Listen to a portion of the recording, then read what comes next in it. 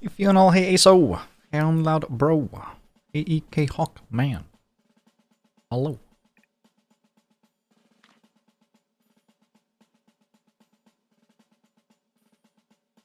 I just got up to Act 3.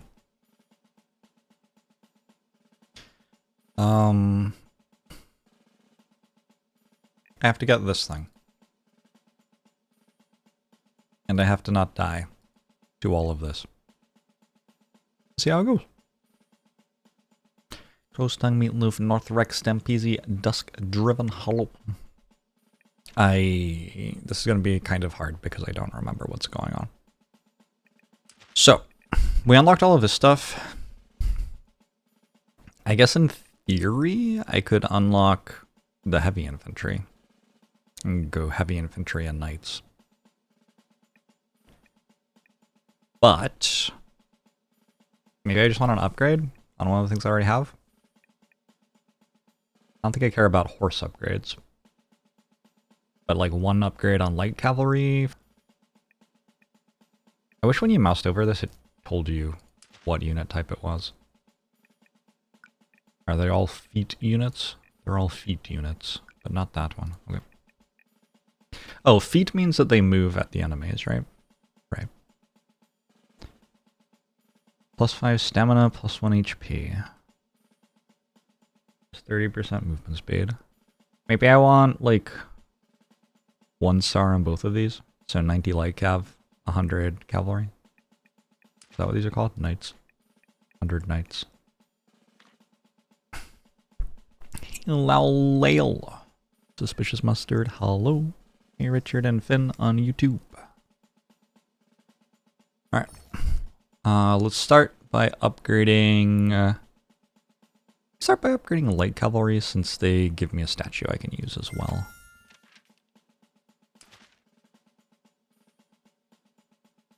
Okay. This is gonna be so much. I have 4 focus times.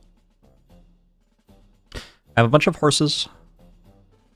This is 2 horses per second. Fully utilized? Not fully utilized. It will someday be 4 horses per second, maybe.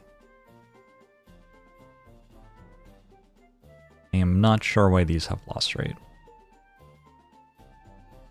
Do I only need 2 per second anyway? Maybe these have loss rate because these are the actual problem. This only has 67% utilization rate. Okay, so we need some more squares than that. This is broken. Whoops.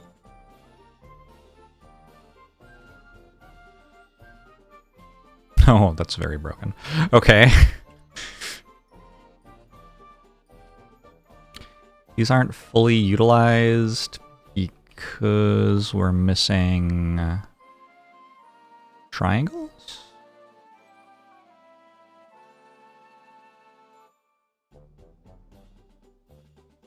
Because we don't have enough triangles.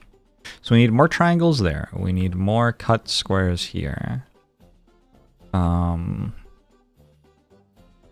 Do I have more triangles? Like anywhere? I might not have more triangles.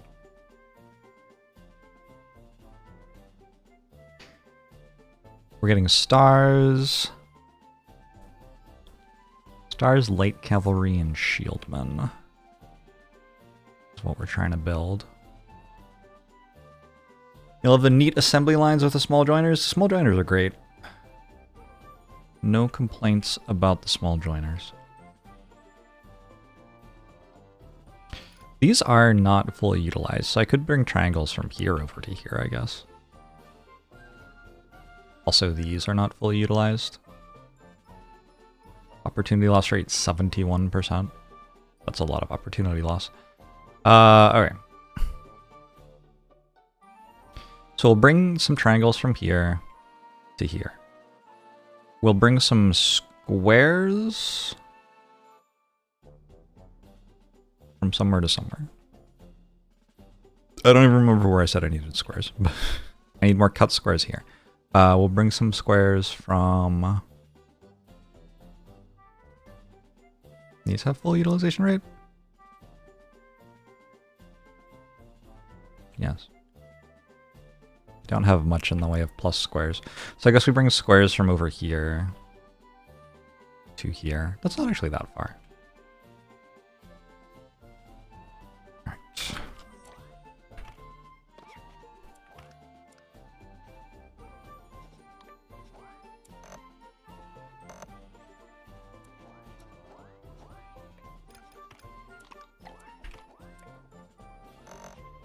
That'll get more horses. And then... oh, there's another triangle here even that I haven't even used.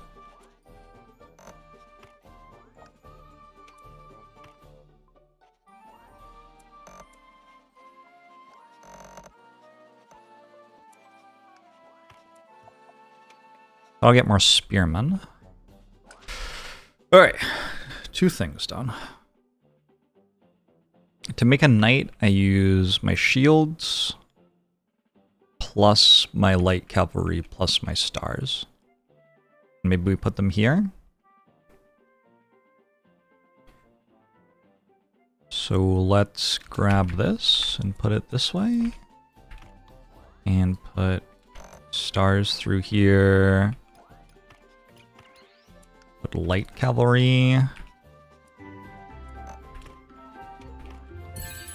through here, and put shields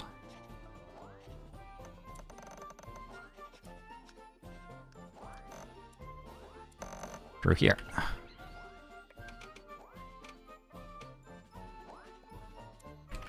You're stunned. Thanks for the 6 months. Hope you're doing well. What's my favorite shape with over 7 sides?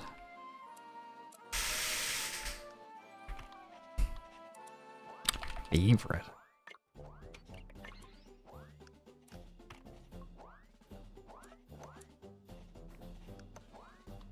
Alright, now on top of building these, I also want to start feeding this thing.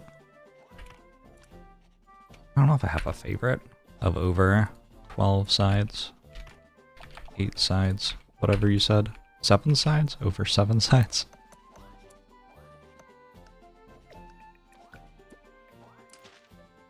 Offer heroes, spells, and parts to convert their experience to energy. Alright. Light cavalry, stars, and shields makes knights, yeah?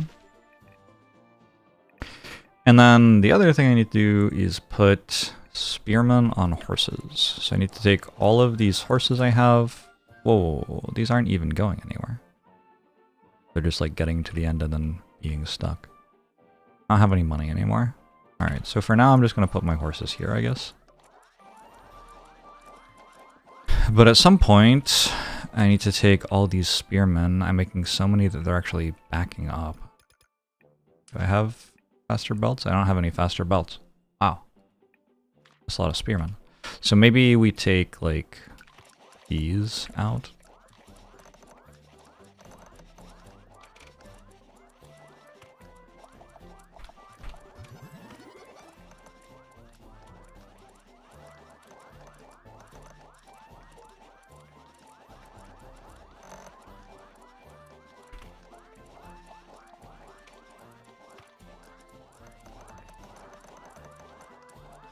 These can come down here.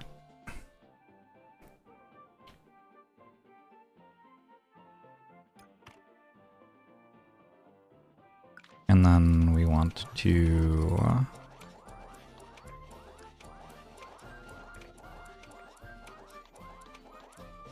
I make so much money so quickly that I'm actually kind of gaining money as fast as I'm spending it here.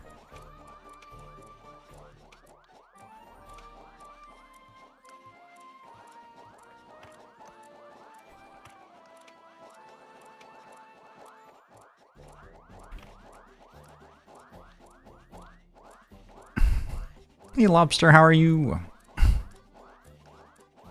Dodecahedron doesn't come to mind.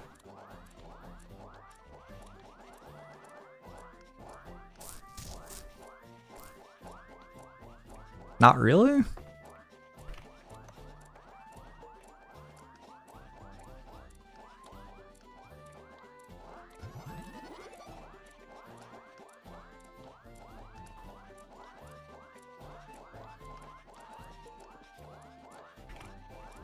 It's utilization on this 100%. Nice.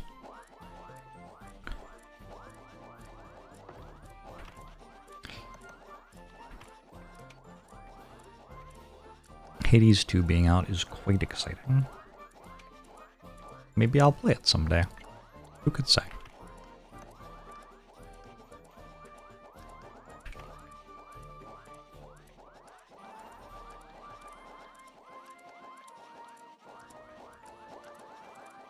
This does have a conversion time of 4 seconds, so at some point I'll be making... Oh, also, it's like almost already done.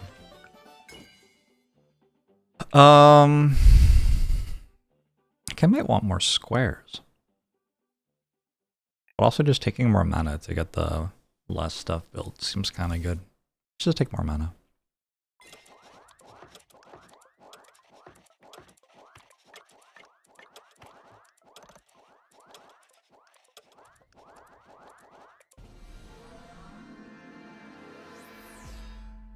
Aphrodite is very conventionally attractive and cannot be posted in safer workplaces from what you've seen.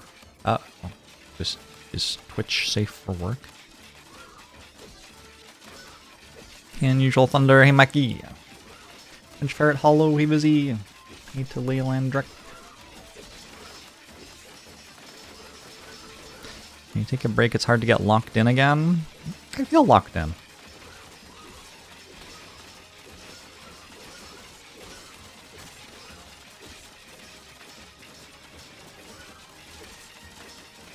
I have to turn like half of my spearmen into something else. I'm okay with having 450 of them, but having more than 450 seems like kind of a waste.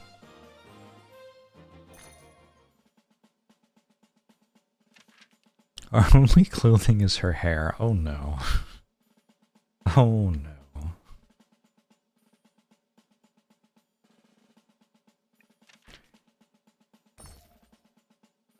Statue of Shield Bearer? Seems kind of okay. I would, I guess, prefer like a knight upgrade or something. I already have a knight upgrade. A light cavalry upgrade. No, I already have a light cavalry upgrade. I don't have a knight upgrade.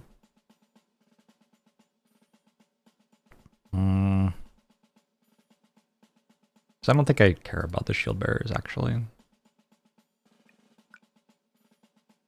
Heavy infantry is kind of interesting.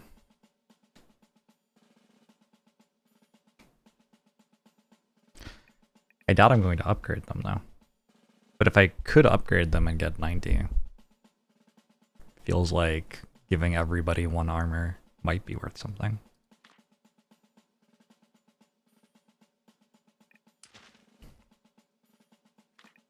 Sure, let's do it.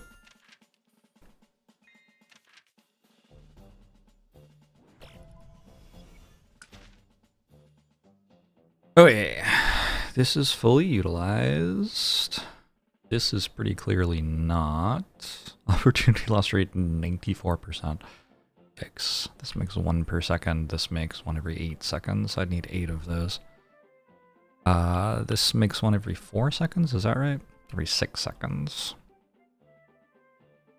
Okay.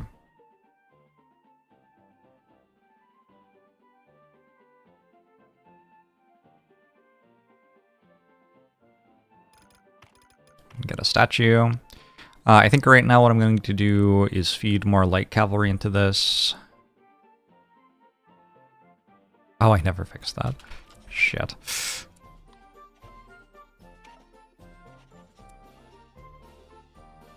Why isn't this one building though? Ah. Alright. We'll do that, and then we'll feed our light cav.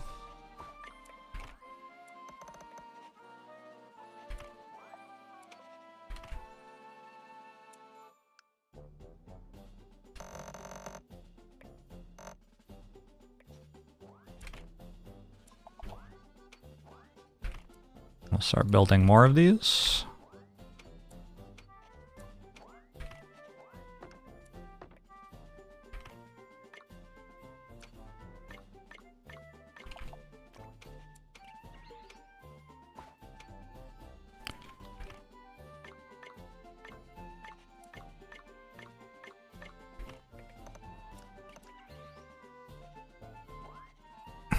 How does the game think this is working? The game doesn't know.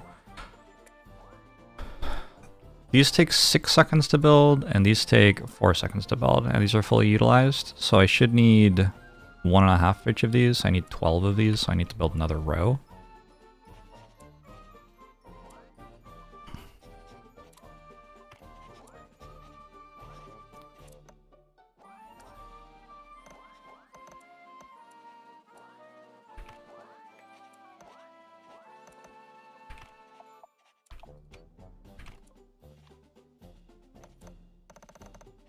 Which is a thing I can do.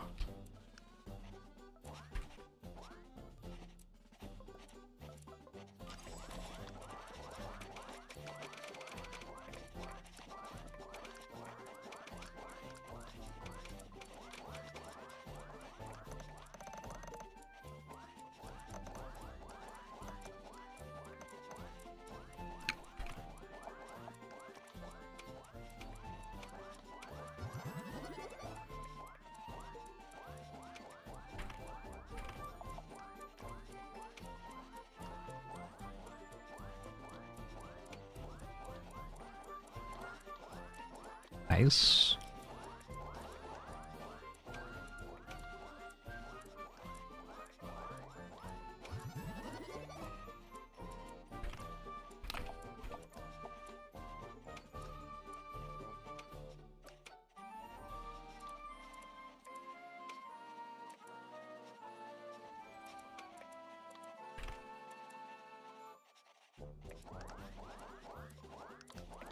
Getting very close to this being done already.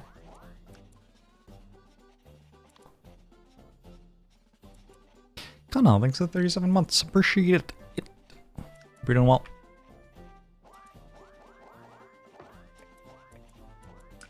Alright, these broke. Why did these break?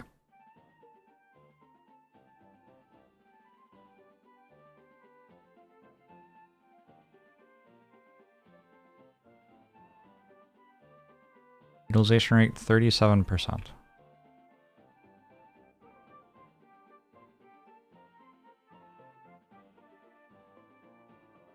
I don't understand why these broke.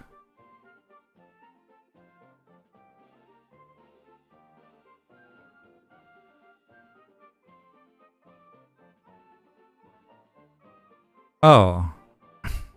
Is it because... do something to this? How many am I making?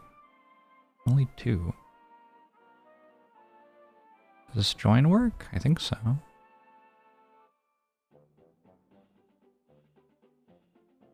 There's no space for them. Okay.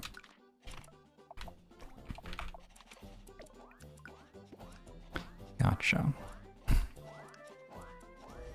But why does that not... oh, I guess they were like backed up as well or something. What did I just see? Oh, this.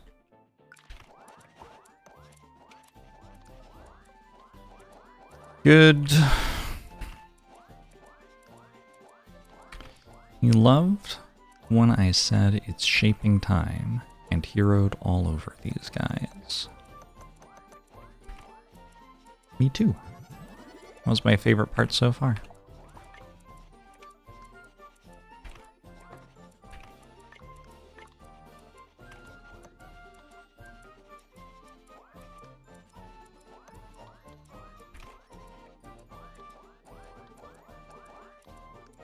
Alright, we have a lot of light cavalry here.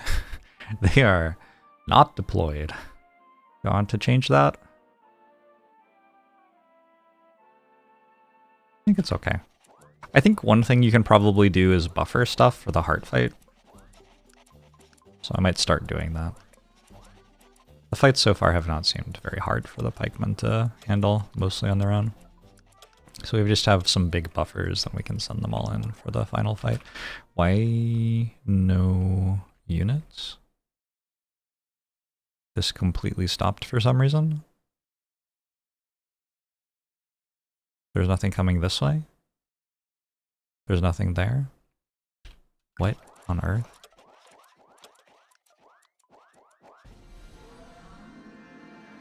Huh. Well, maybe I'm dead. That's bad.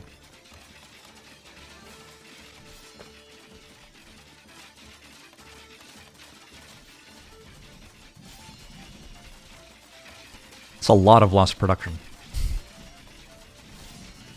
Not dead. Maybe taking damage, though.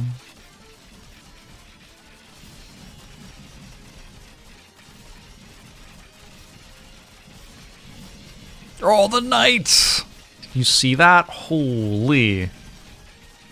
Alright, the knights have saved me. Lucky.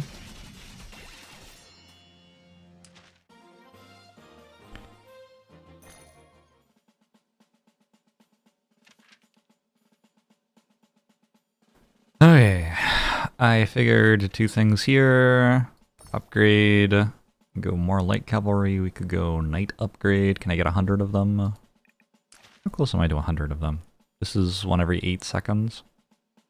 That's 0.5 output. Isn't that already 100? I think that's already 100 if I get them properly building.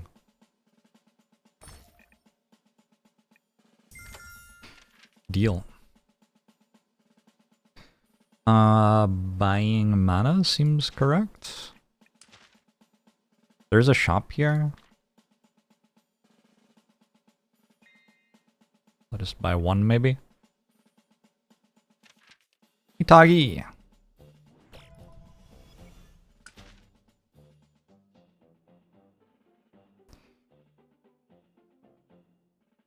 Are these going to work now? They're just completely not working? Oh, because the squares still aren't here. Okay, okay. That's kind of brutal, but yeah, sure. So this makes 1 per 4. So each one of those runs 2 of these. So I can make 2 more before I have to make more of those. Let's finish building these first, though.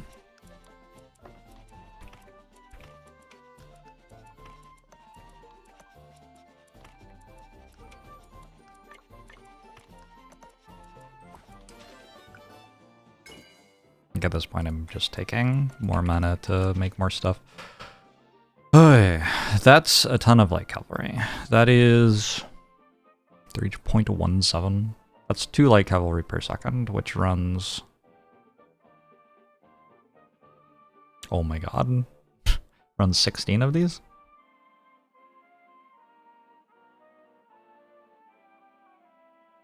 So we'll not only be able to run all that, but we'll also be able to send, hopefully, 90 light cav at least. Why don't these have the stars on them? Didn't I take upgrades on both? But you don't see the, like, empty star here. That's kind of weird. Last night you were watching your kid nephew and he couldn't sleep at your house while you load up a spy run from YouTube, and it was interesting enough to calm down and fell asleep. Now he wants to come over and watch Jorbs with you. That's very cute. That's very cute. I'm glad. I'm finding the next generation of audience for myself.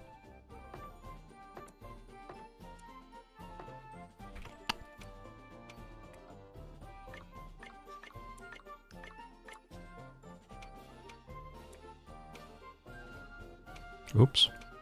I have no idea how I just clicked there. Hand spasm or something.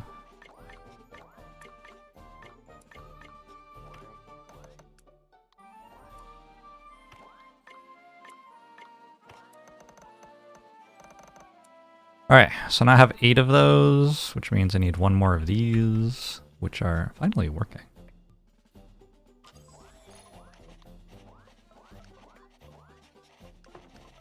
Nice, Gideon. Securing another generation of Jorbs. That's what the world needs right now. I have a feeling that that's not enough squares, actually.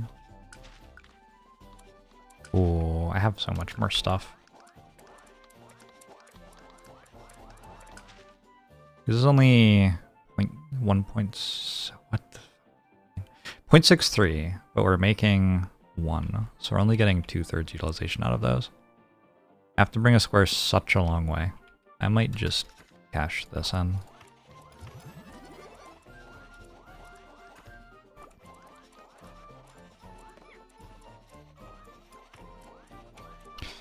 Alright, these are fully utilized, which should lead to these being fully utilized.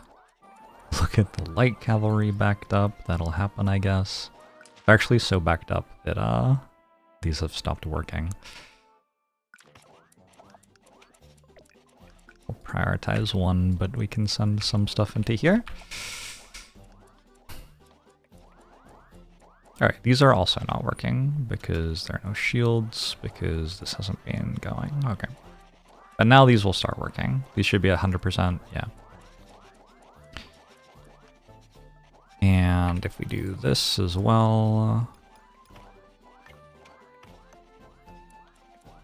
should be able to make like 2 more of these.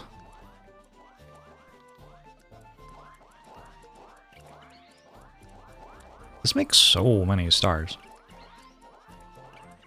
One of these runs... Wait, one of these runs 8 of those. Wait, what? It makes 1 star? But I need 1 star every 8 seconds? I might actually cap on production based on not having any more mouse house. Oh, there are 3 of them. There are 4 of them. Okay, never mind. I'll just have to build another one of these hammer things. This makes 1 every 2 seconds. And this gets used every 1 second. I don't understand anything about this. What? Yeah, this only has 50% utilization rate, so I need to make more hammers as well. Okay. That makes me feel slightly less like I'm losing my mind.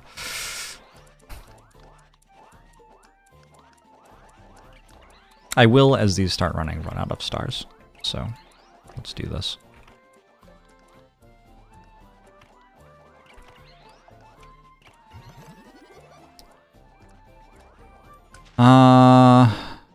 Bit of a mess, huh? Let's just rebuild this.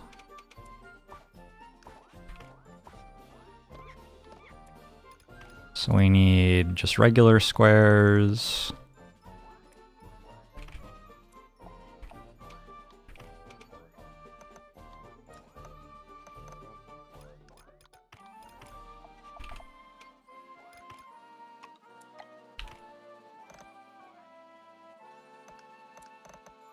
And we need scissorsed. Scissorsed? I don't know if that's a good verb to be using. Scissorsed squares.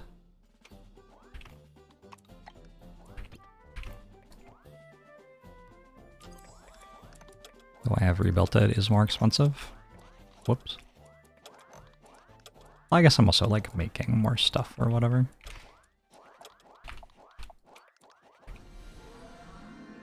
Cool to see my progress in the game over a few days. Yeah. I am not a Factorio player, so this is like very new kind of thing for me.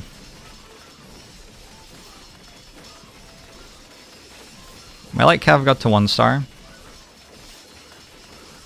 My knights did not, but hopefully I can fix that in the next like 2 production upgrades.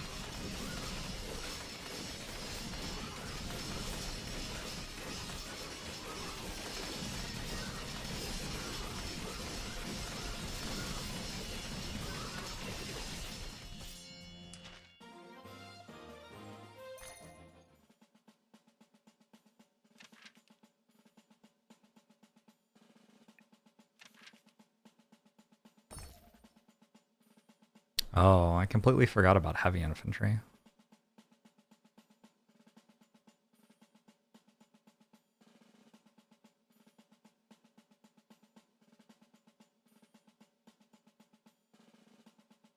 It does kind of seem like it would be sweet to make anti-heavy infantry.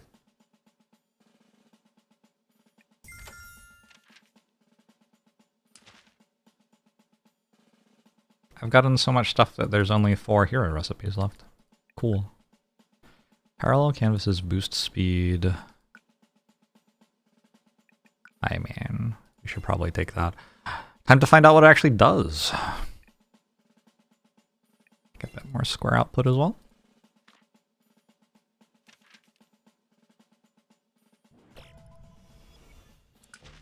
Alright. Now you are at... got 20% upgrade value.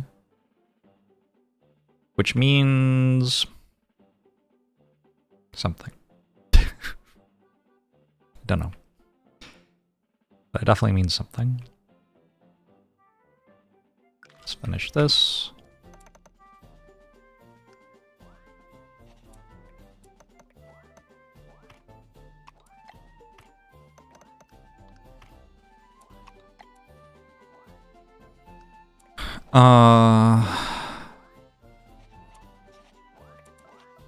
Feels like some heavy infantry would be pretty free to make.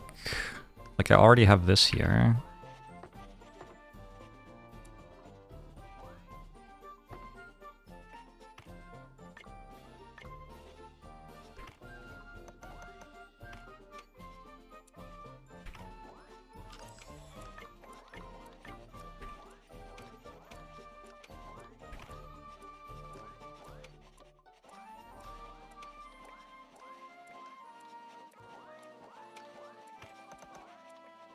For some reason, these are barely making. This has 18% utilization rate. What? What do you mean? Just not enough circles, I guess? Okay. Send up more circles. Despite having no idea what's going on, it's very fun to watch. Hey, that's my experience playing the game too.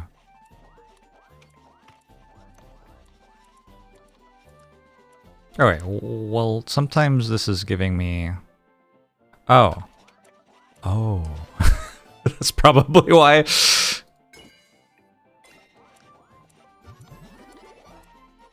Alright, this should start actually working now.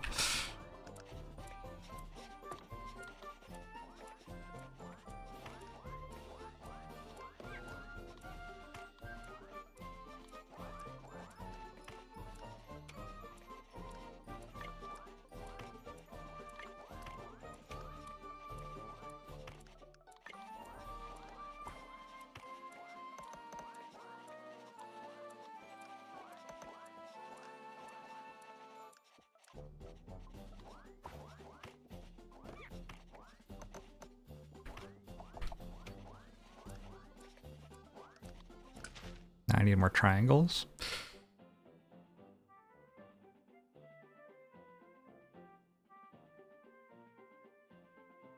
Uh-oh.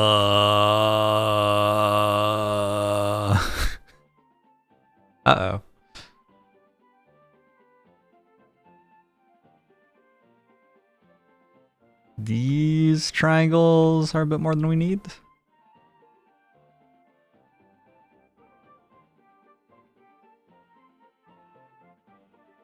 Are they even coming from here?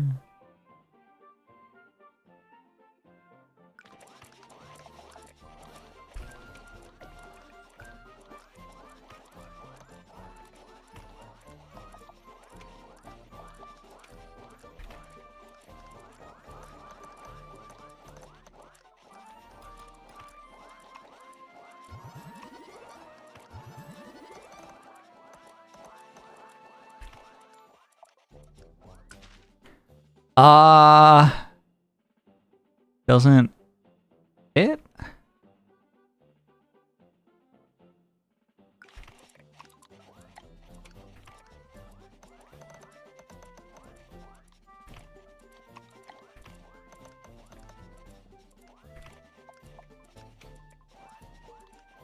Okay. Utilization rate on these should go up. 84%, 85%, nice. I have 123 knights. I only have 45 light cavalry. I've got 113 horses still. Why is that? I don't have enough spearmen here.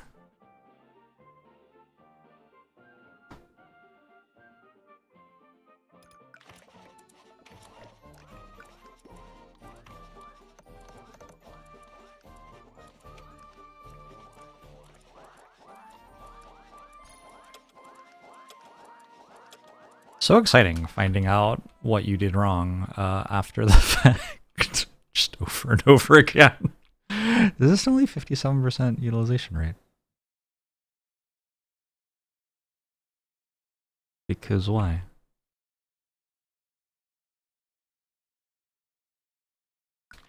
Is the opportunity loss rate? Maybe. Kind of matches. Beautiful spaghetti. Is it my next ascension? I don't know. I didn't win it yet. Is it because there are those circles just sitting at the bottom of the track? I don't know. Oh, it's the final boss. That's exciting. Oh, that knight hit. Holy.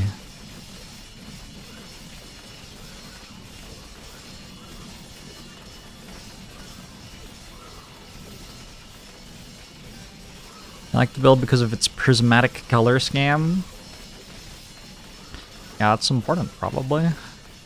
Well, I won. Did I even make heavy infantry? I think I like got distracted halfway through. I didn't make any. Super motif makers? Sure.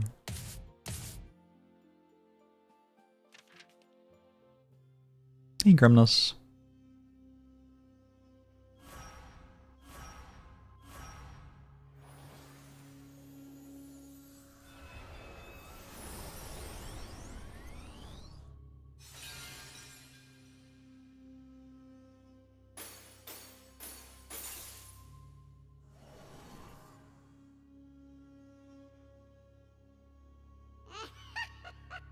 Oh shit! I don't believe this cutscene is skippable. It's what, like 20 seconds?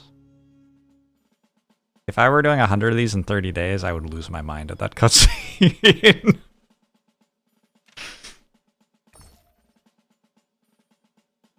I mean, I don't even have any heavy infantry yet, but maybe I can change that, I guess. Alright, Act 4 Elite Fight.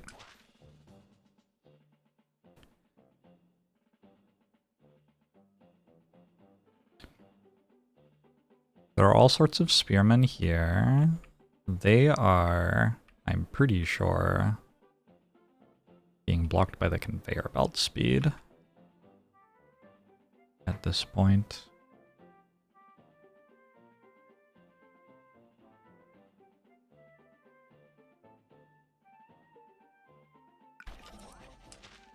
So we got better motif makers.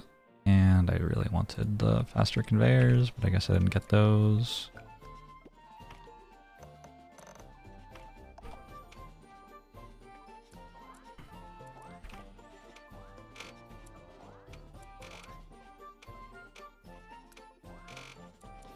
Do all that. I have a bunch of spearmen here. I need probably 4 of those to be running this. Why isn't this working?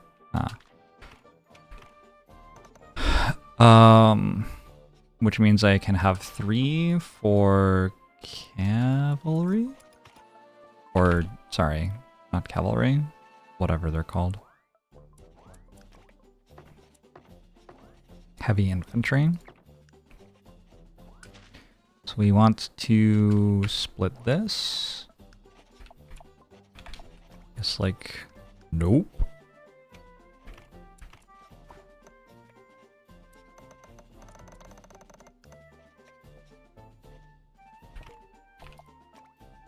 Bum, bum, bum, bum, bum. Bum, bum, bum, bum.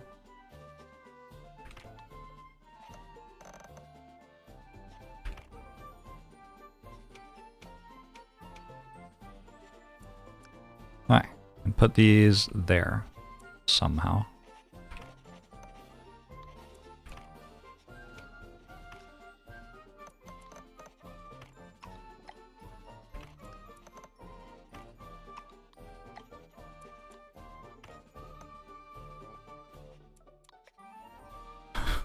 This is slightly harder than I was expecting. That. This. Change this to be like that.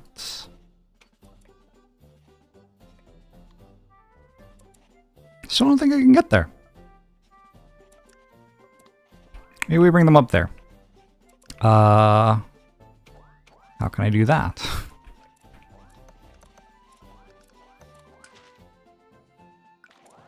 Also, are these actually building anything? Ooh.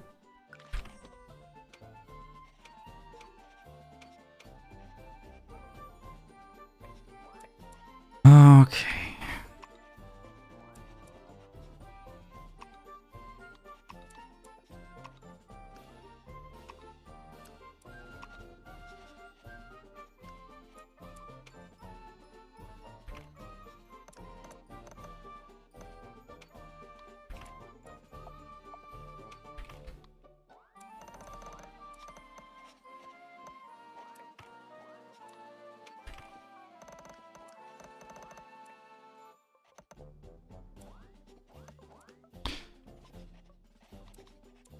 We have these. These make 0.14 per second each, and there's 5 of them. Which is like 0.75 per second. There are 150 seconds. I need to make 90.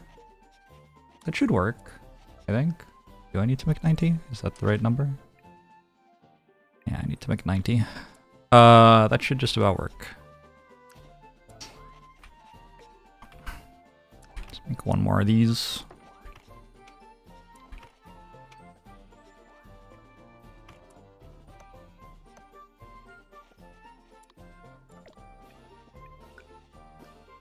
Missing one belt in the middle of the long run I did.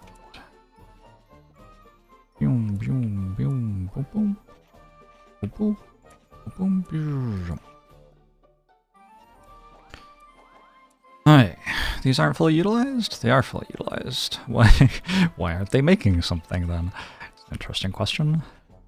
I'm no longer sending horses in here. Oh, that's because like this hasn't been running though. These have 30% utilization rate. Can I send more pikemen to it? Is it time to build more pikemen?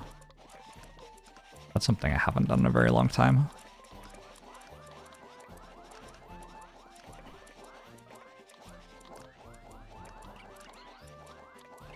I think probably this is fine.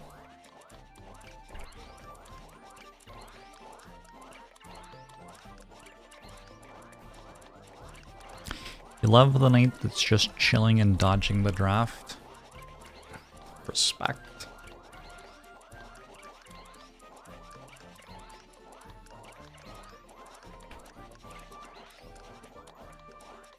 Hey, isn't this utilized? This?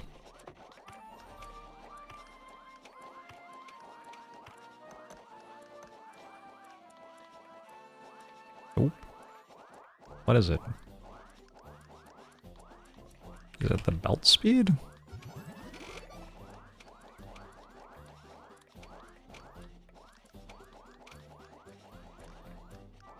Is it this belt speed?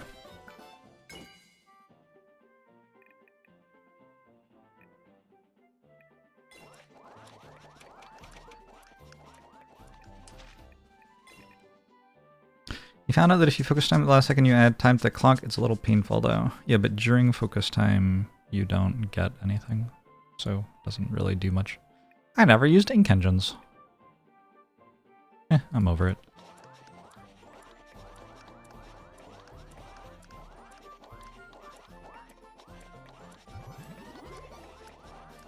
Maybe I just need more of this?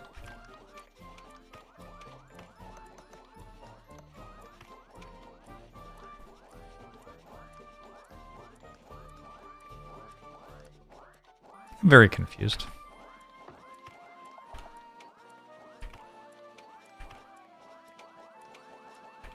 Looks like I don't have enough triangles here. But the triangles are backed up. Maybe the belt's too slow for triangles? Oh, probably don't have enough squares getting cut, actually.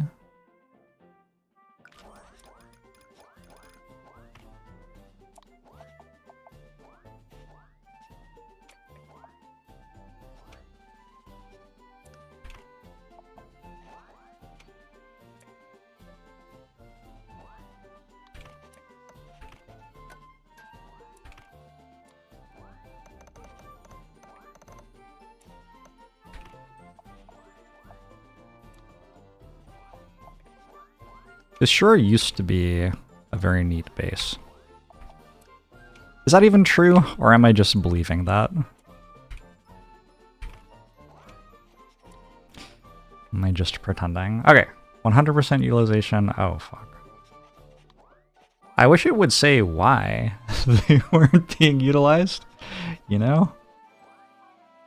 0.59 times 7, 6 times 7 is 42. I mean, there definitely aren't enough triangles, but also there are triangles right here, so... This is 64%. Okay. It probably is just the motifs. Seems like it's just the motifs. I got ever so slightly more pikemen, I think, out of doing that. I think making all of these was a lot less relevant than just making slightly more half squares.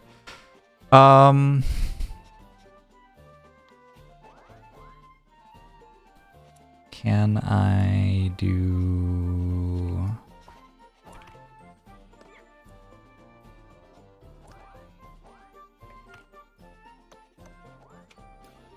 Well, I don't have any money.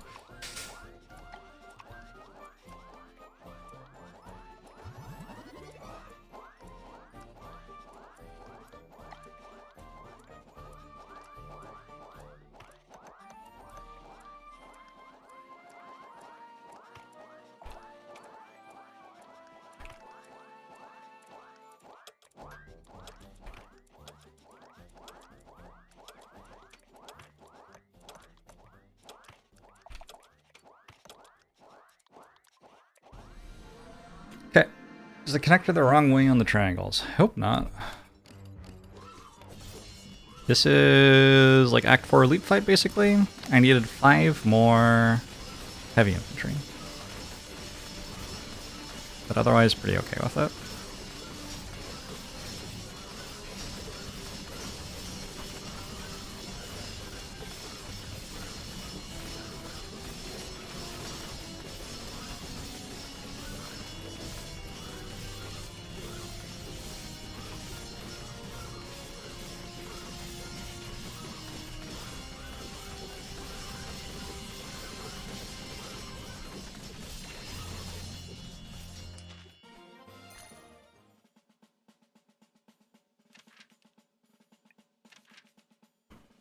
Does kind of feel like if that doesn't beat the heart, like how do you even ever beat the heart?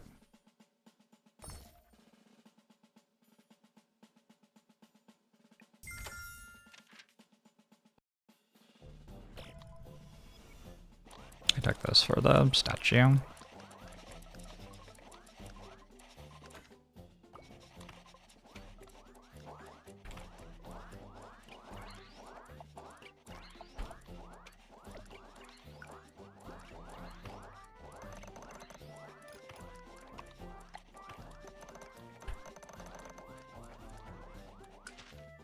That's facing the right way. These are all doing fine. The triangle gets all the way to there. Belt speed? Maybe? Oh, was it just belt speed the entire time? The utilization rate has gone down? None of it makes any sense.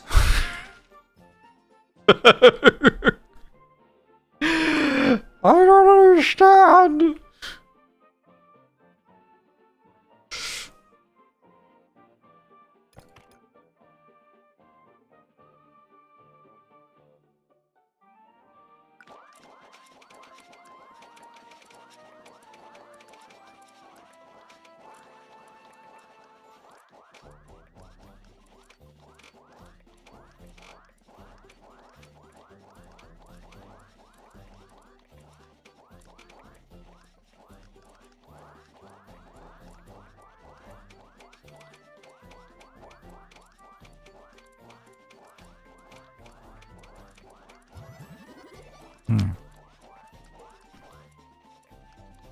This isn't working because because these aren't building at all, because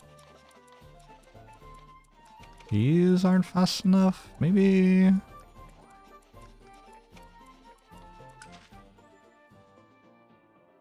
Because that doesn't connect. I feel like that probably is meant to connect to something. I wonder what it is. Do this, maybe?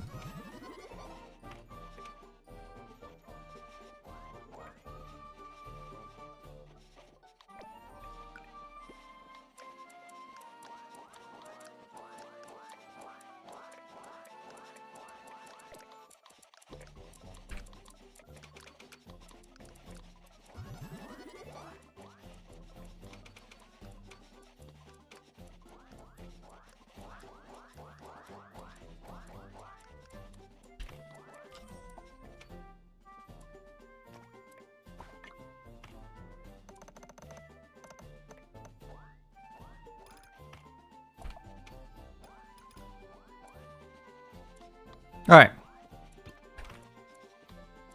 Last thing to do, 51 seconds left. I think, just going to make the belts faster so that this stuff gets to the end faster.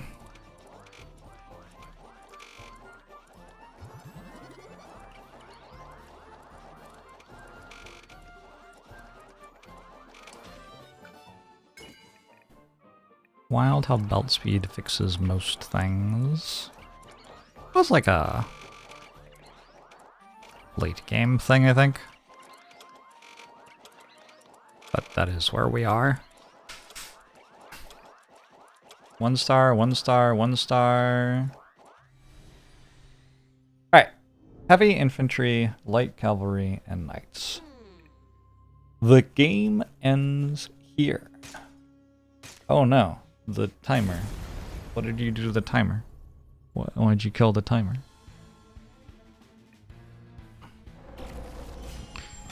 Take a look at the build before we watch the battle. At 100 stars, these are heroes that use pikemen in the production line, +5 stamina, +1 HP. Everything I'm using uses pikemen pretty much. These are giving all of my units 1 armor, and also they themselves have +3 HP, 4 armor. How much, like... So that doubles their armor and plus a third HP. And then these at 90 give all of my knights and themselves 30% movement speed. I do have pikemen deployed still, presumably, who are just like fine. They're whatever.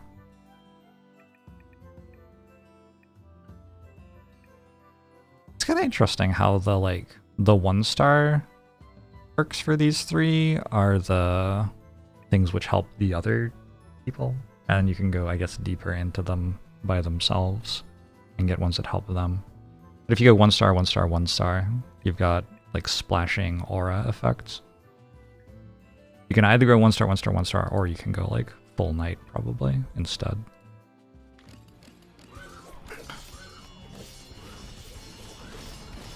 Underground belt's still at 4 per second. Really? The underground belts don't upgrade? Where's my research? I can't see my research anymore? Okay. Oh! That was a little bit of damage, yeah. Thought twice about making that attack, huh?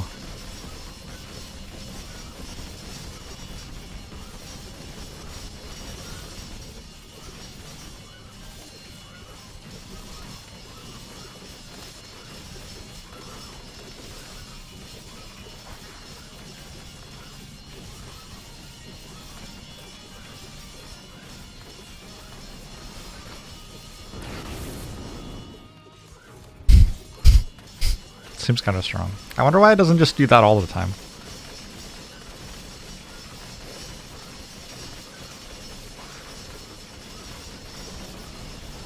You sure do have to watch it attack you 6 times.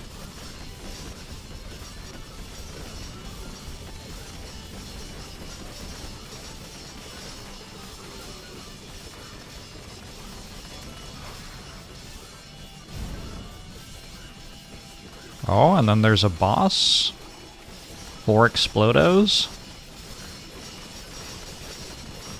Dude, phase 2 is kind of a lot.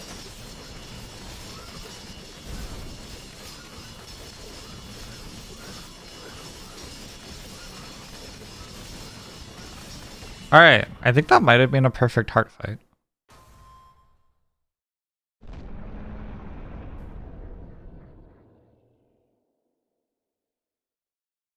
Have I considered simply flame breathing the boss away myself? I had not. I had not considered that. Alright, are we win streaking now? Wanna know? Win 10 in a row and then never play the game again? The thing is, I'm not going to win 10 in a row because I'm going to try for a different build now. Ugh.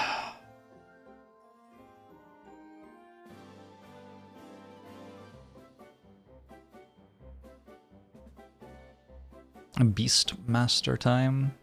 We can't switch to Beastmaster on a win. And we also can't switch on a loss. I haven't even unlocked like half of this character's stuff. I've never made a unicorn, I don't think. Or anything below the unicorns in the tech tree.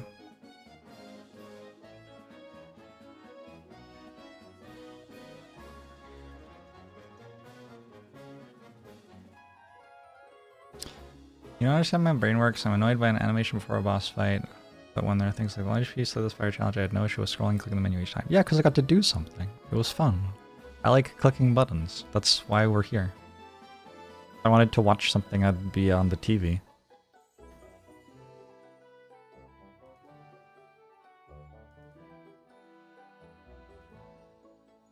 Praying for Tenno so we can switch to Frosthaven. Did the new patch drop yet? Still no new patch, yeah?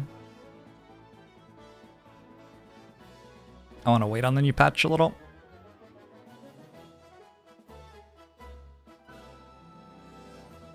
I wonder if they're trying to do like player controls ambiguity. That seems like it would be a very large change. Feels like a more than 2 week kind of thing, actually.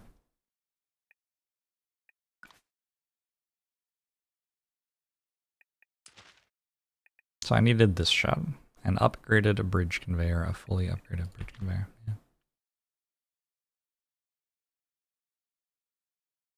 I didn't use like a third of what I unlocked. So I'm pretty sure I didn't use any of this. I spent all my money on it and didn't even use it. I had this? I really should have clicked on these. Whoops. Yeah, I used very little of my research overall. Didn't use my unique research tree at all. And I just made pikemen and then I won. These helped a lot.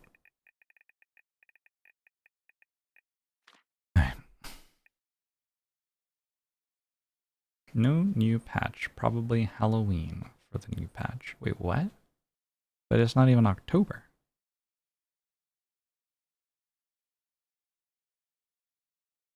How do I leave? Ah. Unlocked. I have a new achievement.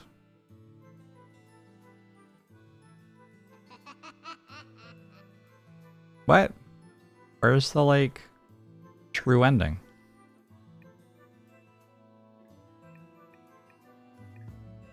Hello? Maybe I have to beat it at Ascension 9 with this as well. Maybe there's no true ending. Seems kind of likely. Let's start the incursion. Or maybe I have to do the challenges? I forgot about the challenges.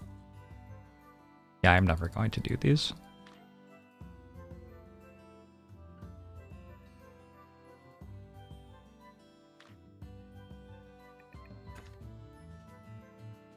Alright.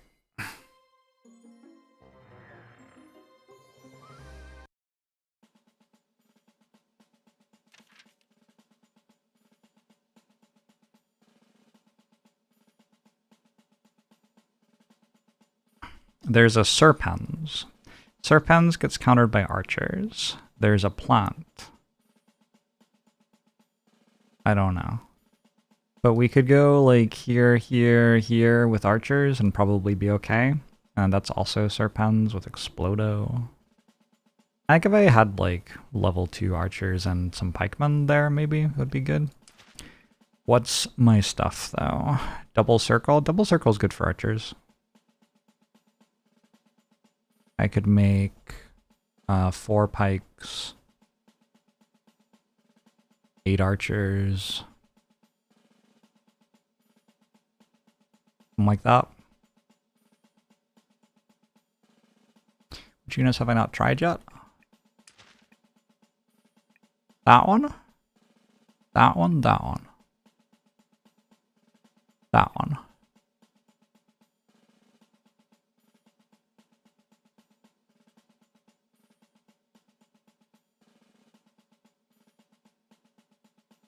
Basically everything that builds out of squares at the start, maybe? No. A lot of stuff builds out of squares at the start. This character does not start with many squares, but everything like uses squares. Weird. Weird character.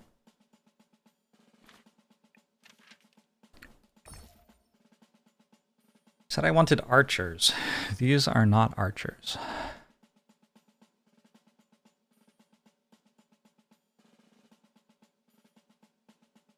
Mages don't do it against serpents. Oh wait.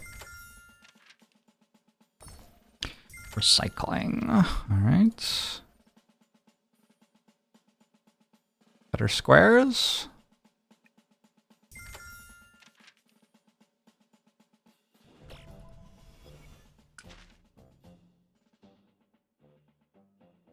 So,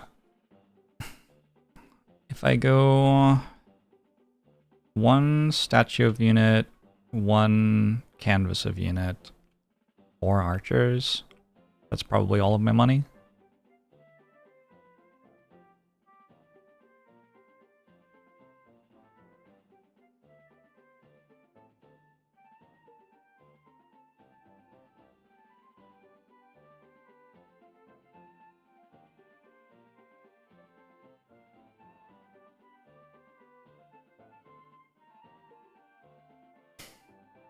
Sounds true.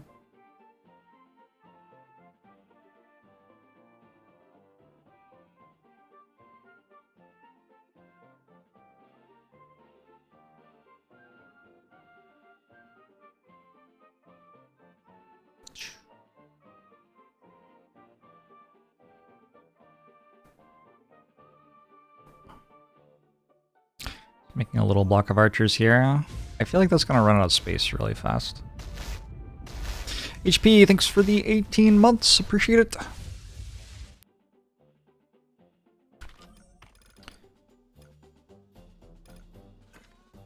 So let's remove this, put it down here. And go...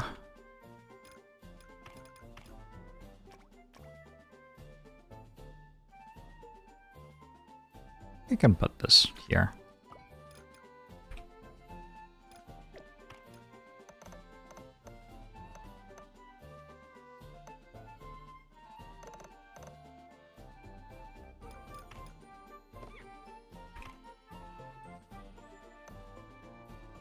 Should I buy scissors?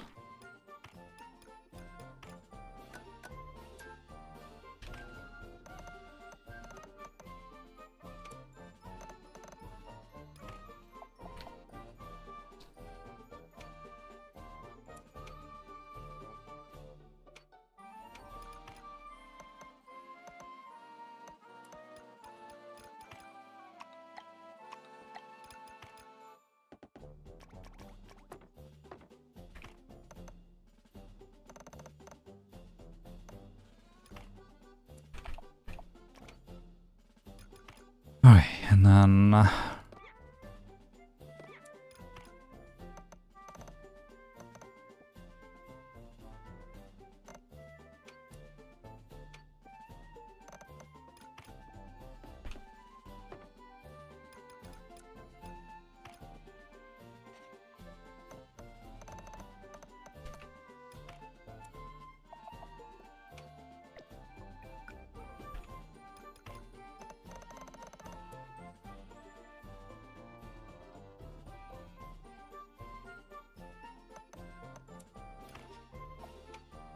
I'm wasting space. But oh well. Also possible that I'm like trying to build stuff perfectly too much for this early.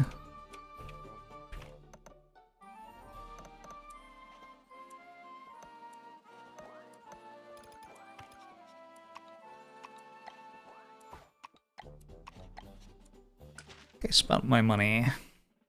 So it's fully utilized archer production.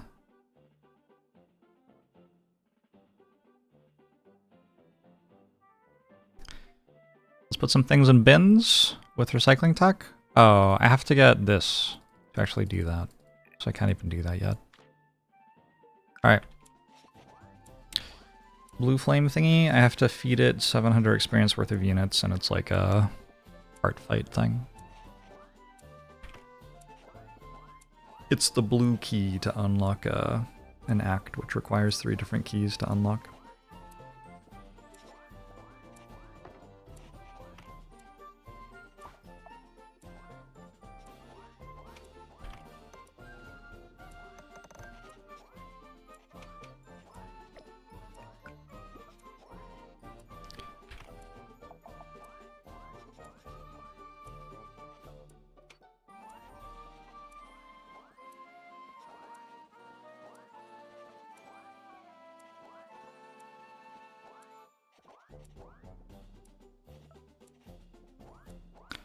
You love that I'm hopefully at least enjoying this game.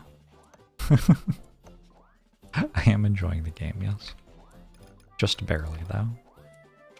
It needs to be on its best behavior, for sure. Nah, this game's sweet.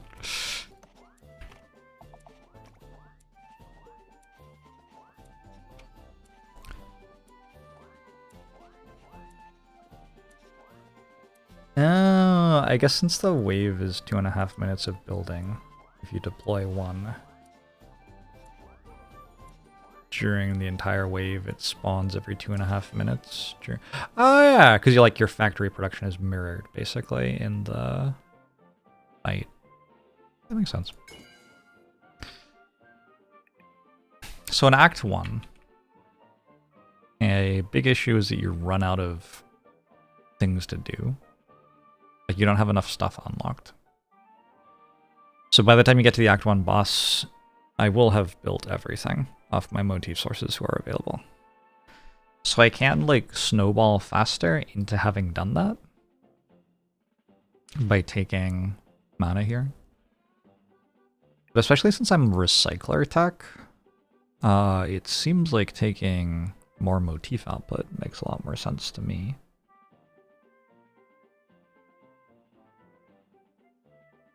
So I think I'm going to do that. 48 seconds left for this level up. That's pretty fast for me. I haven't done faster than that many times. So I have shredders, and I have more circle output.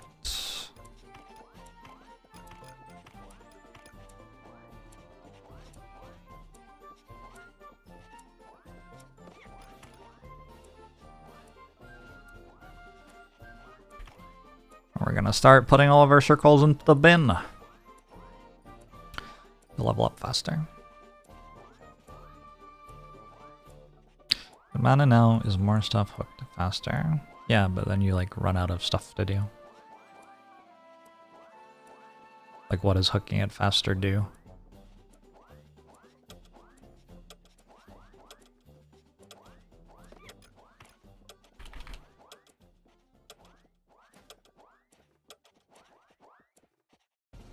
Because I can only build on this part of the scroll until the end of Act 1.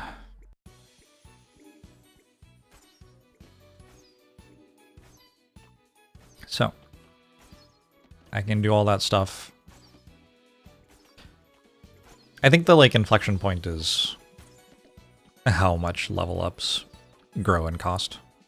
Because if I've spent the level up getting 400 mana to get level ups faster, the question is just like, do I get level ups faster? Actually, like,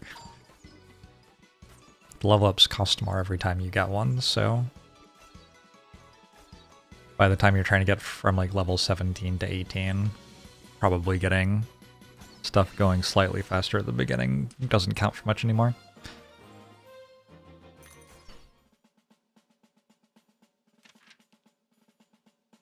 Alright, so I wanted to go here to unlock this. Pikes. I did want to make pikes.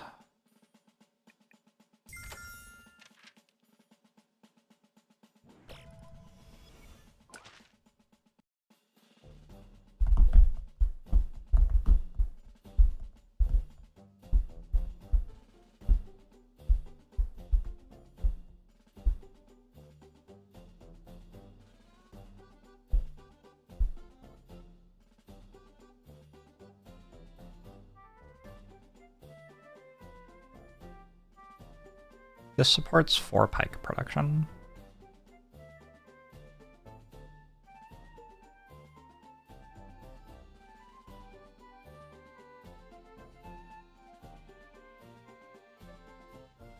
I think I'm gonna go recyclers first.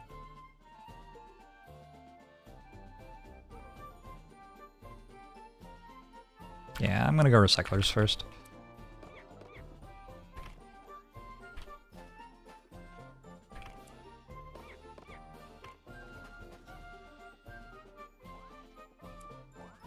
Okay.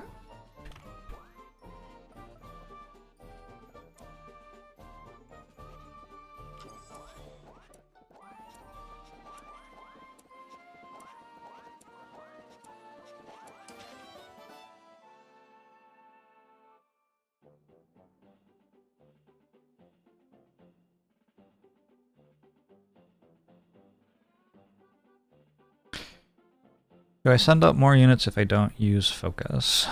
I don't think so. I don't think it actually makes much of a difference.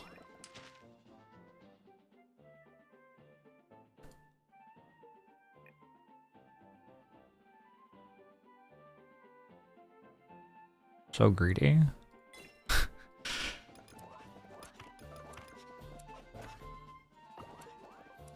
Such greed.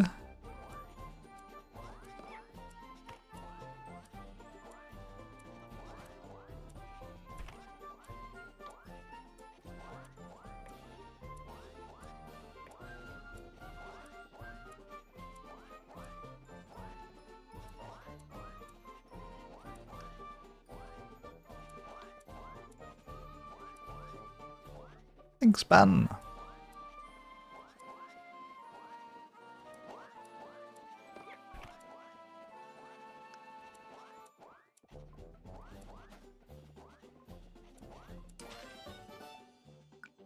And then again?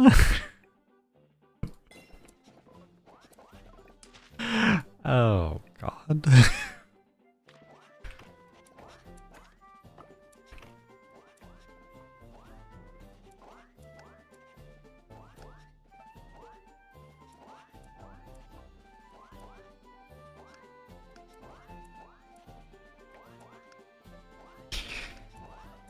No way this can backfire? Yeah, I agree.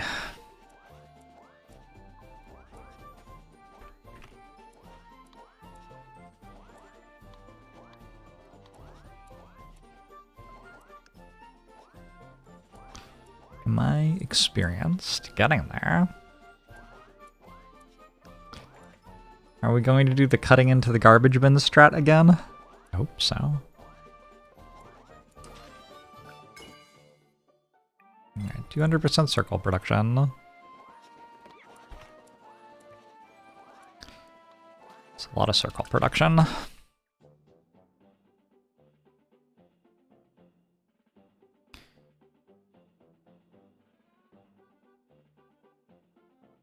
Do we just start with extra 2 unit canvases now?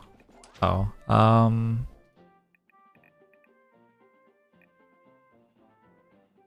I guess a thing I can do that I hadn't considered is just take more square motif sources. Oh yeah, I can make quite a lot of pikes actually.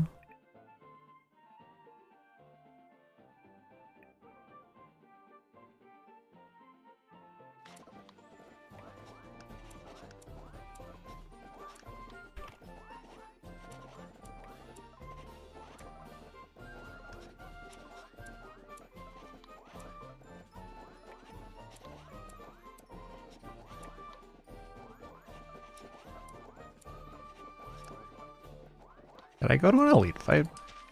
I don't remember where I am. Here, regular fight. Okay.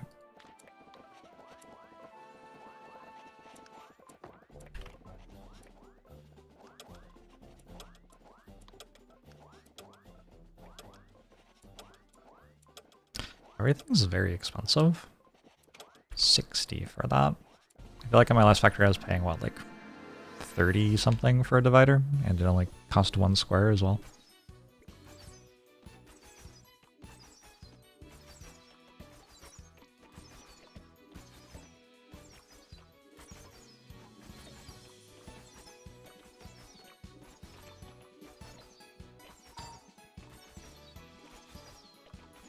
Robo Jumper! Squares? Squares are bust. Thanks for the 95 months, Robo Jumper. Hope you're doing well.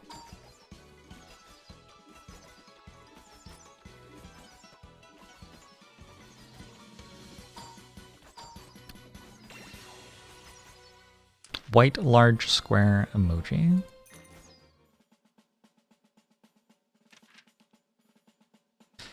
Alright.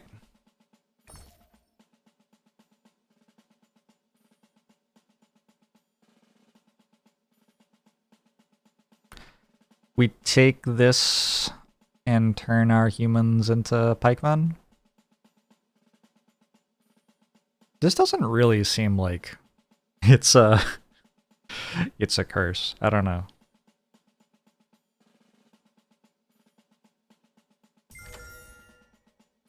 Is that a curse? Like, I guess so. Alright.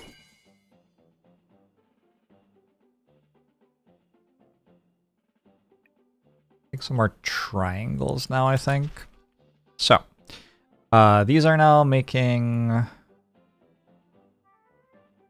2 per second. So one of these fills an entire belt, which means I only need 1 of them. So I can delete these 2, and that'll give me enough money to start on pikeman production. This needs half a belt right now. We'll have half a belt of pikes, which is 4 pike canvases. For the pikeman production. Oh, I forgot. This doesn't work for pikes because you use half squares, not squares. But we can get plus motif sources and stuff.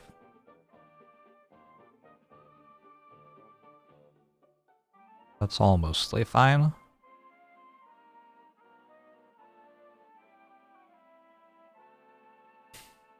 You had a curse that was just set all production time to 4, but it was actually just base production, so it made the math super simple.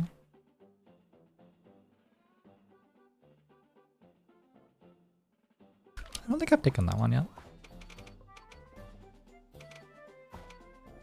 Okay. So we have one of these. It is making an entire belt worth of stuff. We never want units going into the thing again.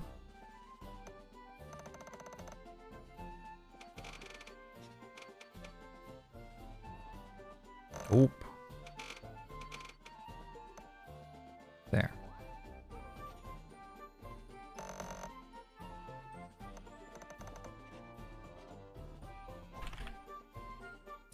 This is half a belt.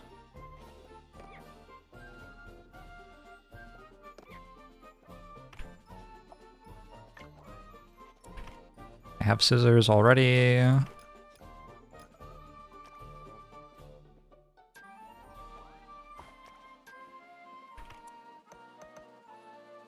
This is a full belt.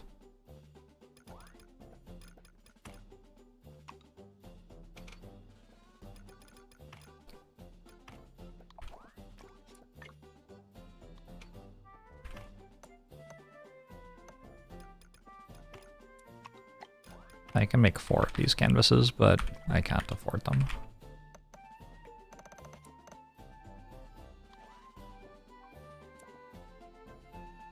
Wait. I need to make the pikes first. Oh shit. Oh shit.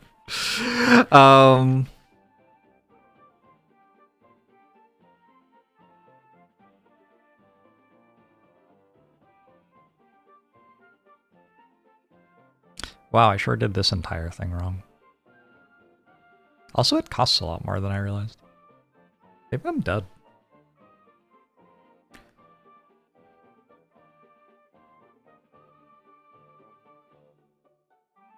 There's a critical flaw in the production.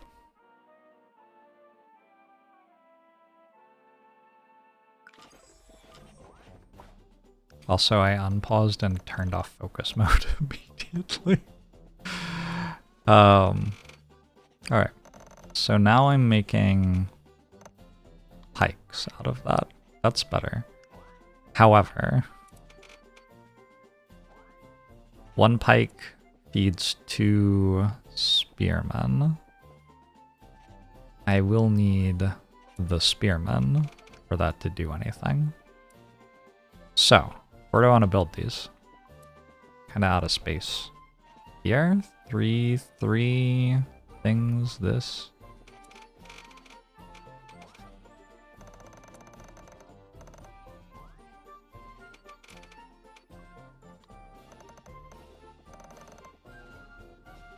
Okay.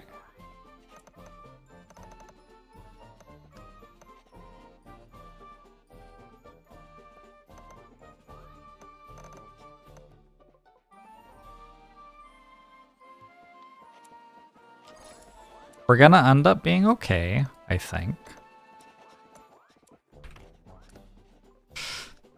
We'll see. It was a little oopsie daisy, yeah.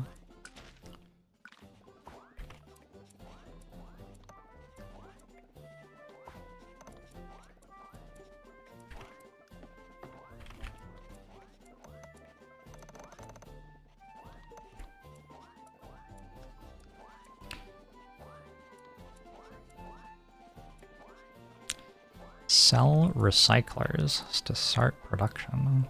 Absolutely not. I'm not a coward. Is that what you think of me?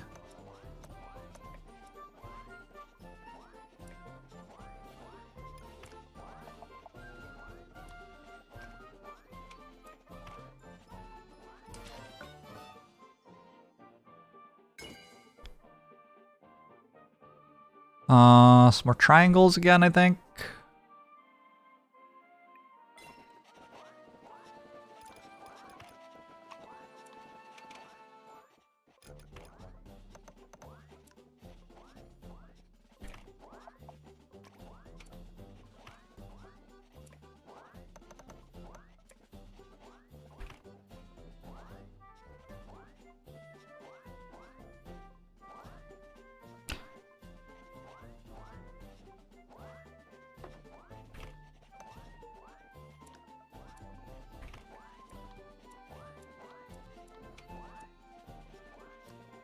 Okay, now I need more spears.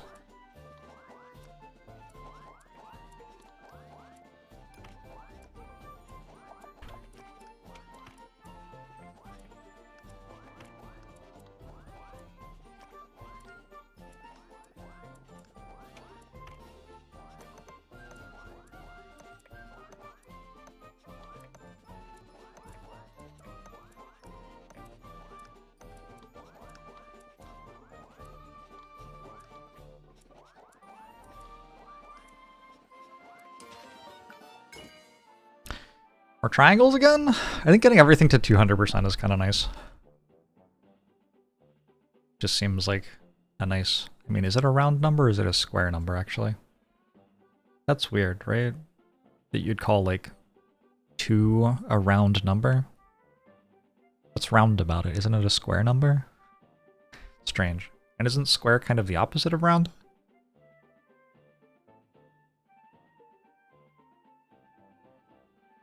It's both a round number and a square number? I don't know if you can do that.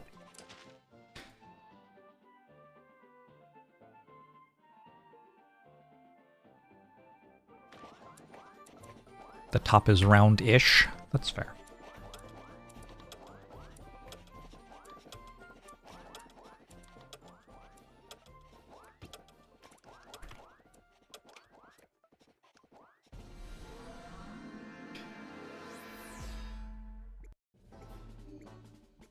I have added some pikemen. And I have archers against the elite. Oh my god, that pikeman. Did you seriously just do that, pikeman?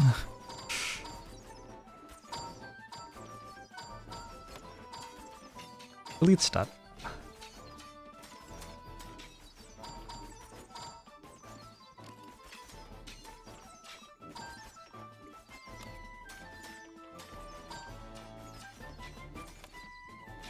Huh.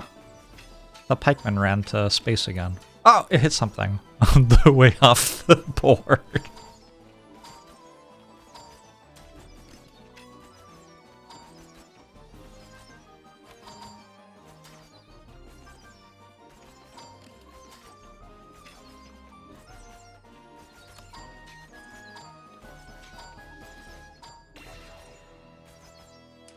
Alright, I didn't die.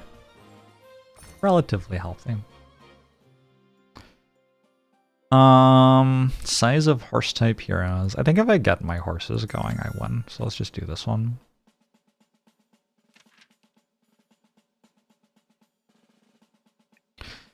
Do I want to fight plant or not? I kinda don't. Oh, but Radius has killed me every time I've ever seen it, and I don't want to fight an empowered Explodo, so maybe I am fighting you. Upgrade our archers on the way.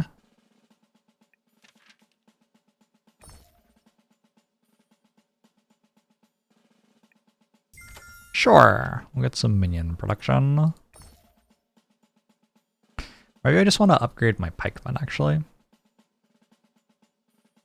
I just want to upgrade my pikemen, actually.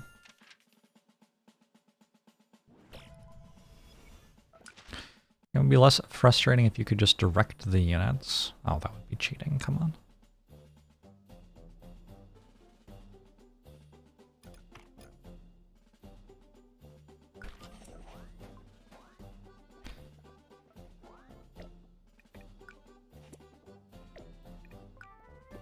Okay.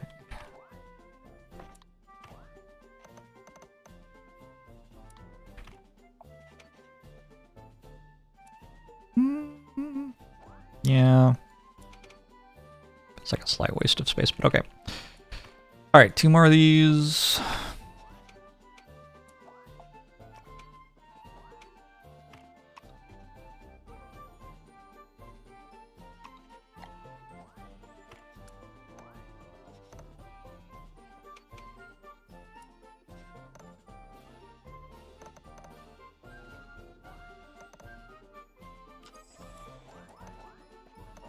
I could almost afford that.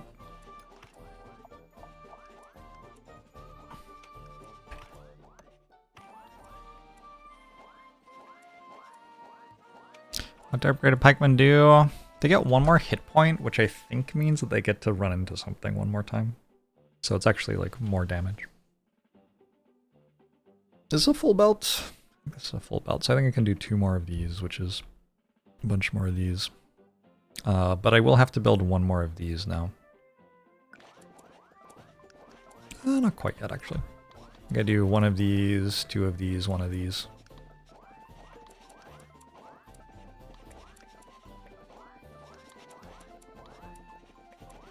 More damage if I don't run off the screen. Well, I mean, you know. You know how it goes. Oh, the minions. Used to place additional minions at protection equipment operated by minions. Put this on a piece of equipment to speed up its production.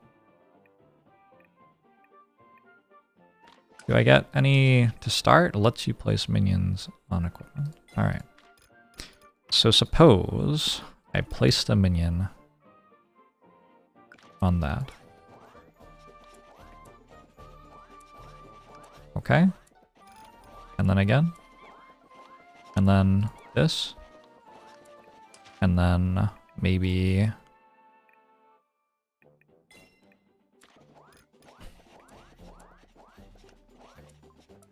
this.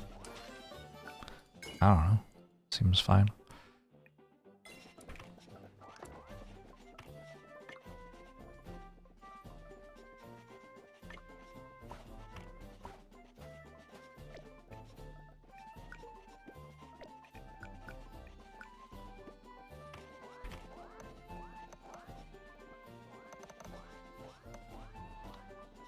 Need faster belts already.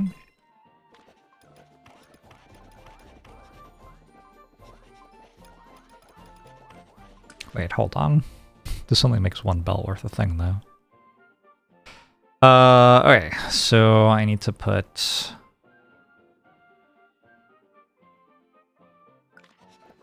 this here, connect these, speed this up. And same here, I need to put this here, connect these, and speed this up. Then I need to speed this up.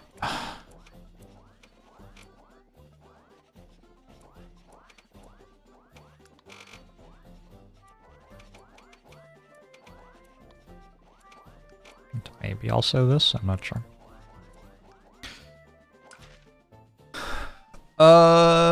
Is it good? Might be good.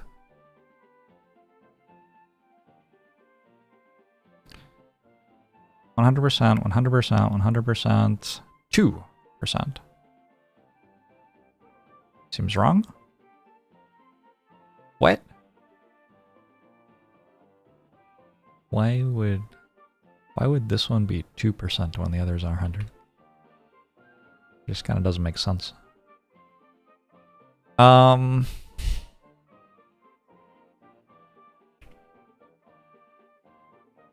Like if this one were 2%, I'd be like, oh, the spears aren't making the end, but that's not it. 0.6 per second isn't enough to need another belt yet. Was it just wrong? Like it's building. Why does it think it has 2% utilization rate? I think that's just a bug. Maybe.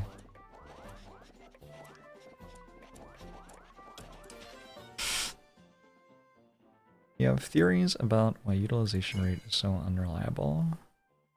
I imagine it's like the minions are messing things up. Messing stuff up in the like game calculation. Because it's not like a measure of what it has been, it's a calculation of what it will be, right?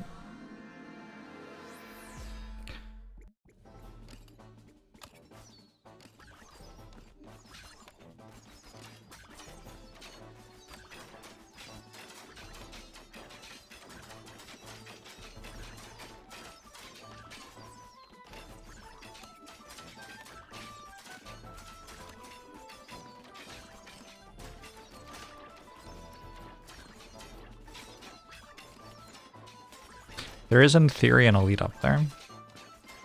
Oh, it's spawning banelings. Okay. I can't see its health bar. I assume it's not dying.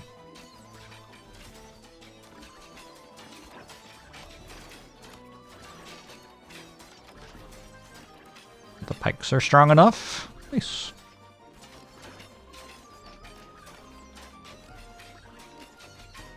Smart to use Zerglings into the Banelings.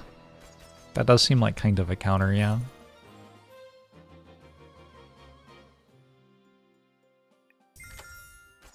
Take a drop of mana, I guess. I don't know. I think I'll have a lot of green already from like all the level ups, right?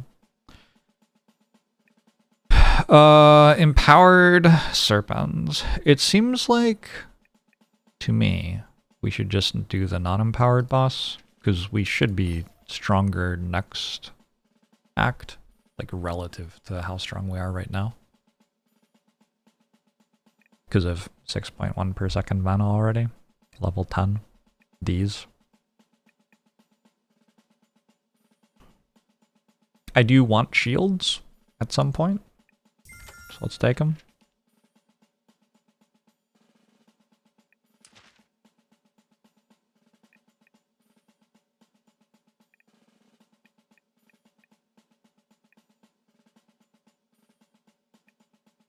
Oh, you can just keep getting these, like, forever.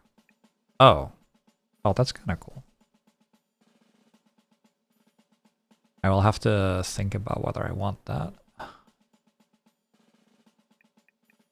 The shield bearers do benefit from this research tree. It seems like I need a lot of green research, actually. Maybe I should have taken the other relic. +1 product for every 3 consumed. That's a lot of extra shield bearers. All right.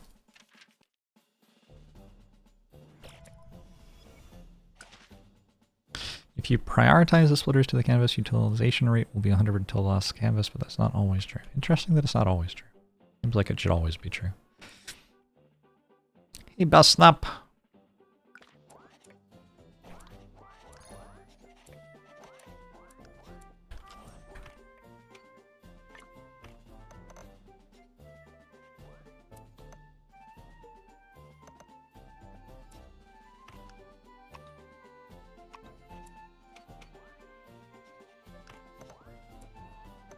All right. 4 spear production. Should be tons for a while.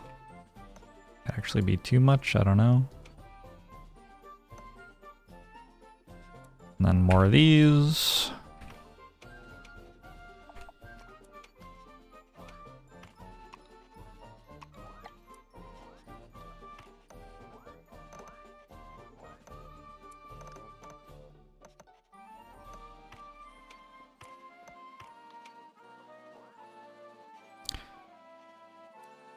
And I could start thinking about getting shield men now.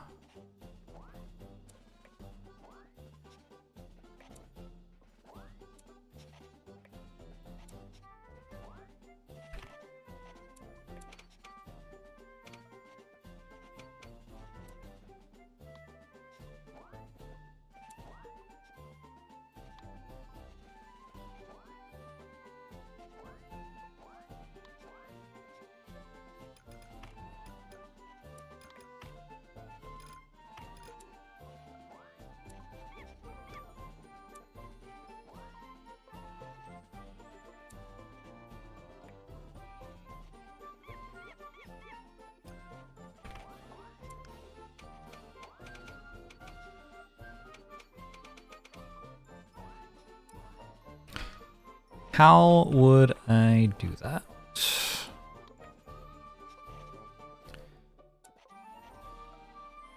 I could put a square canvas up here. I could grab this square motif.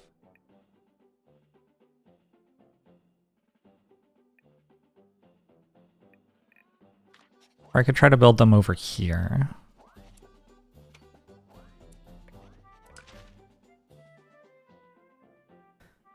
But then I have to get my units all the way over here somehow. Just keep bringing them this way. I don't need more archers than that ever, I don't think. I think this is just how many archers I'm building. Okay, I kind of like that. So we'll go +1 equipment on square motif sources. Or at least on those ones. I have no focus time. Whoops. I think there was a time that I canceled it and then immediately rehit it.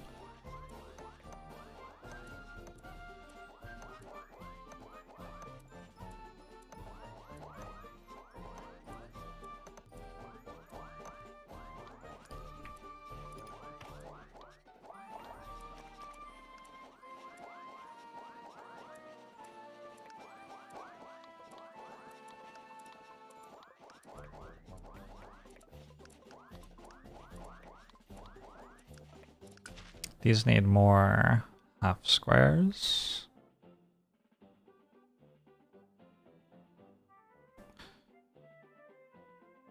But these are mostly building, so I don't actually need more of these, really. I'll take more square production the next time I level up, and it'll mostly fix it.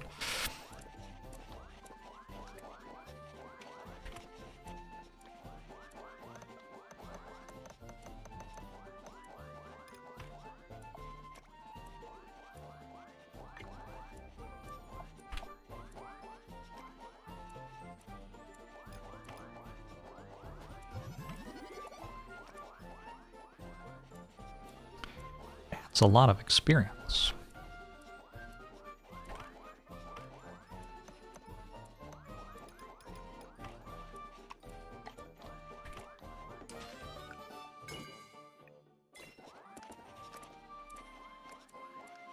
Can you build a queue of units in focus time and release it when it runs out? Yeah, you could.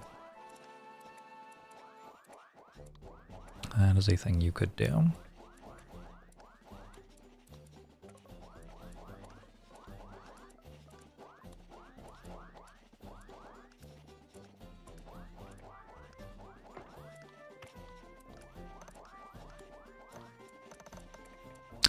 But would you?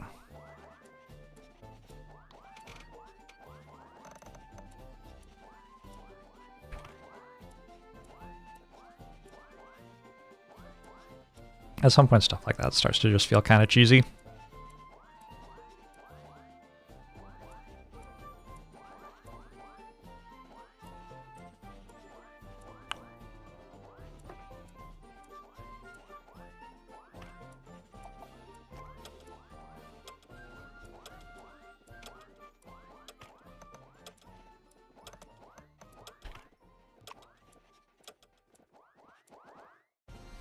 Well, I'm trying to build shield bearers.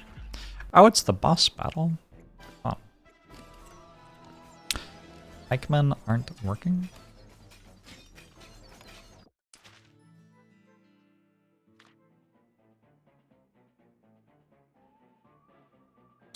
Oh. Yeah. Did I die? Or do I go back to the fight? I still made 167 of them.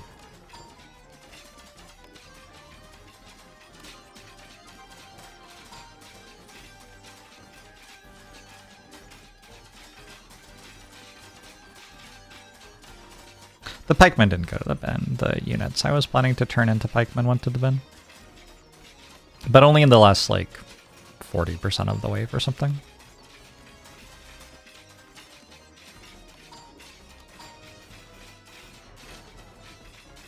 I knocked it back successfully. Good. Have to keep dealing damage to Explodos so that it doesn't explode on me. I'm dead.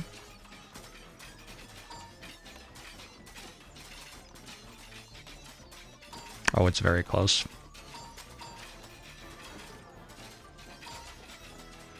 Oh, it's very close. What? It said 0! I saw it say 0.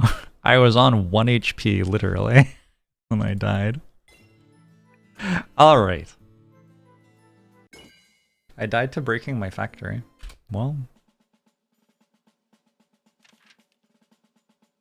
Reset the streak counter. Should we try the other hero, actually?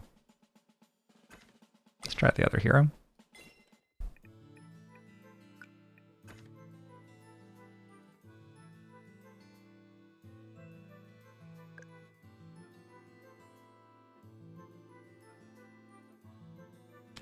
Detailed info. Experience received after clearing a wave will be increased by 100%. Wait, that's Ascension 1? What?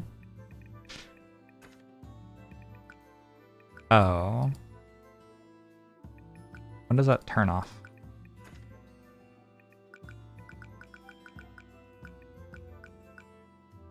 I see.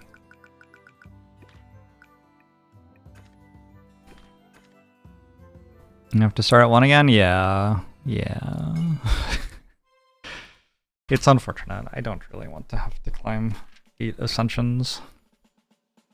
It didn't really feel like it was a game until I started playing at Ascension 9. Equipment that supplies ink over a wide area and increases production speeds when using ink. Smart equipment, maybe. I don't know.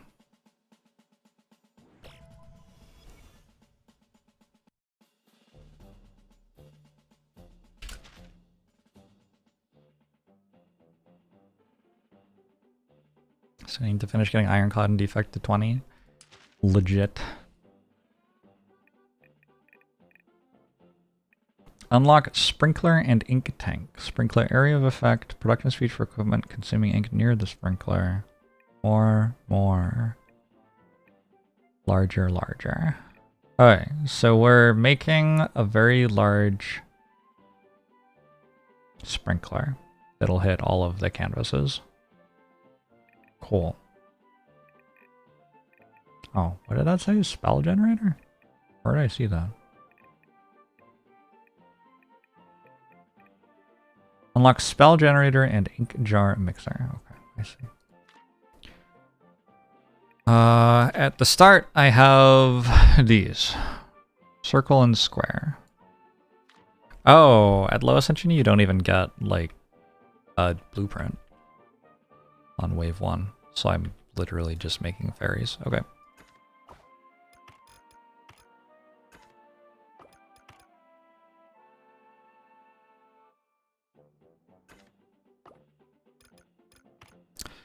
I'm not above it.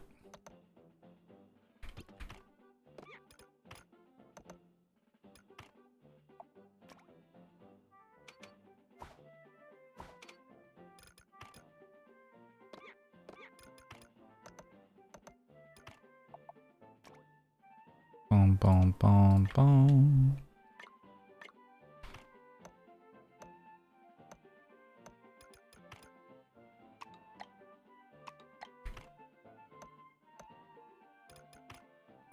And I got smart canvases.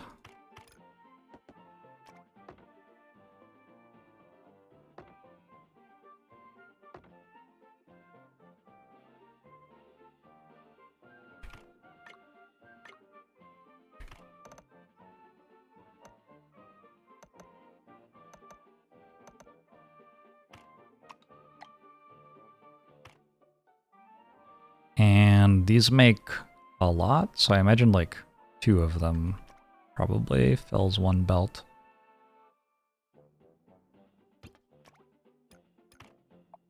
Okay, just do this.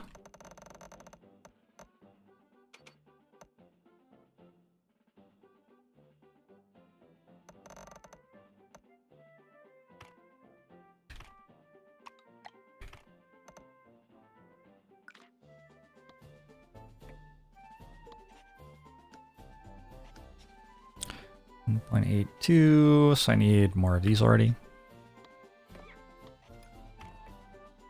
Oh yeah, I forgot to click on the meta progression stuff for this character. My bad.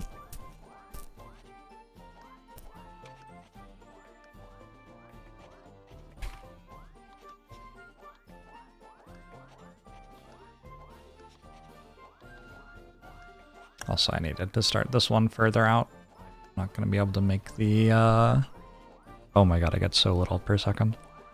Not going to be able to make the 3rd one fit here.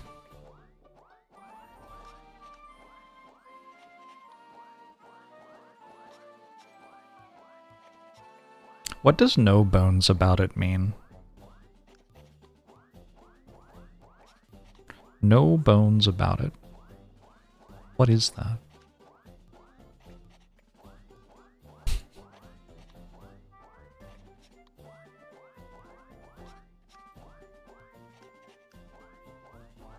It's not that meta progression is split, it's that the ascension level that itself gives you more stuff. Going up in ascension gives you more income per second.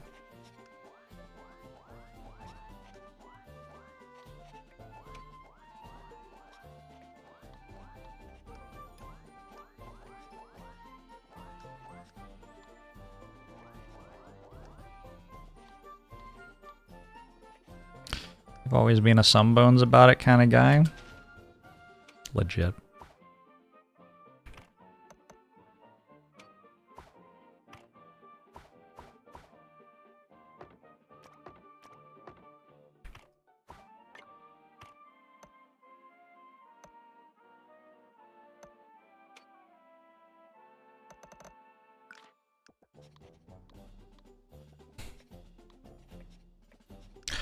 Saves me from having to fix it later.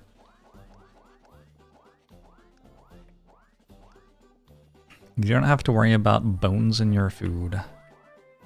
Easily chewable. No bones about it. Easily chewable. Okay.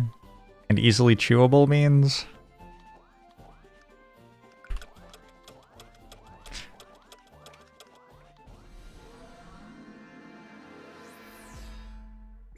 Make no bones about it originates from the 15th century English expression possibly related to finding bones in soup, which signified an obstacle or objection. So no obstacles, no problems, no bones about it. I should start saying that more. No bones about it.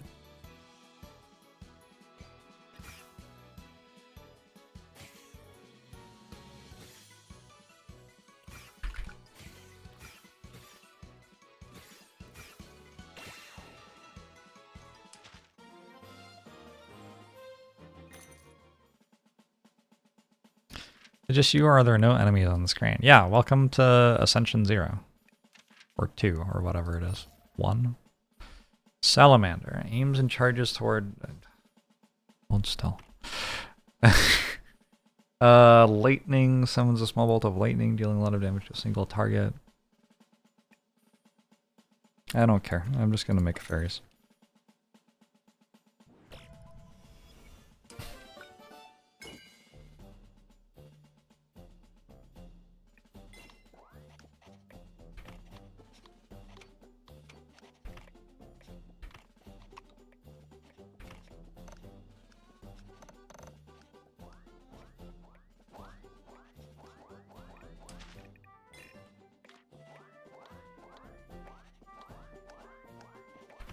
Single-use archers. Yeah, I guess they are, huh?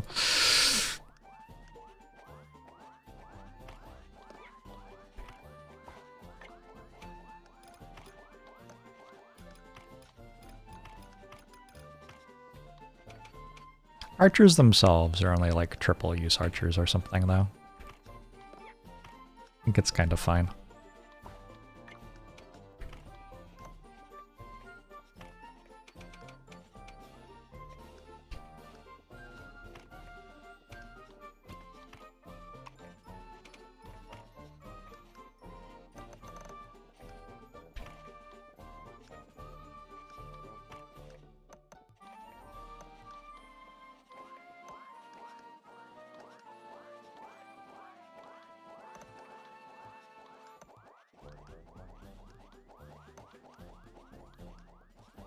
Go, my fairies, go! Fly, my pretties, fly!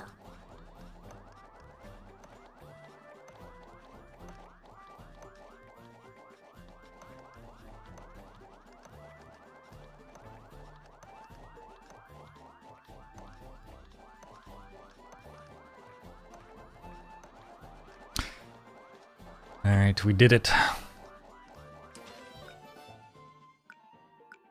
I need more squares, is that right?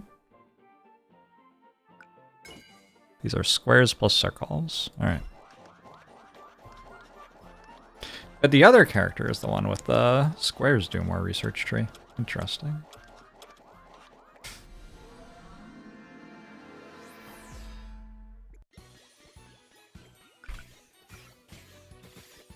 Why is the blue flame counter still at 0? I'm not putting anything into it.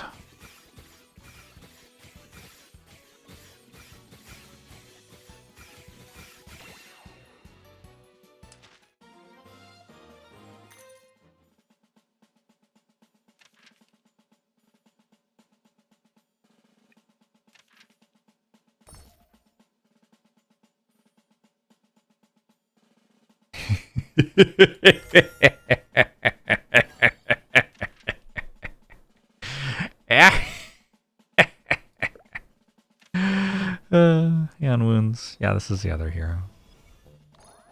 Or whatever.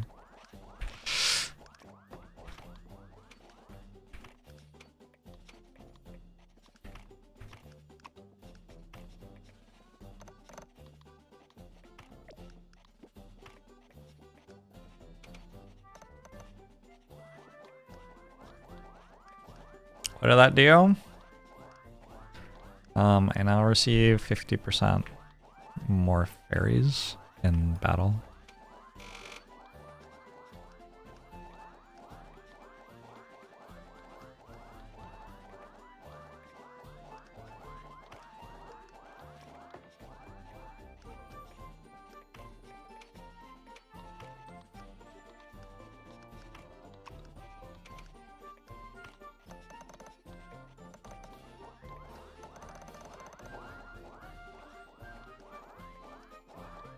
You wonder why I didn't mention the curse? Oh.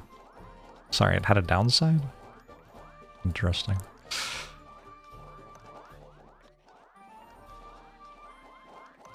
I think more squares again. Are there no triangles here? There are no triangles here.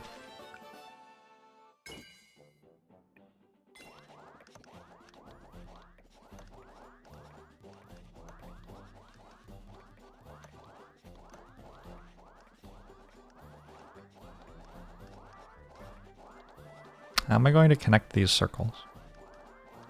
What a disaster.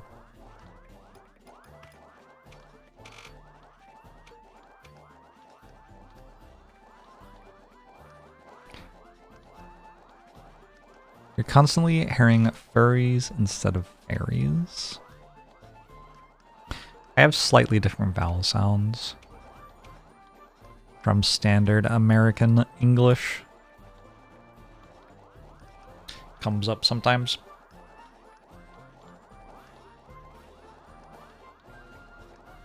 I could try using spheres and cubes instead of squares and circles. Just to mix it up, do something different. It's an interesting idea.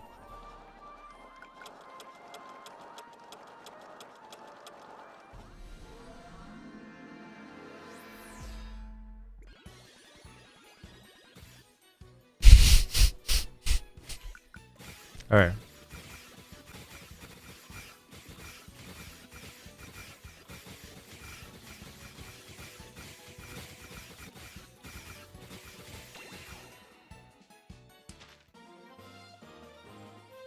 How low of a deployment time do I think I can reach? Oh, I don't know. We got a ferry upgrade? Efficient delivery seems nice.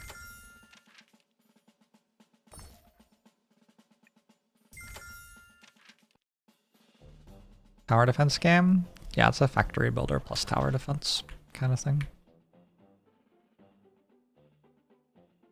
Delete everything? Let's wait until we have cheaper stuff. Not really worth it to rebuild everything when it costs this much.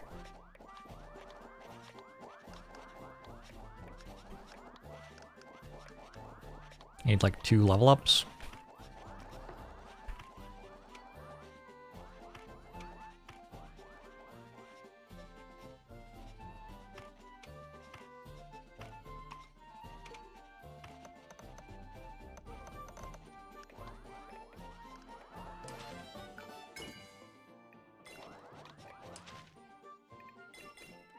I got 1 more for that.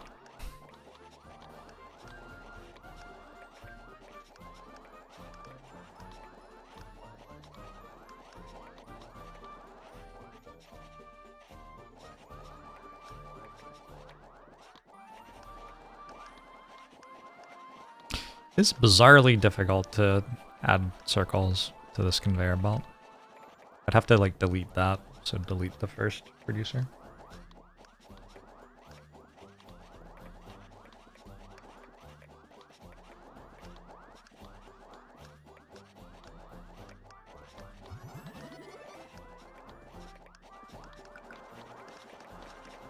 They need like a ×10 speed.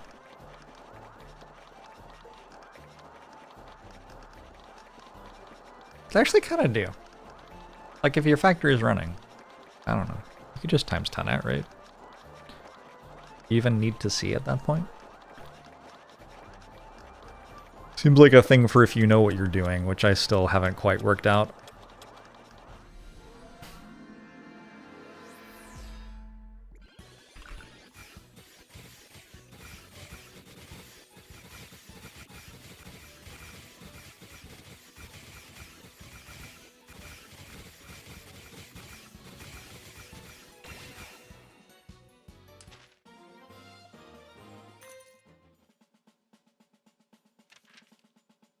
What if we deploy so fast that we run out of ferries to deploy? Well, we're deploying the ferries that we made. That's the entire thing, right? That's not a ferry upgrade. There you go.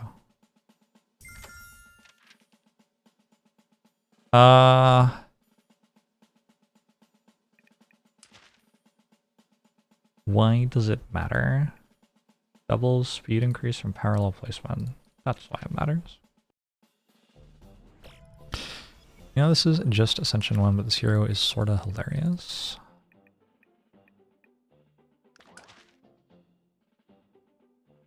It sure is Ascension 1. I think maybe don't read too much into how it's going. Oops.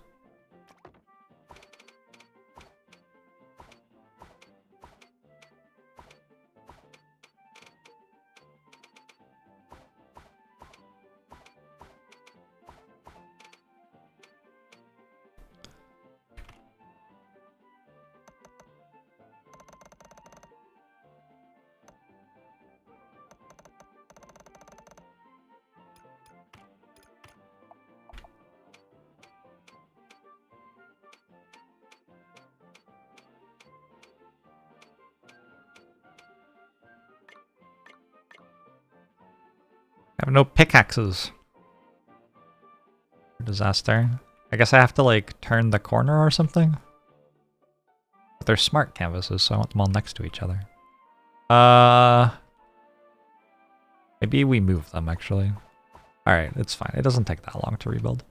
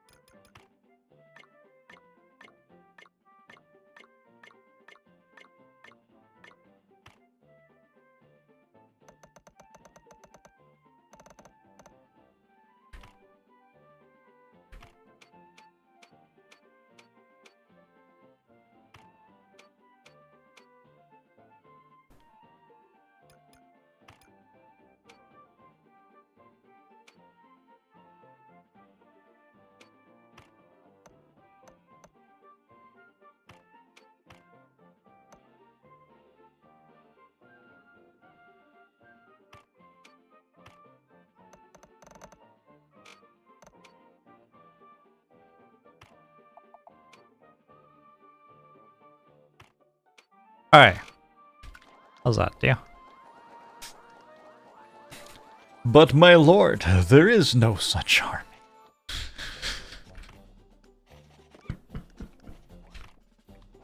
Oh my gosh.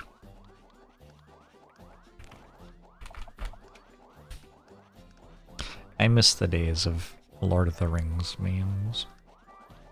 Simpler time. I think I just need faster belts again, probably.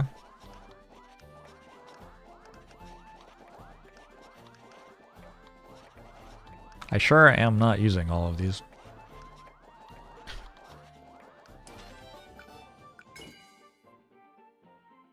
You know, just take more motif output. Alright, these are upset now, so I need better belts, I think. I think that's why they're upset.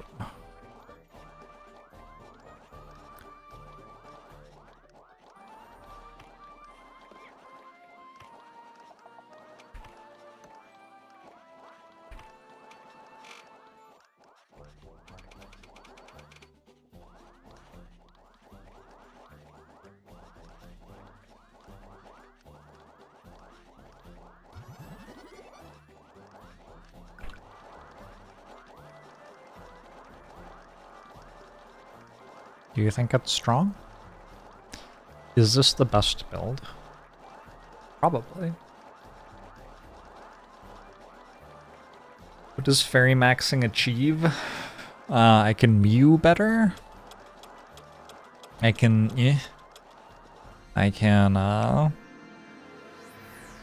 it's shape. It's a shape. Sorry, I've been learning about the children. It's very shaped.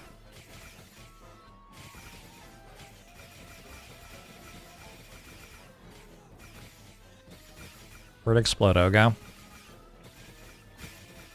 Explodo just killed me. Not pleased with this enemy.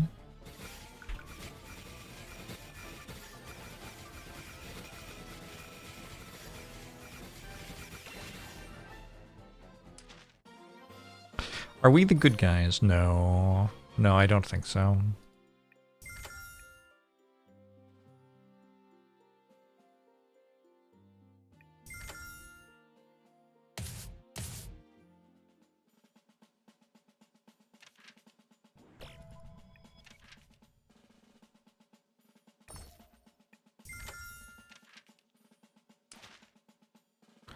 I need circles and squares.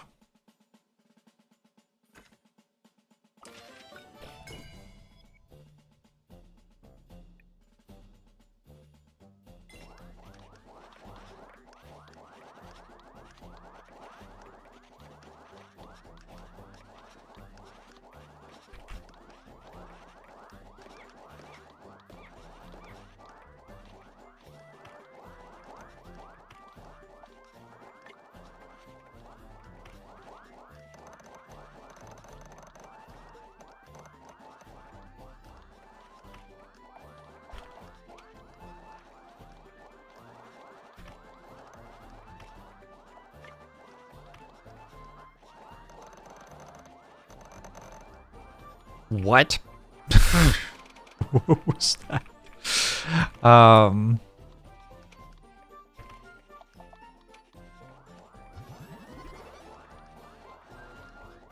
Is that all of them? Seems like that's all of them.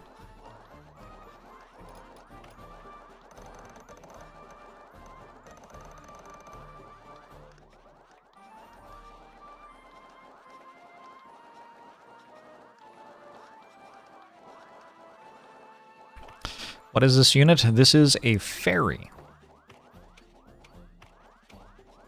We're playing the other champion, hero, whatever, who has completely different units.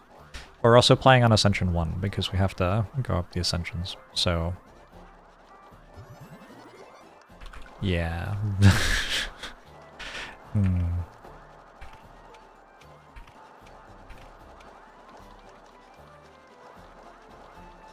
You didn't know there was more than one? There are two, yeah. You're glad I'm giving the second champ a try. I just don't think it's a game until Ascension 9 anyway. Like, what would I even do? You can make anything and win, so... if I make something and win it, doesn't teach me anything. Not even close to 4,000 yet. +1 HP. Is that good? I don't know. Further speed, ink pools, skip rewards. More circles, more squares. Obtain Statue of Fairy. I'm pretty sure we can double our production again. I'm not too worried about it.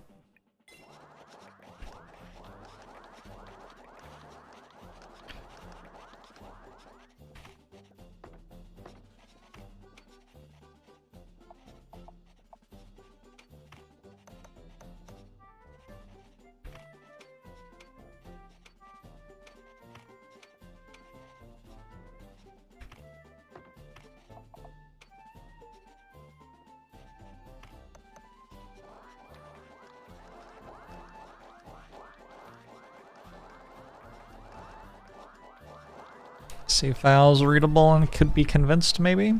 Maybe.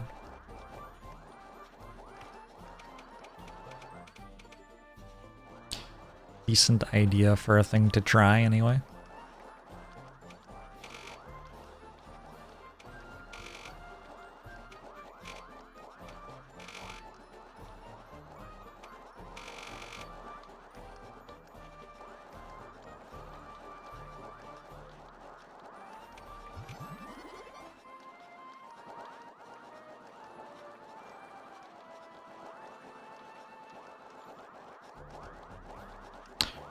Oop. What's wrong here?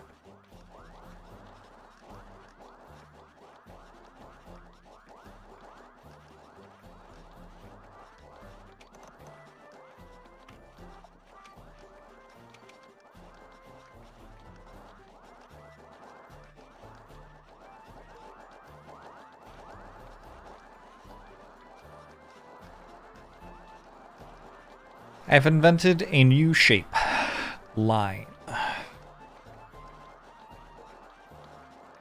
Somebody's gonna come into chat and call this spaghetti. You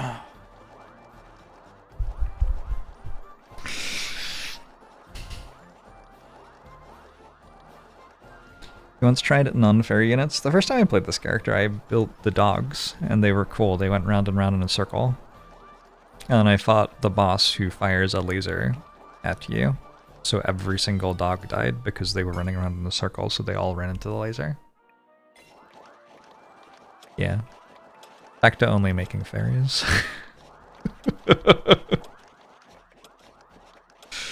It's uncooked spaghetti. Oh, kind of true, actually.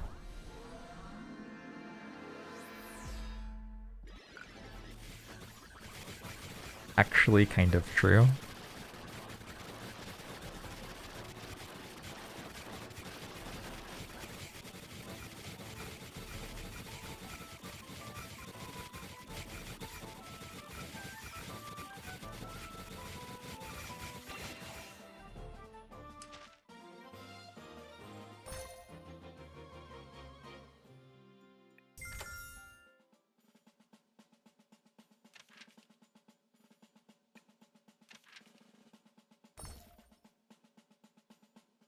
Reroll? We've reinvented the peasant railgun. Excuse me? Double all conveyor distance? The tunnels. The tunnels can go twice as far.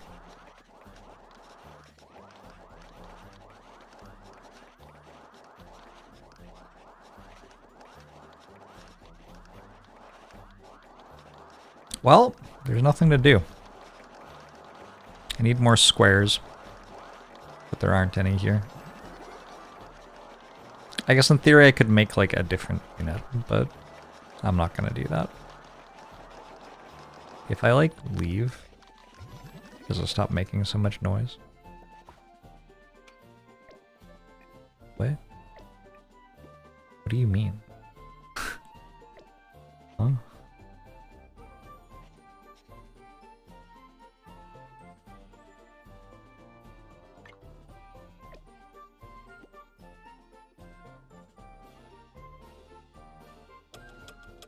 Isn't there that converter thing? Ooh. Is there that converter thing? Oh, there is. General motif converter. Alright, you're right. I could do that, I guess. An old D&D joke where a huge number of commoners are already in action to hand an item to each other.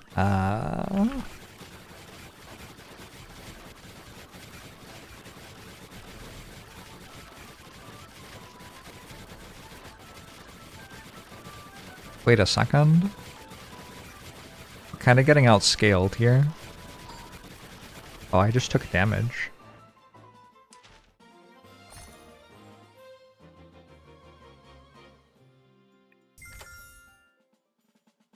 I make fewer units per second this time than last time. Interesting. Weird. Oh. Could not tell you why that is. I'm gonna heal. Alright, good. Whew.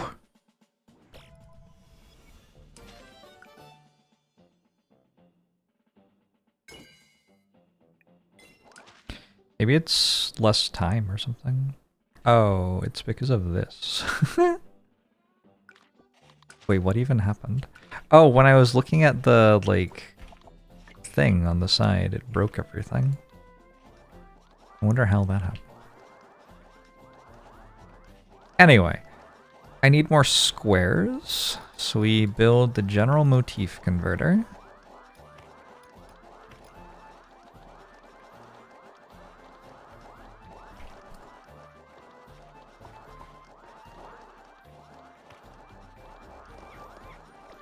And to make more squares, I wonder if you can use half motifs actually. Does this work? Yes.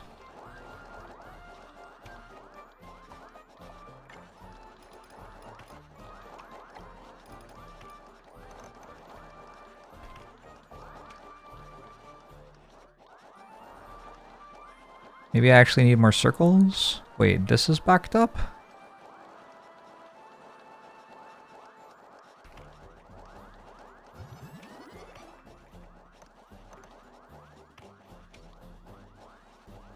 Whoa, wrong one. Ooh, how do I add stuff to the squares halfway through, actually? Uh-oh.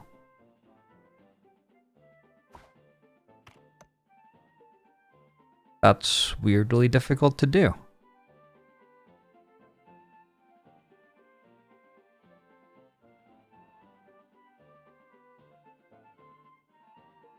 Wild. I guess I have to do this.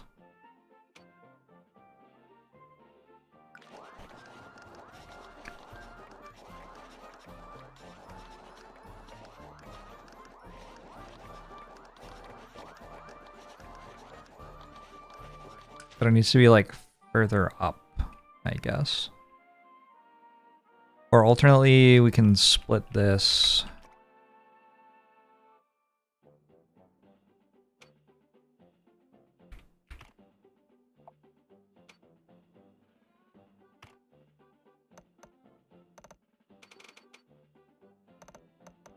And bring this in here.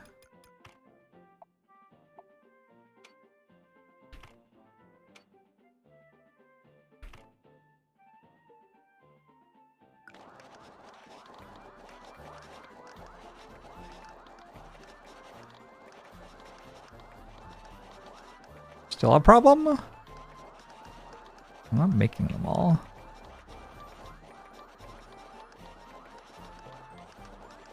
In the last street, 34%. Alright, so maybe we have to, like I was saying, bring this in further up.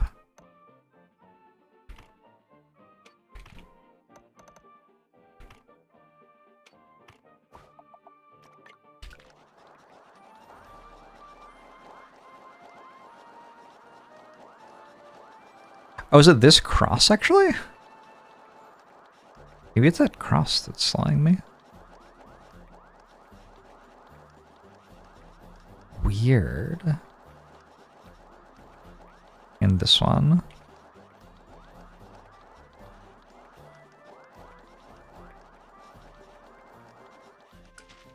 Alright, how much faster do these go?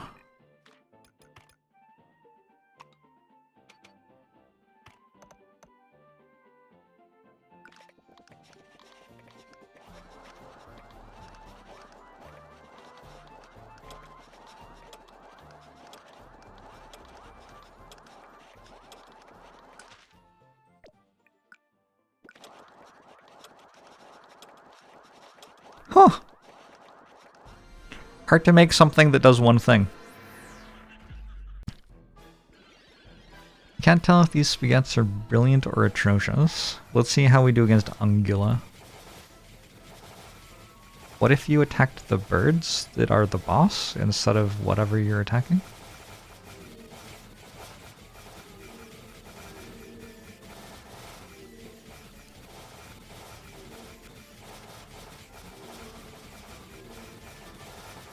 Good work, fairies. Okay, I think I won the game. Probably Someone wanted me to get to 0.05. I have feet units, yeah.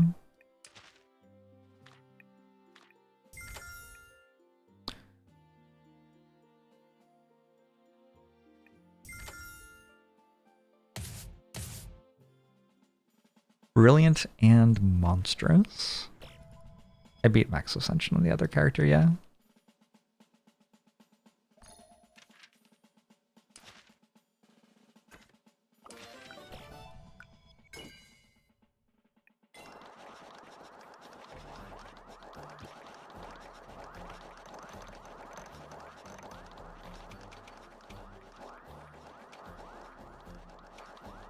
Wait, somebody did come in and call it spaghetti. In fairness, it kind of is spaghetti now.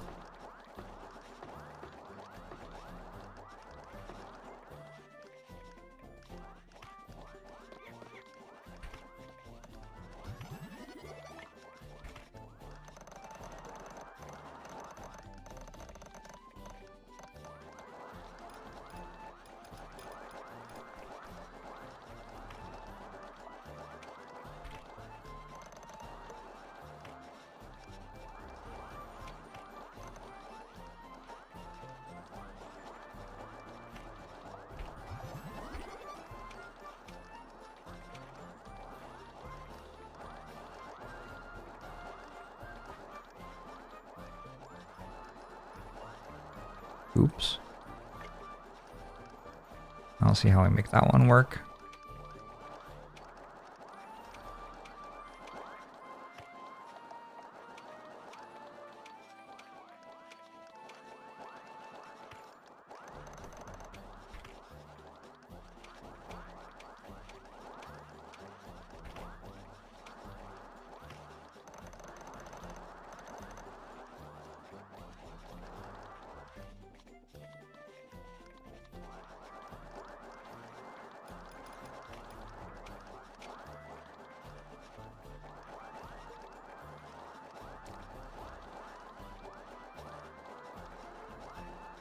Yeah, what even is this? Don't even know. That's going that way. This is nothing.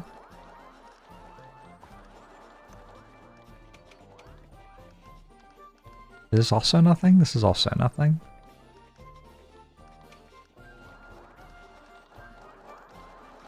This one needs squares. Yeah, I'm over it. How'd we do? 0.05? We did it.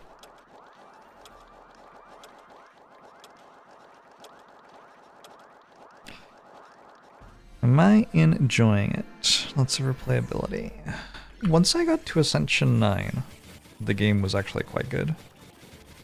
The rest has been me.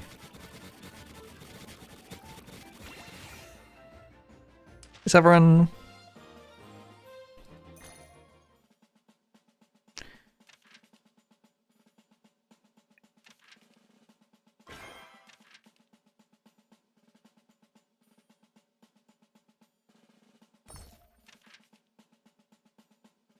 Alright, let's fast forward. I don't need to click buttons anymore, I don't think.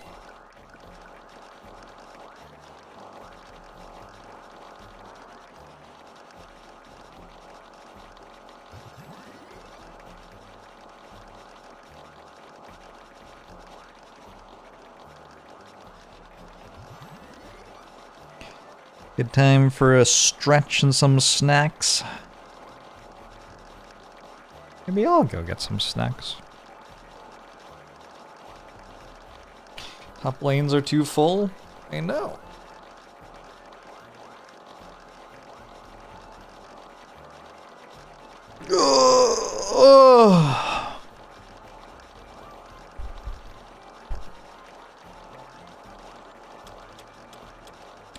I know. One is in the wrong direction. I know that too. Do you think we'll lose because of that? Maybe because of that I will lose. Actually. Hmm.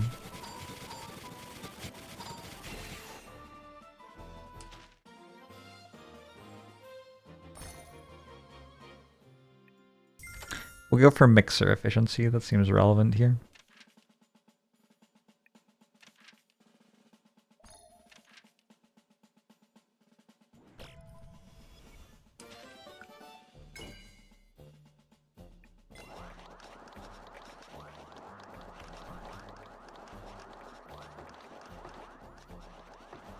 You can't hold down left click.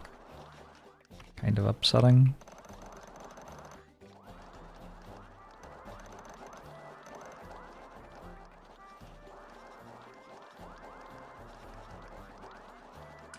Where are my squares at?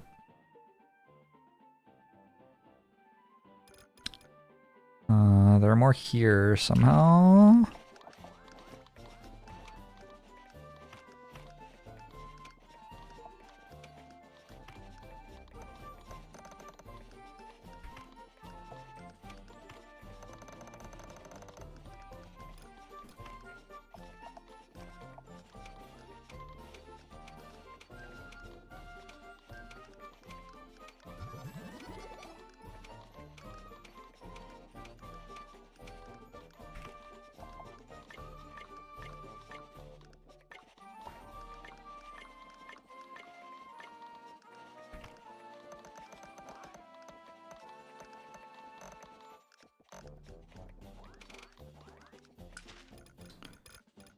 Oops.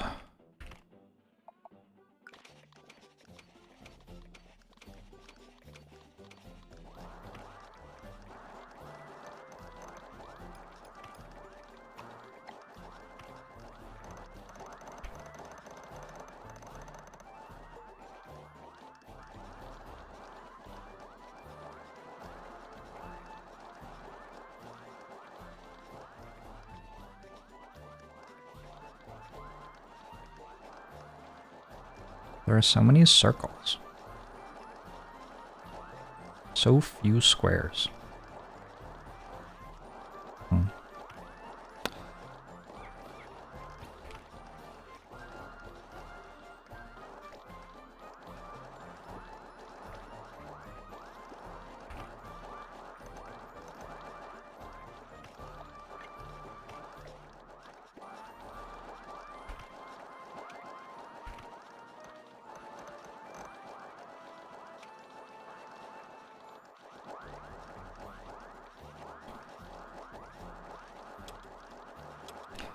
You've been enjoying the Shape Hero saga in the VODs. You're a bit behind though. Thanks for the content. You're welcome. Are circles easier to draw than squares? I feel like yes. Everything's based on stuff that you see in the environment around you in this game. I feel like you see more circles in the environment than squares.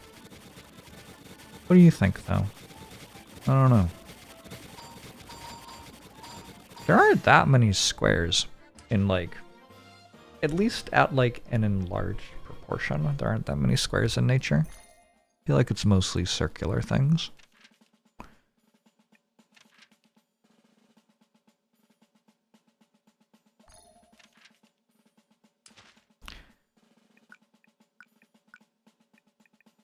Ooh, parallel circuit. Okay.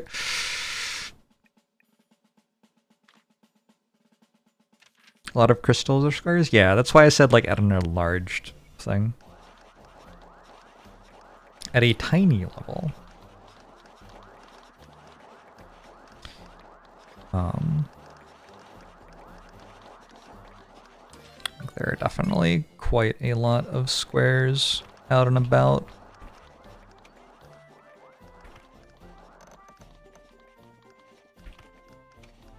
But in terms of ones that you can see with the naked eye, I feel like there aren't as many. And there's like the sun and the moon. Those are spheres, but they look like circles. You blinked and I made an entire second production line. Well, it's not like it takes any time to do, right? It's like you just copy the stuff all the way down. I also didn't like do it right, apparently. So there's that as well.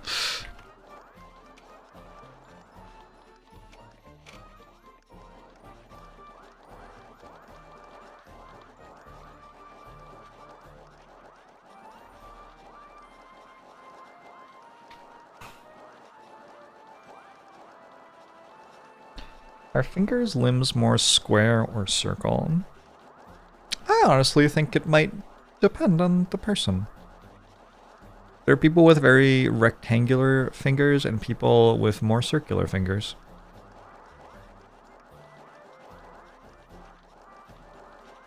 Are you a big toe or second toe is longer person, Twitch chat? Don't answer individually, just answer as a collective.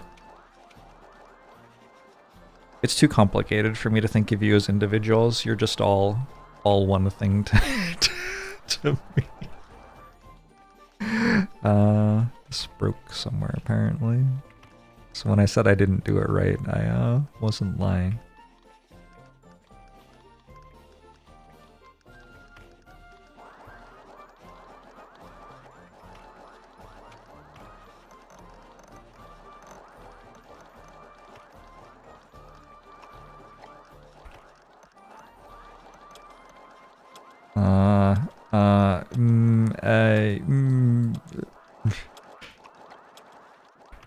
Alright, we didn't quite get them to the portal. That's okay.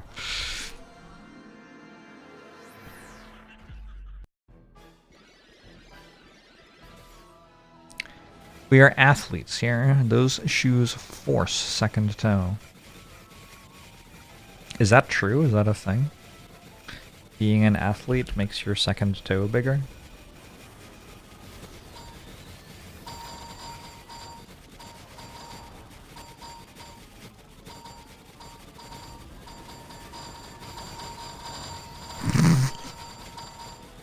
Well, this is pretty upsetting. I have a phoenix feather. I think I stole one, actually.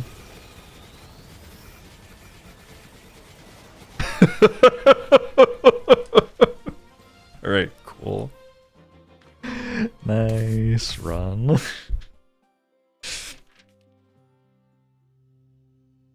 Phoenix feather is kind of obscene. It doesn't just resurrect you, it also clears the screen. So, I mean, that seems like the optimal way to play the character.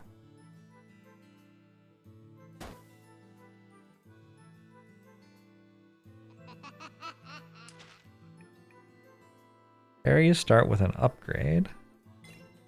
Start with the fairy statue. When receiving your first reward, you also obtain a spell recipe.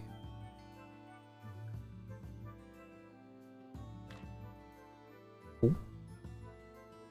Maybe play some Frosthaven. I haven't played Frosthaven in a bit. I don't really want to grind all the ascensions here. Not right now. Also, I don't like this character as much as the other one. Is there a way to see its tech tree?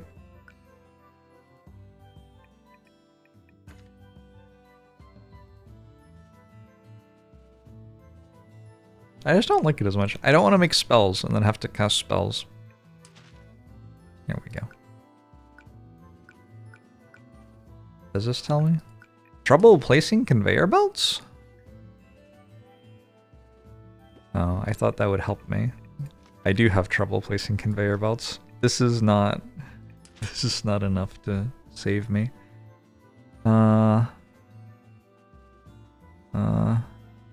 Okay. Where does it say, like, don't make spaghetti? How to not spaghetti.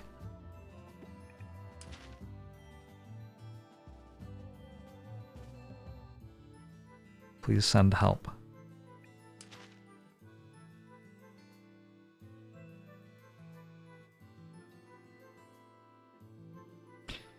You've had runs that were hard carried by spells. Yeah, I just don't want that. It just doesn't seem fun.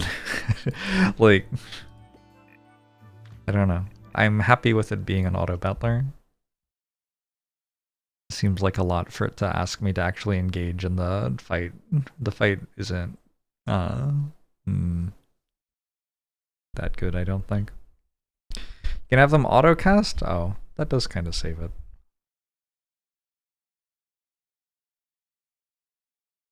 Holding shift makes conveyors build in straight lines only. Well, I do think I need them to turn sometimes, probably.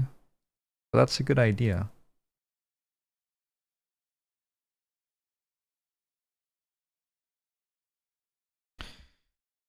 What do I say on Frosthaven streams? It's been such a long time. The last time I streamed Frosthaven was December of 1998. That's wild.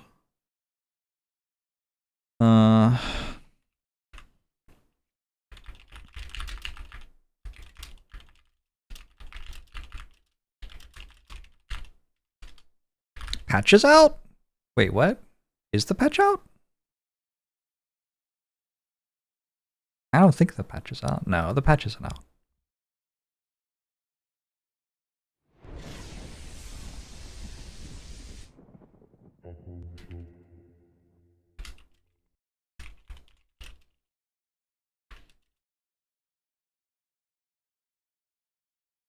Never Knows Best would like to be a drifter and has gifted 5 subs.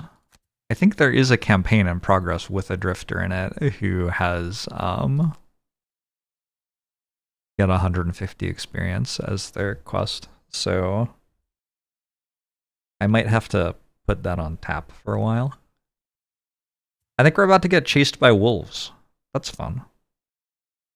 Furious Factory is a random scenario that I unlocked. I'm not sure how. How did I get that? I actually have no idea. Oh, probably from an event in town. We'll see what's going on. We've got 7 characters in town. Icosaplex is trying to do the Eastern Outpost, but I'm not ready for that stuff yet, so we're not doing that yet. Error is trying to get 150 experience from ability cards, so Error just comes on every mission. Warren G is trying to kill 2 guards, 2 claw crushers, and 2 bolt shooters. And already hit level 2, so doesn't need to come to the Crystal Trench. Raranok is trying to have 100 gold, so Raranok's coming on some missions and picking up the loot on them. T-Jewel is trying to get 8 lumber, so T-Jewel will also come on missions and also pick up loot on them. And Raging Rage, Bone Shaper, just needs to sit in town while we build 12 buildings. Always on the run. He's a merchant.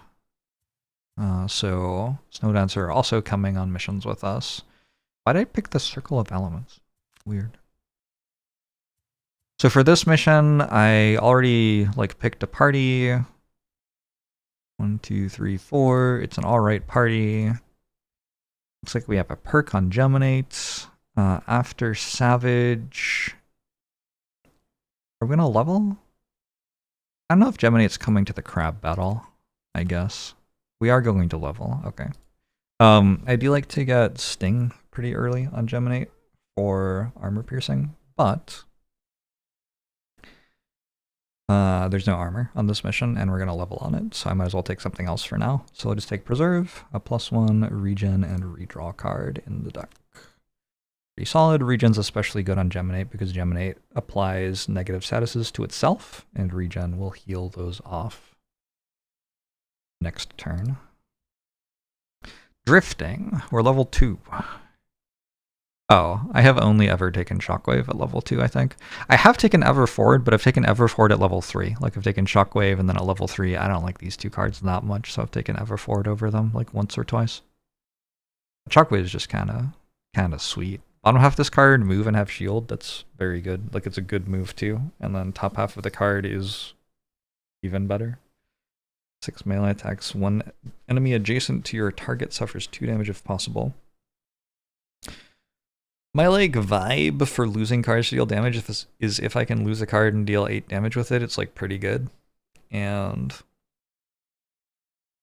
this not only gives 12 damage, but also we're drifters, so we have a bunch of cards that give us extra uses of these. So it's actually more than 12 damage. Also, it goes through shield. It's just kind of good. Generally, I just take Outburst without thinking too much first. A +3 modifier card, pretty good. And then I think I do want Blessed. Ignore item -1 effects, probably. Do I already have armor and stuff? No, but I do have 4 metals, so I'm about to build armor. So when I build armor, it will put -1 cards in my deck, and this way I won't get those. It looks like I didn't build items yet. I didn't realize that. Did I build a structure yet? Looks like I might also not have done that. Am I a Snow Dancer convert now, or does this campaign have another 34 crit incident? No, I actually really like the Snow Dancer now. Having played it like twice, I was like, oh, this is like way better than the other thing I was doing. You could upgrade the Craftsman. That seems like a thing to do. Any new buildings? Hunting Lodge, Logging Camp. Why am I already at Prestige 2? Wait, I can't upgrade the Craftsman. I'm at Prestige 1. I'm sorry. I saw this 2, Prosperity 2, and thought I was at Prosperity 2. But I am not actually. I could upgrade the Alchemist, but that doesn't like do that much. So let's just go new building. I have not that much stuff in terms of resources.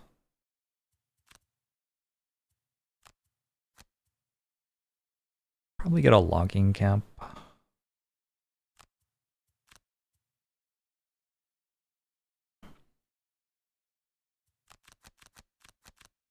Oh, Drifter doesn't need to like pick up things on missions.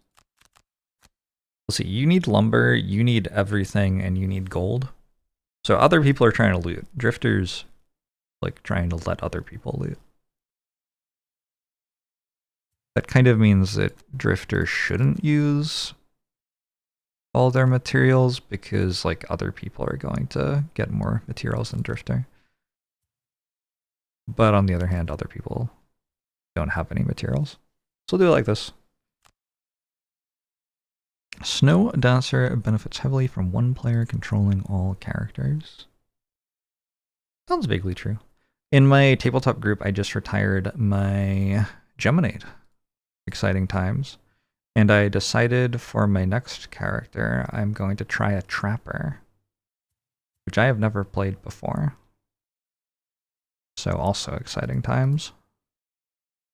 It might be a catastrophe. I could definitely see it being a catastrophe.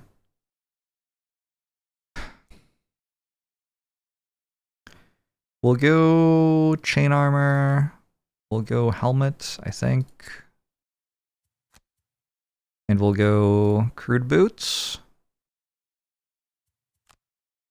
Oh, I already had winged shoes. Shit. Well, now I have crude boots instead. I think that's fine, honestly. I would rather have crude boots than winged shoes on this character, I'm pretty sure.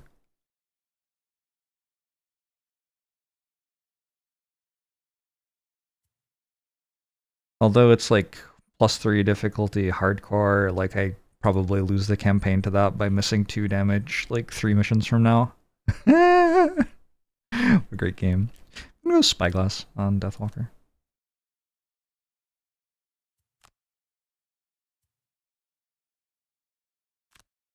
Congrats on the mental relief that will come from not playing Geminate. I enjoyed it. It was fine.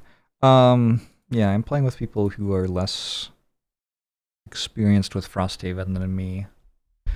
And so it was nice to have a character who could do a lot of tanking for the team. You duck into a familiar cave and find row after row of corpse cap growing in the damp ground. The natural silt and dark interior combine to create the perfect environment for an excellent harvest. Whenever you pass this way, you make a point of stopping in. Alright, I'm going to harvest the corpse cap. The cave looks barren. Thank you. No undo in the town phase? Yeah, don't believe so. Okay, let's take a quick look at cards, make sure that everything seems reasonable. I don't usually have 3 level 1 characters on this mission, so I do have to like be a little bit Careful. I think I would like flailing tendrils. Not sure why I didn't have flailing tendrils. Reshape the guys, like, maybe? Can I channel fire? Does anybody in the party channel fire? No? I don't think so.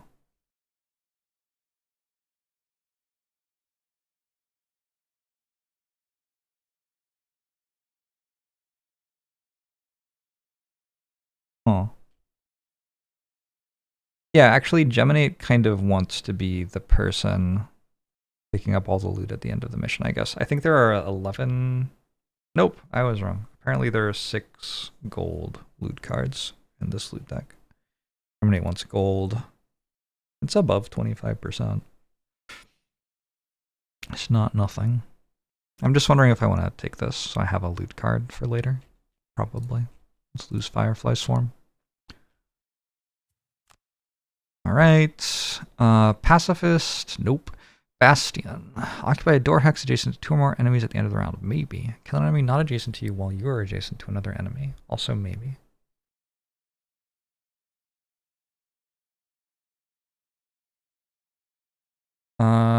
Yeah, we'll go sugar.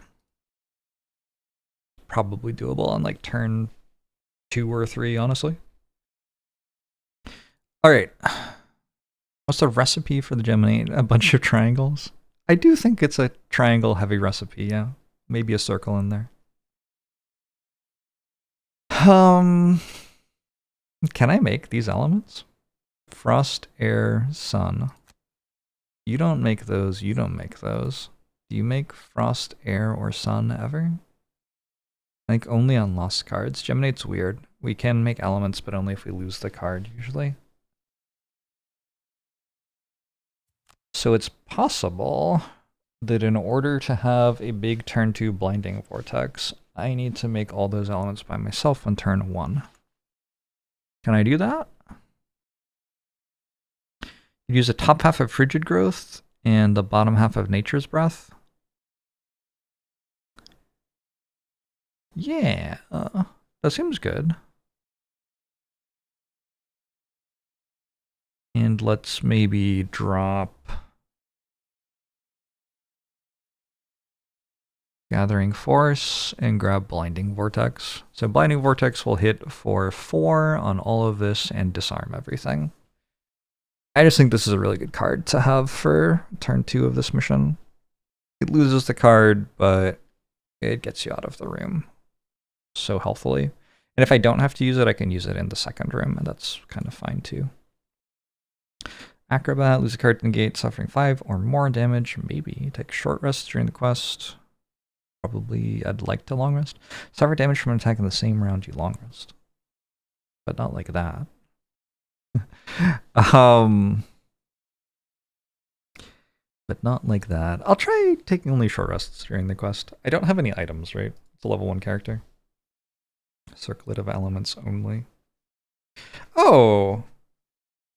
Oh, maybe that's why I brought Circlet of Elements. Oh, that's clever. Okay. So I could get the other element I need out of that. But I have to do it like the turn before. Slowpoke, move no more than 2 hexes on each turn. This is actually kind of doable on Deathwalker because we can teleport and teleport doesn't break it. Deathwalker happens to be way good at this. Do I usually like listen to music while I play this game? I feel like I do. That's why I said I wanted to circulate. Yeah. I'm glad somebody remembers stuff that I say on stream. Because I sure don't.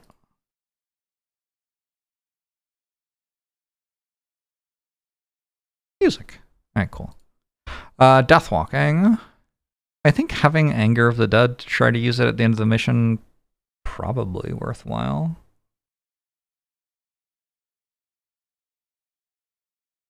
Sunless Apparition's not bad. Might drop Strength of the Abyss. I haven't done this mastery yet, right? Yeah. And then my Drifter. Executioner, kill an undamaged enemy with a single attack action. End quest with a health value of 3 or less. Kill an enemy attacked by any of your allies early in the same round. That's probably pretty doable. It'll probably happen accidentally. And I usually drop precision aim at this point in order to play shockwave.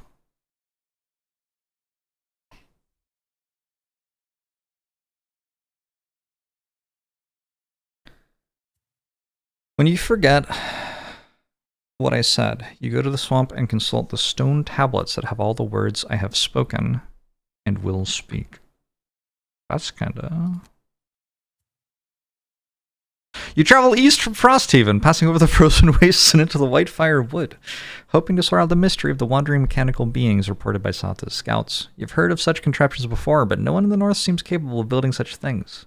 There's no place for delicate machinery up here, not where the air peels. Not where the air peels. I think that's a tongue twister, like Loki. Not where the air peels. Not where the air peels. You heat away, and frost can lock your weapon tight in the scabbard. Surely the scouts must have been mistaken. But machines aside, there are other sorts of creatures that do thrive in this climate, and one of them just dashed across your trail. Wild hounds. You've been so occupied by your thoughts that you didn't notice them until just now, and there's movement all around you. An entire pack is stalking you, and now they're closing in like a vice. Your position is terrible. It's too narrow in this forest for a close fight, and there's hardly enough light to see by. You need to get out of here, so you run. The trail is thick with roots and stones and fallen trees. Still, you run, and the wolves give chase. Much more adept at moving through these woods than your group. Their shadows flicker between the thick brush, and their snarls are close.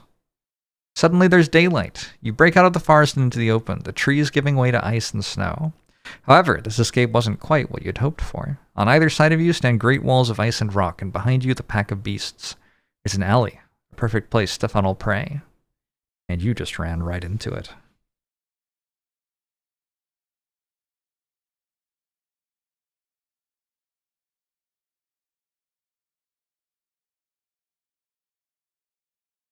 Bum, bum, bum. There are hounds, polar bears, and snow imps on this mission.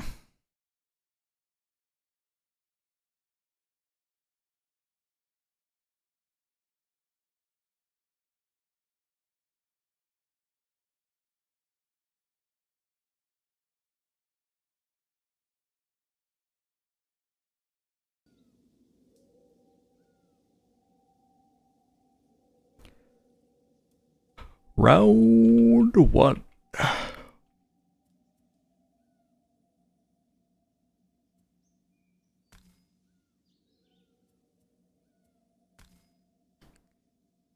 I said that Snowdancer, we start with the things that we know we want to do, and we go from there. I know Snowdancer wants to use the top half of Frigid Growth to create a hazardous thing and a featureless hex. And I know Snowdancer wants to use the bottom half of Nature's Breath to channel Frost and Air for next turn. For a massive blinding vortex. Presumably, I also want to be positioned to use a blinding vortex. So maybe we'll go slow in the turn order and stand here, and we can walk up here.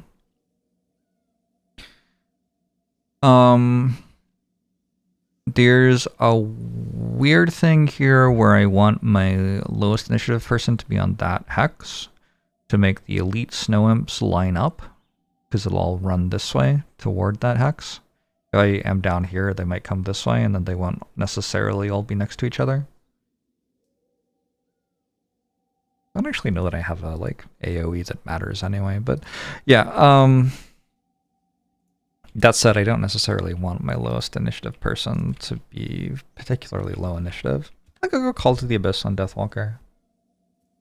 I can get away with that. And maybe also Lingering Rot to walk forward and poison somebody. Again, going after the enemies. Polar Bear has 4 movement, so likely to move up here. Now we can move up and poison it at the end of the turn.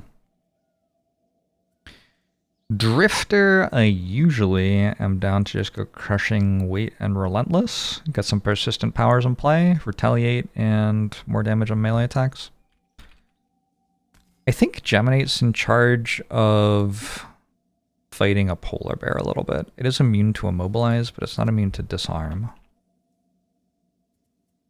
Geminate has Reckless Jab.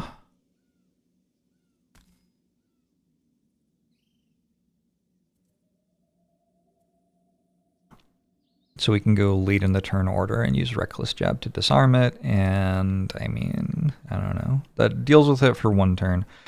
Usually I feel like I have more stuff to tank the polar bear for a while than I do here.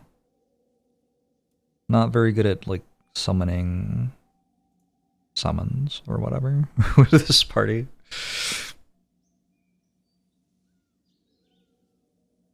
It should work though. Drifter's lower initiative than Gemini right now.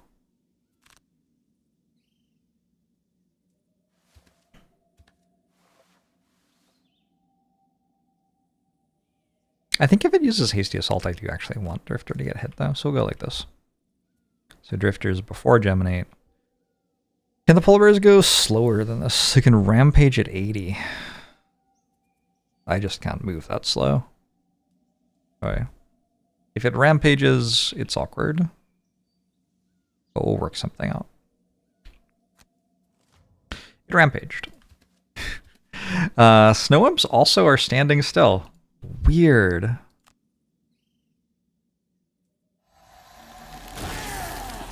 That's so weird. I don't know what to do now.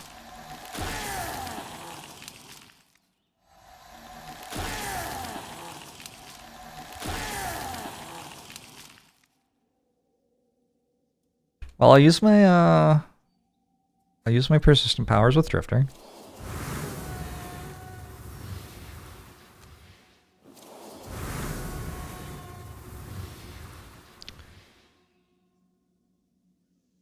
It's going to move 2. It's going to attack and then move 2.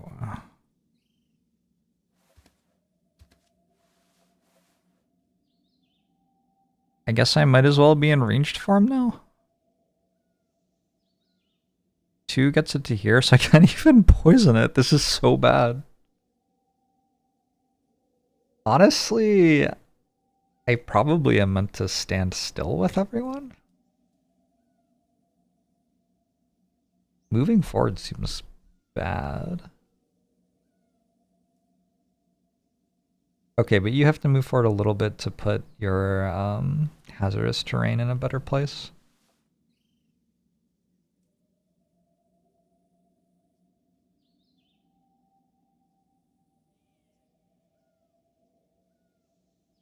Moving forward gets me hit by 1 more snow imp, potentially. Maybe 2 more snow imps.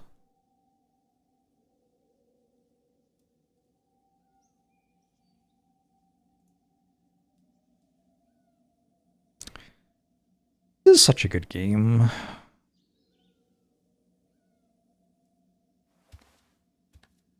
I'm going to swap to ranged form. I don't really want the snow imps to all hit me while they're strengthened next turn, so we're going to stand all the way back here. We're kind of burning... Well, we're like burning a turn, but also we used a bunch of persistent cards on the turn. So we did get a little bit stronger. I'm doing this, which is a thing I wanted to do at some point anyway.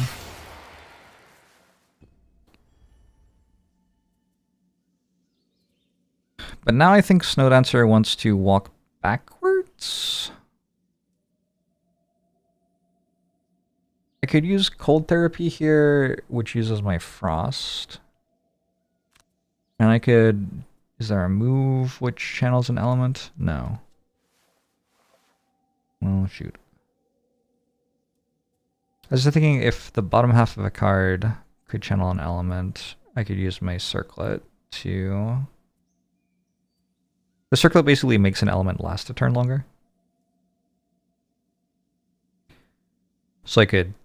This is using my frost. I could use the air to make a new frost with the circlet of elements, and then I'd have frost next turn.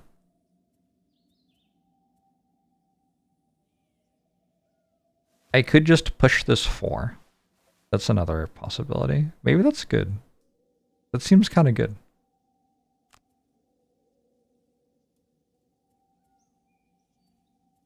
And then bottom half of a card is, at that point, doing something else.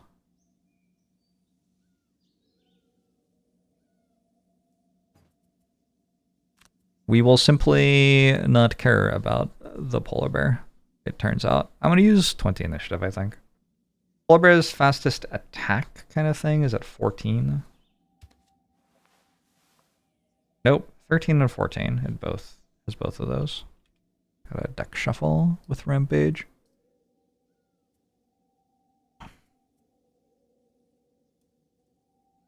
Deathwalker is not allowed to move more than 2 hexes on each turn. I think I'm going pretty late in the turn and using probably Black Barrage. I have Call of Doom to channel Dark for next turn. I might do that actually.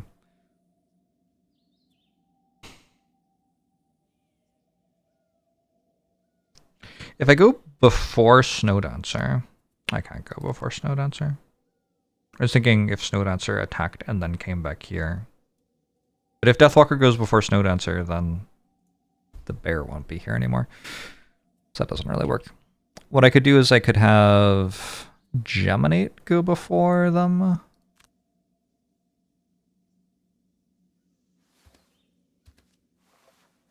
Oh my god, we're doing so much shuffling. This is actually kind of glorious. Okay, so the play is Drifter poisons it, moves here. Geminate moves here, pushes it to there. Deathwalker walks forward, shoots it. Snow Dancer pushes it 4 and moves here. And we're safe from the snow imps. And it's over there and poisoned and at much less health. Unless it hasty assaults, in which case we'll work something else out, I guess. But you want the song title display? Sure.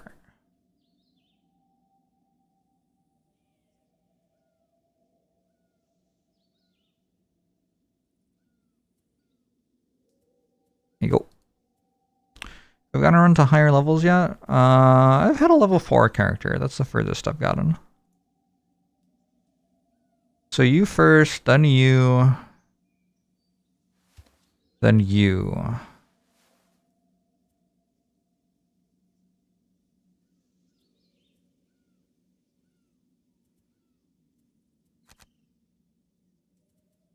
And then, oh, you have the shoes that change initiative? No, you don't. You got a net, right? Yeah. Oh, wait. That means 29 goes before me, but 29 full force, that doesn't actually have a move attached to it, so I guess it's fine. Alright, we'll see what happens. The polar bear's going fast. I feel like I've been kind of outplayed by the polar bear. Nothing special from the snobs.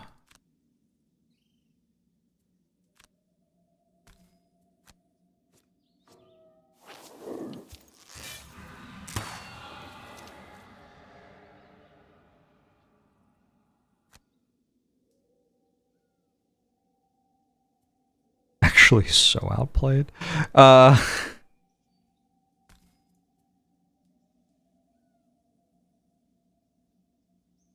Good grief. It's not pretty.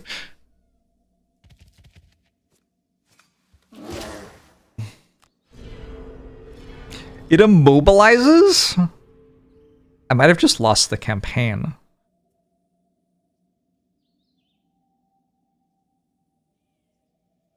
That's low slash, not hasty assault. It has immobilize on it.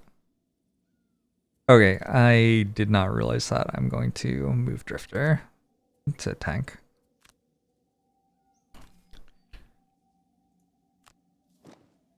That's fine.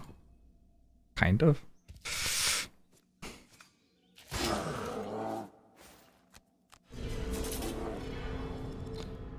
It's not incredible, but it's fine.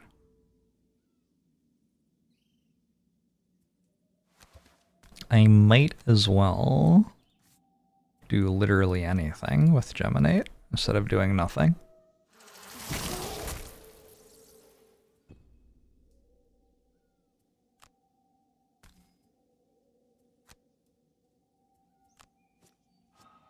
Okay. That was kind of good. No, I don't like that move. Here's a bit better, I think. I don't like that move either. Here.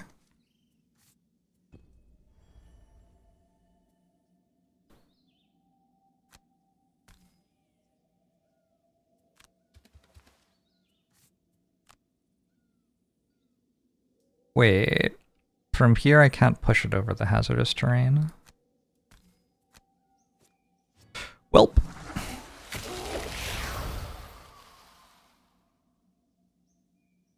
Oh, I can push it to a hex to stop snow imps from attacking. Except they have this one as well. Because of where I put Geminate. There's just kind of a lot going on here.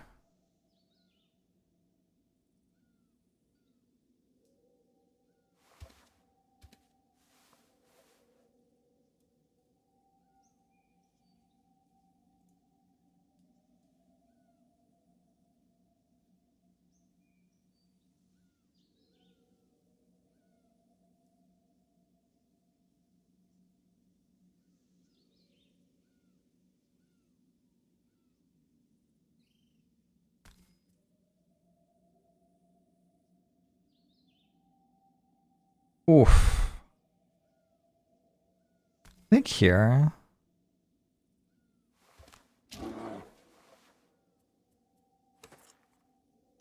Let's turn our Frost into Frost again, maybe?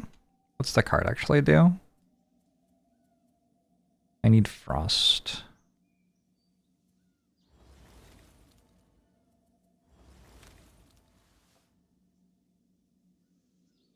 Is that a once per mission?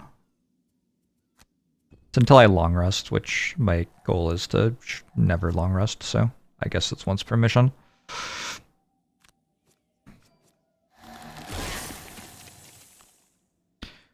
Oh, I'm playing at +3. Oh, shit!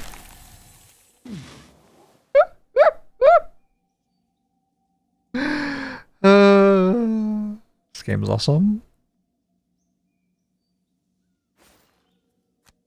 I confirmed that one snow dancer power only makes one wind or cold element per turn and not both.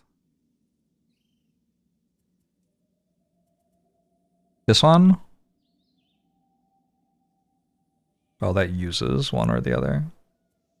I think because... Where is it? Oh, I don't even have it right now. I'm pretty sure that it must. I'm gonna white out to move, I think. And blinding vortex.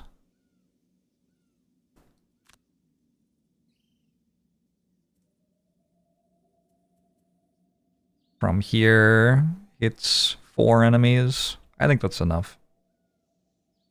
Deathwalker is kind of healthy, but also has 6 max HP, so maybe not actually healthy.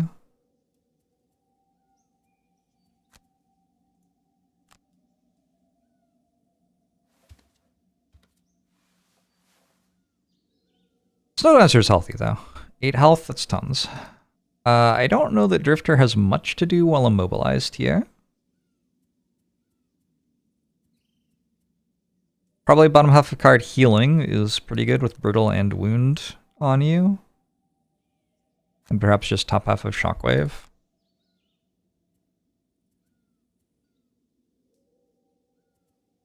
I guess there's also Fortitude, actually. Maybe I go Fortitude.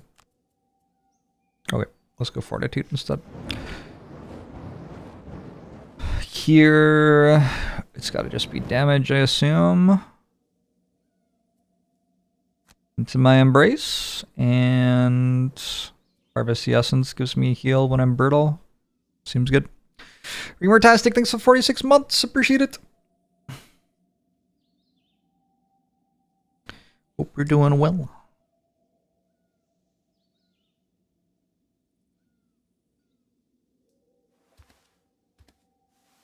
Okay, unfortunately these have separated from the rest of them. But I can still potentially hit...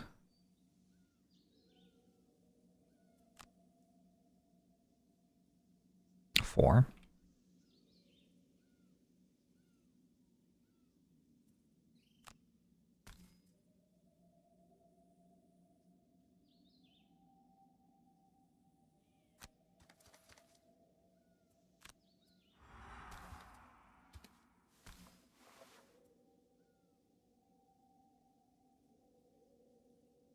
It seems like the right turn to use Spyglass to me.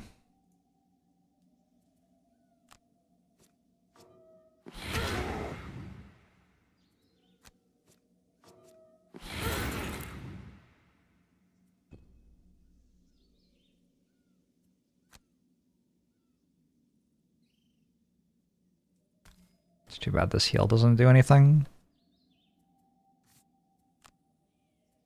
But I don't think there was like a good way to make it do something.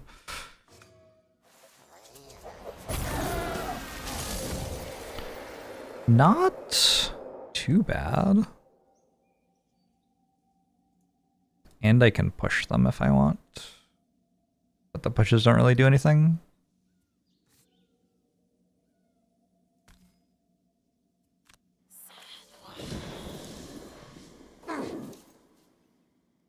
Oh, alright. The wound hits the brittle, of course.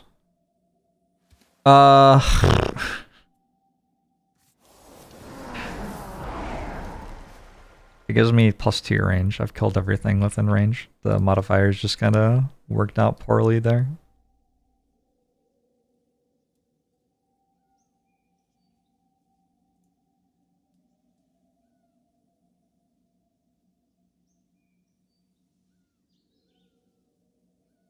If I walk here...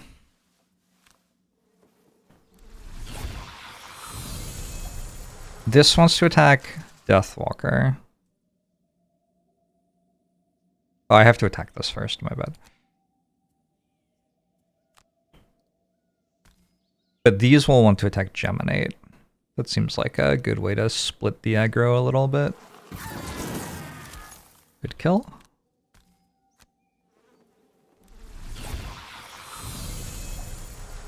I am going to use this because it seems pretty likely that 1 health is the difference between losing or not losing a card here. I kind of want to use this and then use it again, actually. Nah, I have leather armor. I can reclaim with it. We got 1 gold loot. First loot of the mission. Nice.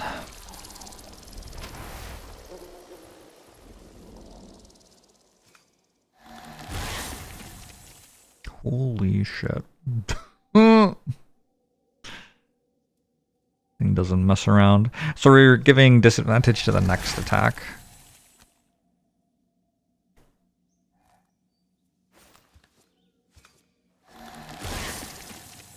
Fuck.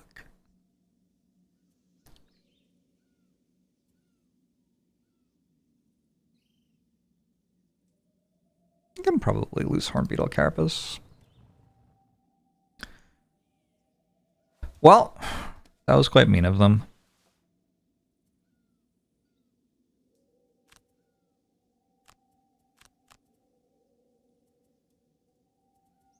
I think the plan is definitely they need to be dead this turn.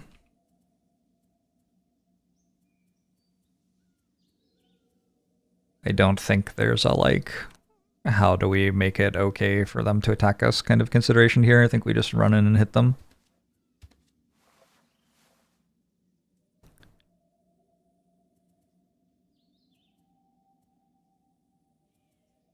If I grant an ally a move and attack...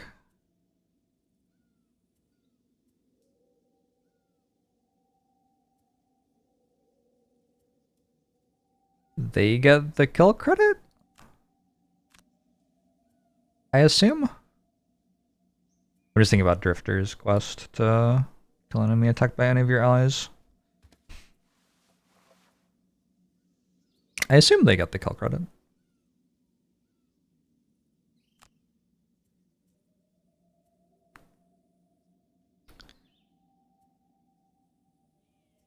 going to Shadow Step and use the bottom half of Fluid Knight, which lets me cancel one attack from enemies. And I'll go faster than Geminate. Everybody's going faster than Geminate. I'll go faster than Geminate like this, so that Geminate can be here, but other people will be tanking.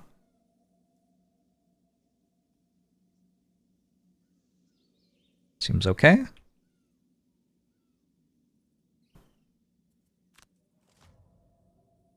Snows are gonna restore. So even if I don't kill them, it's mostly okay. I would like to kill them though, I don't really want to let them all heal. Wow.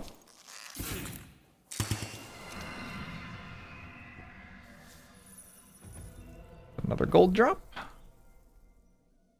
Picking up loot with Drifter is a little bit painful.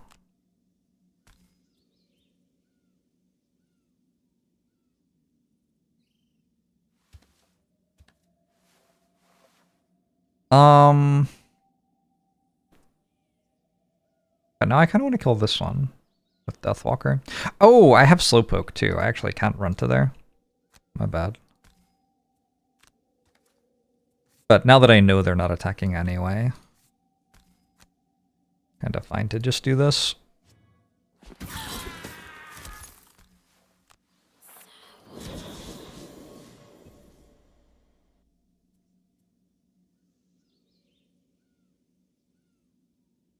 You're going before Geminate. I don't want you to be going before Geminate. Oops.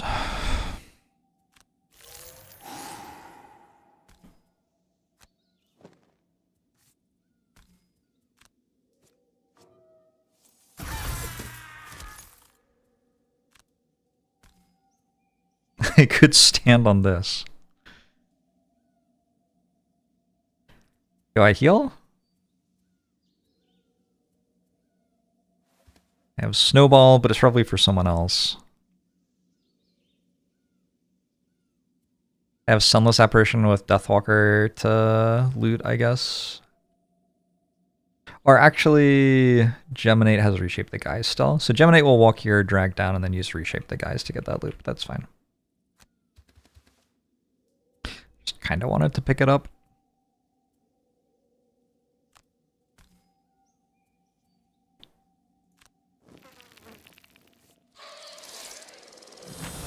Okay, I lost, what, one card on Geminate? That's not that big a deal. Ooh, the +1 in regen. That's not bad at all.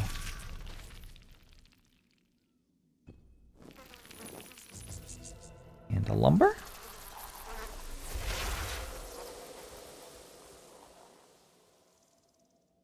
How is Glorp doing, Q-Bob? I'm gonna reshape the guys this turn with Geminate, which will give me regen again. Kind of awkward. And I'll use...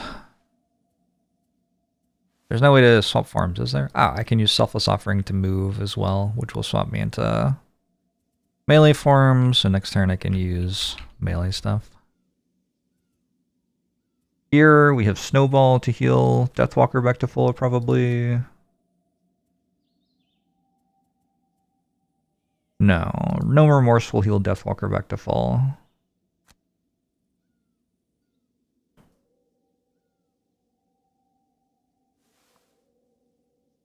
Well, one less than full. And then we can put Snowball on Drifter. Since Drifter has a larger health pool, the regen will be more of a big deal. Deathwalker just keeps walking forward 2 squares at a time. That's the only way to do it. I'll make a Sunless Apparition for next room, maybe. I have to decide if I want that. It does mean I only get 4 turns of combat before I have to rest again, but I think that's probably worth it. Getting a Sunless Apparition out. Oh my god. Snowdance are just like full on stuck button face.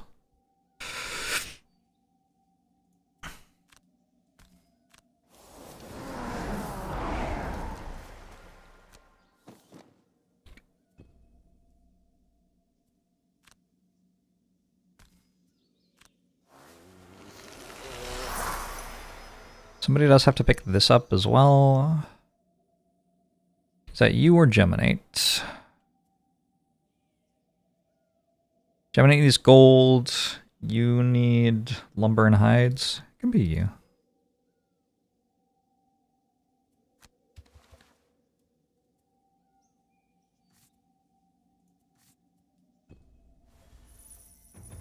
Hides, nice.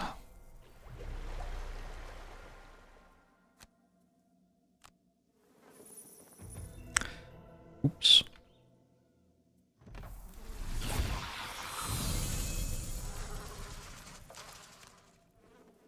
Still haven't gotten Shirker. Have to watch out for that next room. We are still doing okay on Slowpoke.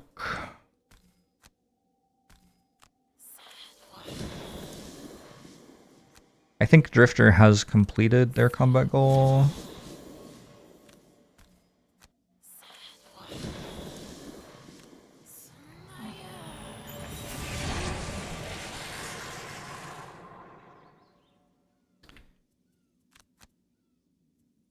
It didn't work.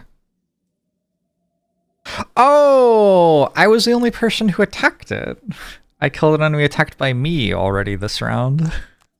My bad.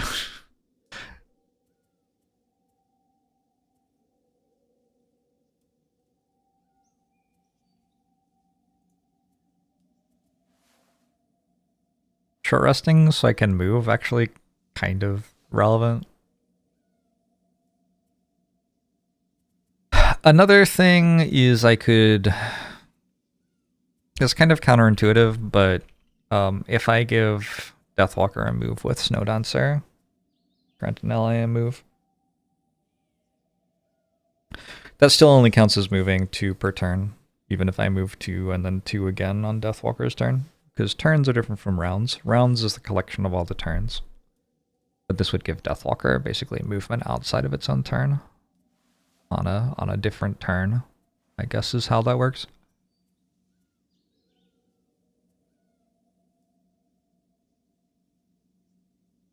Next room has 2 polar bears in it. I don't feel super prepared to kill them.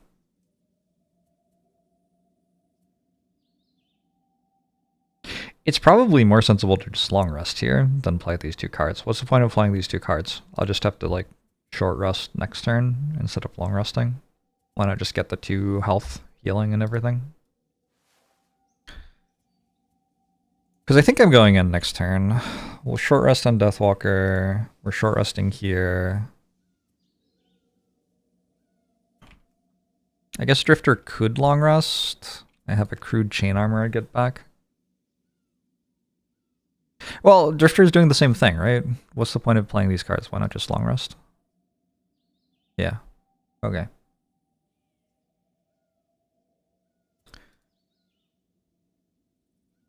But we're short resting here because we do want the 2 movement. With Slowpoke, it feels like it matters.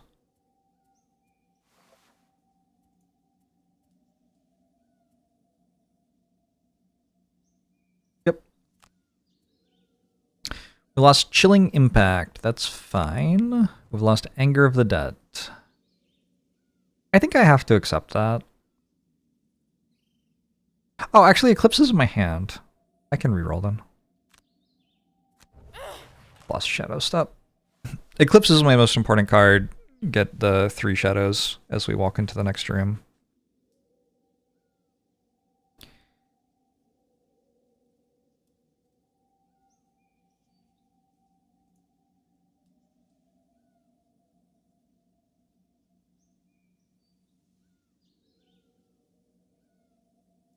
Just trying to work out how the next room works. I feel like... Oh. I can probably wound a lot of stuff next turn. Let's do Wave of Anguish, and I'm keeping Lingering Rot in case I want to use it 2 turns from now. So for the top half of a card, probably Black Barrage is okay. Wave Anguish just moves this shadow 1 hex. Is that even worth it? That doesn't seem that good. Why not just do something else with that?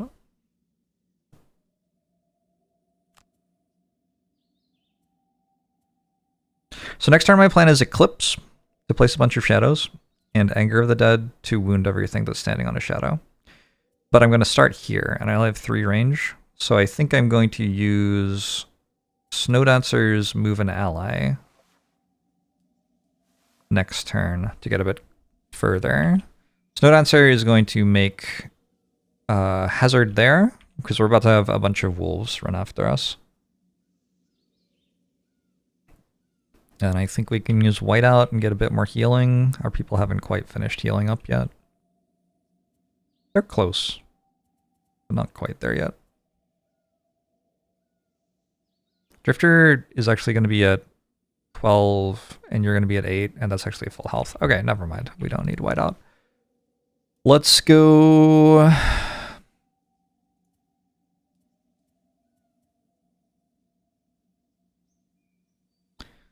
I've never summoned a Snow Fox before. What if I summoned a Snow Fox? We're in a very narrow corridor. I don't know if that's any good. Let's use Enticing Breeze. That one's whatever. You want to see the Fox model? Someday. Maybe. Or maybe not.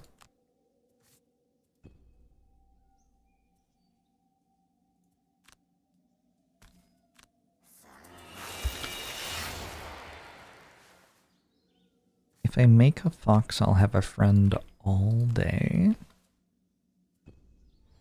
I think it will probably die in like 2 turns, is what I think will happen if I summon a fox. But hey, I don't know. Maybe you're right. Who could say? This mission where we fill the map with hazardous terrain, yeah.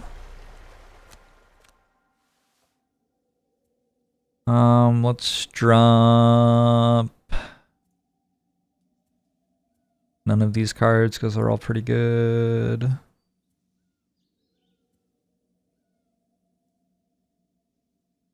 think I can drop Selfless Offering, probably.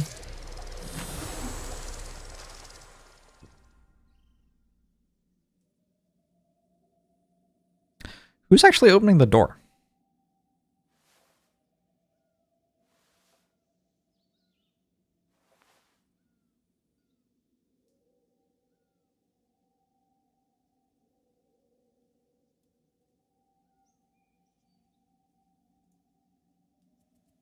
Such a good question. Drifter at 17 with shield and shield? That would work. We're unlikely to die. We just long rested. We have this. We have a helmet.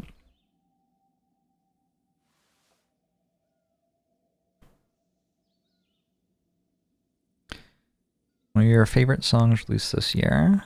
It's good that they keep making music. I do think music was one of the good things that we did.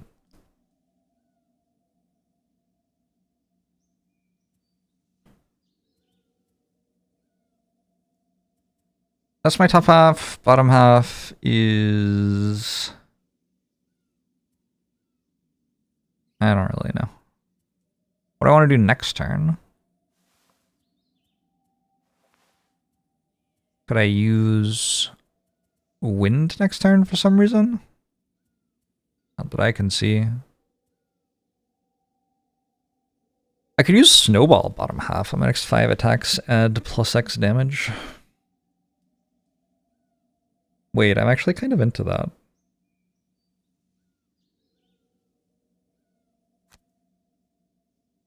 And then use Blizzard next turn? I'm losing a lot of cards, but also the main thing I want this character to do is to rest and make hazardous terrain. Question. If I leave, does the hazardous terrain leave? I don't think so. So I'd still have... 1, 2, 3, 4, 5, 6, 7 cards. How does Snowball work with AoE? I don't know, I've never used it.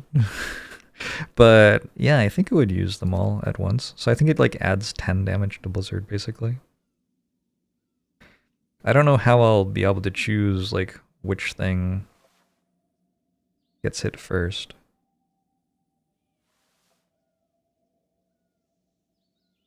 I do have take only short rests during the quest as a goal. Anyway, if that's at 23, Deathwalker can go... Oh, at either 14 or 86.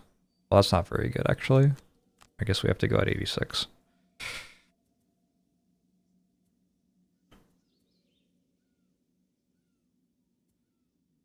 And Geminate, there's a Drifter standing right there, probably. I guess Geminate comes in kind of slow and uses Reckless Jab.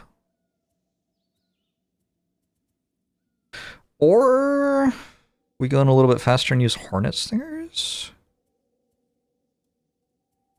Hornet Stingers, and then I can Reckless Jab next turn. That seems better. So I'll still go in at 72, but Hornet Stingers and Draining Pincers both put me in range form. It's gonna make it harder to Reckless Jab next turn. Okay, let's do Reckless Jab. Reckless Jab at 72.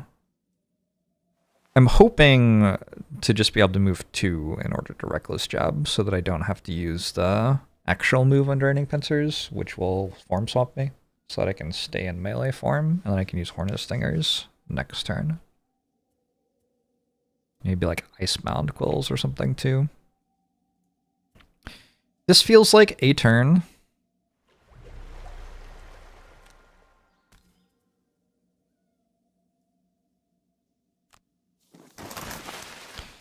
Just when you think you've outrun them, the howling starts again. You glance behind you to see the hounds emerging from the shadows of the forest, shaggy silhouettes coalescing into fur and fang. There are too many to fight, so your only choice is to keep running. They're using Rampage again.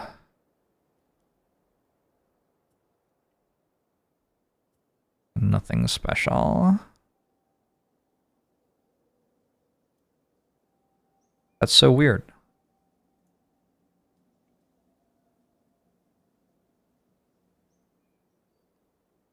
That is very weird.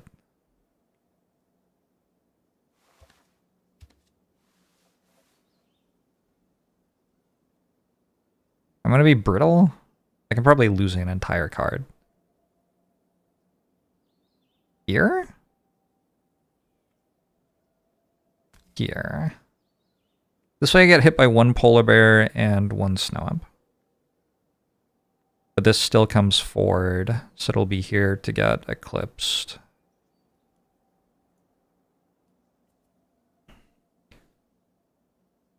I'm not quite stacking them all for Blizzard.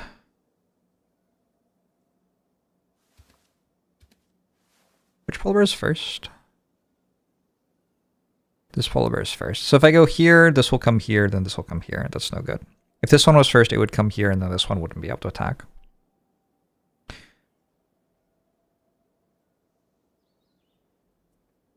Alright. I don't think I have many other options here. Does this have 3 movement? Oh my god, that's going to stand in the way of my Deathwalker. Actually, my Deathwalker is going to stand in the way of it.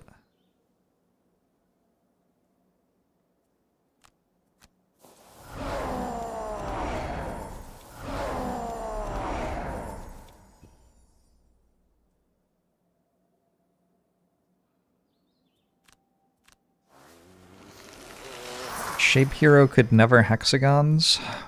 Maybe the DLC, yeah.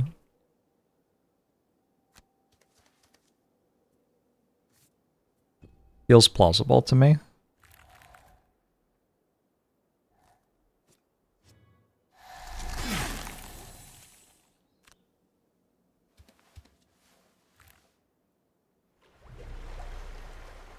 Oh, fascinating.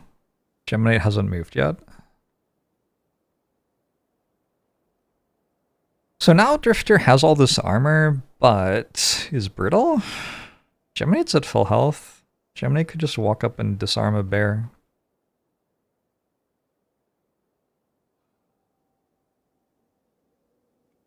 It makes Blizzard slightly better next turn.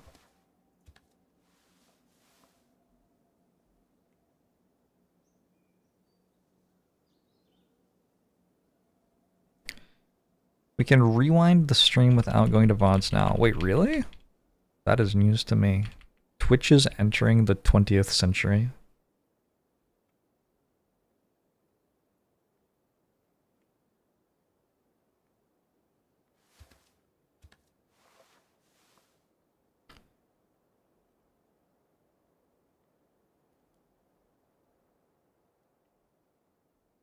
Actually kind of missed with Eclipse. All right.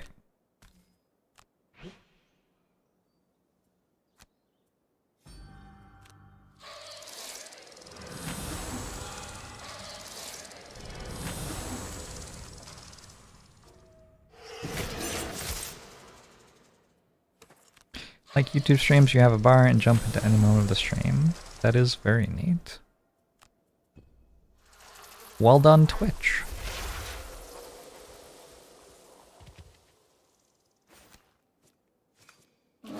It's a brand new sub-only feature.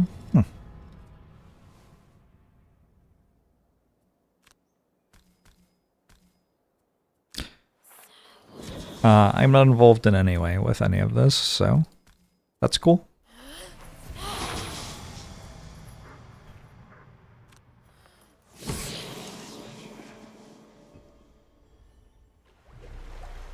Alright, how do I Blizzard? It also confuses them all. I can go at 21, and that way I also get to heal Geminate, which seems like a good idea. Geminate, meanwhile, can, like, walk backwards and then Scarab Flight seems pretty good. I like the walk backwards part. I don't have any health.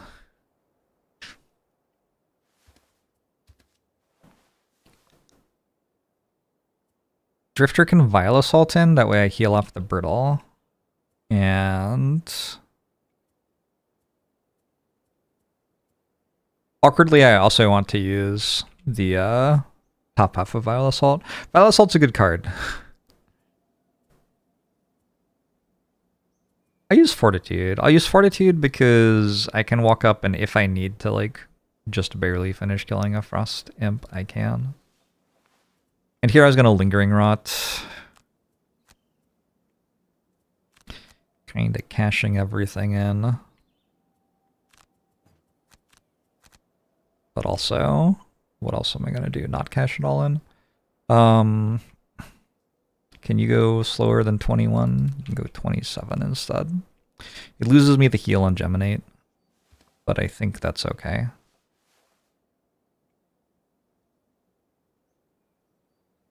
So that I can poison them all before the blizzard happens.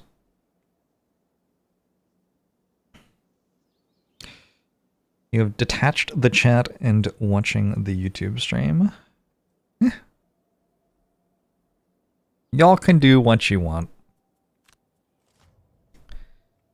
There are hounds behind me. They are starting with Harrowing Howl. Stomps are using their Dark Charm, and Polar Bears are hitting me with a Calculated Strike. Oh, I forgot to write down that they used Rampage. What did the Stomps do last turn? I don't know. Maybe nothing special. Doesn't really matter because they're reshuffling.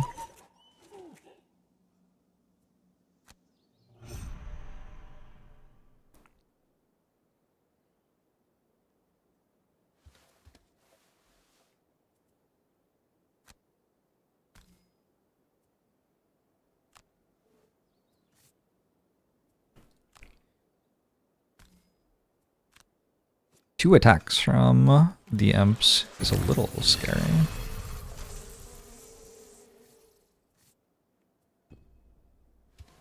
Oh.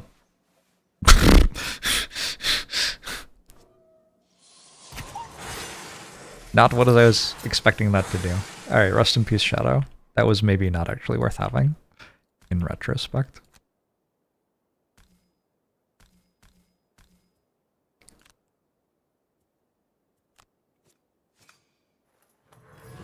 Good kill.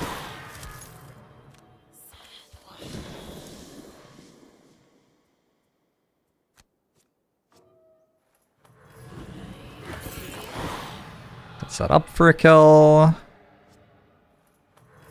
Good hit. These are hitting for 60. Sorry, only 6. Okay, that's better. I don't know why I just said that. Deathwalker needs to go on walking toward leaving, probably. Seems right.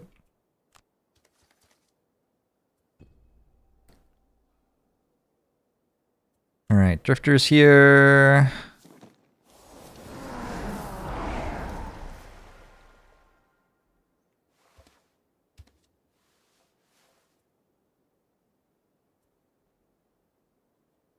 I have lifting gust that pushes something 4. To be honest, it kind of feels like I shouldn't even use Blizzard.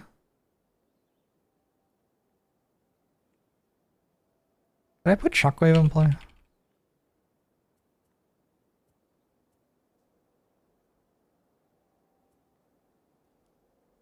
I have to kill an enemy attacked by any of my allies earlier in the same round. I'll do this.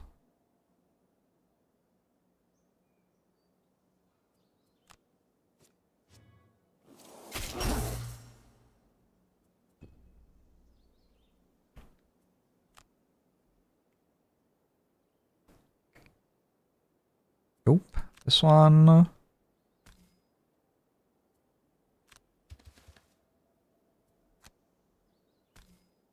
Alright, how do I decide what this is doing?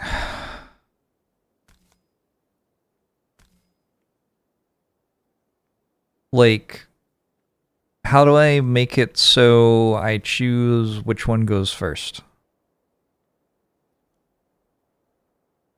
At the moment, I'm getting +1 attack on this, +2 on this. No, +1 on this. Plus, what? The second for 2. So +0 on this, +1 on this. +2 on this, +3 on this.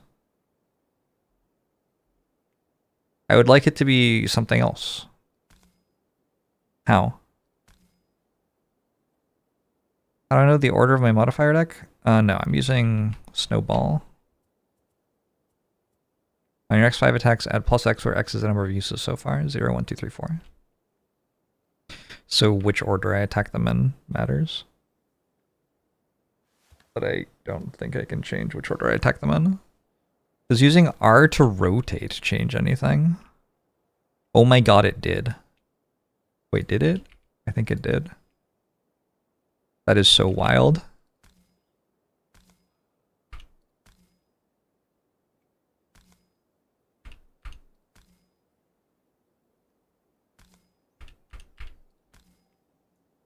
I'm just pressing R different numbers of times and clicking. I don't know, maybe it didn't actually change anything. What if I like click there and then click here?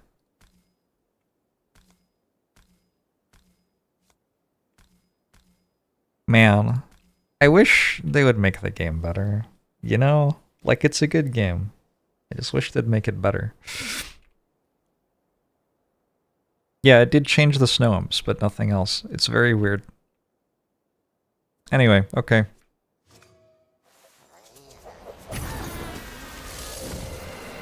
You know what? It worked. It's a pretty serious functionality. Yeah, there are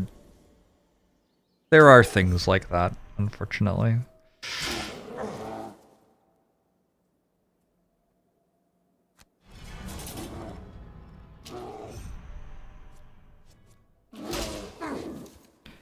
Question.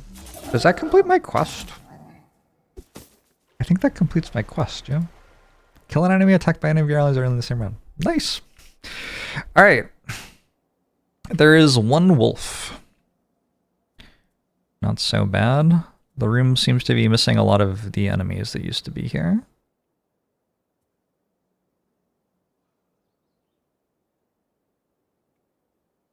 I think I'm just gonna like reshape the guys and harvest the essence, just try to like walk out.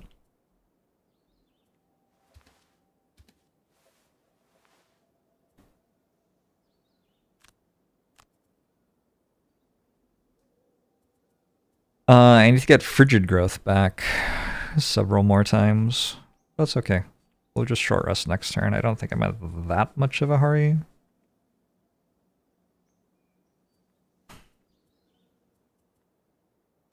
This worked nicely. I think I'm going to try to learn to be a little bit more aggressive with cards that are lost on use.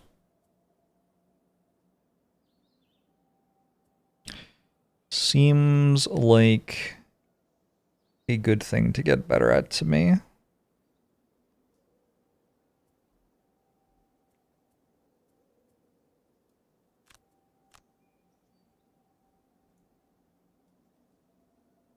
Hopefully Drifter can finish killing this. Oh, is anybody like...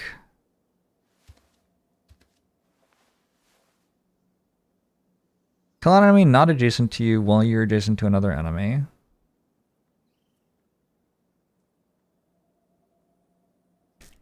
Kind of the only way to do that is to kill this hound.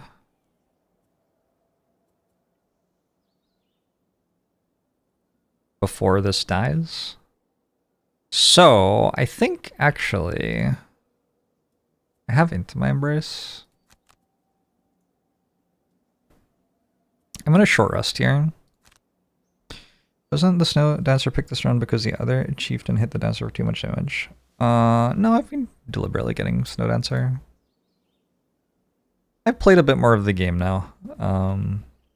Snow Dancer seems better than Frozen Fist. That is my hot take.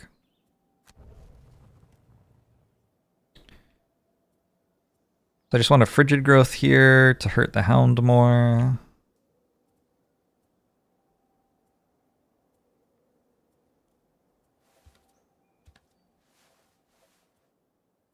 And I guess Whiteout to like heal Drifter a bunch. Seems like a good idea.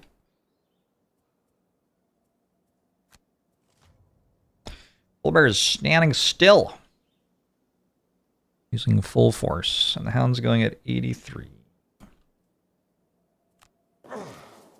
Ouch.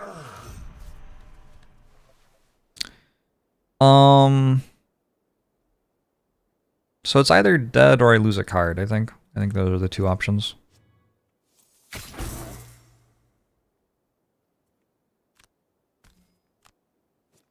It's dead. Okay, well now I'm going to need to beat the hounds by other means. Sorry, the thing I'm talking about is my combat goal here. I need to be next to an enemy and kill a different one. Just got somewhat more tricky.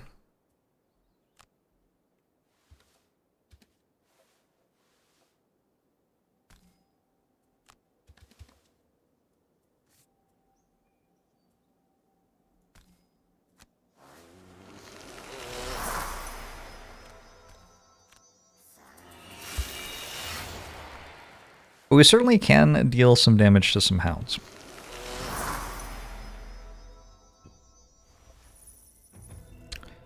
Some more gold. Deathwalker only gets to move 2 tiles per turn.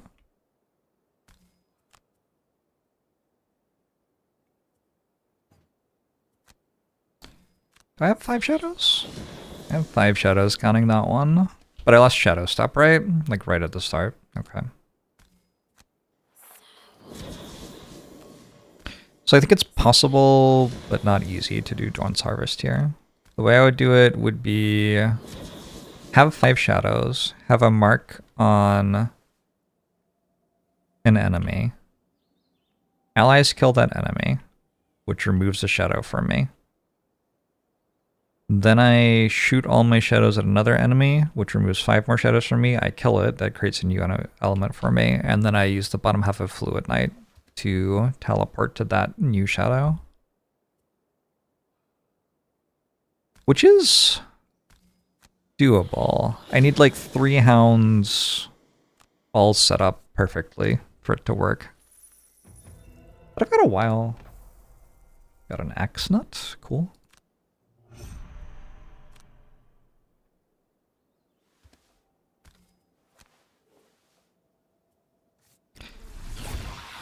I think Dancer's the better pick too. Honestly, I think it's mostly just that at +3 difficulty, Hazardous Terrain deals more damage. Like, the more difficulty you're at, the more damage Hazardous Terrain deals. So it's like damage you can deal, which is scaling up with the fact that I'm at +3 difficulty. I think that's a huge part of why I'm liking the pick more.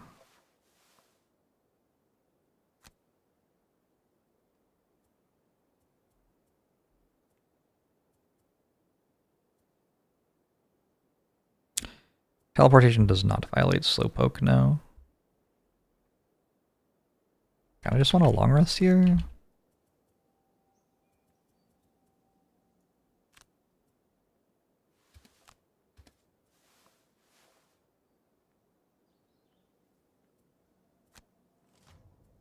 Town's moving at 26.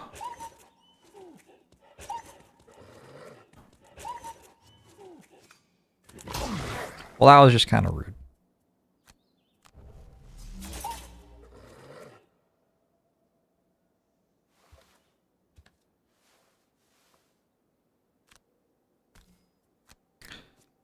Just kind of unkind.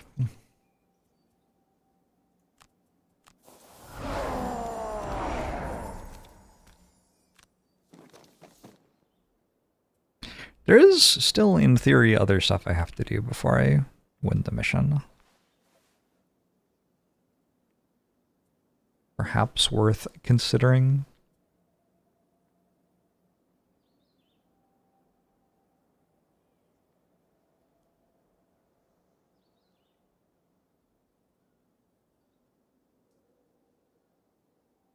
Hounds have retaliate?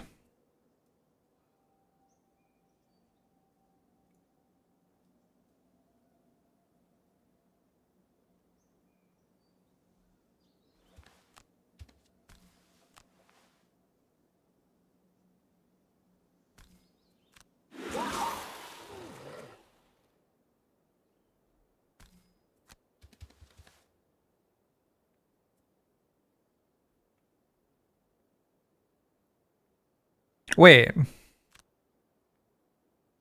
Oh, I have a snowball still. This is the +4 in snowball. Let's maybe save that for next room. Honestly, never mind. Let's use it now.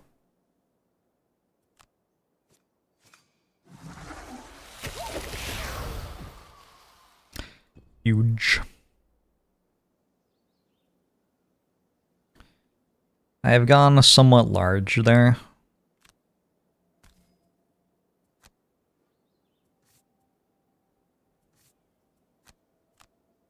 I shouldn't really need to pick this loot up because we're setting up loot farming further up the map. But I don't see much reason not to pick it up, I guess.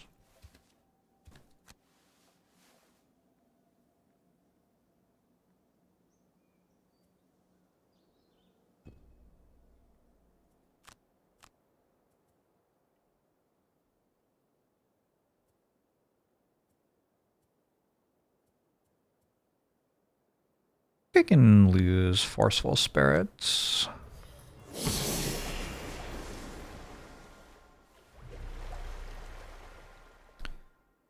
Short rest here.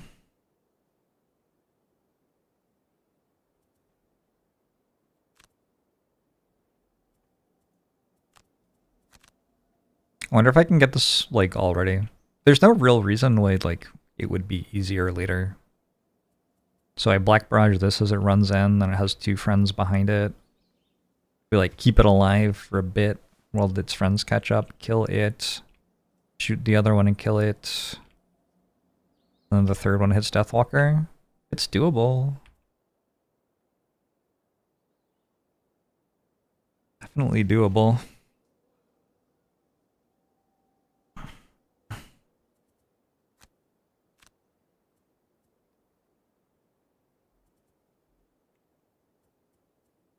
Just long rest here, I think.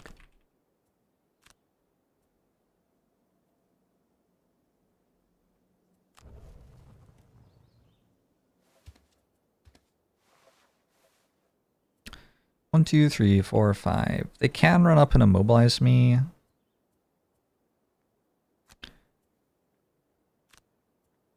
That would be too bad. They ran up and immobilized me. Unbelievable. Oh, they didn't move far enough. Lucky. That was the griffing teeth that I repeatedly mentioned would instantly lose the campaign, yeah.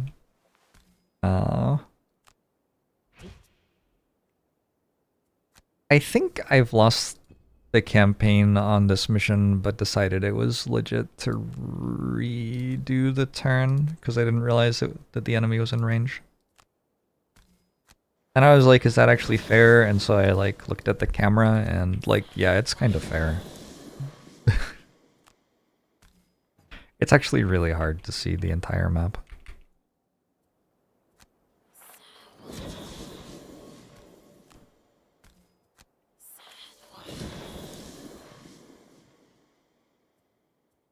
Don't care about the other shadow that much.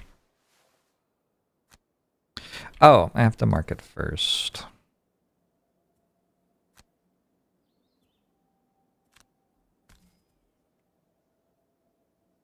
Maybe I'll mobilize it for a second, too. Immobilize doesn't work on polar bears, so this is kind of the only enemy I can immobilize.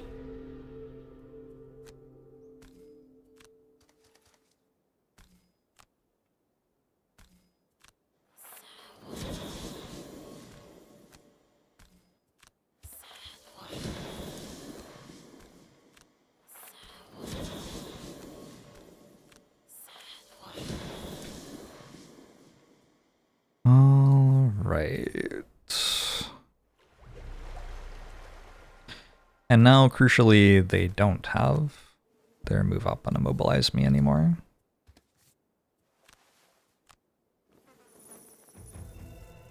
Hide Aravine Lumber.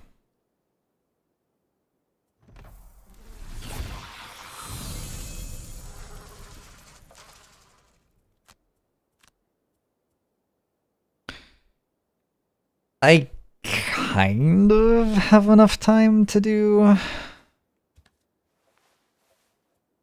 my quest. And the quest with 1 use left to 4 persistent abilities. Like, kind of?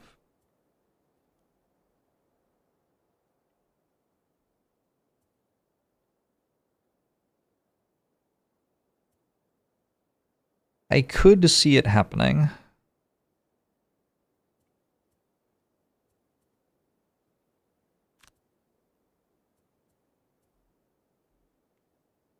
If I play Shockwave and Sustained Momentum, I have 1, 2, 3, 4, 5 other cards left. So I'm doing it in 6 turns of combat. That is hard. Yeah, I don't know if I can do that, actually. I'd be using Fortitude to get the uses of Shockwave done, because Shockwave's never actually going to proc. I don't have a situation where there are 2 enemies next to each other anymore. At least I don't think I do. But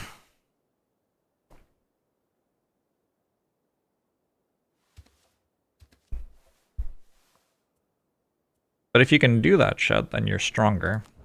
I don't know. It's a weird game.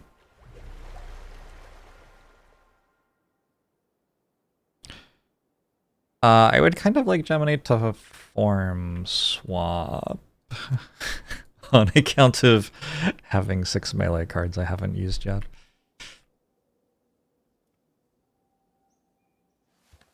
We're down to 6 cards here, so we get like 1 attempt at it, basically.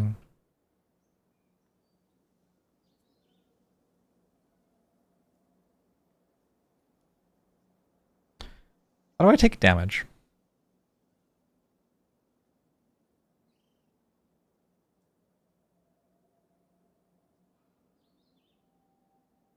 I guess next turn I go at 96 with Anger of the Dead.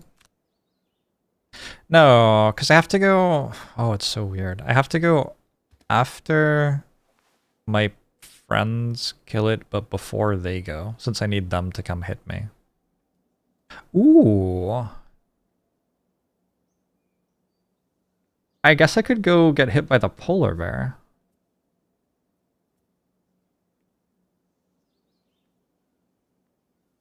That actually seems kind of plausible.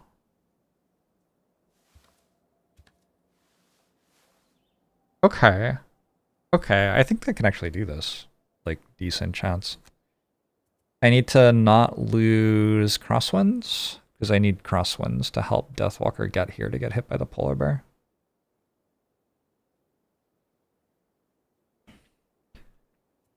And then somebody has to go... No, because the entire thing is I'm opening the door, right? So I can go at 96, which means I'm after my party members.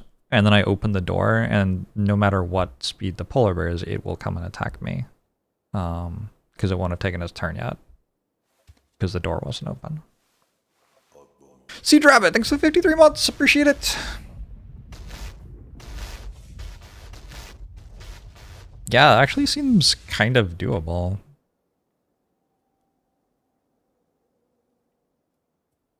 Exciting.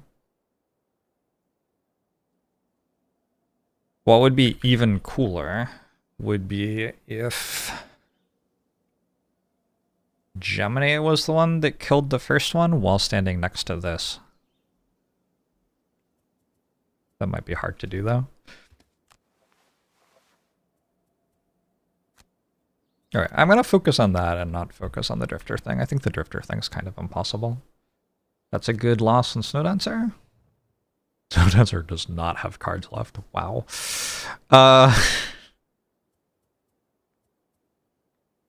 It's fine. We don't need to do very much more.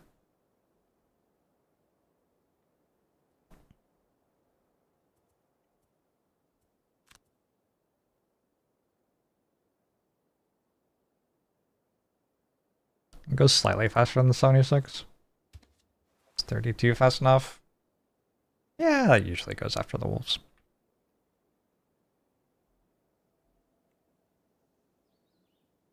Although I'm just like out of range of them anyway. It doesn't even like do anything.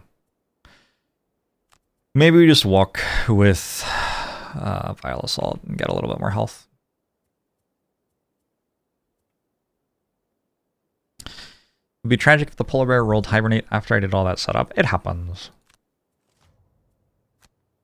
Like, it's hard to get everything to line up on this. It is known.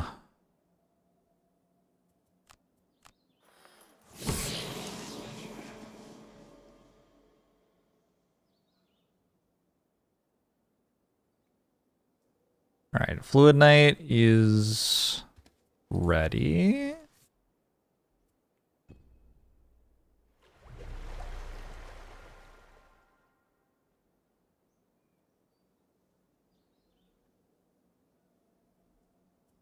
I can do this to form swap on Gemini, which is pretty good.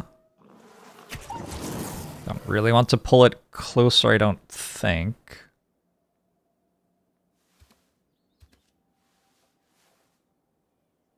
I do have to kill this with the rest of the party next turn.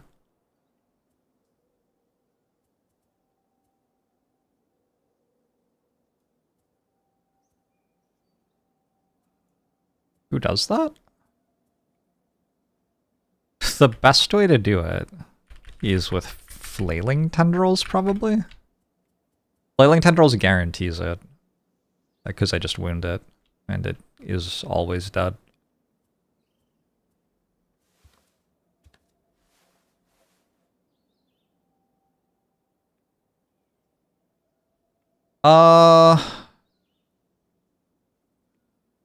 And then from here, I'm channeling 4 shadows, so 1, 2, 3, 4. Ooh, I don't have enough range from there. And from here, I'm not opening the door. Uh-oh. Alright, how slow can I go?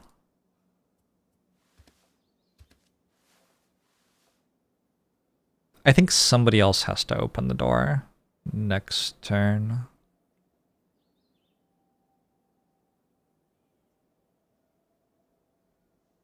Seems kind of impossible.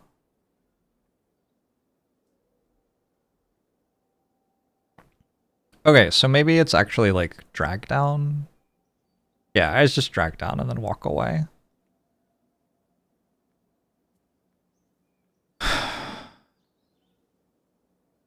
Wait, I can just pull it. That's what I was just talking about. 1, 2, 3. Oh, and it's also this one that I'm attacking. I was trying to hit that one. That's fine. Geminate's killing that one. All right, never mind. Never mind. We're good. Again, I think.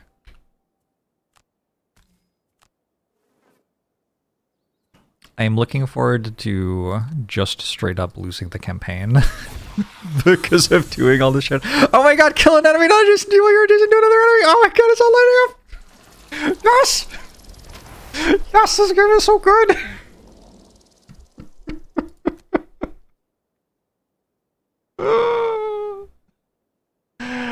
Oh my god. All right. Okay, I gotta calm down.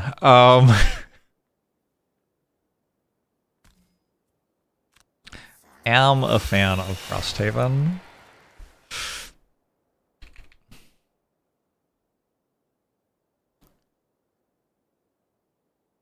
Oh, I can just walk Deathwalker over that hex, actually. I don't even need to fuck around with the polar bear.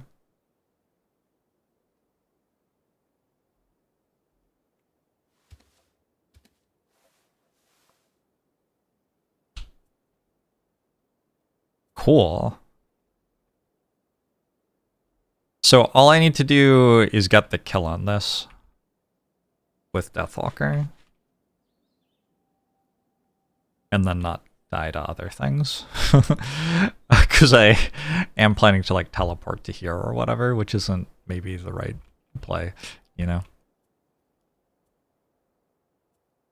I can strengthen you? Okay, okay, okay. This is just all... This is not even, like...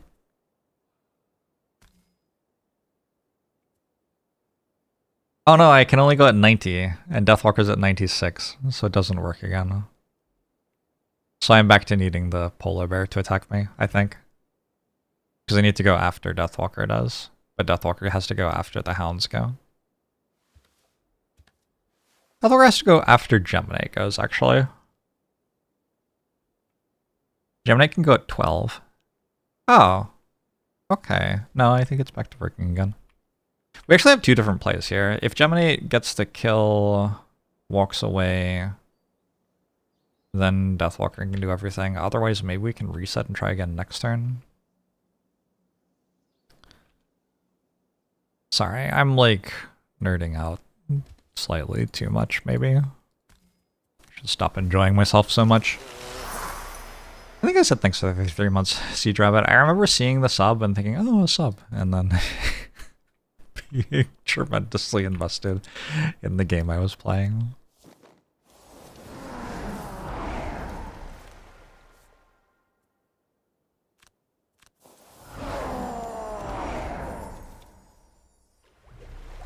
So, Geminate goes at 12 with drag down.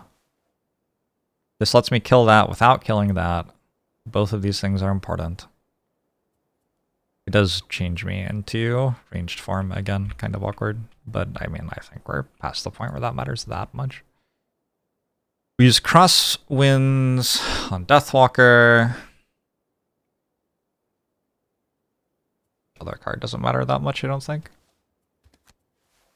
And Deathwalker uses Anger of the Dead and Sunless Apparition. Sunless Apparition just to move. Moving goes here. Deals me damage. Teleports me to there. Can I get out?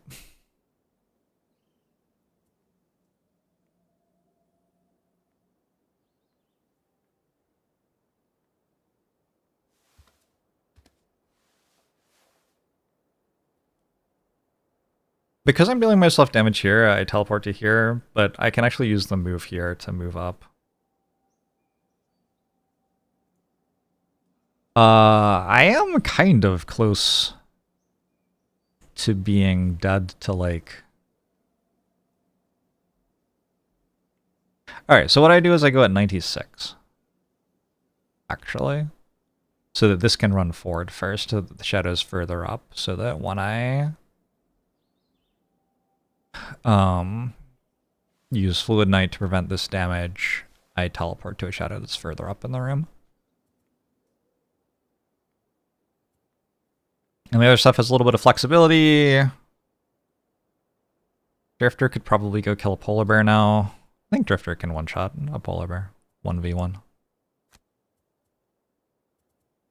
I don't know. We'll see how the other stuff's doing. And if it's going well, we might head into the room.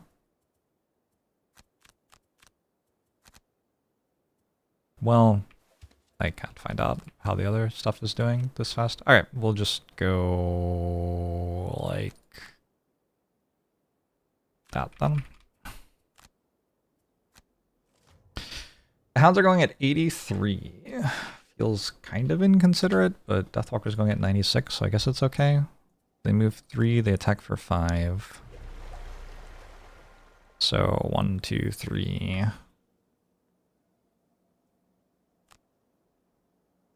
Geminate will be getting attacked for 5. -2.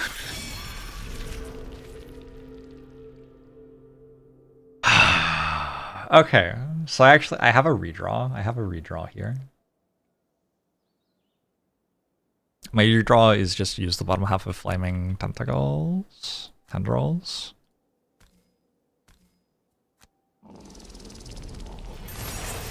So this will still be dead before Deathwalker's turn. I just realized Deathwalker has to use that shadow. So I do need to move Deathwalker forward. I didn't realize that this entire time. I need Deathwalker to be standing there to use the shadow with Anger of the Dead. Which is fine. I have the ability to do that.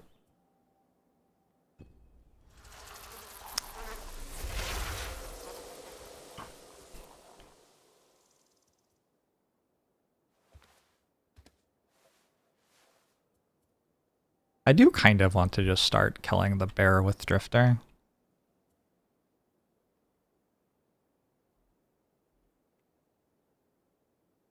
Somebody's got to do it. I'll wait till next turn. Let's get a little bit more health. It would just kind of be nice for the bear to be dead so that we could escape. No matter what happens.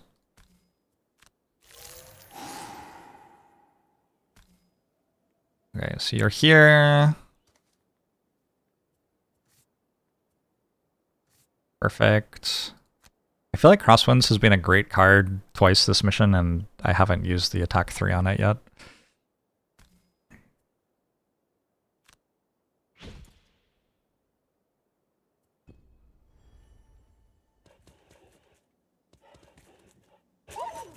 Hey, Karad!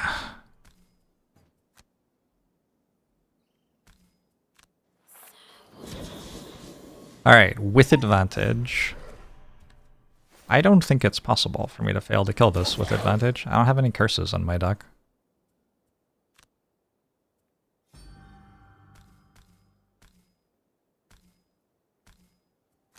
You remove 5 more shadows. Oh, I also have a spyglass. Channel a shadow. And I walk here. I use Fluid Knight to prevent the damage by teleporting to and removing a shadow. That is the second time in my life that I have successfully made Dawn's Harvest work, I think. It just doesn't work very much.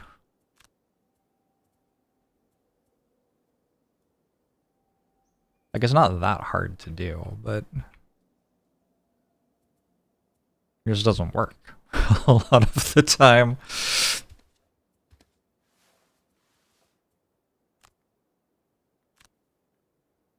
Yeah, I think time for Drifter to start killing a polar bear. So now the tricky thing is Deathwalker has to walk out of the mission somehow. That was a casual 14 damage attack. Sometimes it do be like that. I have Scarab Flight, Mind thing. I think I have to reroll this.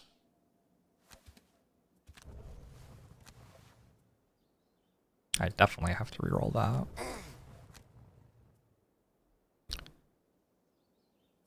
I can lose that one.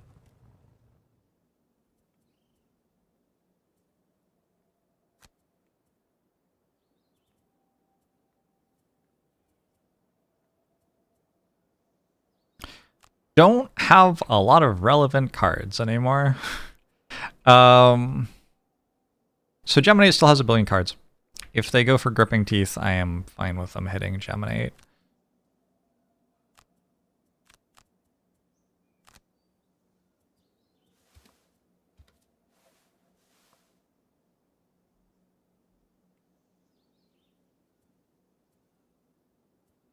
Scarab Flight actually potentially pushes it back into the hazardous terrain again.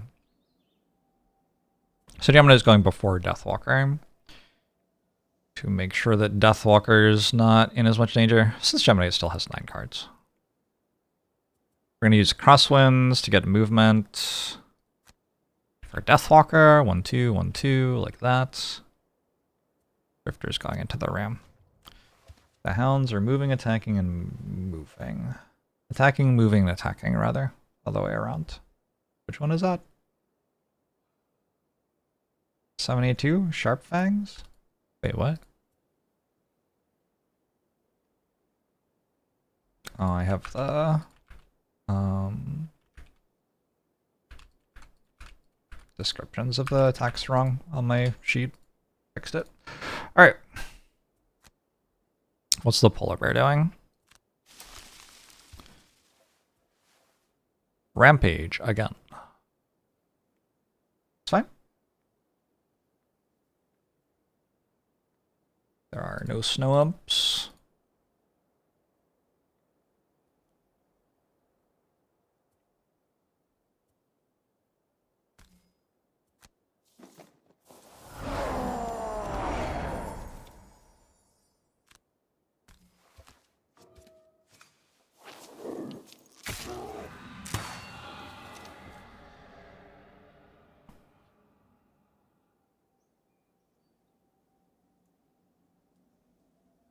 So I wanted into my embrace so I could swap forms on Geminate. Also, that's enough that it's just dead, I guess. Oh, I didn't get Shirker! Because I rolled the -2 on drag down.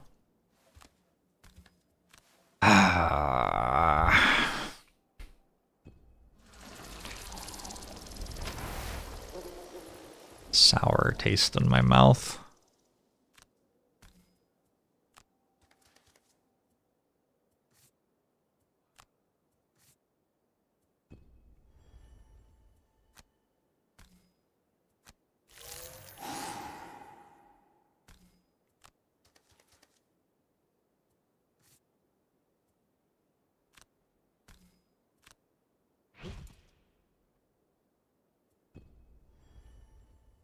Alright, come fight me.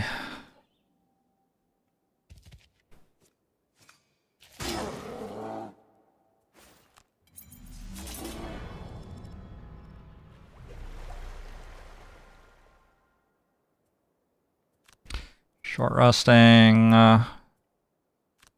Moving.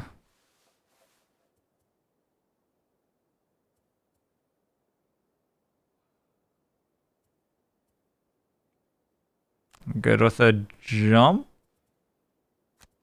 Get me out of here. Then I guess it's time to short rest here probably. Oh no, I can frigid growth after the other 2 or 3. So I get this choke point covered.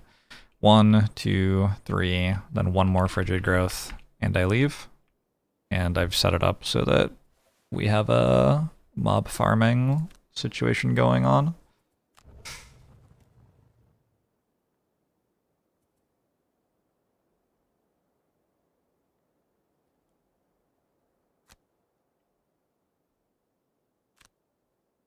Who's actually doing the standing around mob farming? Geminate?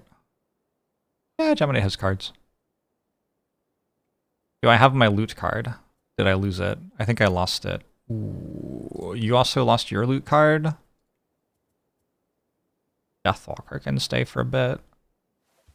I need 5, 6. I only need 6 more loot cards. And one of them's in the polar bear. So I don't have to stay that long. Deathwalker was trying to loot 8 lumber. There's 2 lumber left in the deck, so that's worthwhile, yeah. Did it use Rampage again? Something's wrong with the polar bears. The polar bears are not okay.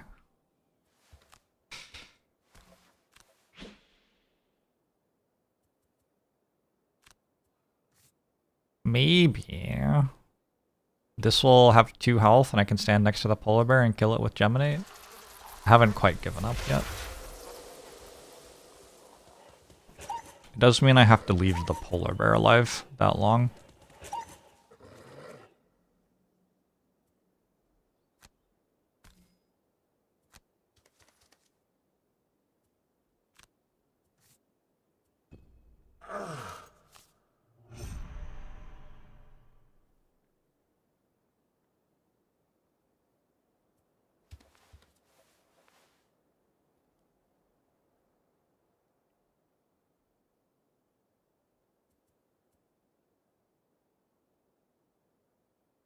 The down arrow is pull, I think.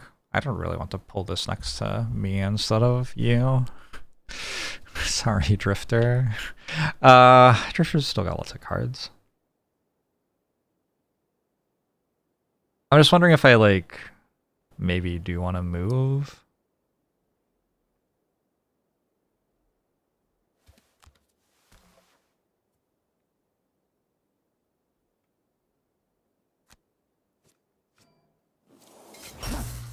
Nice hit.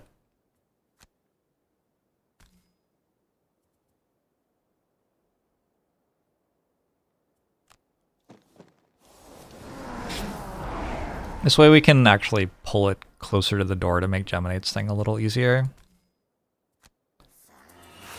Arrows make more sense of paper because down on a card would be towards you. Okay. I see it.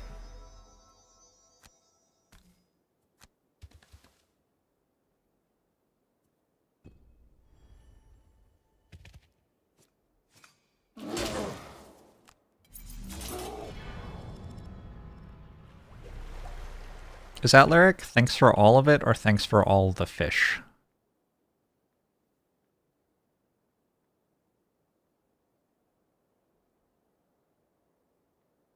I don't see how I get next to the polar bear here, unfortunately.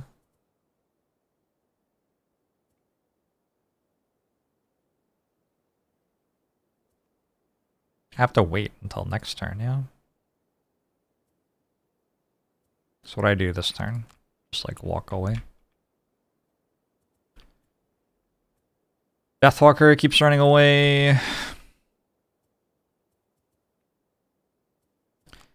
You need to make one more hazardous terrain. You need to do a better job of killing the polar bear. Fewer crit misses, maybe.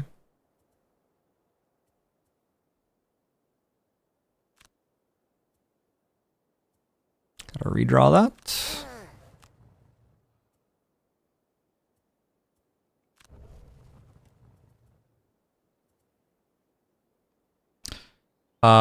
The teeth only moves 4, so I'm safe from that.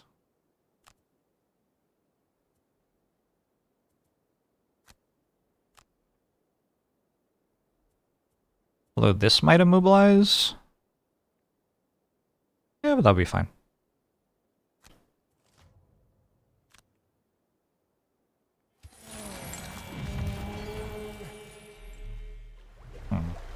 Interesting. I can't leave until the polar bear's dead. Like, It's kind of an issue right now, actually.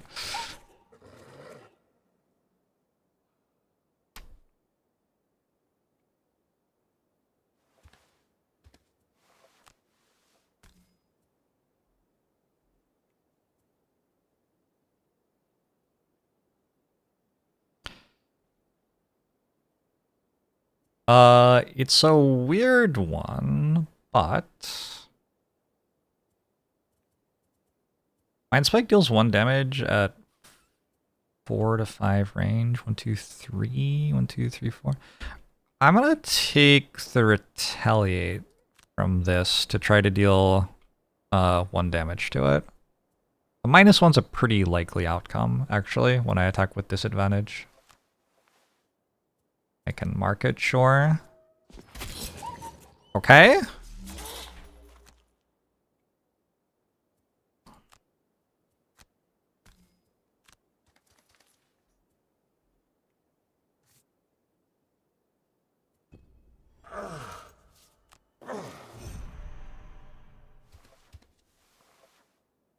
How much Retaliate does it have? 2. Like, I don't love that for me.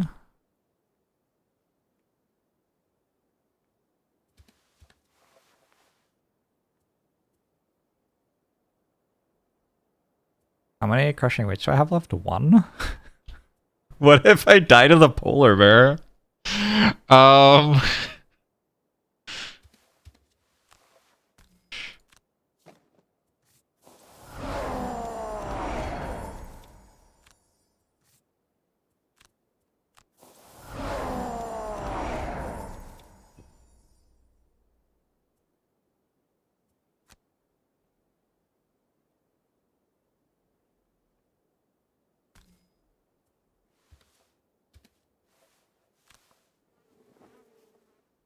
Does Deathwalker have Wave of Anguish Cell? Yeah, actually, I can move the shadow that this makes next to the polar bear and hit it with Fluid Knight next turn. That's pretty good.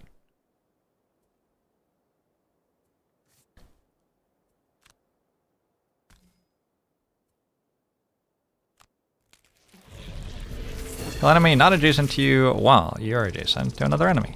Shirker is done.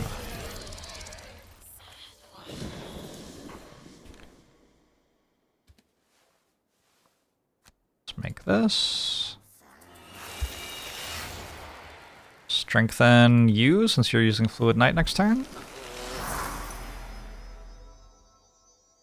And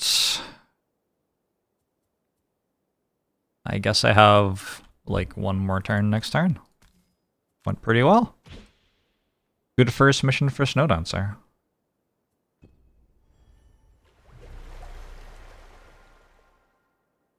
I kind of want a long rest.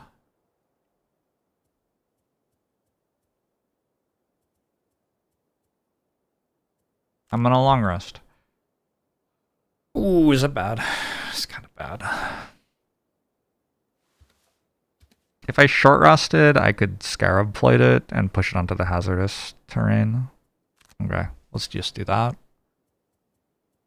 The problem is I do start to run out of ways to swap forms, right?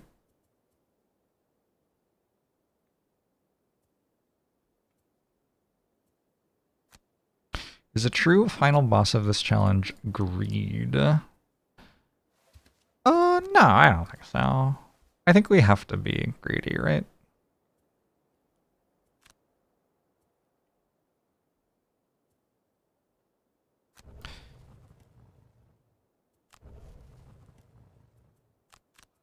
Just trust me. No, it makes sense though. Just trust me.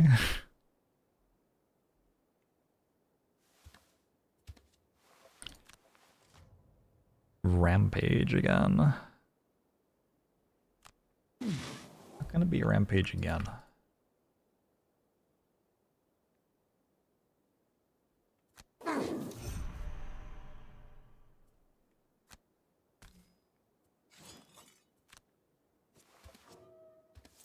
Okay, slightly better than a crit miss.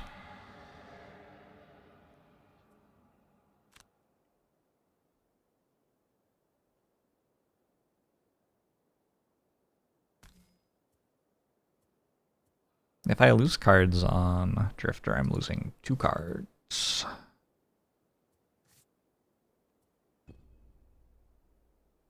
Probably it's just dead already, yeah.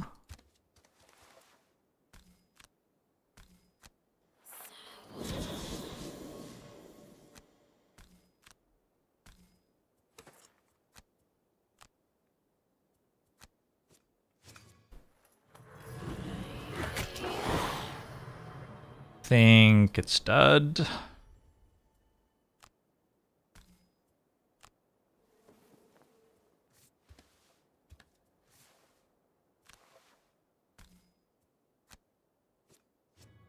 Nice. So there are 6 cards left in the loot deck.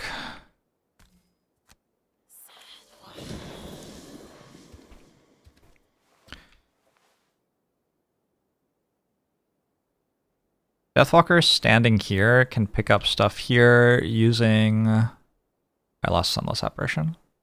When did I lose Sunless Apparition? Shit.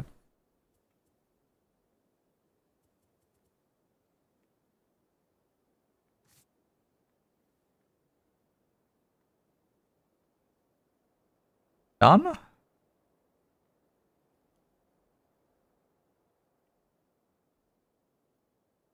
Geminate still has all these melee cards.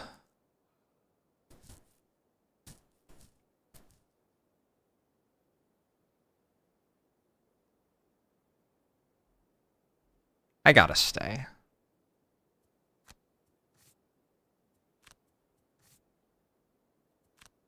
The thing is, I keep on losing campaigns by like 2 damage. So if I can get 1 more item that gives me 2 more damage, instead of losing the campaign, I don't lose the campaign.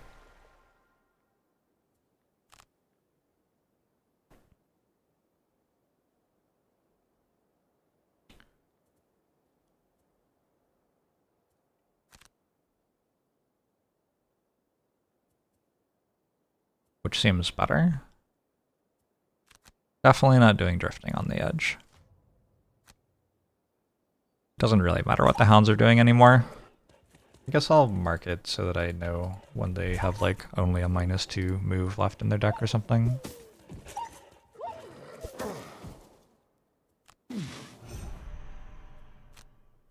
Got 3 loot right there. Drifter could also get the loot, but Drifter doesn't need loot. Drifter just needs experience from missions.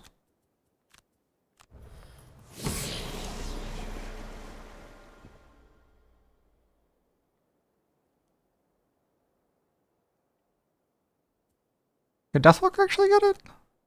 Maybe. I still have Fluid Knight.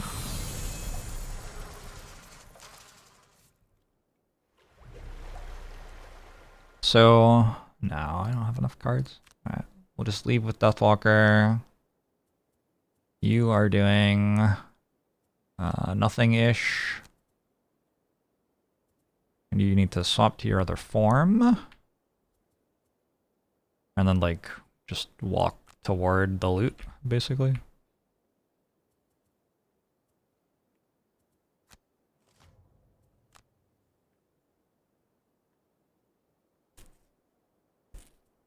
I need to work out how to make my Hound Grinder have safer loot recovery.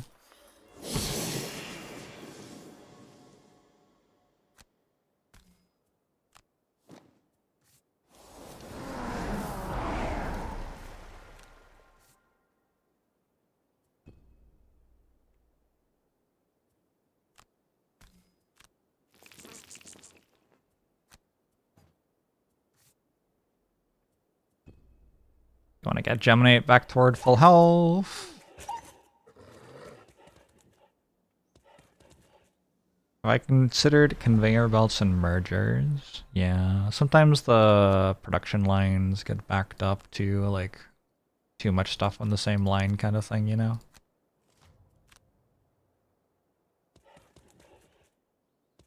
Alright, important to note that Gripping Teeth isn't in their deck right now. Like, nothing else really matters. But them not having gripping teeth means it's safe to go grab some stuff, probably.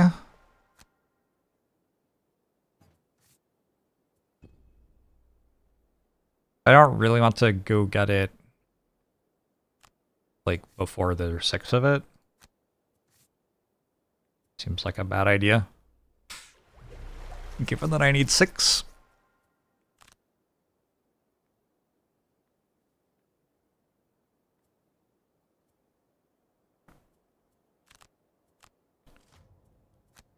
Alright. Pack hunting means there are duck reshuffles.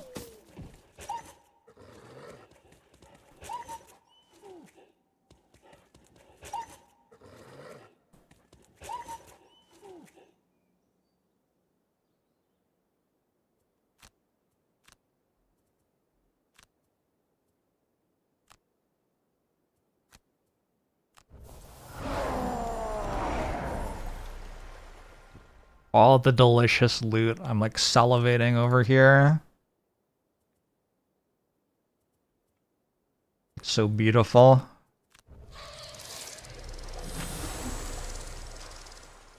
What people imagine when they say you should step on Lego. Maybe.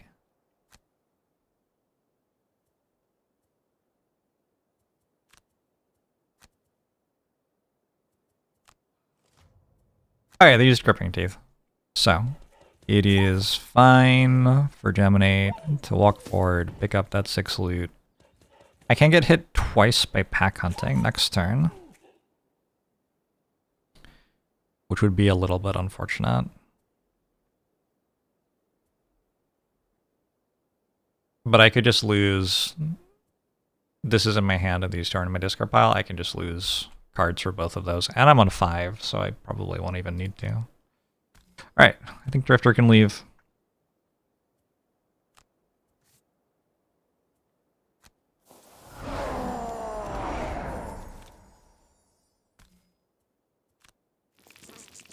Ow.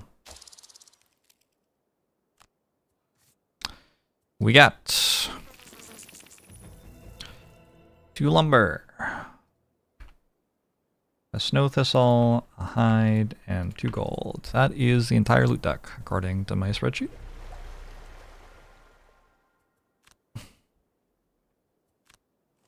Actually, we go before pack hunting anyway.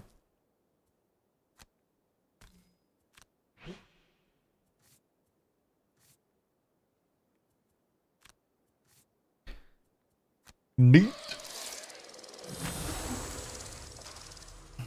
Victory.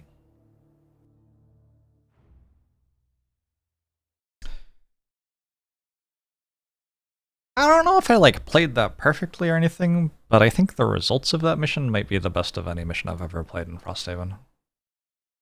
Every combat goal, 1 mastery, and the full loot deck. It's kind of hard to imagine that I've done better than that.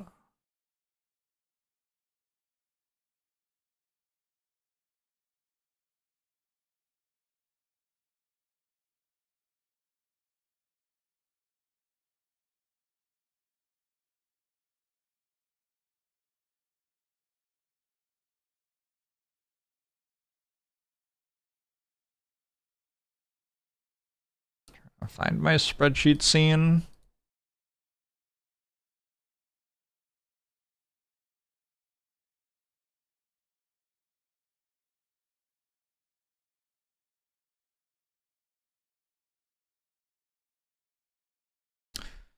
Red and white.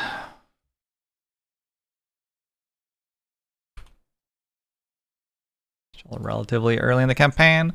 We brought a Deathwalker, a Drifter, a Geminate, and a Snow Dancer.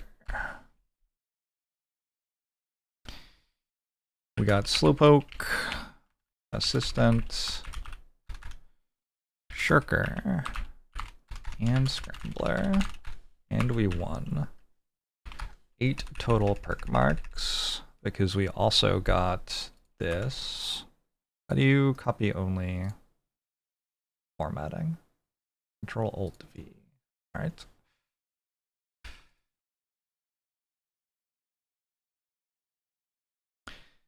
That was pretty good. If you look at perk marks so far in the campaign now, we're at 1623, 1621, 22. Oh, damn. 22, 28. Damn. I got 16 perk marks in one mission? Excuse me? What do you mean? Comments GG, fuck you, past Jorbs. Alright, I guess I got like one heart of ice where everything worked perfectly for me. Fair enough. How's that possible? It's not actually 16 perk marks, it's like 7 perk marks plus 3 masteries. I'm counting the masteries as 3 perk marks because they're like pretty similar. They mostly do the same thing as getting 3 perk marks. Alright. Drifter is not retired yet. This will take a while. We got a lot closer on Geminate. 32 out of 100. We were at 4 out of 100 before the mission. I barely got any lumber. I don't know if I got any lumber actually on Deathwalker.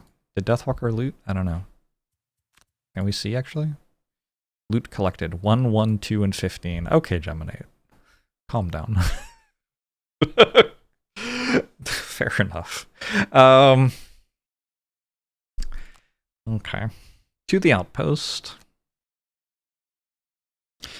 Someone said the Drifter's persistent card experience is bugged. Yeah, it is. I don't know how, but it is. The pack is far behind you now, their snarls and barks fading far into the distance, and so, finally, you let yourself slow to a march. The cold for once comes as a reprieve. You let it wash over and steal away the heat of battle, evaporating your sweat and taking the sting from your wounds. For a long time after that, you march. The valley extends onward into the icy expanse of the north, finally opening into a vast field crowded with towering spikes. It looks almost like another forest, huge frozen pillars all gathered together, but these are no kind of tree you've seen. They are raw, frozen obelisks, enormous ice spears shot forth from the ground like huge monuments to some forgotten god. You doubt this is what Satha was imagining when she sent you this way, but these things can't be ignored. You scan the horizon and notice that deep in the expanse one structure stands apart. Larger and darker in color than the others, it's less a spike than a spire, and it rings over the landscape like a lord's keep. You have the choice. You can either march to the massive spire or opt for a closer target. You do notice one not too distant spike that does look a little curious. It is shorter than the rest, but also wider. It might be worth a cursory investigation before venturing too deep into this unknown field. Lumber hides, some stuff's unlocked, cool.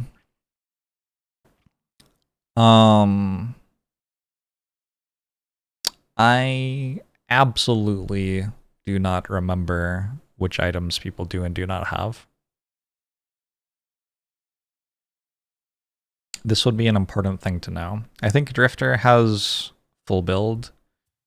I think Geminate has leather armor and a thing, like a necklace. It really feels like you should have more stuff, given that you have been on this many missions and looted this much. Well, we can certainly build shoes if we don't already have shoes after that mission. I have 0 metal.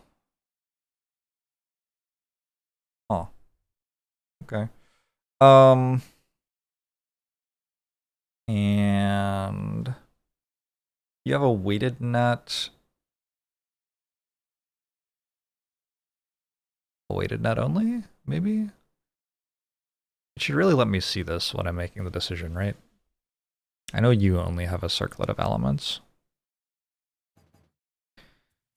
So, there's no harm in giving you... I'll give you a lumber. Snowdancer is also trying to become a merchant, so resources onto Snowdancer just kind of makes sense. These two both want loot on missions too, but they don't actually care about getting materials. This one wants a lot of gold. This one just wants to loot lumber, but I don't get anything for giving lumber to the Deathwalker. It has to find it on missions. No metal on that mission's loot deck, yeah. I bet that Spire actually is a reference to Slay the Spire. Because, like, it also has, it's a 3-mission chain, like 3 acts. I think it's deliberate. I don't know. There's probably, like, been a question about that at some point where it's been answered.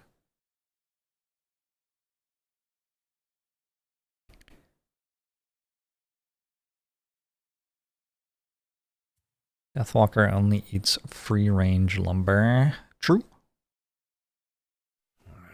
Damn White Oak. They Oh. cost half a budget and still expect us to stay alive. Captain Olmsted is stomping around. This is a cool event. He We get to get a level 2 punctuates his barracks. frustration by knocking a I don't know if it does weapon to the anything, floor. but Upgrades to the barracks can mean the difference of lives in this town. And could we're they? stuck filling Maybe. requests I don't know. Months to get through the pass and back just to have their stupid red rejected stamps. Oh my god, he's so angry. He stabs it through the straw belly of a practice dummy. This seems like a bad time to ask. So if there are any angry. Jobs posted. Offer to cover the cost of upgrading the barracks yourself. So we need to give $10. I guess the problem is Geminate's the only person with money mostly. The Geminate needs to get 100 gold. Yeah, it's fine.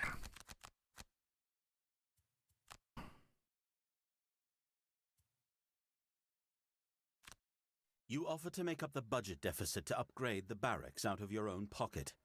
Captain Olmsted's eyes widen. You mercenaries are not nearly the scum Sother thinks you are. I'm going to tell her right now. Thanks. Thanks for the compliment question mark.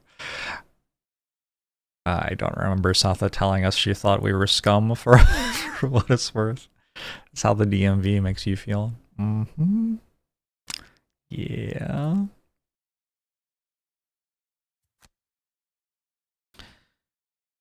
So one more prosperity to upgrading a craftsman. That's kind of cool. Because we got an extra prosperity from the barracks upgrade, I believe.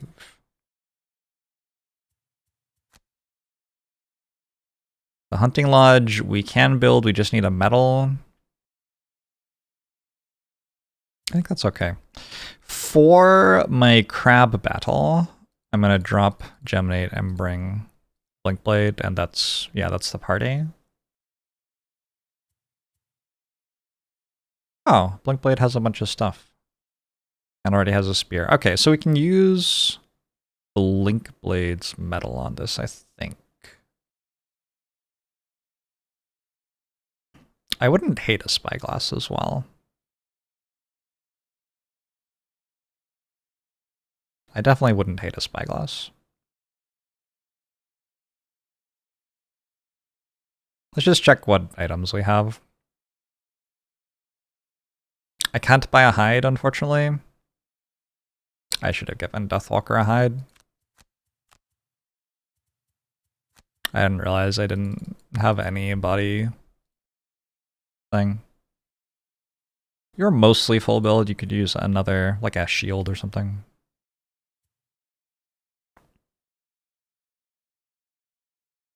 Yeah, I guess it's fine actually, because Snowdancer gets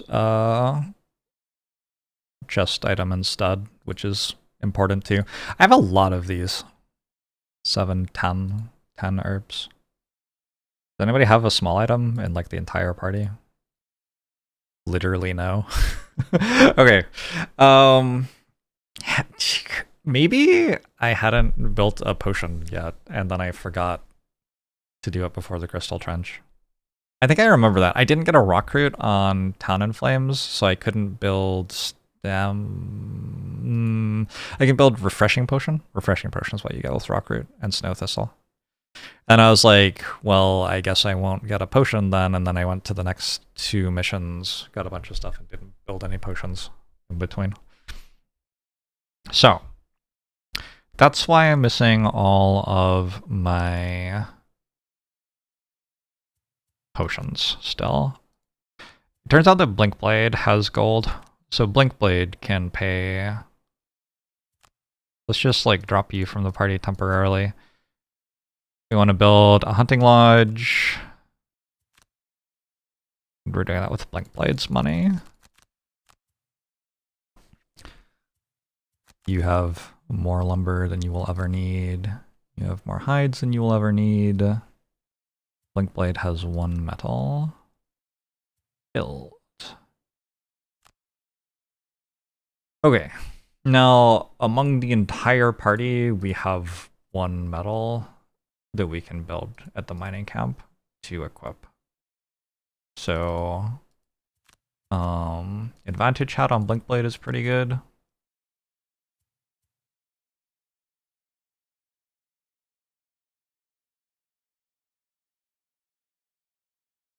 Yeah, that might just be it.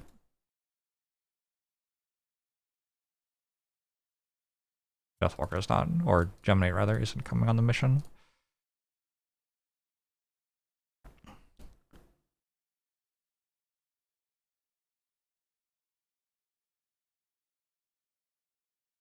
Okay, I think that's fine.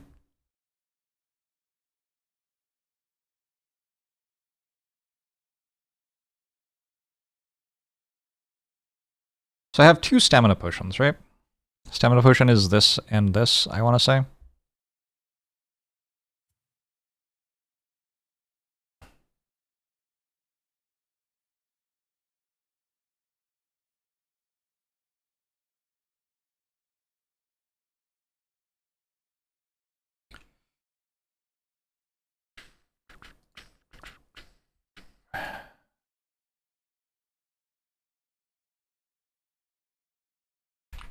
I just realized that I should have this written down on my spreadsheet, so I'm making a tab for it.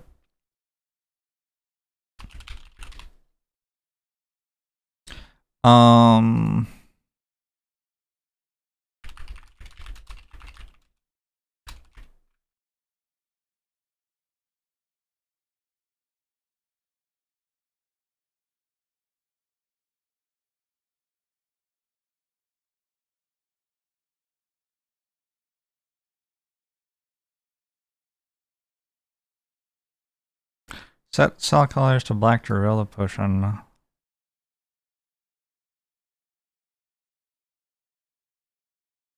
Oh my god, I can't work out how to do it. Sorry.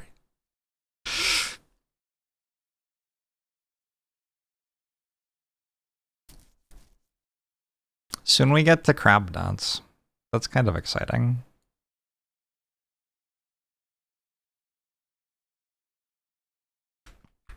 Stamina potion is arrowvine and snow thistle. Is that what I said? I think that's what I said. So, at the alchemist, we need a stamina potion for Blink Blade. We need a stamina potion for Snow Dancer. What other potions can we make? What do we want? I could make a Frenzy potion. Frenzy potion's kinda good on Drifter, actually. That would be Corpse Cap and Axenut. I think that's good. Frenzy potion during your turn, perform an attack for 2. Extra good on Drifter because we have a bunch of powers which make our melee attacks better. Okay, and we're... Oh, I could make Arrowvine Corpse Cap. It's a cure potion. So it removes our debuffs. I don't think I care. What am I using my Corpse Caps for? Another Frenzy potion? I don't like Corpse Cap potions very much. Alright. Let's do some level ups. Looks like we have 2 perks on Blink Blade. I'm gonna take Revitalize again because, like, it's so good and you get to click it twice. I kinda wanna take Head Start.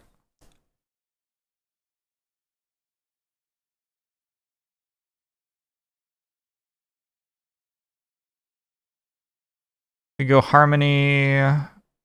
Does anybody remember how I built Blink Blade? I definitely worked this out at some point. I probably go Harmony now, right? Where are the spreadsheets at? Haven't looked at these in a hot minute.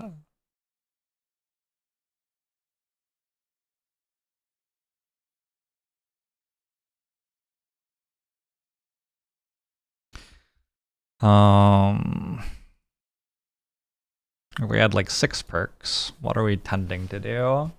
Revitalize, Harmony, Focus, Meditate. Yeah, okay. Seems like Harmony is good.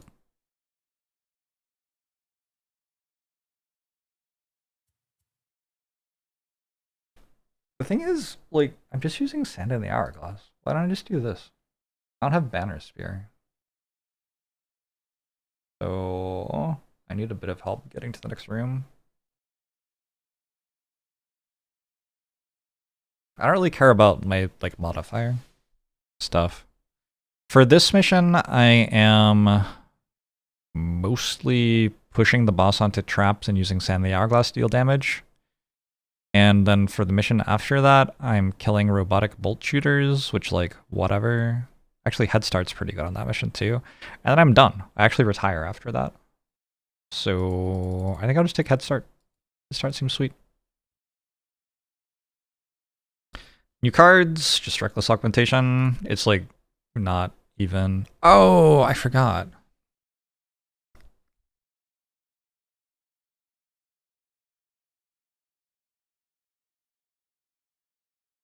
Okay, so we have choices here. So for this mission, we're going to run into a bunch of Mind Snippers.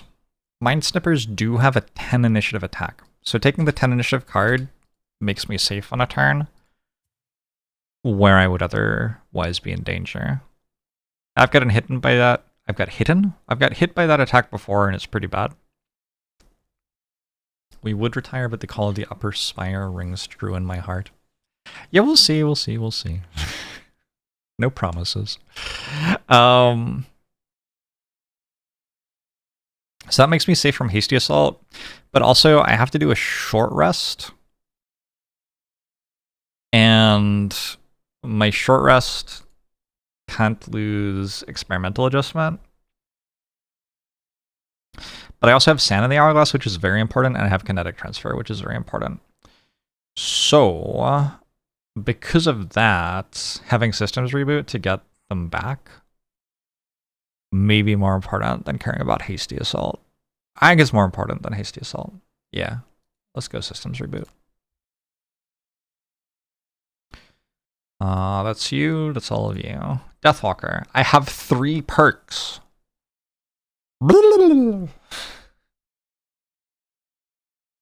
That's cool. What do my Sims say about Deathwalker, I wonder? My Sims say I like Doom and Consistency. And Focus.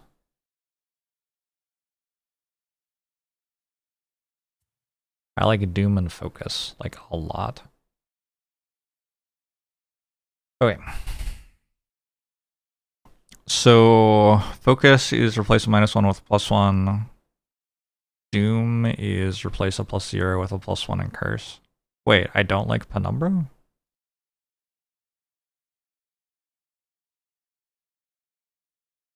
I'm actually like kind of ambivalent on Penumbra in these Sims. Like it's whatever. I think if we look at like 6 perks, which we'll be at in not too long. Wait, there's like no Penumbra here. Oh, I think I've filtered it. Have I filtered it? I filtered it to not have Penumbra. Okay. All right. I understand now. Still though, there isn't that much Penumbra here. What does Penumbra tend to do? Penumbra is better if we're attacking with advantage. That's not a surprise. It's that +2. So it'll get used when we attack with advantage a bunch. But it's not very good when we're attacking with disadvantage, which also makes sense. I don't think this character attacks with disadvantage though. Not that often. The highest, like, average overall from my attack scenarios is maybe this one.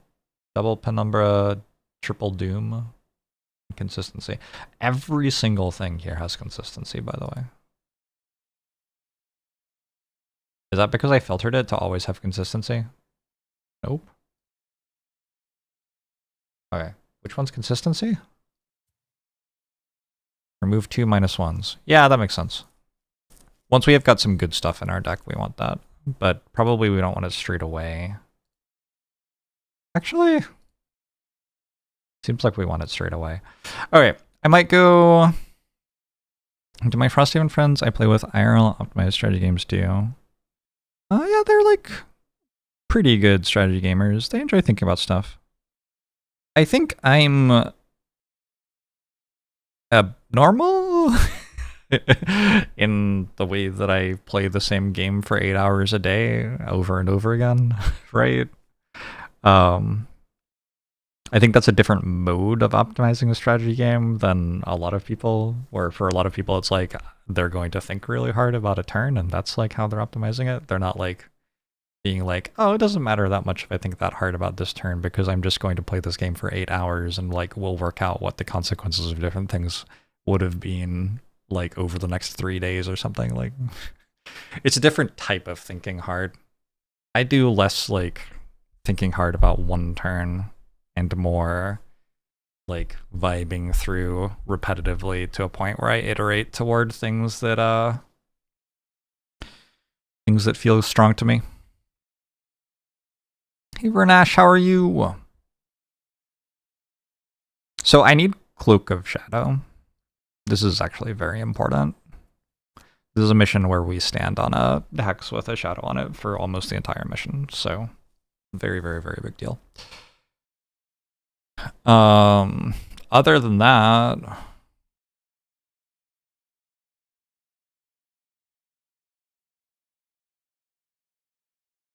yeah, so like the problem with Penumbra is that Deathwalker has so much replace one and remove one sorts of cards. So Penumbra is a card that doesn't thin the deck. And we have enough good ways to thin the deck that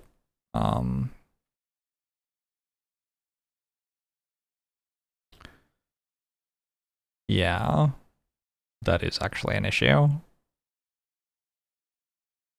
Why do I like focus, but I don't like intensify, I wonder? Probably because like some of the things I care about are attacking things with shields, or +0 doesn't do anything anyway. All that said though, this character's gonna retire in not that long, right? What's your thing? 8 lumber and a quest thing? Okay, maybe not actually. Maybe you're around for a while. So let's go for maybe consistency and doom then. Do I think I would notice I was repeating the same day every day because I didn't get raptured? God, I wish I got to repeat the same day every day. Fucking love days. They're among my favorite time periods. So I don't really need Anger of the Dead for the quest anymore, but the bottom half of it's a really big deal in this mission. So we will keep it. I don't think I need Forceful Spirits super much in this one. The enemies all have shields, so attacking them for 2 or 3 just isn't that big a deal. We do need Rest in the Shade, though.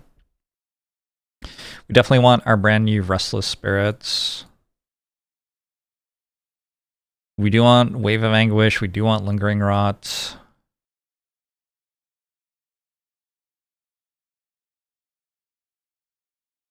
Yeah, I don't know. All seems fine.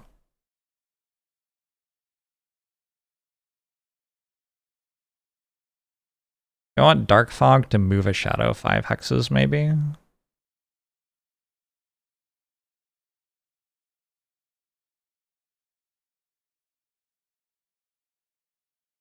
Not totally unreasonable. I probably don't need Shadow Step. Go Strength of the Abyss instead.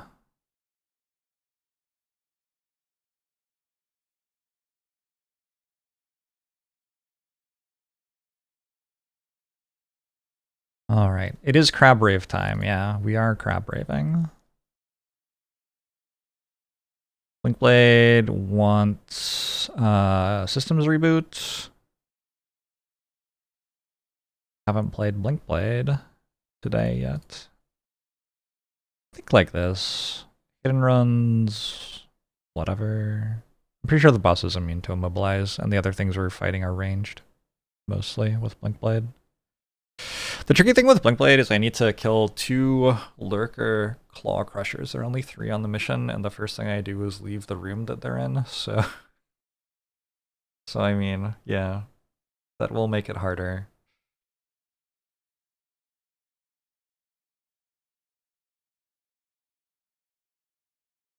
I think I can do it, though. I just have to apply wind to them, and then do some tricky stuff to have them take the right amount of damage. Snowdancer just absolutely shreds this mission. Like, very literally shreds it. You just put the hazardous terrain down and run the enemies over it over and over again until they're dead. So...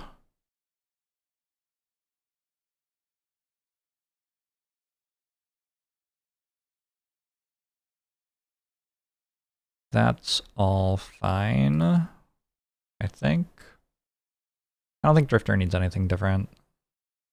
Shield is unfortunately kind of bad on this mission, but for the most part, like, I don't have a ton of shield cards. I'm going to use this for the top half almost certainly. I'm going to use this to heal almost certainly, so. I do have the wrong armor for the mission. That's too bad. I'm gonna buy 1 metal. I'm sorry, this isn't built yet? Oh, I'm not going to buy 1 metal. My bad. I thought I had a mining camp. Does the mission have metal? 3 metal. Okay. We can probably get all the loot. No, we definitely can't. There aren't enough enemies.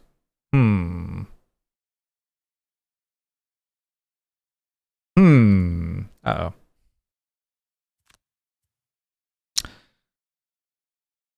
I could go crude hide armor, actually. Boots don't really do much here. I think crude hide armor is a bit better than traveling cloak. Unfortunate that it gives me a -1 card, but I think still worth. I figured might as well build a crude bow. This is the character who wants to be a merchant, so it's not like the crude bow is going to be wasted. I need to build 3 hand items anyway, so if I later build something that's better, I can just replace it. It's affordable at the moment. We're missing 1 hand item here, but don't have any equipment, or materials rather. I guess you can't really build anything. There are no hats that are purchasable. I think I'm ready. Did they fix merchant retirement? Was it broken? What was wrong with it? Crab Brave. You encounter a young Olgox away from his tribe, looking hungry and weary. He explains his name is Malrog, and that he has been exiled as part of the ritual transition into adulthood. He will need to slay a great beast to prove his... I crashed retiring? Yeah, I just reloaded a save and it fixed on its own. He doesn't want to interact I don't know what that was, but he's desperate. Yeah. I shattered my great sword against the rocks Not an issue. days ago, and now I am defenseless. It is beneath my status to ask, but do you have anything I could use? Judging by his current condition, it doesn't look like he'll make it very long without your help. Alright, we're gonna give Melrog a bow. Because I have one. I have to unselect this and then select that. Cool. I could also give you wing clippers, actually. Which I'm just straight up not using. Although they're worth 40 gold. That's kind of a lot. This is worth 2 gold. Yeah. Yeah, maybe we'll give you the bow. Alright, cool. You don't need loot, you don't need loot, you need lumber. The loot deck on this mission has 3 lumber. And you need just everything. So these two are going to be doing most of the looting. It's kind of awkward because Blinkblade's very good at looting.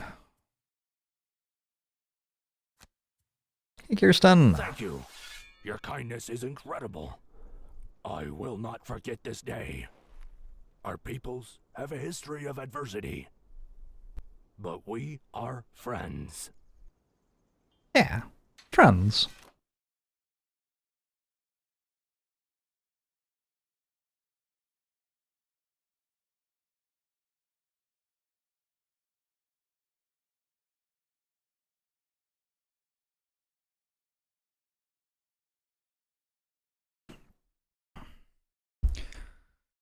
Kill an enemy before it takes its first turn. Never happening.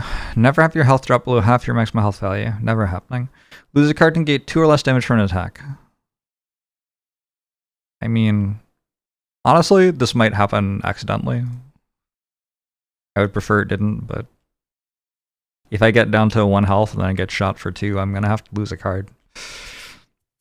The other ones seem impossible-ish. Never kill an enemy. LOL. Apply a different negative condition to an enemy that already has 1 or more negative conditions. Remove a negative condition from yourself or an ally 2 or more times.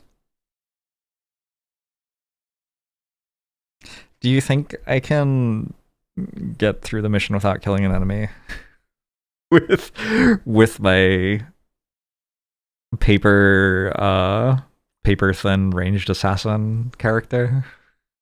I don't know if that's a good idea. I think I can do Optimist because I have Rest in the Shade, right? Rest in the Shade will heal a bunch of allies.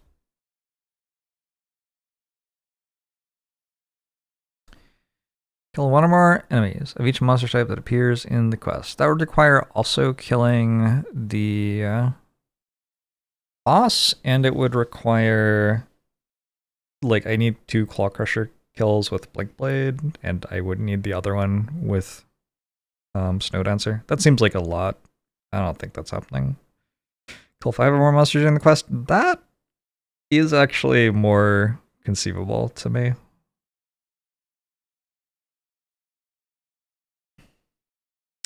Which is weird, because there aren't that many monsters. There's only 13 total monsters. I get 1 perk mark for that. I could kill 5 monsters, or I could kill 4 monsters of certain types. I'll try this one. I don't know if it's working, but I'll try it. Enemy will 3 or more elements are strong or waning. Kill enemy and loot the loot bag drops in the same round. Perform an ability targeting an ally before your first rest and in between each of your rests. I think the only ability I have targeting an ally, I have 2, right? I have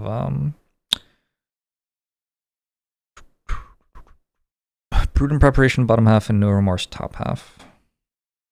So actually maybe. I just think I'm likely to target myself with these though. I don't want the loot on Drifter, but I don't like not want the loot so much that I'd be opposed to doing this. In fact, I have a loot card in my deck, which I'm not removing from my deck, so there you go.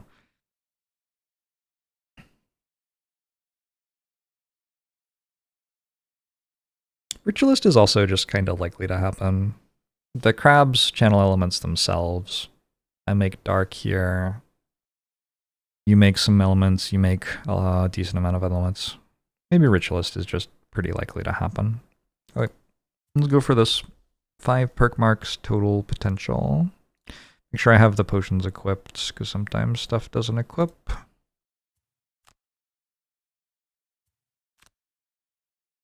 Alright, let's go. A glass cannon that doesn't kill, yeah. Flying up on Sotha's crab problem, you find yourself standing at the edge of the biting sea, an ice-choked gauntlet whose frigid waters have granted a swift death to many an overconfident mariner. You hike west, hugging the coast while hunting for signs of the enormous crustaceans. Frosthaven is visible in the southern distance, little more than a vague outline. Seeing it, you feel isolated, like someone looking back from the very edge of the world. Another half hour of diligent tracking later, you happen upon your first clue. A pattern of pockmarks have been hammered into the ground near the foot of a hill. Indents in the snow and dirt where the creatures have scuttled by. You follow the trail to a cave on the western side of the cliff, where you find a clutch of giant crab-like figures chittering restlessly. They're as large as you have heard from the stories, tall, hard-shelled beings with long, craggy limbs, and as soon as you appear, they rise to their full height, some of them larger even than an algox. They shriek and move toward you, their pincers snipping. I think I got like half of the words wrong in the last sentence. I don't know why that happened. I started thinking about buying a 3D printer.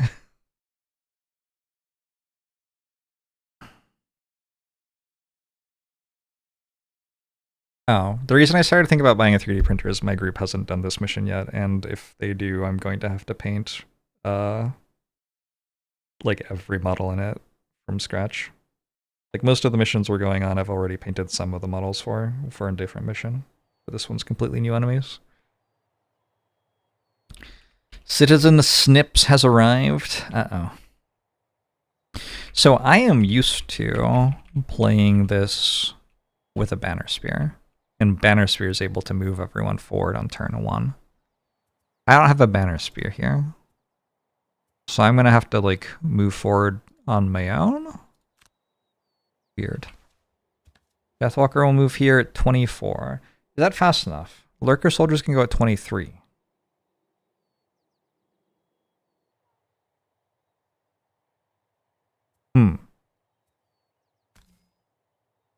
If they go at 23, they move and then attack and shield.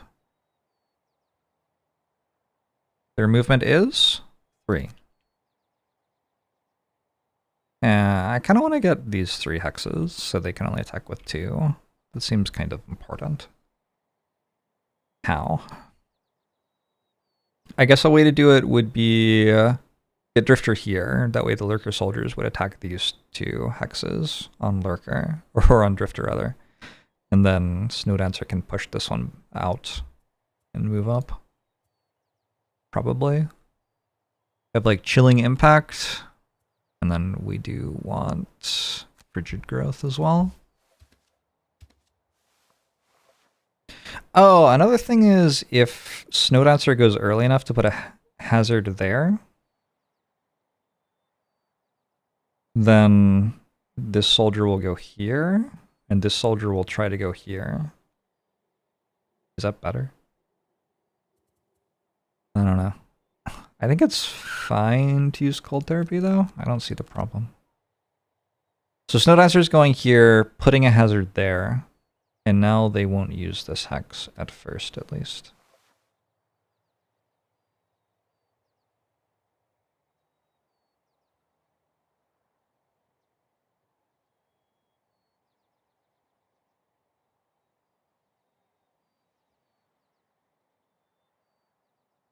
He's got a 0.25mm nozzle for your 3D printer and it's a game changer for printing miniatures.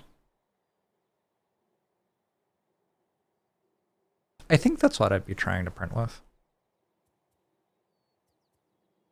I don't know, I've looked at it all a bit, but not that much, I guess.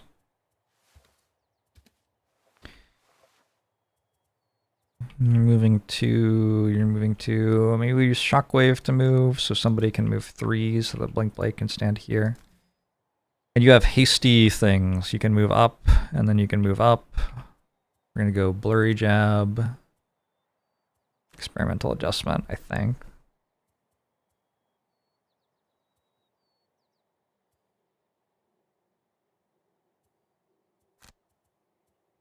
Playing with Blink Blade feels very novel for some reason. I guess it's been like a week, yeah? Actually has been a while.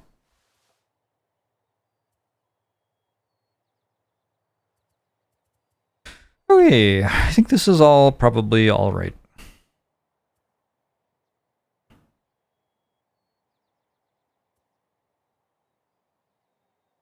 You're moving, and we can also take...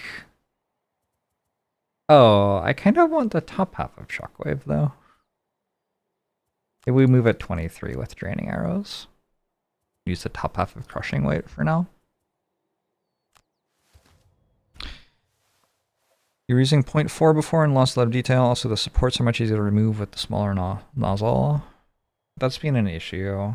Also, there's been a bunch of like plastic strands going between things. Does it get better if you only print one thing at a time? Like it gets better if you only print one thing at a time, probably. The lurker soldiers are just attacking everything within 2 hexes. And the claw crushers are moving 4. That's kind of awkward.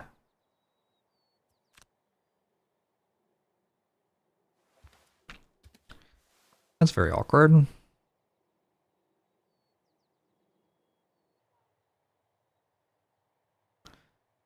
Well, there's not that much I can do about it. So this one does miss. This one does miss, but this one will attack 2 people for 4 each.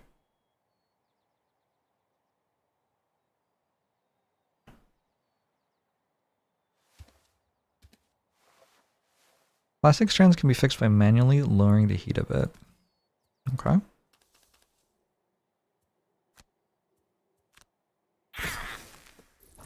I don't know. I don't even have a 3D printer, so this is all kind of...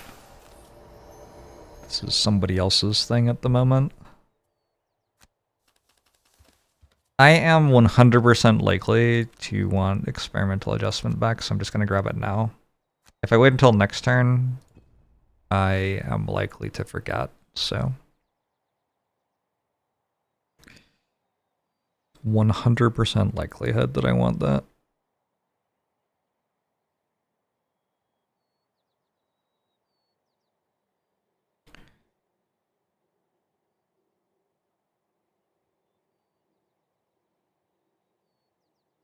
Alright, let's put this here.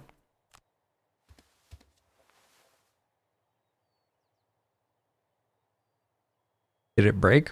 What did I just do? Oh, it just took a very long time. Weird.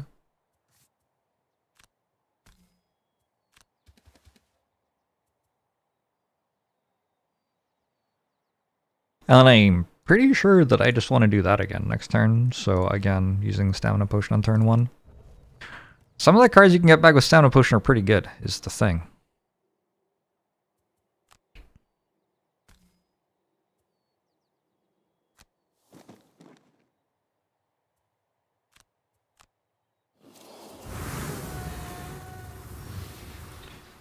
Drifter is here, and Deathwalker is here.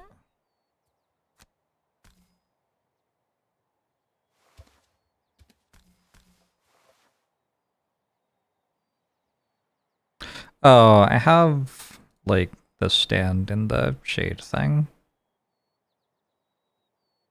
So I guess I want shadows here as well, yeah. The time to die the crabs again? I've gotten pretty good at this mission. I don't go into this mission expecting to die anymore.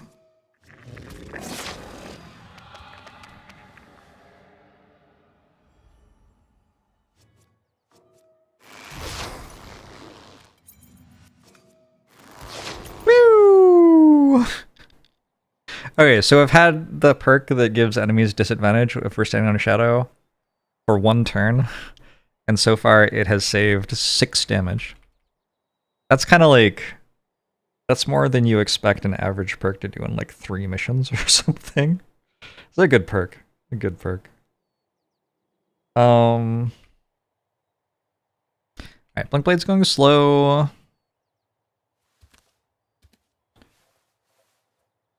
And I would probably like to move... I don't know. It doesn't matter that much. It kind of matters a lot, actually. I just use Twin Strike and heal a bit.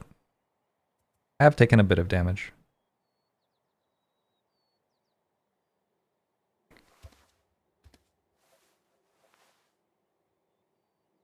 You did this mission with your friends last week. It was something we somehow scraped by, but you had to herd cats all night. Oh no.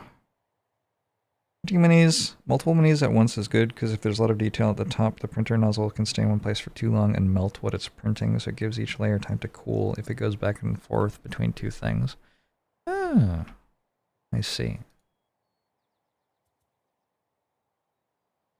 It does kind of feel like Rest in the Shade immediately is pretty good here. Get rid of the poison. I don't want to be poisoned.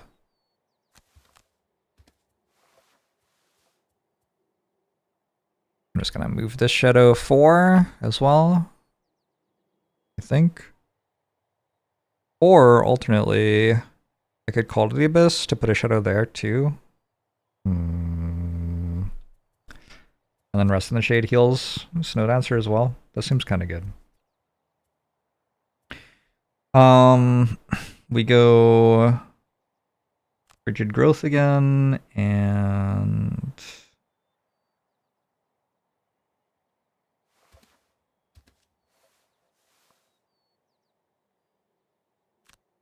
the problem with pushing stuff out is you end up with the elites on you, because the elites move before the non-elites.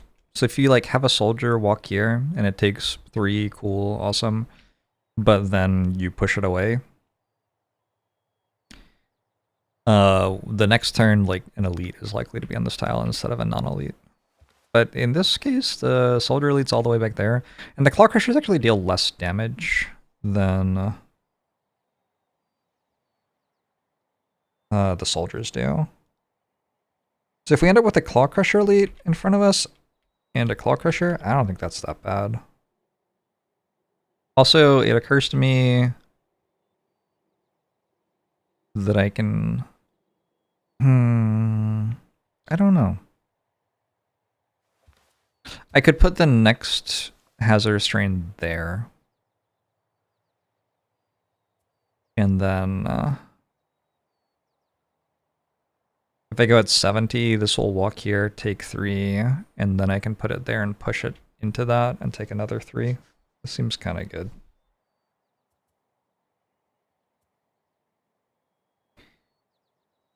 Okay, so Deathwalker is healing you and everything. I think I'm kind of good with just spooling up. Just go Shockwave Relentless, get the rest of our stuff in play.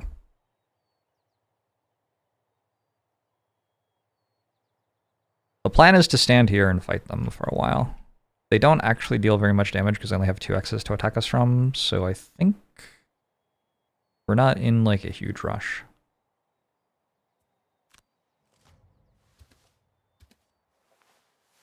Claw Guard from the soldiers. No, defensive claws from the soldiers. They are wounding everything next to them and shielding themselves. Well, they're not standing next to me, so that's fine.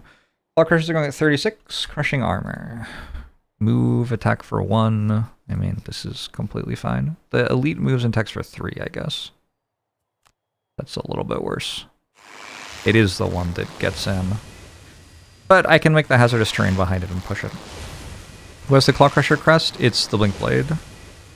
So I have to do a little bit of magic to make that happen. But I should be able to.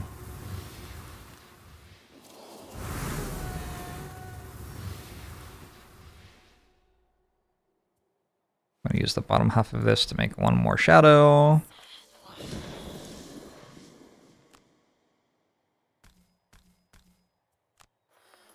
Get that poison gone. Oh! I finished Optimist. That did not take long.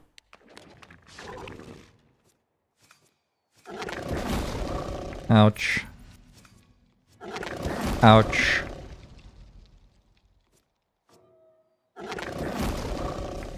Yeah, that's a bit more like it. Alright, this is why having the elite on you is not necessarily a great thing. Dealt a lot more damage than the other stuff.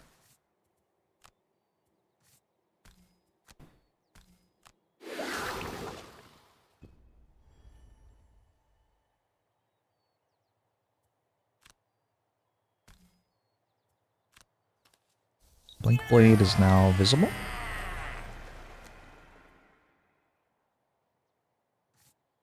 I guess I should have attacked this beforehand. Oh well. Blink Blade's opening a new room.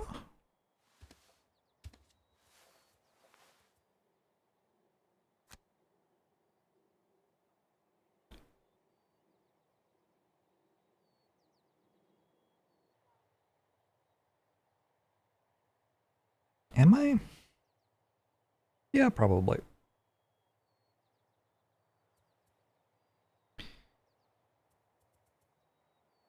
We want Prudent Prep to get some healing, and we want...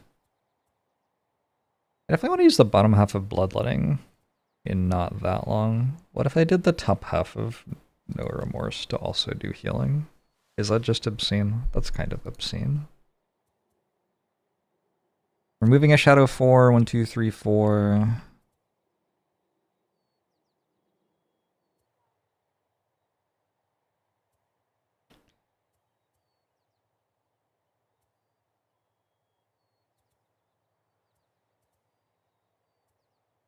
Using Call of Doom, maybe?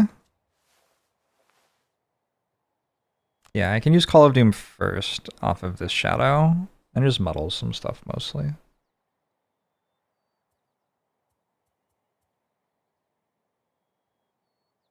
Okay, and we start murdering these.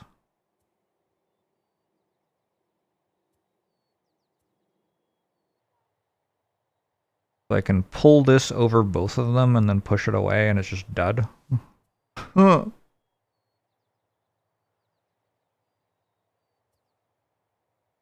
of strong now.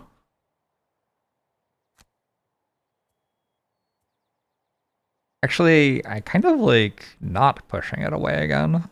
And that way... Alright, where's the pull? Oh, they're both on the bottom half of the card. Do I have any top halves of cards that matter? Yes. Anyway, if I don't push it away again, I can leave the one that's like least hitting me in front of me, potentially.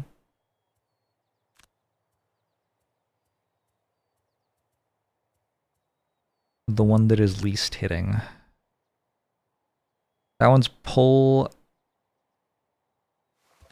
Does that pull it to range with that AoE? Wow, is that good? I could be good. Oh, that only pulls one, so all I can do is pull 2 things onto the thing. Yeah, this character is very good on this mission. Alright.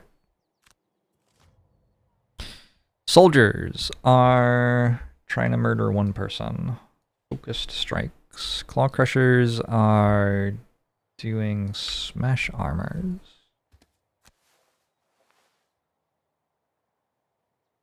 Unfortunate.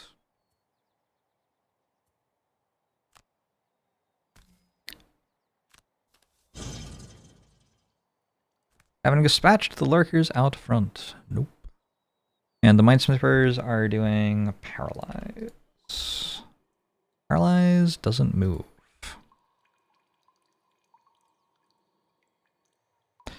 What if I brought Blinkblade back again? No, Blinkblade has to kill the Minesnippers, right? I'm pretty sure Blinkblade has to kill the Minesnippers. The premise of all of this is if the Minesnippers get in range of me, it's really bad. So we're letting Blinkblade do a whole bunch of damage to them from a long way away. Or while they are a long way away or whatever.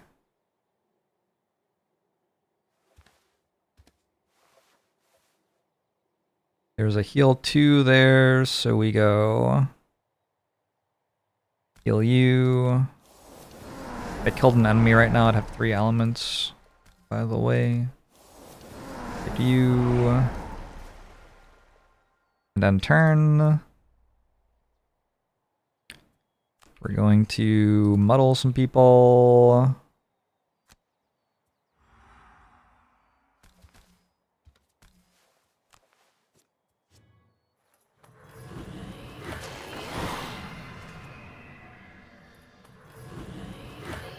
I just realized the soldiers are going faster than the claw crushers.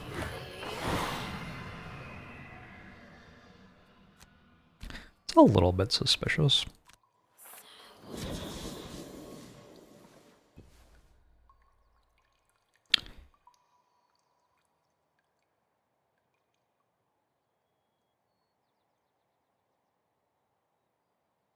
Control all targets of the attack ability to move one. Holy shit.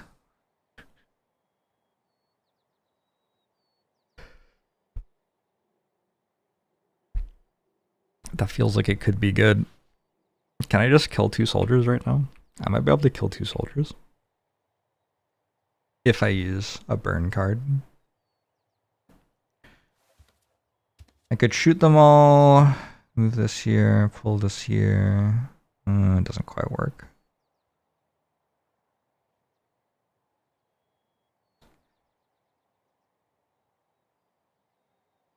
Character's strong though.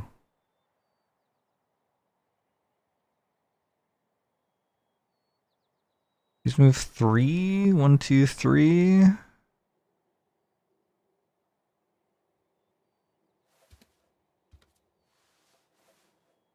Just thinking I could like pull this here. Yeah, that's good actually. And it's only attacking you for 2 and Drifter's got tons of health. Deathwalker should be okay.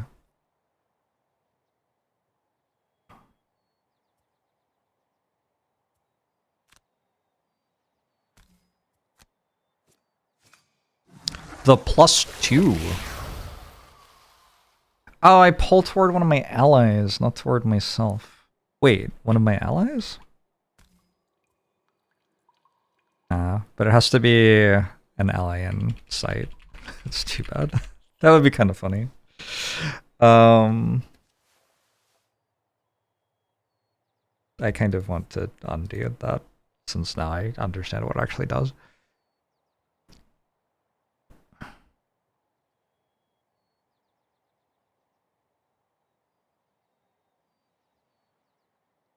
So I have to decide if I'm taking 4 damage on 2 targets or 3 damage twice. But it is with disadvantage.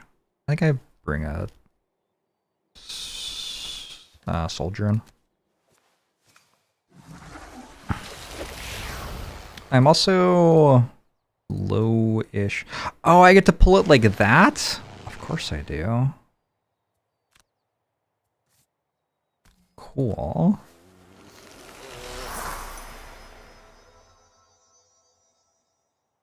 I think I'm fine.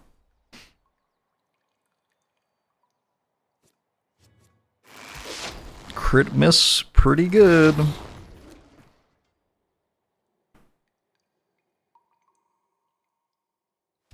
There's no hex that they can attack with melee attacks.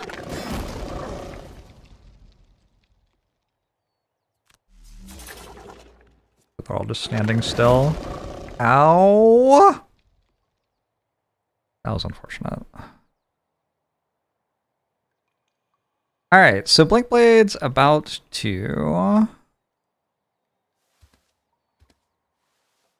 have to rest. I could maybe long rest here. There are no cards that do anything.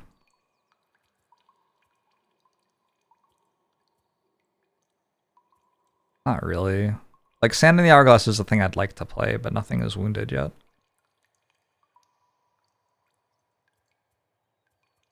Deathwalker is moving all shadows 2 hexes and using Lingering Rod, I think. A bunch of, like, if we hit 4 things with Lingering Rod, that's probably good enough. No, I want to hit these with it. I'll just use Strength of the Abyss. We're kind of out of healing for our friends. Is that true? We've got Snowball that's healing.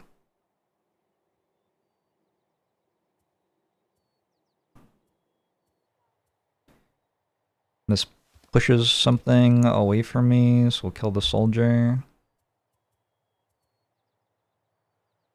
Deathwalker's, like, not healthy at the moment, though. Unfortunately. I'm doing pretty well in Tiny metaphorically.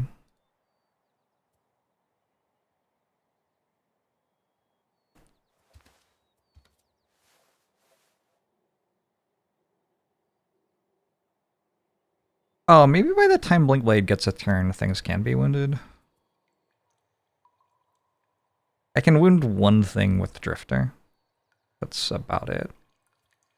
Bottom half is temporal displacement, I guess.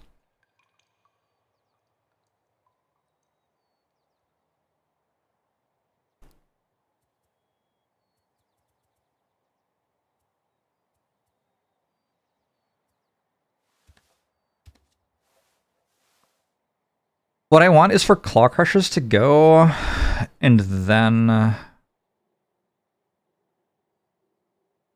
Soldiers to go? But Drifter goes in between and kills a thing? Is that right? Seems kind of unlikely that I kill both. If I just attack, though, I kill one. Can I just push stuff away?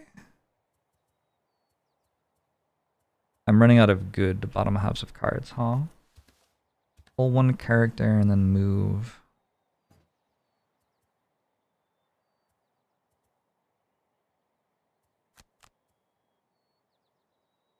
Just thinking if Drifter kills this, which is a guaranteed kill because I have Shockwave, it's 2 damage guaranteed.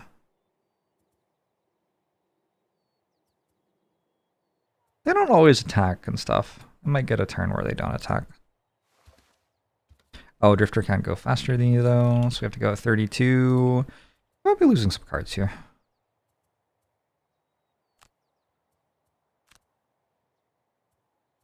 I do apply 1 wound.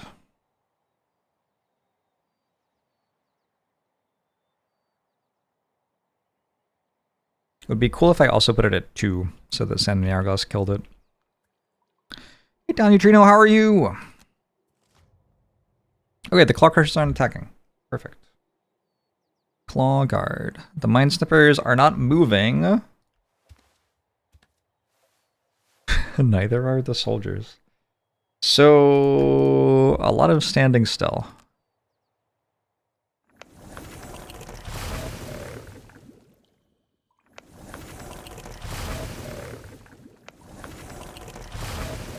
I guess Blinkblade's just gonna leave.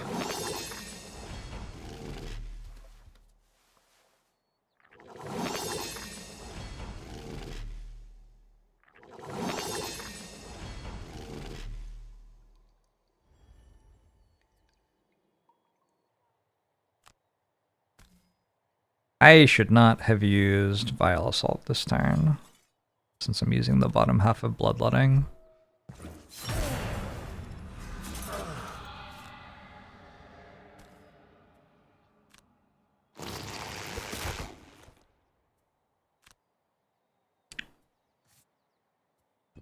You guys enjoy the absolute nonsense I get up to Blinkblade this mission? Up to with Blinkblade this mission? As do I. That is the problem. I'm just having way too much fun.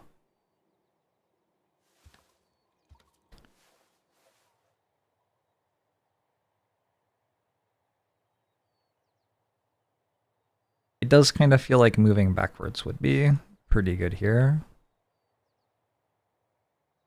It blanks this thing's attack and then I can move forward next turn.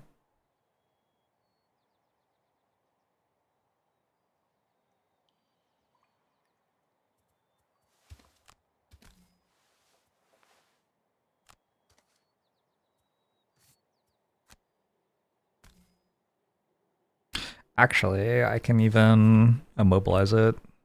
Or immobilize this, maybe?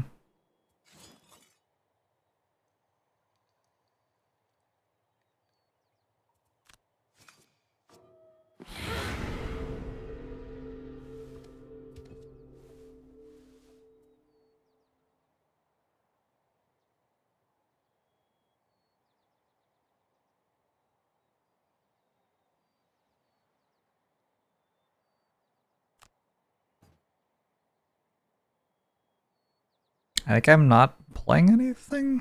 Feels bad.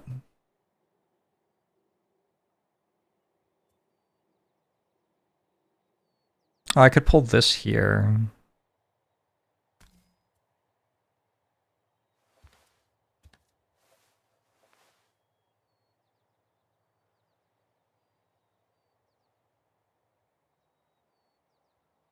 Okay.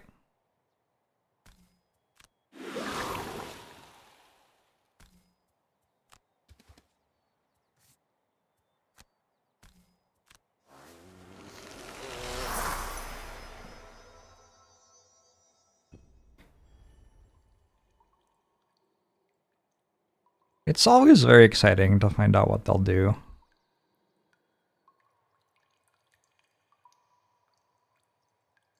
So yeah, I think Blinkblade's just leaving then.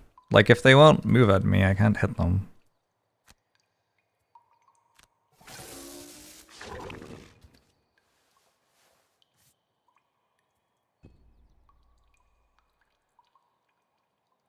Got a short rest.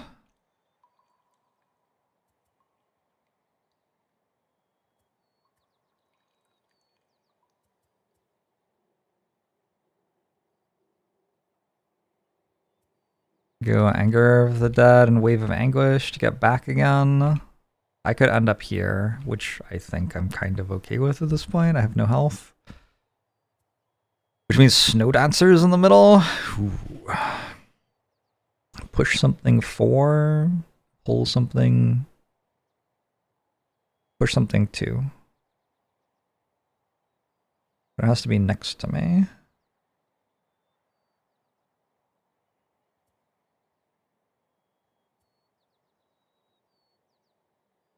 Could use a Blinding Vortex.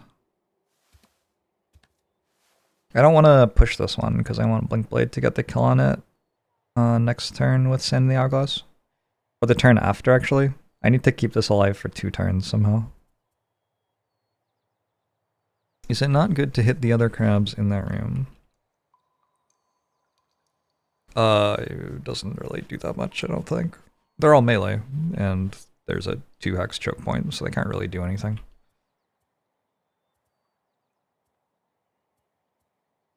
They will eventually die. What if I short rested? I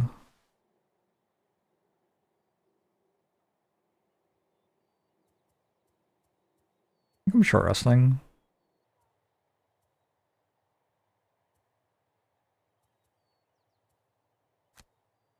Go Deadly Shot, and I don't know, just like any card.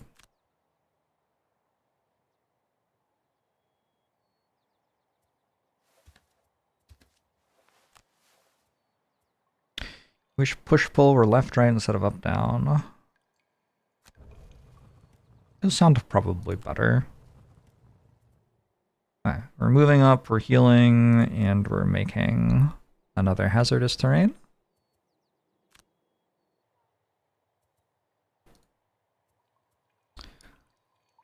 And Blinkblade's back to being invisible.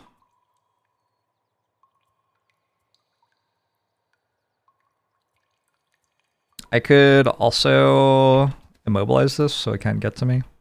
It's kind of funny, if nothing else.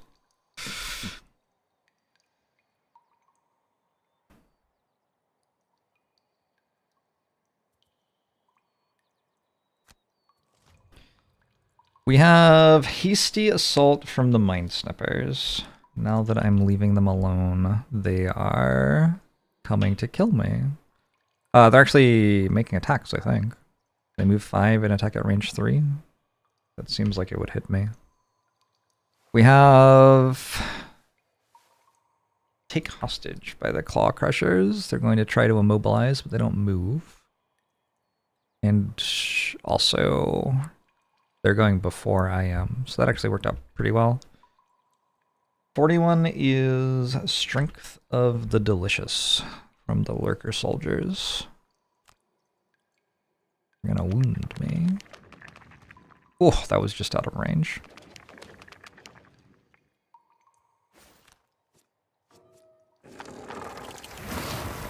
Alright, I'll take 0 damage. Oh.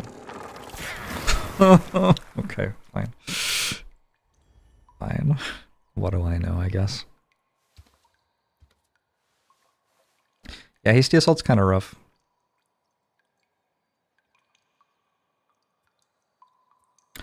I think Blinkblade has winged shoes, right?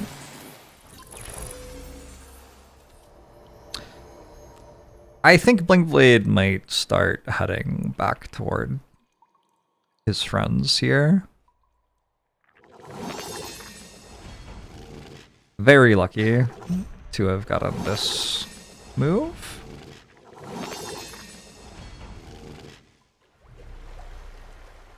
So there is only one aggressor this turn. It's hitting for 2 on 2 targets and wounding us.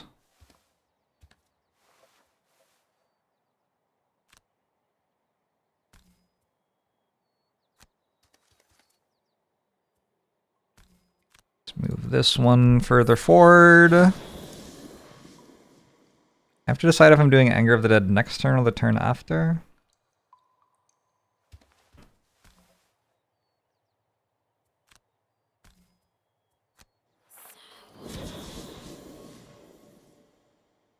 I'll leave that there for my healing cards.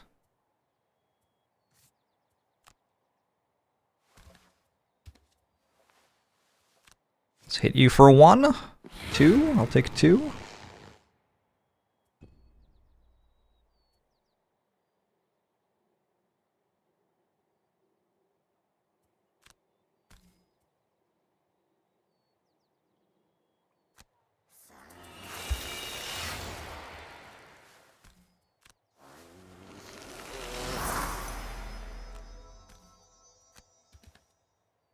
I think I heal here since Deathwalker is regenning and this isn't attacking, it seems like. I could steal the Frost. I could turn it into something else to stop these from strengthening. Honestly, it seems like not a very big issue. Go just let them strengthen.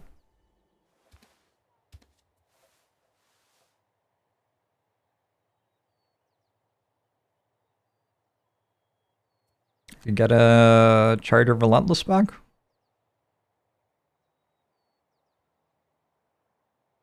Not much that matters here.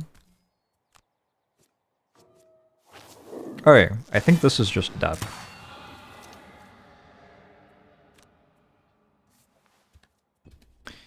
Which does mean that Snowdancer didn't kill it. I think Snowdancer deserves some credit personally, but technically Snowdancer didn't get the kill. Wait, what? Oh, it can make the attack that way without getting hit by 2 hazardous terrain tiles. I see. Yeah, fair enough.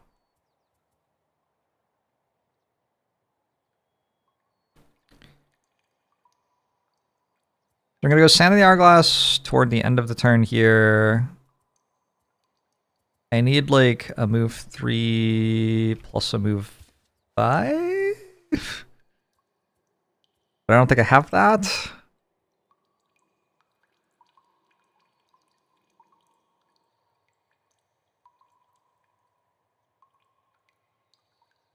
So, I don't know. Blinkblade's almost making it home, but not quite. I guess I have... Where is it? Crosswinds. I guess I have Crosswinds to get Blinkblade the rest of the way, maybe? Oh, this soldier's not dead yet. 1 or more enemies of each monster type.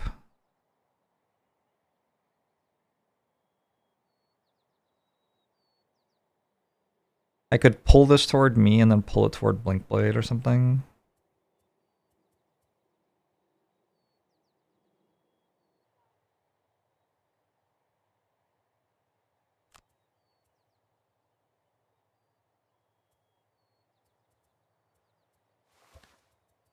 Yeah, where'd all my healing cards go? Didn't I just rest to get my healing cards back?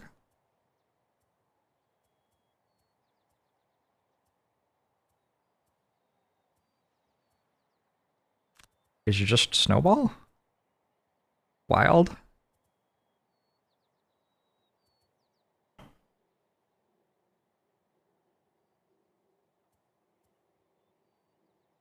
Let's try snowball later in the turn then.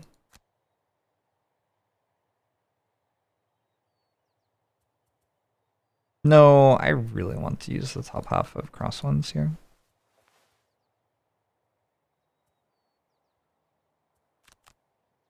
Go late in the turn with this and maybe I can do something.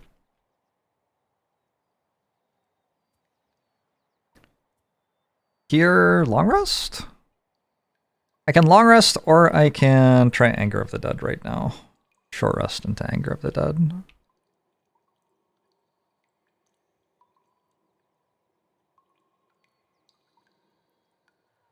I think aggro that is best next turn, probably. Let's long rest. Long rest kind of ludicrous right now, but okay. Just seems like there are 12 enemies active, you know? The mine snippers are not moving again, okay. So maybe I don't even use it until 2 turns from now. Soldiers moving and attacking, hasty assault for them. And claw crushers 44. Crippling claw. Attacking and poisoning me. A lot of incoming damage. What's a little long resting after pulling the whole map between friends? Oh, I don't think we're friends anymore. Not after how Blinkblade's played this so far.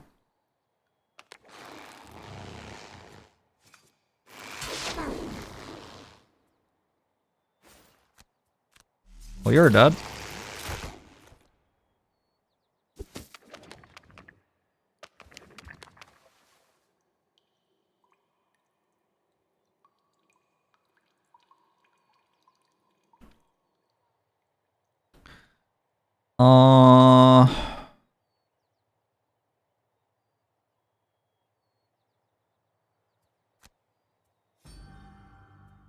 I will lose a crushing weight.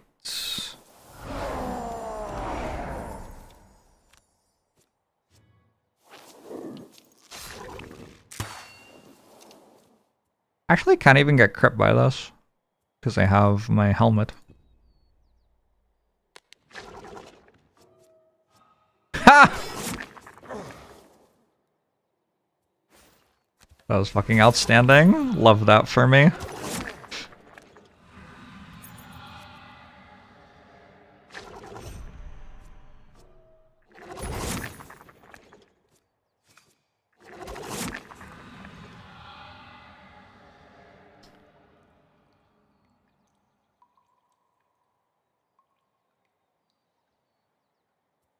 Alright, let's grant you a move.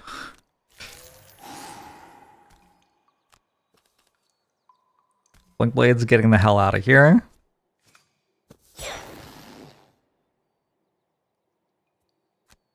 So my heads up equipment management, good grief. What do you mean retaliate? Oh, my drifter?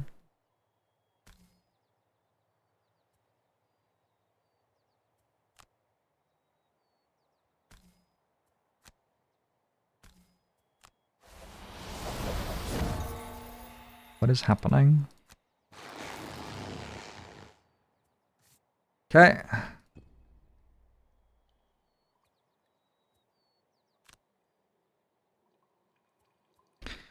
It's not really what I'm hoping for from Sand in the Hourglass on this mission. But I did get 1 Claw Crusher dead.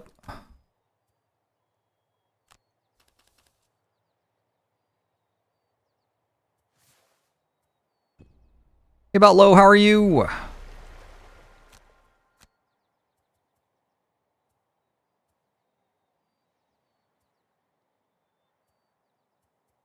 I think actually, no. I don't know what I'm losing here.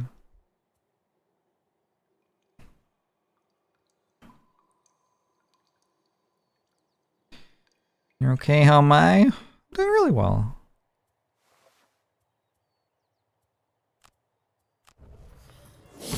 Having a damn fine week. Month? Who knows?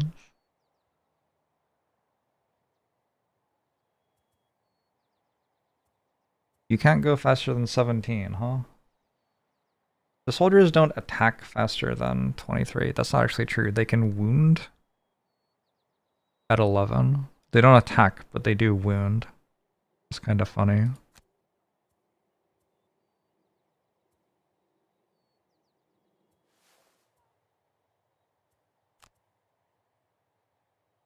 Because if it wounds me, I'm on 1 health. Like, also, I don't even get waste roll because it's 2 less damage from an attack, not from a wound.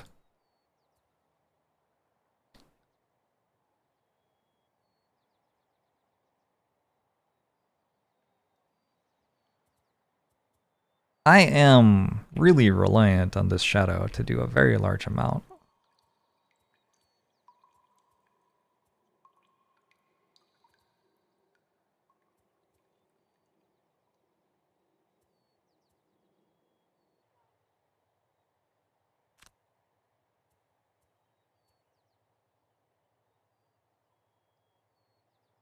I think at the end of the turn, if I set up the shadows,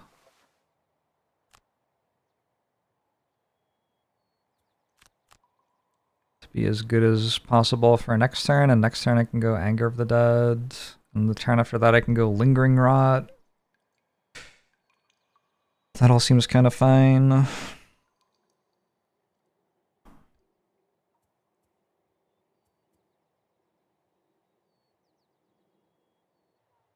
They are running out of crabs.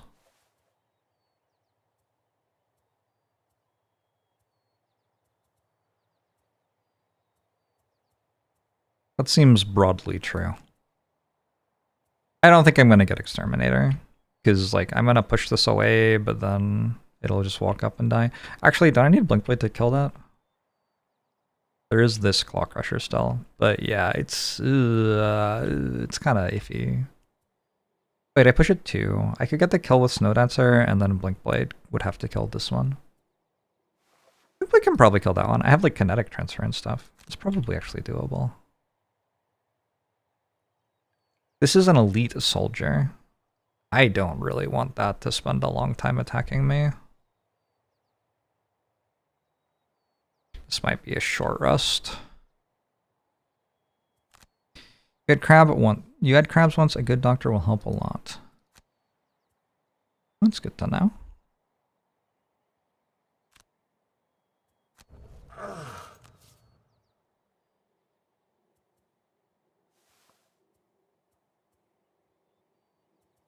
Thank you for sharing.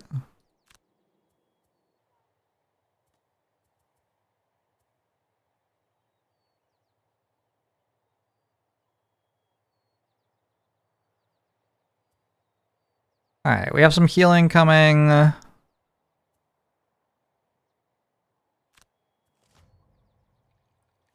Claw Crushers are standing still and hitting us at 13.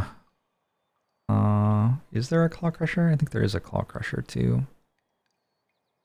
Like next to me, I mean. There's one that isn't next to me, right? Wait, is there a Claw Crusher there? Yes, there's an elite Claw Crusher there. Oh shit. That's unfortunate. Mind Snipper is moving 2. They're standing as close as possible to the shadow for me to wound them all. And Soldier Elites are moving at 61. Soldiers and Soldier Elites. That's a move of 2. Yeah, this is an issue. Well, I'm glad I rested, so I had cards to lose to that. It's kind of the good thing about what just happened.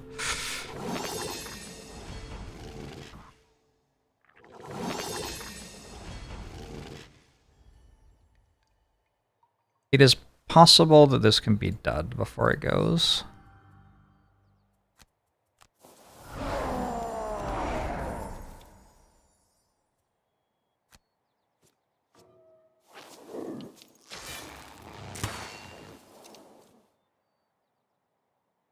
Only moves 2?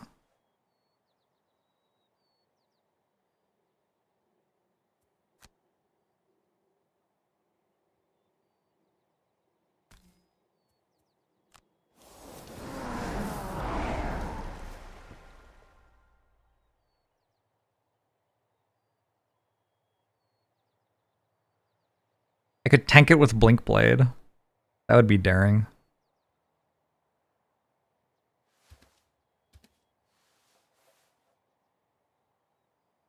I think not daring in a good way, unfortunately.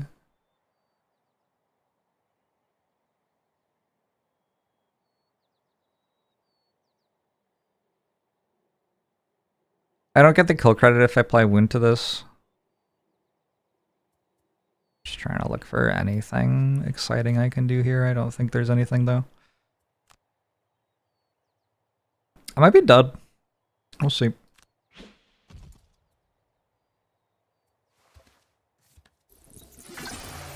I have done a very poor job of making the mine snippers die before they get to me.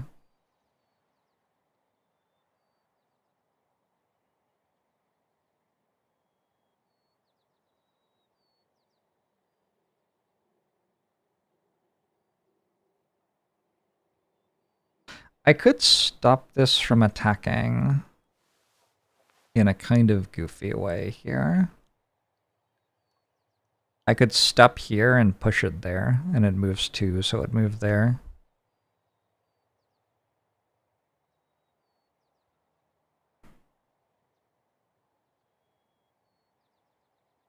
I take 3, but we don't take like 10.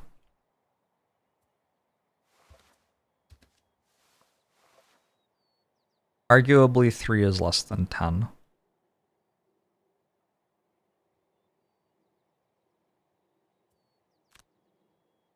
Town in Flames. Do I think Town in Flames translates as snip snip or snip snap? In crab language? Don't know.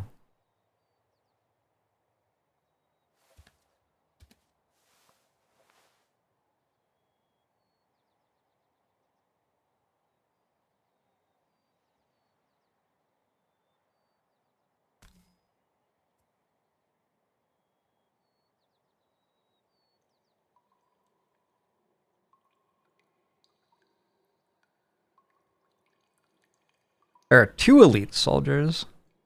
Okay, a different consideration. Oh, this one goes first.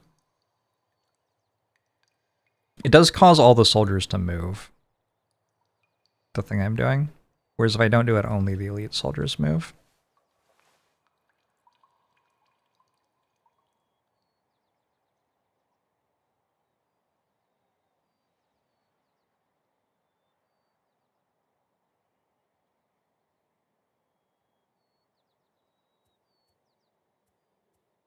It's probably fine.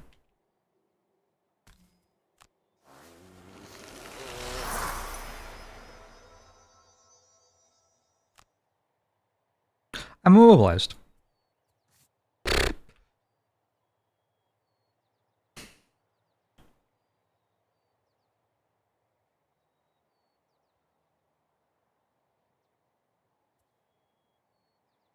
All right.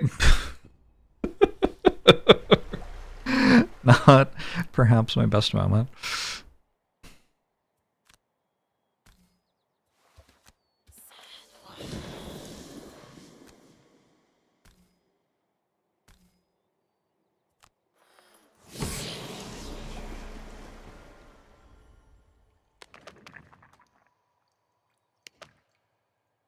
These things just will not walk at me. +2. Short.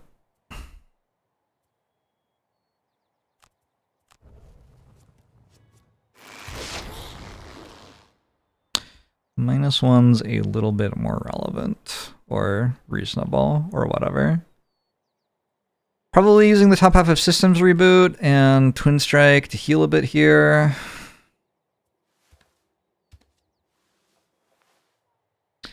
It does kind of start to feel like I should have let somebody else kill this elite. If Blinkblade is still not killing it.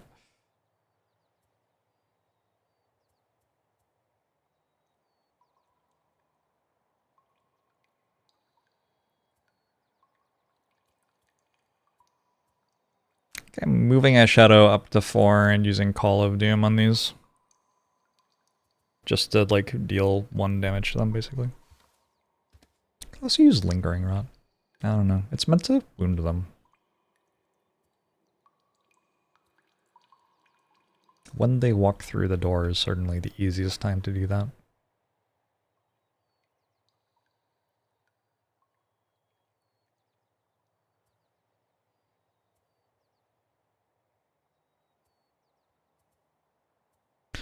Is this game this insanely difficult as a board game? Is this hard?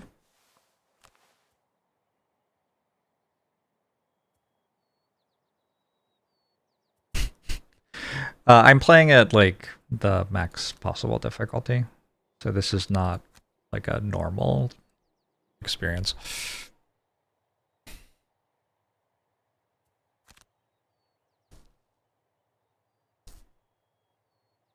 There are 3 elements.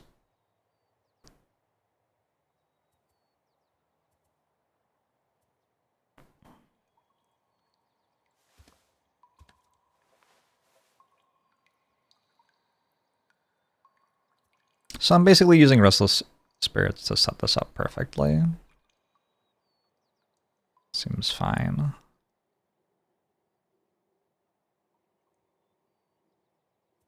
Maybe I should instead use...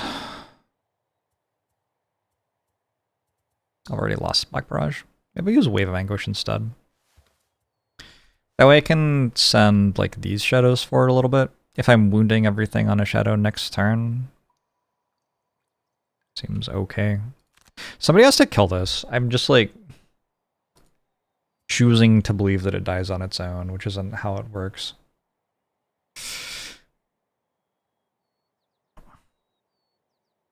Hardened by Frost at 23 initiative could kind of murder me here. Oh, I have healing first. Okay, I actually think I'm fine. Let's see what they do. Oh my god. Alright, defensive clause from the soldiers.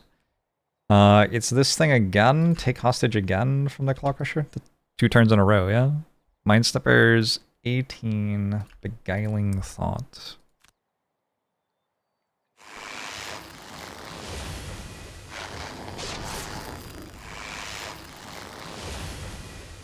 They're just all going before me? Kind of mean.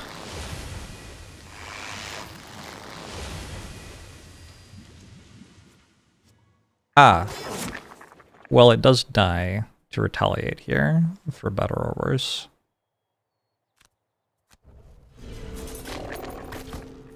Like, at least it didn't kill my Snow Dancer, I guess.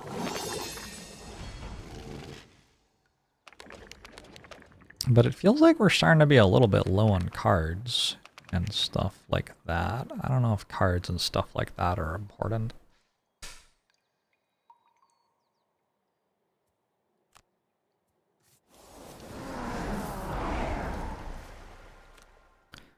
Heal Deathwalker. Snow Dancer has regen anyway.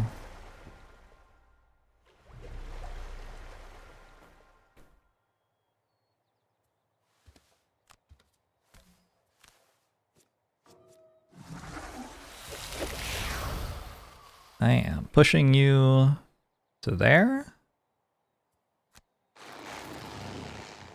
And then I am leaving you there, actually? It's like getting people's way. It can never attack me. Seems fine.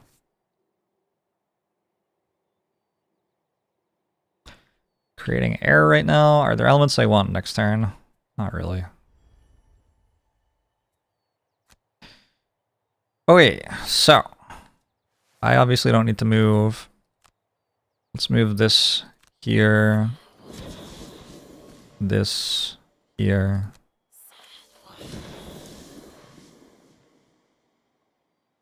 This here. Use this.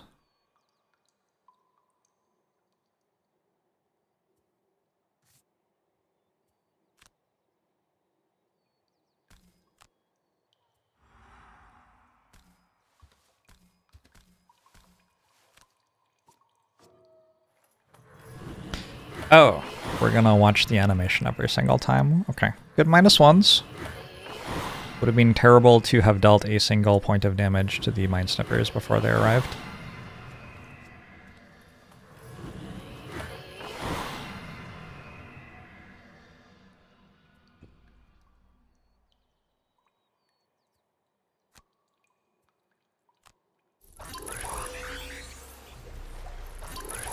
Blurry Jab back, which is fine.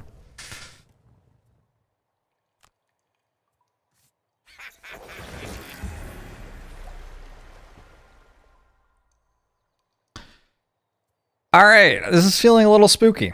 So we're going to use Anger of the Dead. Everything on a shadow or that moves over a shadow this round is going to get wounded. I do kind of want to also Lingering Rot, but I have to leave the shadow there or it doesn't do anything.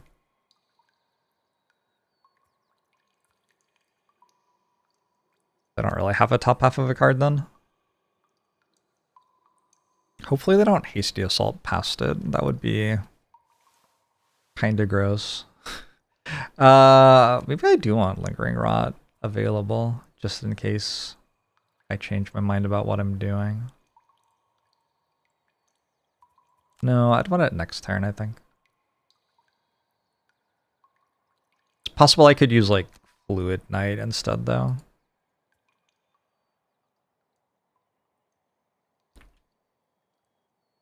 I think we have to short rest here. There's no way we can long rest, in my opinion.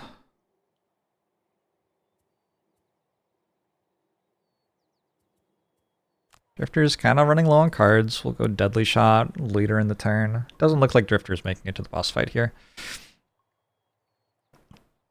And I think Blinkblade's play is probably long rest. That way we have 2 time tokens. We get to have our best possible cards back. We should be able to do something next turn, and we're at full health. And we have our shoes back. Getting our shoes back is a really big deal, so that we can get over the hazardous terrain without dying. Okay.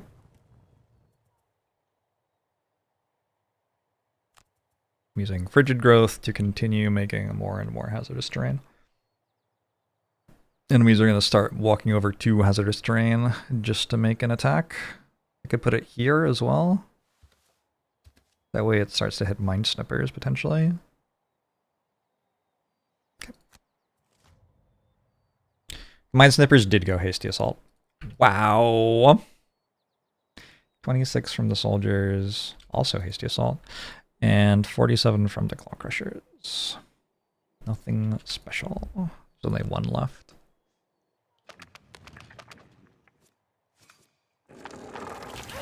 Hi!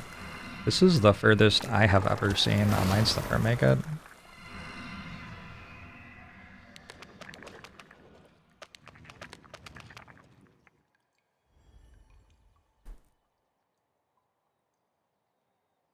Well, that's just god-awful.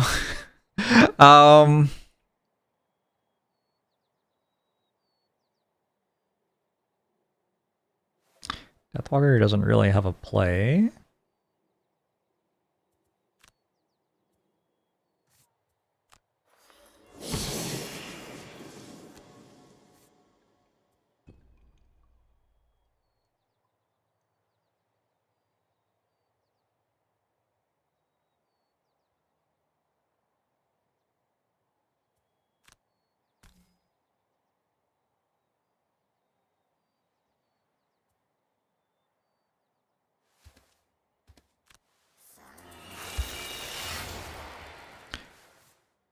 They start walking backwards now.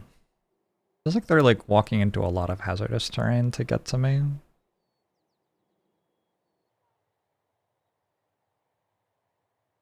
Not standing next to Drifter, who has things which make melee attacks do more damage. Kind of important when we're fighting against enemies who have mind control attacks.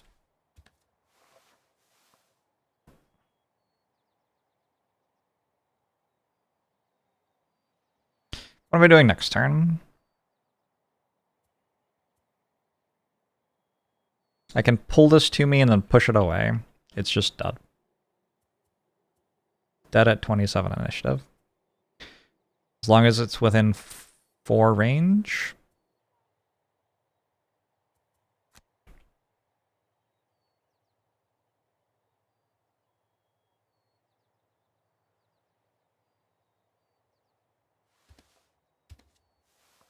I'll stay.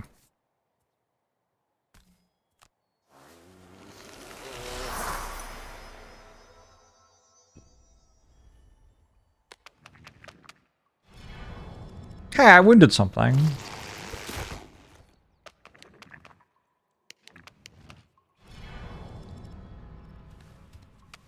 2 things even.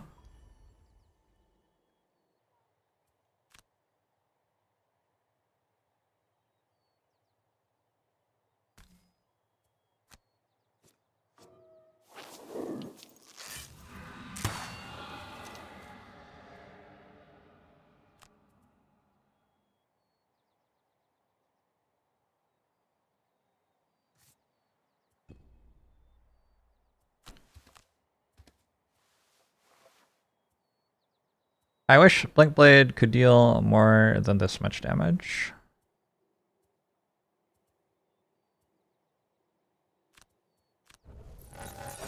But I suppose we have to deal the damage we have. Alright, so Blink Blade's gonna run up and go invisible in the middle of them. We're actually dealing 5, 12. We're dealing 12 damage this turn with Blink Blade without making an attack, so I guess that's the thing. I have a Restless Spirits and a Lingering Rot, so I can move a shadow to here and then make an attack all around it. That's a thing. I have the Lifting Gust and Crosswinds that I talked about before. That's a thing. Honestly, I think Drifter can long rest.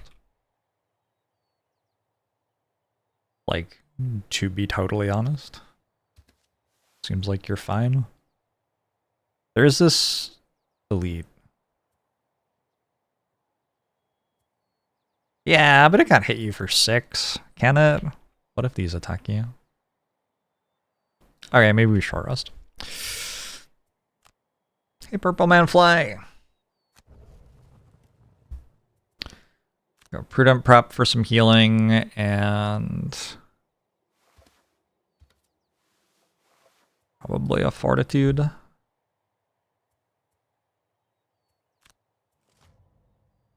Okay, the Mind Slippers are using Turn the Weak now. Soldiers going at 23, Hardened by Frost. They're moving, but they're attacking for -1. Claw Crusher's at 44 with Crippling Claw.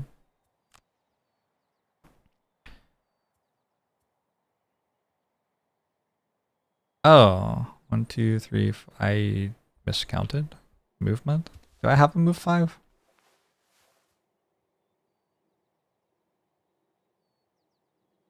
Oh. This is 3 range. When do they go? End of the turn?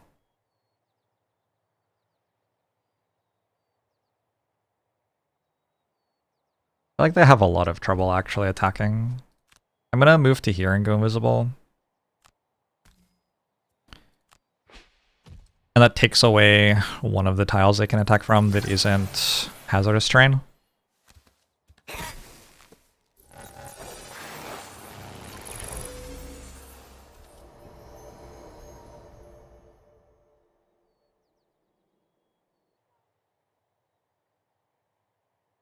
If I walk back, that is absolutely running into me. Like it runs past, you know?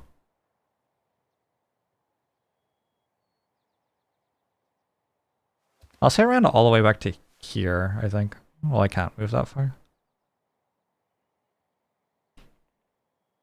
But letting it run all that way seems kind of bad. This is moving here and making attacks. This is moving here and dead. This is moving here.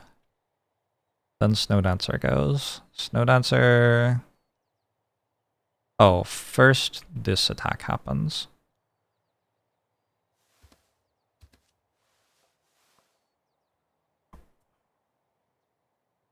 Can I lose all charges of crushing weight? No. That would be kind of funny though.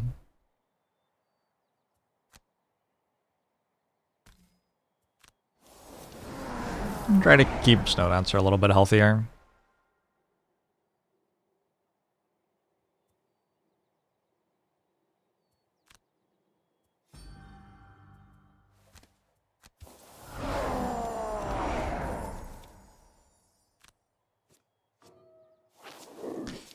Feels like a bad turn to draw -2. To me, I don't know.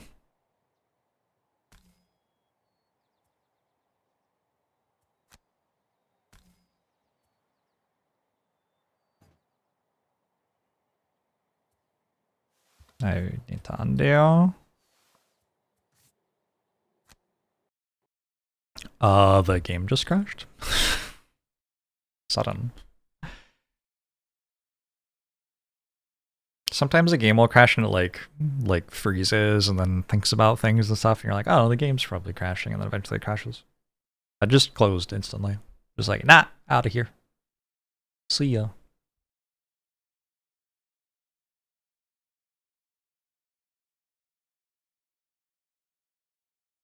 It should be fine. Sometimes I feel like there's a process going on and you give it an input at the wrong time and it errors and the game crashes. It's happened before. I just have to remember what stuff I did, because it will be autosaved at the start of the turn.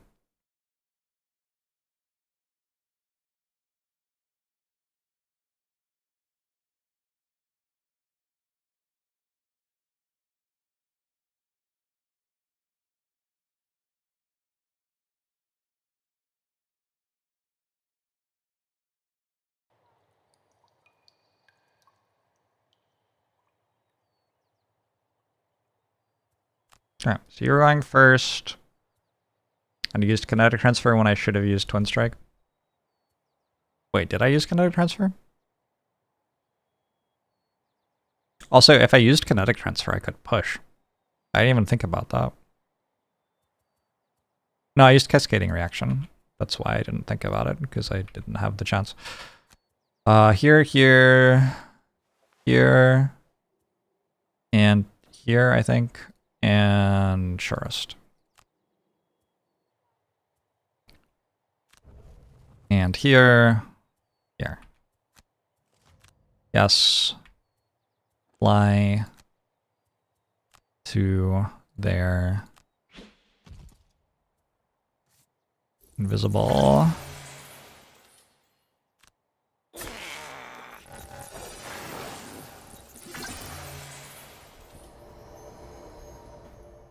Heal. I healed you. I don't know if that's right. That's what I did.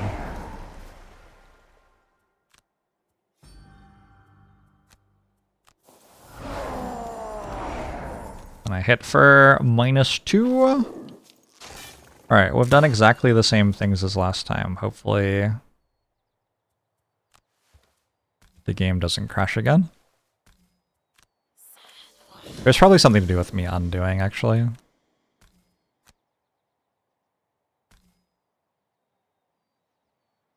So this moves 3 and then attacks at 3 range. But that's full. That's dead, right? Where does the Claw Crusher go? Claw Crusher goes here, I think. Weirdly, it's running over that much shit, but I'm not even that excited about it. This is dead already. To pull and push. Unless there's a soldier there and it doesn't work. No, we can pull to there and then push. So I think we put advantage on the attack there, maybe?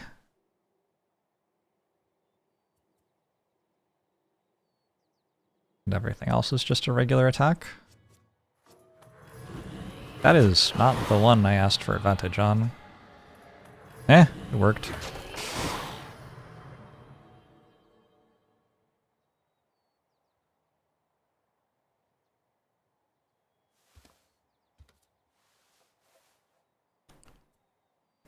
Wait, the other ones didn't even get attacked? Are you fucking serious? Okay, let's try that again. That one. I guess I have to click every single one. And then I ask for advantage on this. I'm going to do the one that I wanted advantage on, not the one that, like, I got advantage on. I don't know if it will be better or worse. I didn't actually think about it. Looks like it will be the same. Okay, that works for me.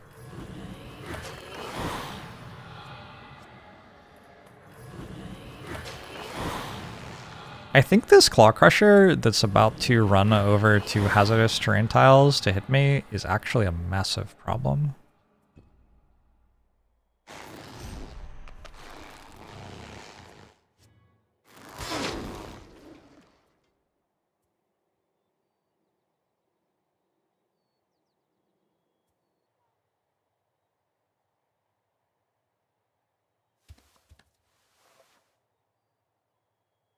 Can I?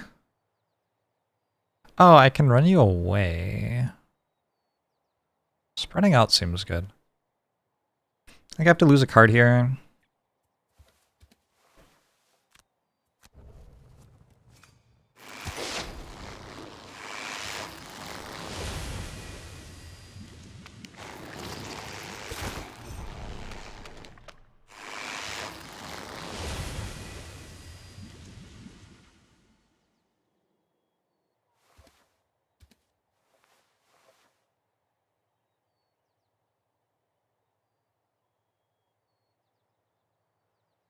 I don't know how the AI on this works.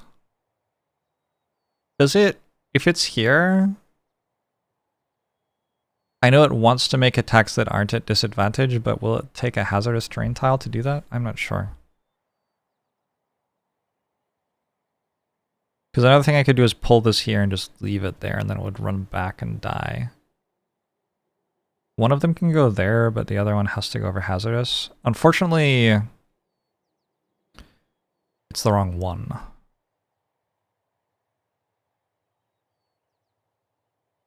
My other thought is it moves 4, that moves 3. That doesn't work.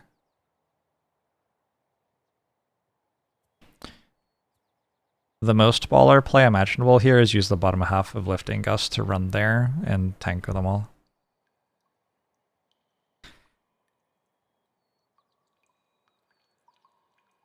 I don't know if I'm that powerful though. Alright, so I think what I do is... Oops, I do this, pull that, through those two to here.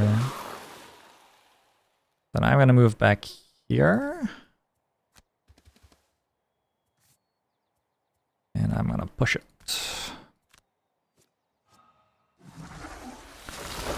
Crit is unnecessary, but sure, thanks.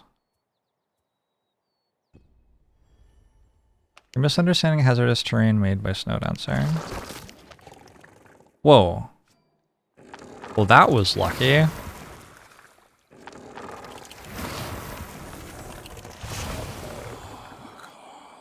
So because I made it so there was a way to get here, only crossing one hazardous terrain tile, this stopped running here to make an attack that turn. And because it was there, it blocked the hex that a Mindstepper could attack from, which forced that one to run into hazardous terrain.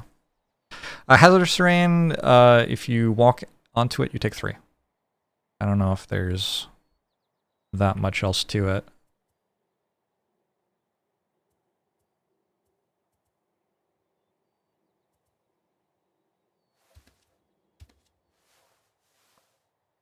And it never goes away, correct?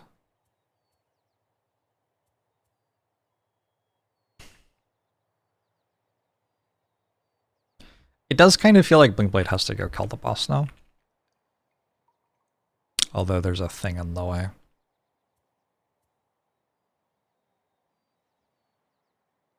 This is... I also have to kill that with Blinkblade, so that's kind of fun.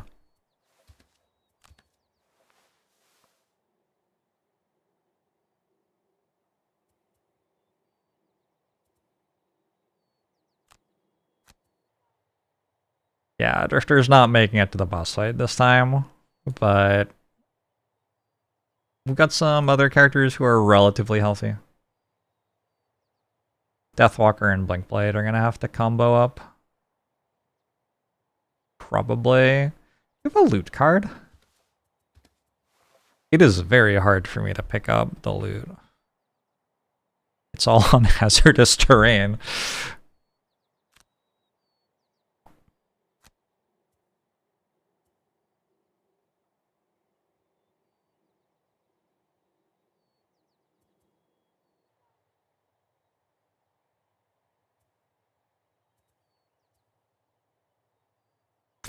If Blink Blade's over here, they'll go attack Blink Blade instead of the stuff I want them to attack.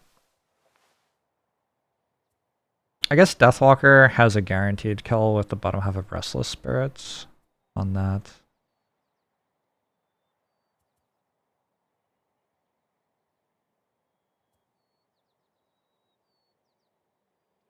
I've got 4 shadows on the ground. Hazardous terrain scaling with Snarl level gives Snowdancer some nice difficulty scaling. Yeah, it makes Snowdancer very strong at +3 for sure.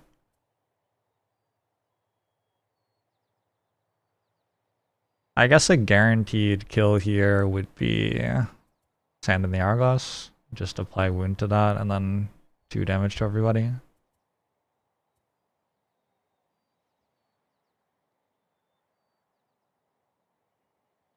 But then I'm visible. I don't want to be visible, really.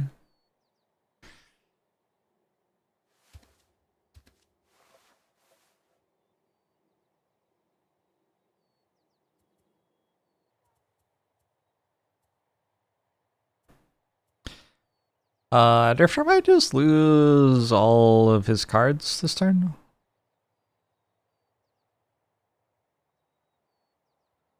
Hazardous terrain isn't trap damage. It's different from a trap, yeah.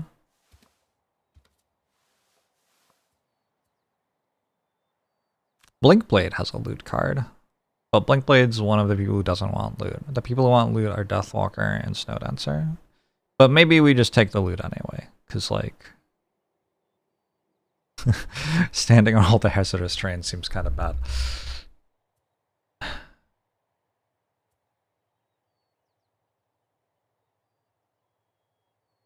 Love that this is still on 13.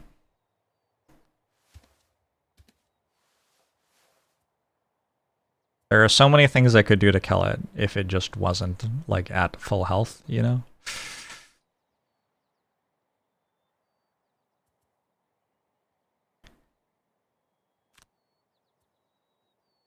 Reroll that, I think.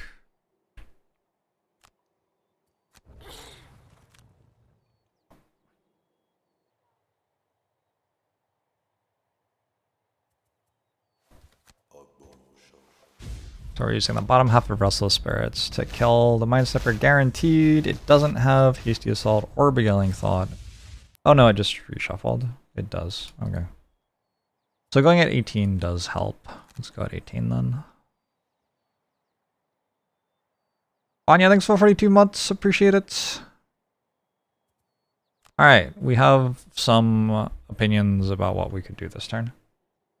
36 for the Claw Crusher's Crush Armor. 38 for the Soldiers. Nothing special. Nothing special, that one. And 46 is Paralyzed from the Mind Slipper.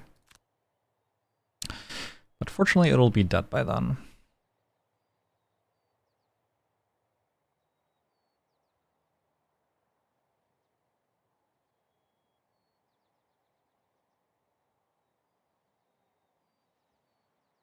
Doesn't feel like I need to lose all of Drifter's cards this turn. Kind of seems fine.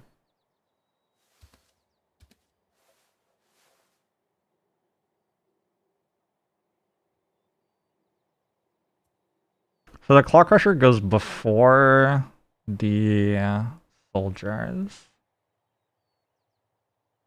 Which means it'll get to go to here. And then the Soldier Elite wants to come here, but I think it's dead. I'm moving and pushing it to there. It'll be dead. So then it's just the regular Soldier. Comes in like this. Makes an attack for 3. It is kind of rude. But I've got some healing. Yeah, I think it's fine. Select a shadow to move.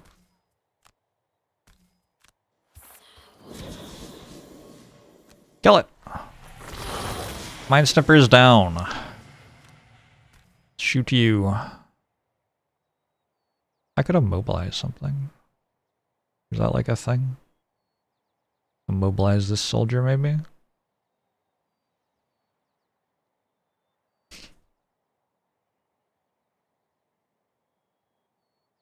feel like not a thing. Maybe a thing? I'm a little bit stopping it from killing itself. But I don't know, maybe that's okay.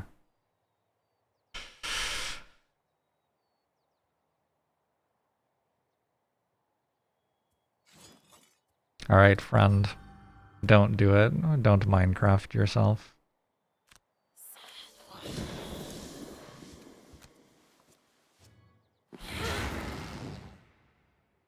Did I fail to immobilize it? I tried so hard. I really tried so hard. There you go.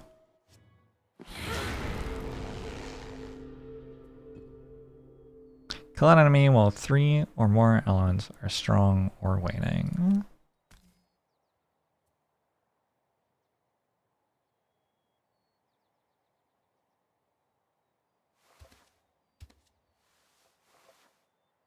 Don't have any elements.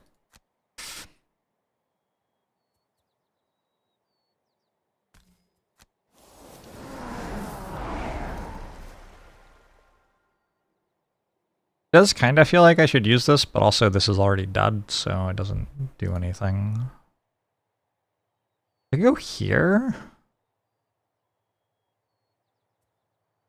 Fortunately, the Claw Crusher goes first, so the Claw Crusher is going there. Unless I mess it up. So basically I can decide if Snow Dancer or Drifter gets attacked. I'd rather Drifter got attacked since Drifter has no cards left anyway. Eccentricus, it's going really well. The game update, how are the improvements? No patch yet. I just wanted to play. I don't know. Good game. So. Seemed like it would be fun to play.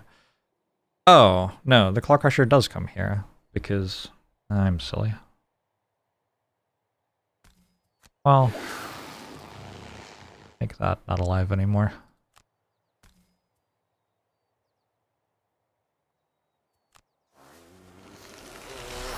Kind of sad that it ruins my regen, but okay.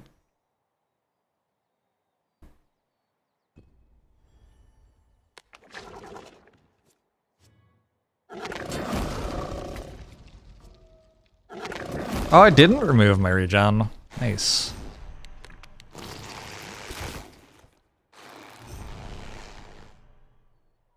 That literally just would have died. Why did I not want it to just die? Like, what? What am I doing? Well,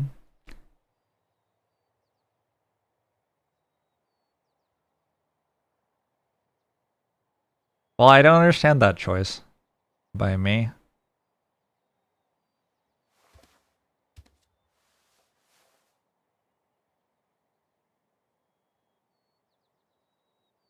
I kind of need to play the top half of kinetic transfer to channel. No, I already have that element. Oh yeah. Stand in the hourglass it is.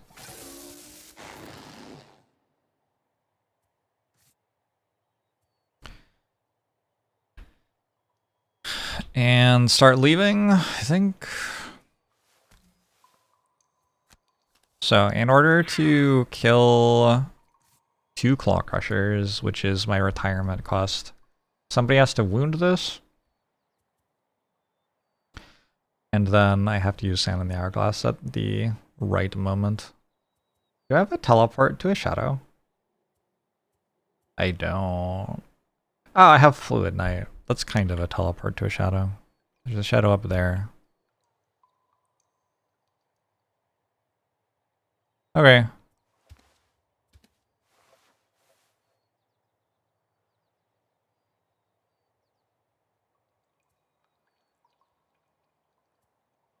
Probably I'm wanting to bring the Carl Corpse out into the like 5 shadows that I have set up here.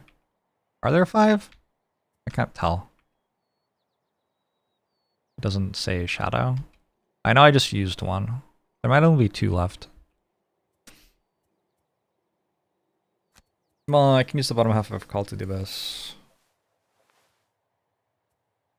to make another straight away. Maybe we want to move first. Move to there. There's a crab in the way. How do we wound it? Vile Assault's kind of the only way to do it. Alright, Vile Assault it is. Blink Blade can go fast this turn. I don't really want that to come kill me, so let's do that. My best move is Blurry Jab, probably. And then Twin Strike slow next turn. We're just going over here. We're in a long rest. We still have 7 cards left. That's pretty close to Blink Blade being able to solo the corpse. Carl. But we also have a pretty healthy Deathwalker. And honestly, you're pretty healthy too. So, should be good. Yeah, I wanted to move first and then make a shadow further forward. But I also have to move on to the loot to get it all. Feels kind of awkward.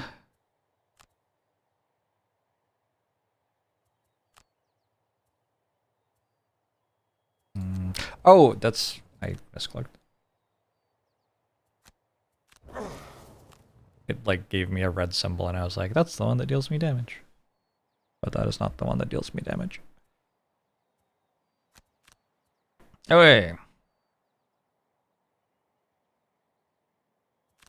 So we're going to wound this. We don't want it to die super fast because I don't want to have to rest with Blink Blade next turn. But I guess if I do, I do. It's kind of fine.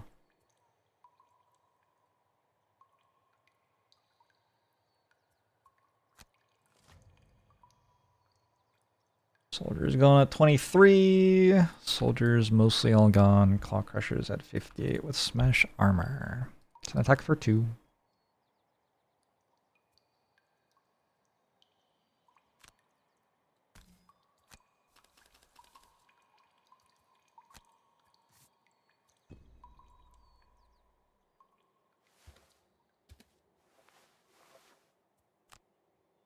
I have failed Ritualist. I think I'm okay with that.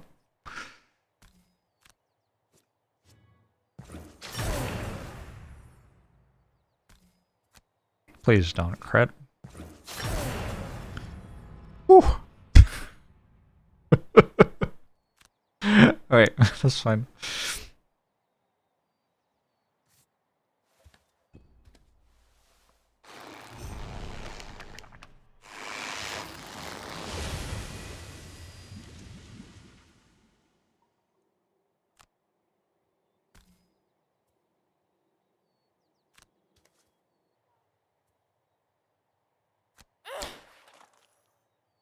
Lurkers can go between 11 and 64. So I think I want to short rest with Blink Blade. Get Sands of Time.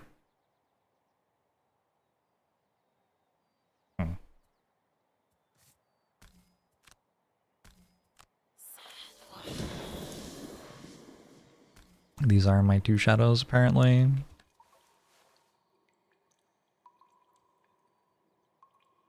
Yeah, I don't know. It's not really enough shadows to care. I don't think. Loot! 2 lumber, 16 gold. Nice. That's actually a really good pickup. How many loot icons were those? Ouch. Ouch.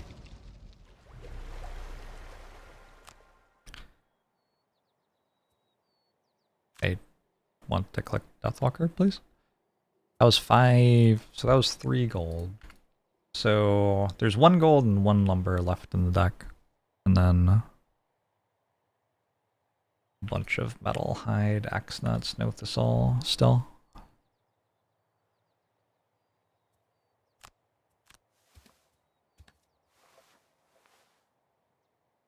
Yeah, probably actually we are going to bring it back here, because we're going to want to push around the hazardous terrain, right? I forgot about the hazardous terrain a little bit. Alright, so lose this one. Blinkblade has to go open the door. Somehow I have to get the chest in the room. Oh, goodbye, Drifter. Because you lost the card, sure. We are going to short rest here so we can get Sand in the Hourglass to play.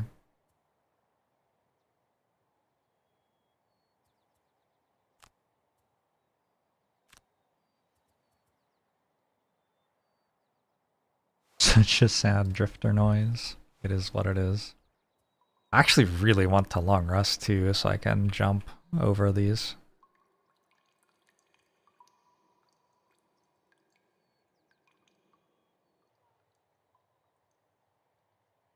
If I long rest, I have to be able to go at 11 next turn to guarantee that I kill it. I can't guarantee that. Oh, wait. I do have jump, I think. Frigid Growth is jump. But also, you're trying to become a merchant? So, like...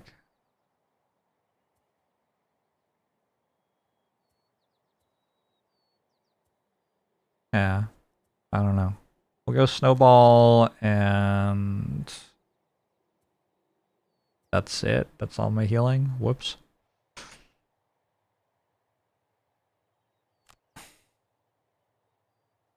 As 5 returns, consume Frost. Enemies that are force moved this turn suffer 1 damage.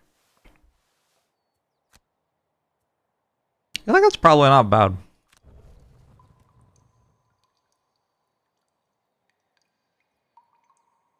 So I'm gonna have to long rest to get into the room anyway. I might as well just go fast.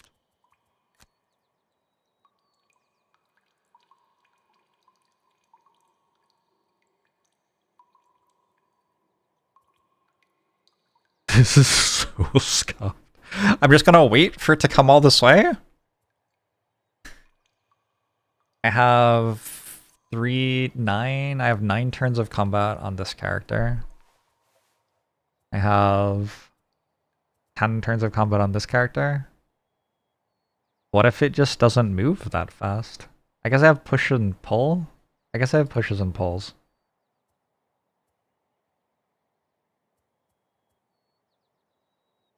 Slightly wild situation.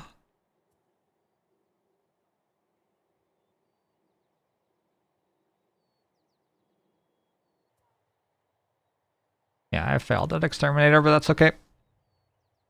Claw Crusher is going to hit for 0-ish. Soldier's dead. Oh, and also it isn't going to hit for 0-ish, it's going to be dead. Woo! A moment of peace.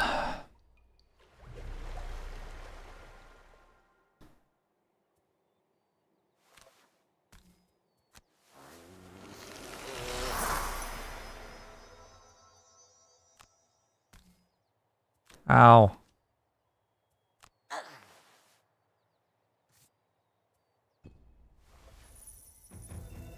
Hide, Snow Thistle, Double Metal. That's pretty good for becoming a merchant.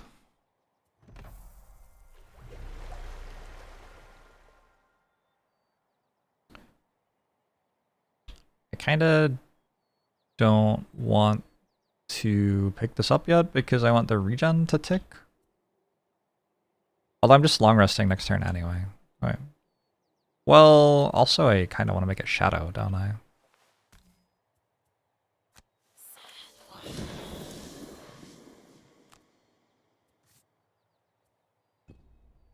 Nice Fernash.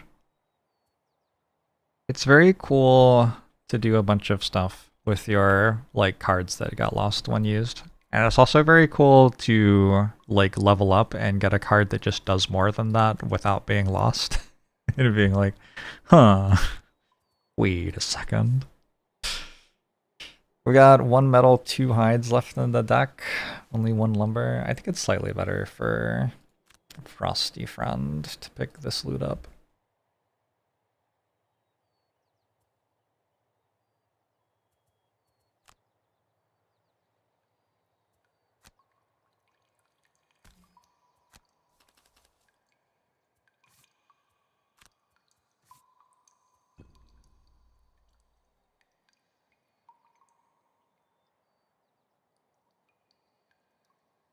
I don't know. Where do I want the next hazardous terrain?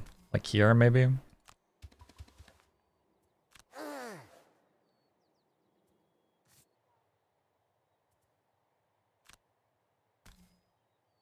Seems plausible.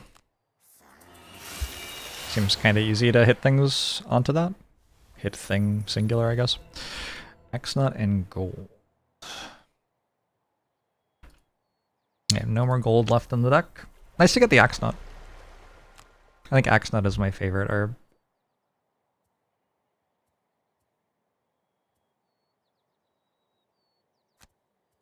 Can lose Anger of the Dead now, I think.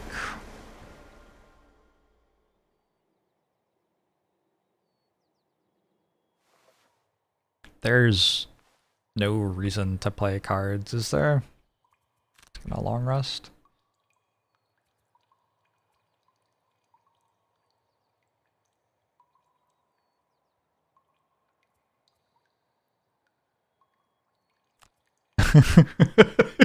This is just very silly.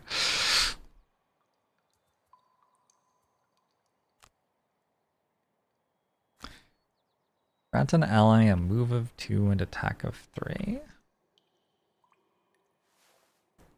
1, 2, 3, 4, 5. I guess I could walk in and out again.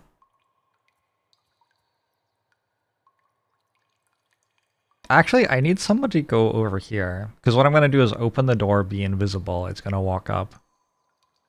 And I'm going to like try to kinetic transfer it from behind, push it this way, and then run in here and have it go that way more. But I need someone to stand like here or something in order for that to actually happen. We are kiting at the moment.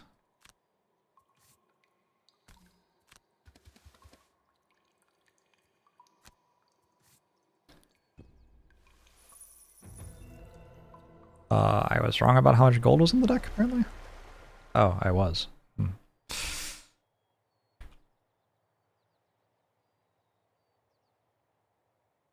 Alright. There's only one loot left in the deck, so... not much more to it. No, I was actually just reading off the wrong list. That's why I was confused.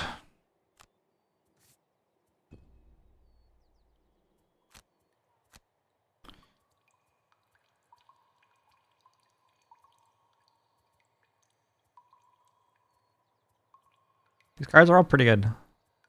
Like, I might lose Temporal Displacement, which seems kind of obscene against the enemy with Retaliate, my only ranged attack. But here we are. Okay, we go fast. We use Experimental Adjustment and Blurry Jab. Long Rest. Make another Shadow. I'm running out of cards.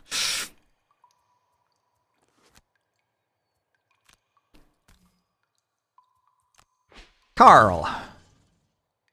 The earthen tunnel eventually gives way to a natural cavern where you find a half-rotted humanoid corpse shuffling aimlessly around like a lost drunk. The smell is incredible, burning your eyes and your throat. Looking closer, you see a large pink stone lodged in the creature's right eye socket. Another wave of reeking air overwhelms you and you retch involuntarily. At this sound, the corpse turns and snarls. What's Carl doing? 71. Move to attack 4, Channel Frost.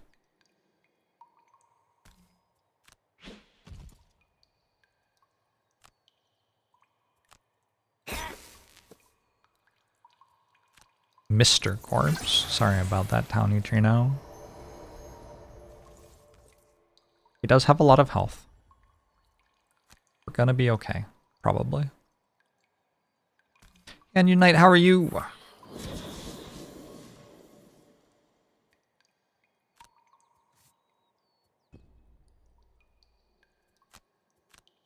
So let's make sure we're keeping our, like, pulls. Pulls seems like a good thing to do right now.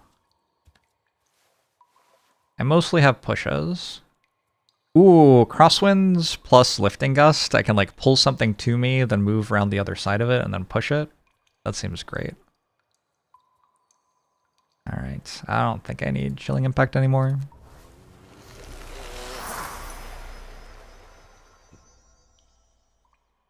You've taught a 3-hour lecture just vibing while students do work.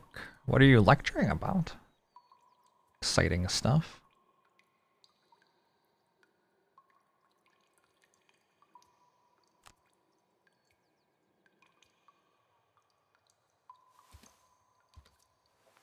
Public speech. Lecturing about public speech doesn't require speaking? The students just do workbooks? What is this nonsense?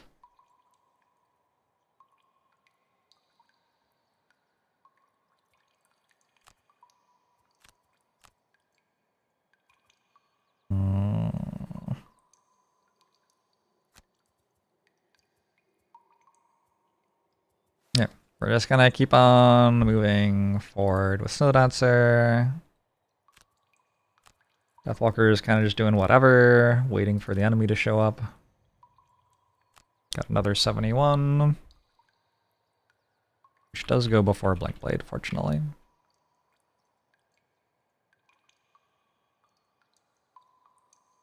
One, two, three, four, five, six. 1, 2, 3, 4, 5. I need to be there? I can be there. I'm literally not moving.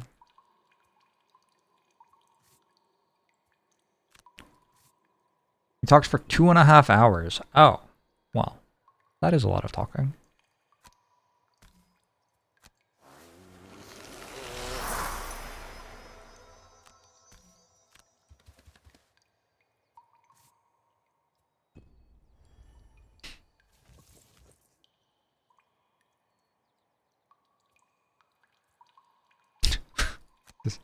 Sorry, I just like... It is a very strange mission. One just for me. Biting Gauntlet Blueprint. Alright. I think I know what the Biting Gauntlet is. It has a move at 23, which would make me very sad. But it would go like this, and then I could push it there anyway. That's still pretty good. And honestly, then I could just like short rest, kinetic transfer to push it again and go invisible. That would be fine.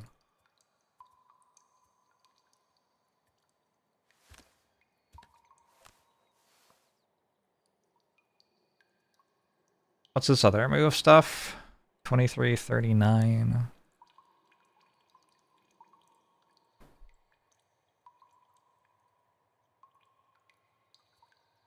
I think I can just use Frigid Growth.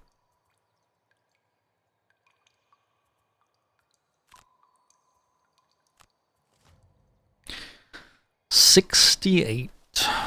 It actually will get fire. Because Blink Blade's gonna channel fire.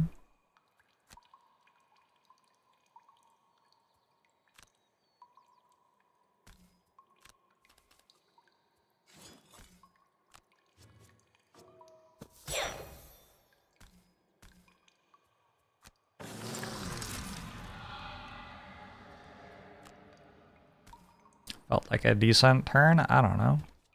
1, 2, 3, 4, 5, 6. Oh, 1, 2, 3, 4, 5, 6.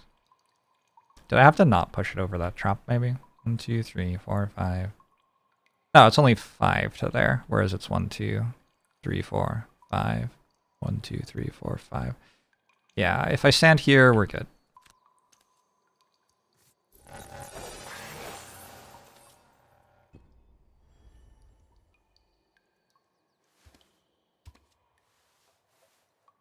Lecture is very different than streaming. I feel like...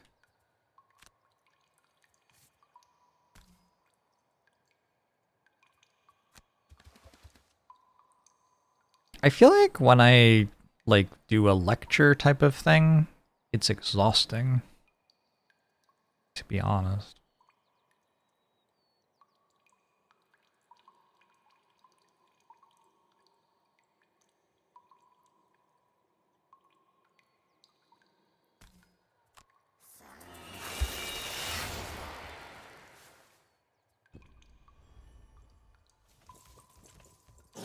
This is a mighty interesting situation I've found myself in. What a silly game.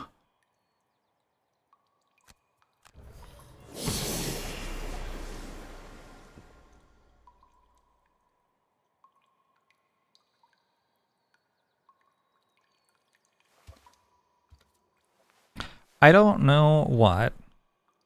Every time I start the 6 to 7 hour and I say we'll start the 6 to 7 experience lecture now, all the kids say 6, 7. I don't know what that is. Is that like shaped? Are the kids shaped?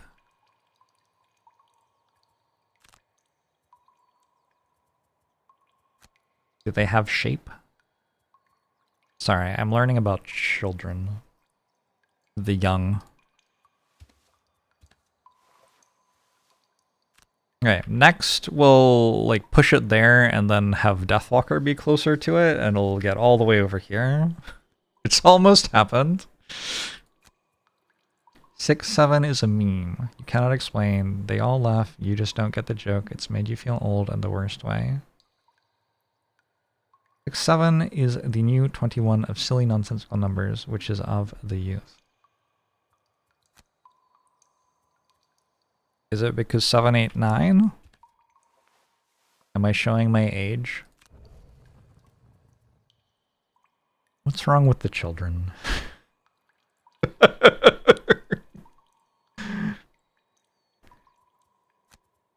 I think I just move here, push this 2, then push it 4. Move here, push it 2, then push it 4. At that point it's closer to Deathwalker and it'll go over here. Alright, me and the Carl Corpse are having a great time here. 39.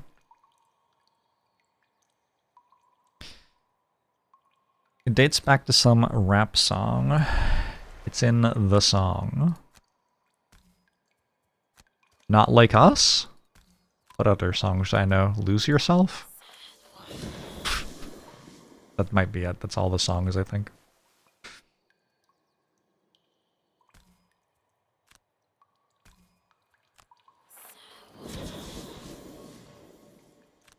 I didn't even realize the shadow was here. I should have been collecting it with the other shadows this entire time.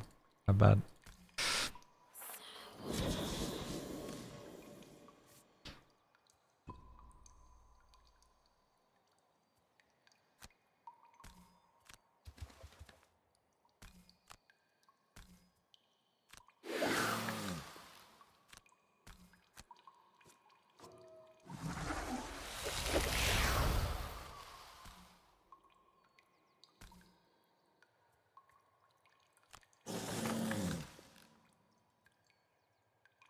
Cool. Now Blinkblade has to come all the way back again to be able to do anything. It's not wounded. I don't really have like intentions to wound it either.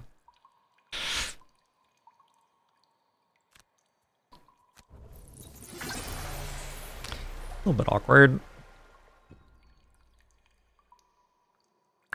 How are we doing on cards? We don't have many cards.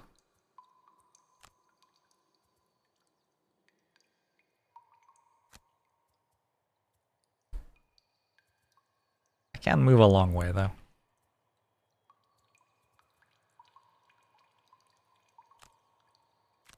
And I can give an ally a move, causing me to move even further.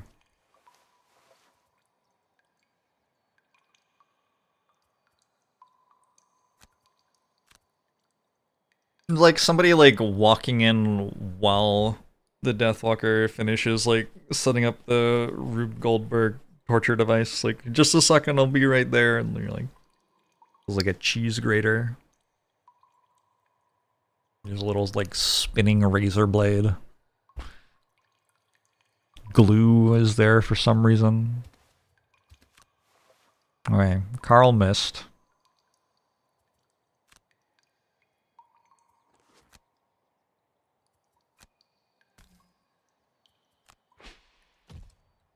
Wait, actually, if I give it fire, it doesn't miss anymore.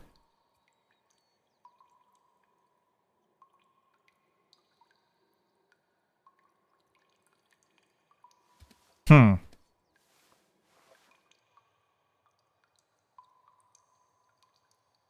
Okay, fine, I won't move.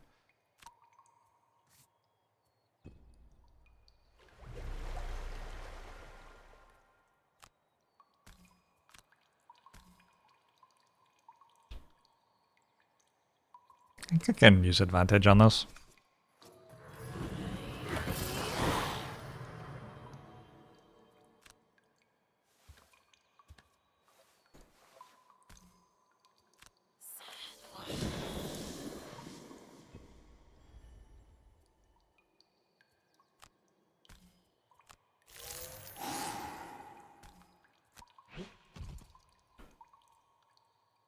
They made a third song recently. Kind of controversial. The Iliad, the Odyssey, and It's Raining Men.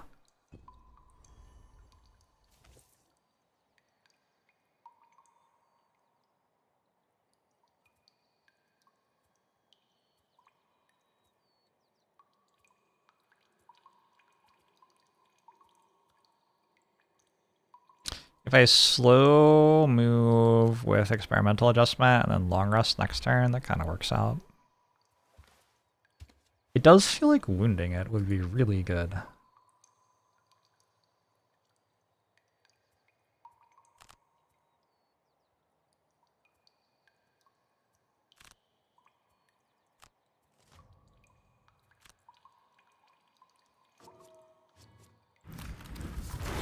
Oh, it doesn't have to move in because it had the ranged attack. Rude.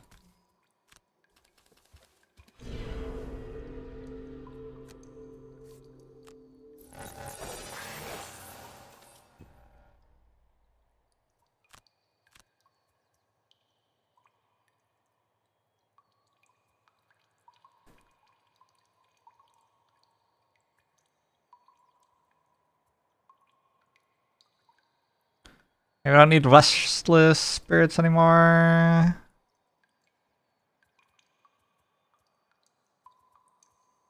I don't know, it's kind of good. But the other ones I think are better.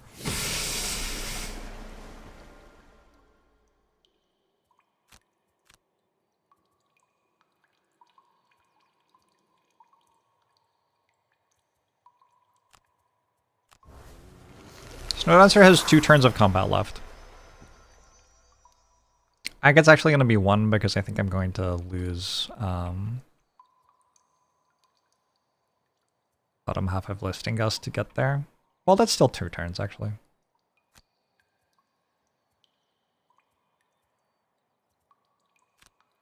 If I go here, do I have line of sight? Ooh, I do. Okay, so I can Lifting Gust right now.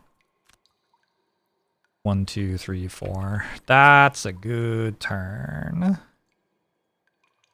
That's a good turn. Nice. And then I think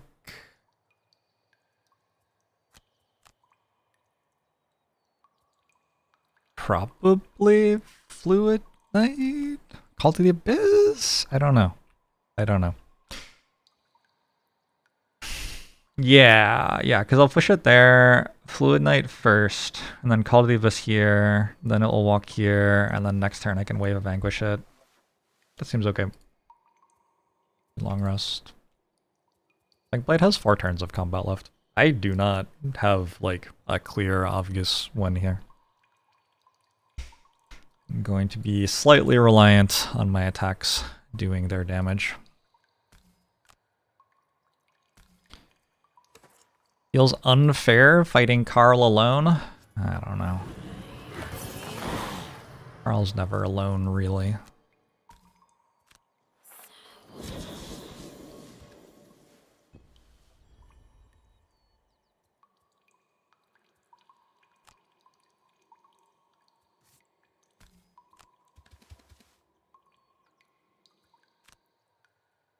This has 3 range.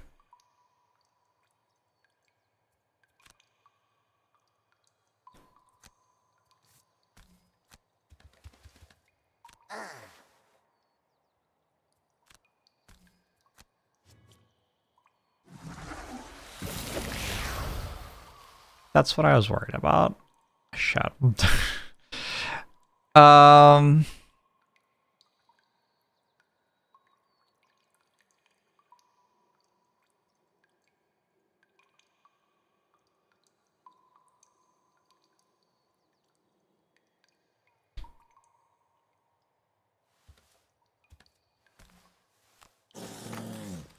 Kind of unreasonable that it's allowed to do that, I think.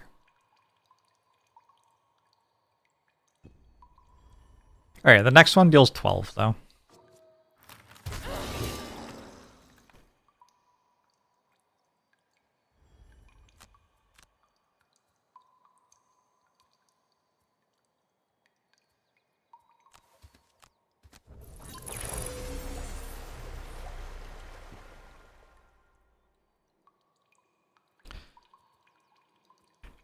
Got a short rest here into 1, 2, push this 1, 2, 3, 4.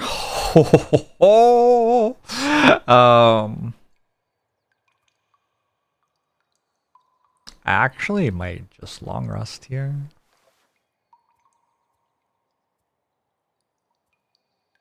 I don't know, what do these cards do? Very little. If we're going at 20 something though, I guess we pushed it away before it can hit us anyway, so we're fine to play the cards and they just don't do anything. Blink Blade has 2 time tokens, so going fast seems obvious, but 1, 2, 3, 4, 5, it's kind of hard to do anything.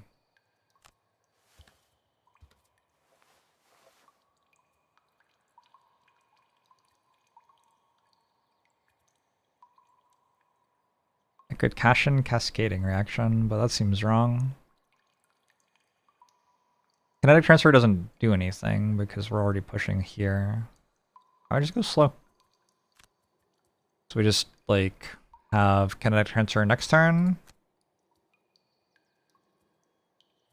Kinetic Transfer must be on the best card.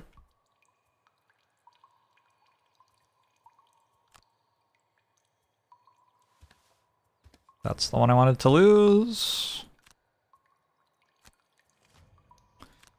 42.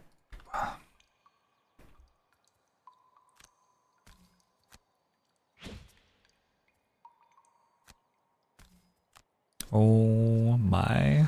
Oh no. A crit miss. Actually, if I put it there, it has to walk through a hazard tile. Woo! Alright, that's a bit more like it. Oh, but it does make an attack? Oh, my bad. Okay. It's not actually a terrible result, so that's fine.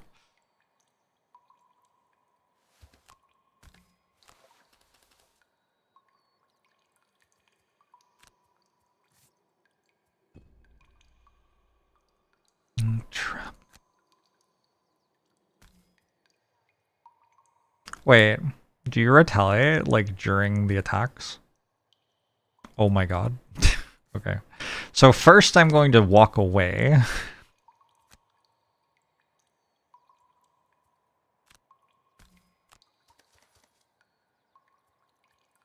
Oh, with the other card, not that one.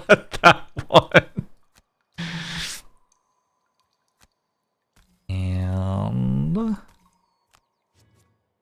Deathwalker is all done. On average, this deals 12. That's a crit, though.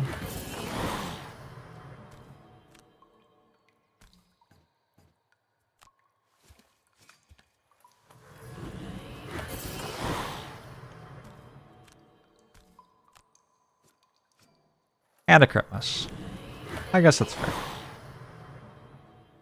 Is it actually true that it deals 12 on average? I guess it deals slightly more than 12 on average because of the shield.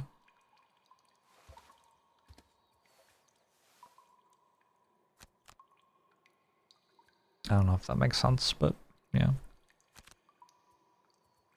Alright, Blink Blade has 3 turns of combat to deal 10 damage to something which is standing by that much hazardous terrain. I think we're gonna do it. I'd say push 3. Okay. So now the challenge is how do I get the loot as well?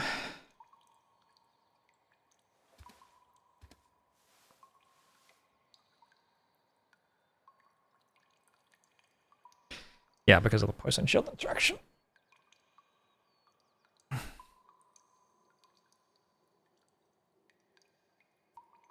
I don't know if I've ever killed Carl without wounding him.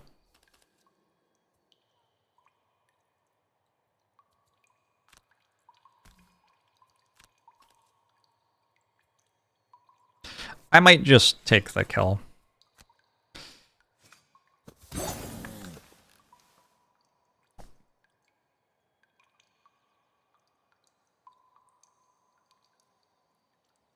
The loot, there's 1 gold, 1 lumber, 1 metal, 2 hides, a snow thistle. That's it. I do kind of need more metal. Stacking for 3, so even if it crits, and I'm fast next turn, I do just guaranteed kill it next turn. As far as I can tell.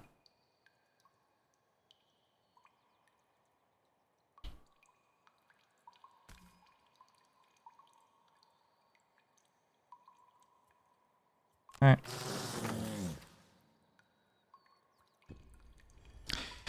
I guess just 1 more loot seems better than not having it.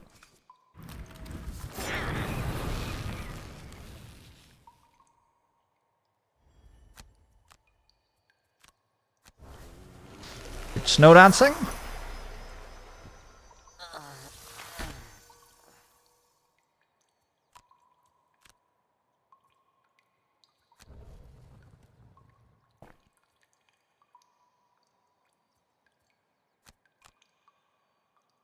I guaranteed kill it because I can always lose Blurry Jab to dodge whatever damage it deals to me. It never has a disarm on me. Even if it immobilizes me, I can still push it over things.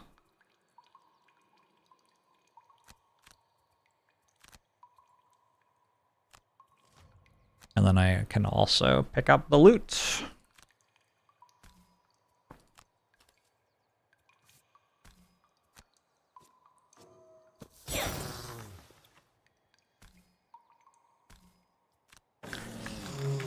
Lose a card to negate 2 or less damage from an attack? Wait.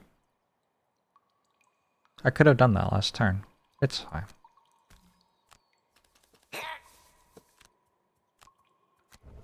I think being able to do this is as good. I don't know. 1 perk mark, but the character is retiring next mission probably. I got the medal! Oh, it's huge! Oh, it's huge!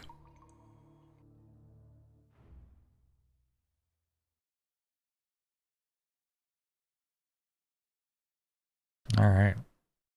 Level 2, Snow Dancer. Level 3, Drifter. Drifter is my current plan for fighting a Chaos Demon.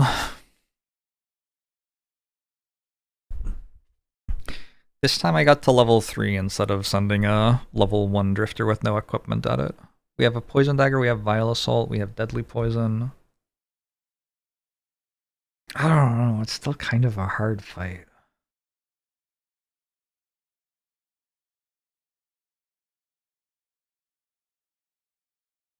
What else happened here?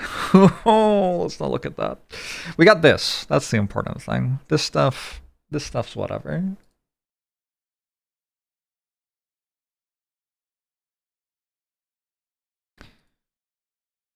Snowdancer cannot command attacks from Drifter. Snowdancer does not have line of sight. And you need line of sight to control an ally with stuff like that. Yeah, Deathwalker, Drifter, Blinkblade, and Snowdancer. Deathwalker got Optimist very quickly. And everybody else failed everything. Ritualist. Exterminator. Exterminator was always going to be hard. Wastrel was always going to be like, kind of like if I was in control of everything at the end, I could do it. I could have, I think. I think I did have a moment on the second to last turn where I could have.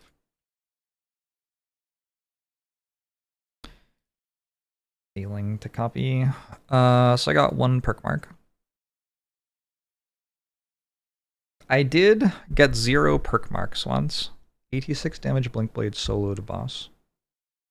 Oh! On this mission. Okay, so it's not a like high perk mark mission, perhaps. Edge of the World. What else happened?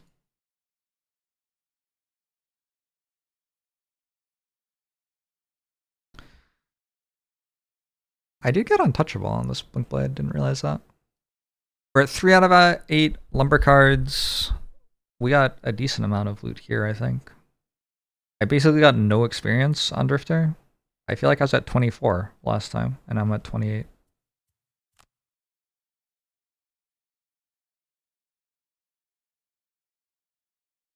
Loot went where we wanted it. Oh, we got the Biting Gauntlet blueprint.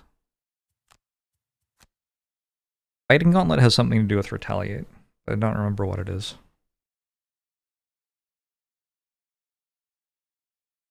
Ripping the shard from the corpse's eye, you find the thing to be strangely beautiful. It's slim and hollow, more like a piece of coral than a stone, and yet there's a certain weight to it that seems uncanny for something only the size of a dagger handle. You bring it closer, admiring its crags and hollows, but as you do, you feel its weight grow. It presses down on your hand, and then into your mind, sinking into you and pulling. The coral shard speaks to each of you, not with words, but with desires. It wants to move north, far out to sea, away from the cliffs and the frozen safety of Frosthaven. And it wants you to take it there. This must have been what the lurkers were after, a strange goal for savage beasts no more sophisticated than wolves or spiders. Yet as the chunk of coral speaks to you, you know it to be true. They sought this object, and in order to understand why, you'll have to follow the pull of the shard north across the water. But Frosthaven's tiny fishing vessels aren't fit for the journey, and you're not about to swim. This leaves you with a choice. You can either keep your feet on dry land, following the shard along the northern coast, or you can build a proper ship and head out into the ice-choked sea. 10 experience for everyone. We get a coral shard, and we have unlocked the frozen fjord. Pining for the fjords. We've upgraded the hunting lodge. Through the open gates of Frosthaven, carrying a This lets us pay gold for morale. Smile. Hello, new in town. I'm down. Really much too. Pretty sure we have a lot of gold on people who don't really need a lot of gold at the moment.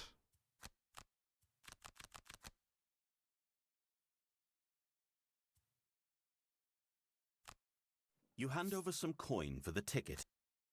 Cool. 1 morale gets us to 0 defense in case the town gets attacked.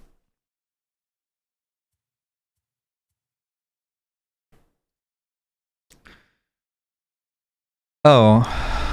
Cards. Okay. I've looked at this before. I think I took Birds in a Tempest. Summon 2 white owls. 3 health, 3 move, 2 attack and flying. Bottom half, move 3. All allies add 2 move and jump to their move abilities this round. Feels vaguely useful. Level 2 other card. Tornado. Hit for 3, a bunch of things. Control all targets, the attack ability to move them 1. Ooh, that's kind of nasty. Okay.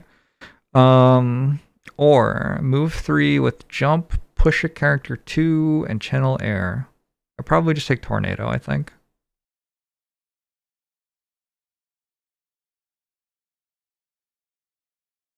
I'm sorry, I just read what Cold Snap does. I shouldn't be reading ahead. I don't usually let myself do that, but I saw the icon and it made my brain want to read it. 2 more? Like, really? This is starting to get a little bit silly. Well, if we're gonna make that much hazardous terrain, maybe I actually do want to be able to give my allies jumps. Come to think of it. We'll try out a birds in a tempest start. Oh, I haven't looked at this at all. Start of each quest, all enemies gain metal. Whenever a new room is revealed, all enemies in the newly revealed room gain metal. Whenever you long rest, you may channel frost or air. Whenever you short rest, you may consume frost to regen at 3 range or air to ward at 3 range. At 1, heal, ward an ally, and redraw card. That's like not bad. Add 2 +1 frost or air cards. Those aren't bad. Replace 1 +0 card with a +1 and strengthen an ally card. That's not bad. Replace a -1 with a heal an ally for 1 card. Wait, this is heal an ally for 1, ward, and redraw. And this one is replace a -1 for heal 1 with no redraw. This feels a lot better. I don't know.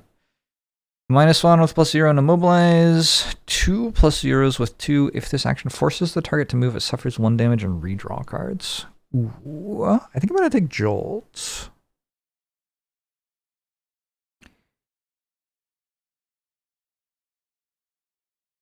I think I'm gonna take Jolt. That feels kind of good. Alien Anonymous. Thanks for the prime, appreciate it.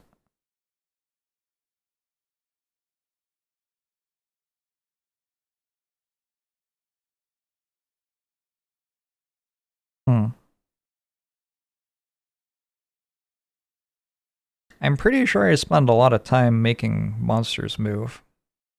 And also I'm pretty sure removing 2 +0s is just good. Although you kind of want like one good other thing to draw instead of the zeros. 2 +1 channel frost or airs.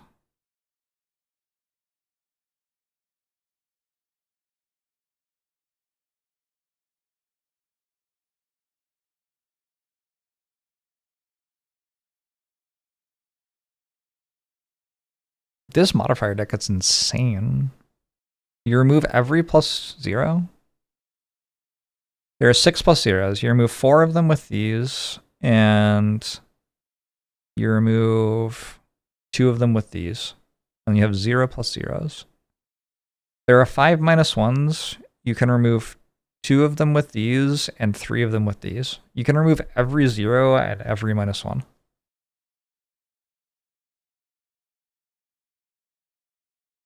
Excuse me? That's allowed? That's wild. You still have a -2 and a crit miss, but that is wild.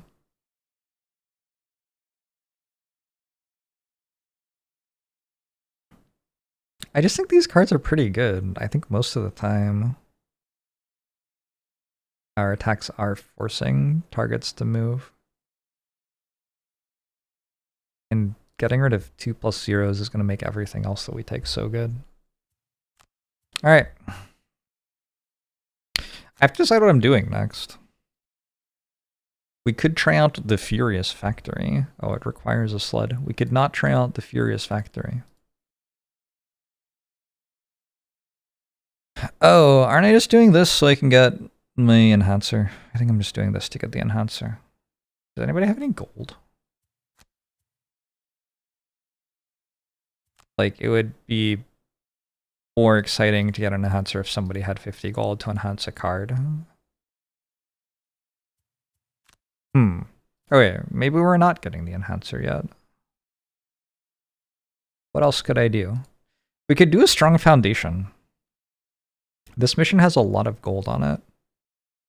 I have to bring the banner spear. Requires a hero personal quest. But I think it's like a winnable mission.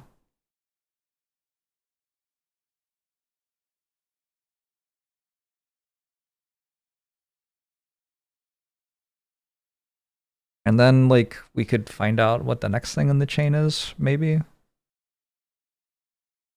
Ice Wraith and Frozen Corpse Elites.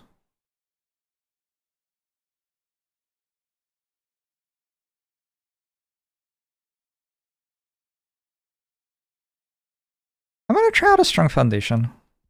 Maybe I punt the campaign. I don't know.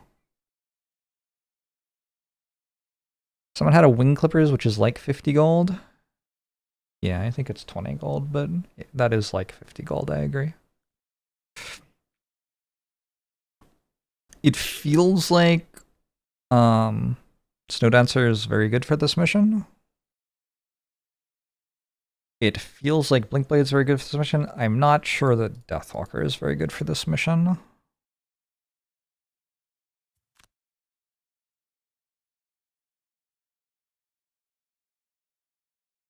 We could buy a little bit of stuff. We've got 4 gold. We could buy some sort of body item and some sort of head item, maybe, and get a little bit tankier on Banner Spear. This party would be fighting level 4 enemies.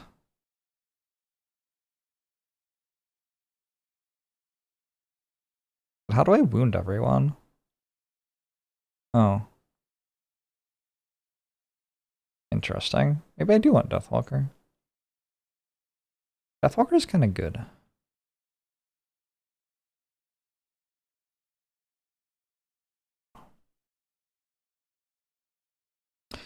How this mission works is...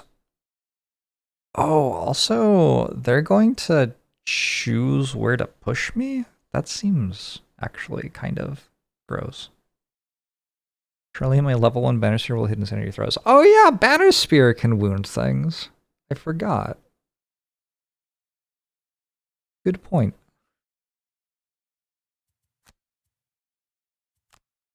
Let's bring back Deathwalker so I can build a thing. I'm prosperity level 2, so I could already upgrade the craftsman. That seems probably worth doing.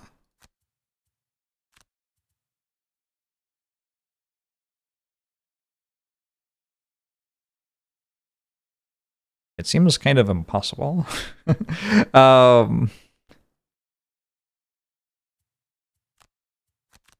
Just use everything? Hold on.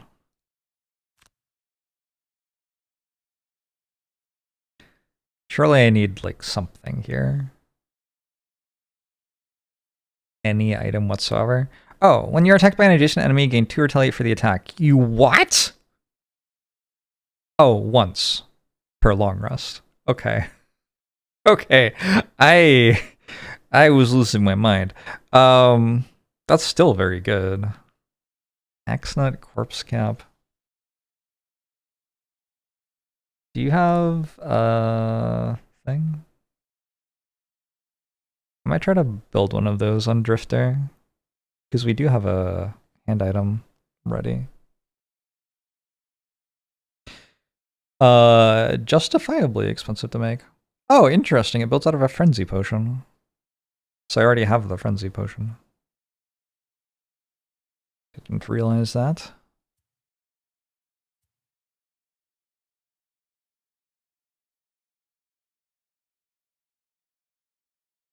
Well, Deathwalker doesn't have any stuff, so we can get Deathwalker out of the party.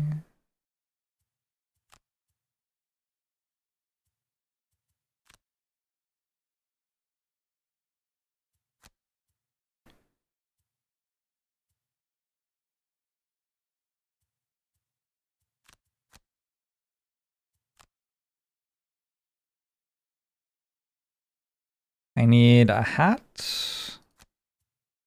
Means I don't want to use Blinkblade's metal very much.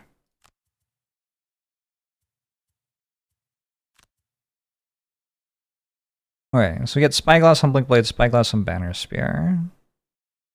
Drifter is still drifting.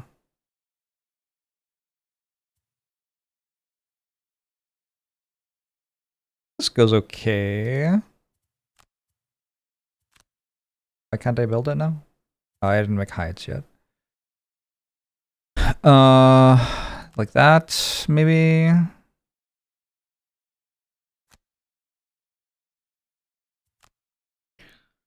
And then Blinkblade wants a hat. I only have one spyglass left. Who has my spyglasses?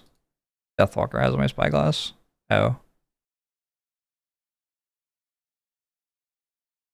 I could sell it on Deathwalker to get it for Blinkblade. It isn't not important.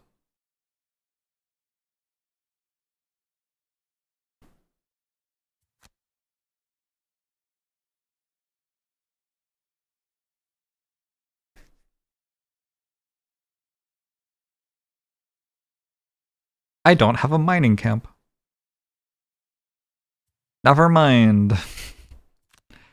I guess Blinkblade can build the spyglass after all. Whoops.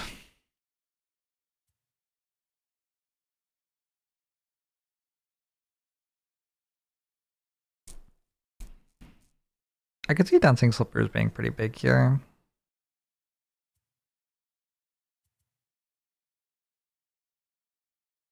Let's go back to winged shoes since I'm bringing a character who can like set the ground on fire or whatever.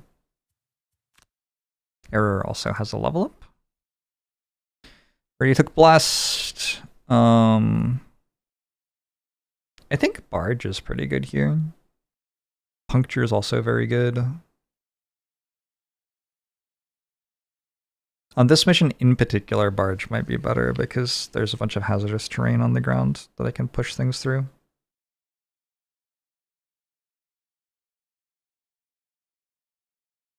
Oh shit. I might want wing clippers on this mission. I do want wing clippers on this mission.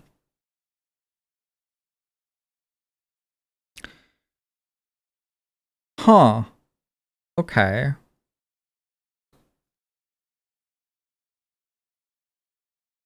Maybe Drifter's not coming, actually.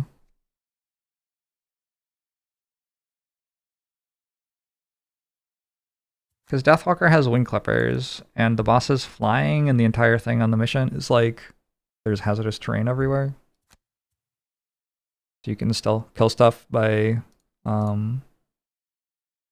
removing its flying. I could not bring Blinkblade, since Blinkblade needs to kill bolt shooters, but doesn't get anything from this mission.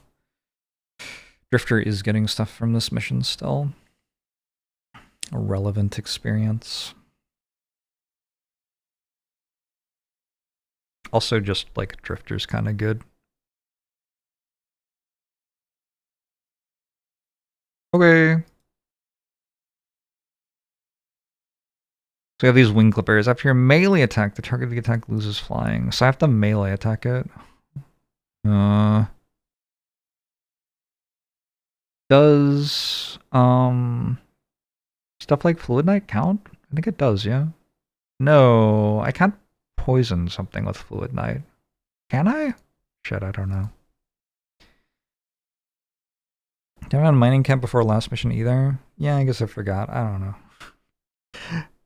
Alright, let's go for barges. Then punctures next, probably. For new cards, we could go for Fierce Barrage. It lets me make 2 melee attacks with 1 card. Kind of good. Go for Dual Bow. 2 ranged attacks. Eh. Or I can just take Ever Forward, which shoots something and gives me regen, or bottom half heals a ton of people at once. I just think that's a pretty good card. People often have poison or something on them that needs to get rid of. Fluid Knight is a melee attack, so I can apply poison with a poison dagger if I Fluid Knight. Alright, Ever Forward. Worst card right now.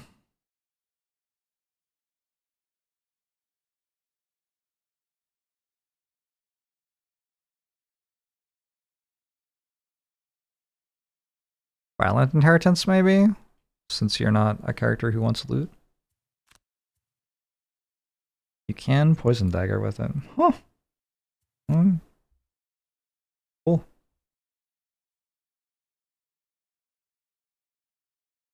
I probably want Forceful Spirits this time. It's going to be a little bit harder to make Rest in the Shade work. Sunless Apparition probably good. I might save Eclipse for the final room. I don't know. Anger of the Dead's a thing.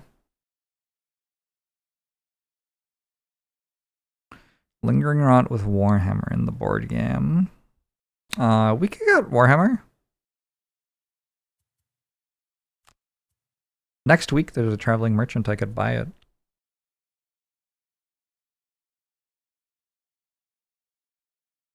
The level 2 Deathwalker card detects something adjacent to shadows of range attack because it has a range indicator on it. Fascinating. Banner Spear has literal 0 items. What if we bought one of these and bought one of these? And then we could make a bow. And a traveling cloak.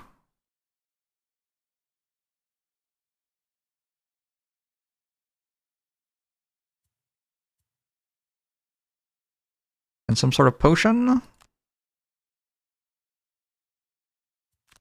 There are no stamina potions left, though.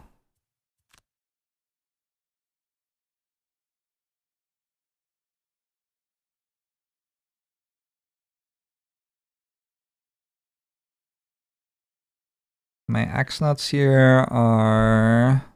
I get a frenzy potion again. Get a power potion.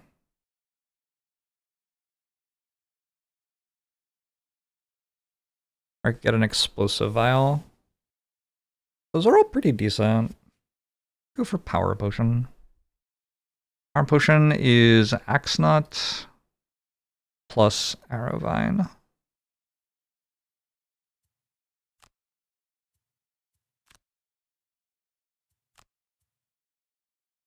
Okay. Just make sure everyone's equipped. You are missing something. But Corpse Scout plus thing is Poison Vial? I guess Poison Vial's not unplayable.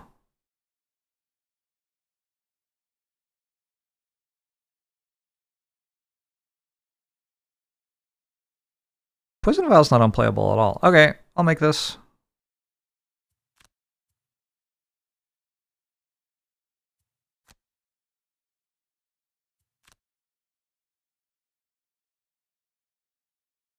Technically Drifter can have another small item now, but I guess we're not doing that right now. Maybe Drifter should have had the Poison Vial, actually, for dueling the Chaos Demon thing. Yeah, +1 damage on a Incendiary Throw seemed important. Okay. I believe I'm good to go. Doesn't look like I have any, like, anything. I built stuff from these. I'm building a craftsman, but don't have a mining camp yet. I need 4 lumber and 2 metal. There's 2 metal in the loot deck. I've never done the strong foundation on stream, I don't think. Maybe I die. I don't know. Find out together.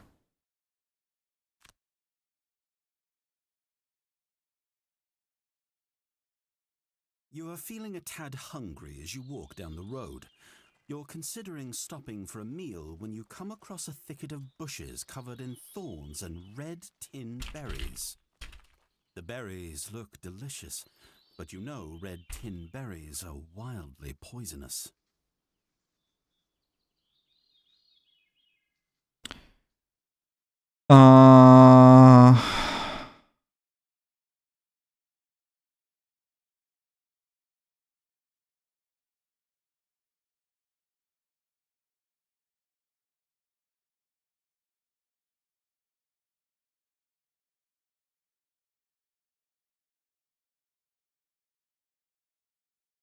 I'm trying to find out what this is. Anybody remember what this is? Do I have to open Tabletop Simulator? I've seen it before, but I don't remember what it was.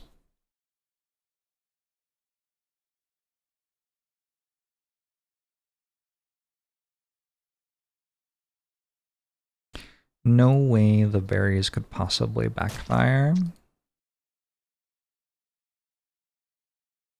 I know you can turn a potion into a poison vial by doing pluck a berry. Yeah, I don't remember what the left one does either.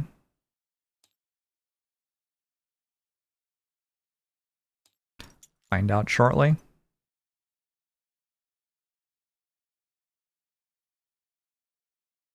I wonder if I have a potion I would like to be a poison potion. I don't think so. Pretty sure I'm happy with what I have.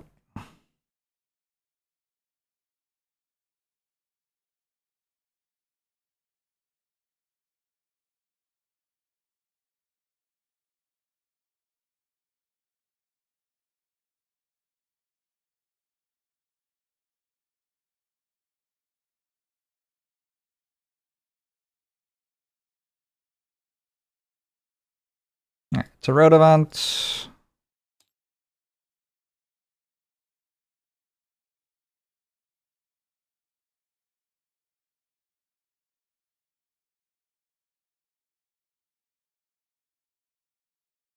I've already seen it actually in my tabletop simulator thing. Hey, if I'm educated, all characters add poison to their first attack ability of the scenario. Otherwise, all characters without armored start the next scenario with 2 damage and poison. Weird. Am I educated? Now I have to look up if I'm educated. Out of all of my characters, none of them seem very educated. Like Bone Shaper seems like they'd be educated. Banner Spear is not educated. I don't actually remember who I have. Snowdancer, Drifter. There's no way Drifter's educated.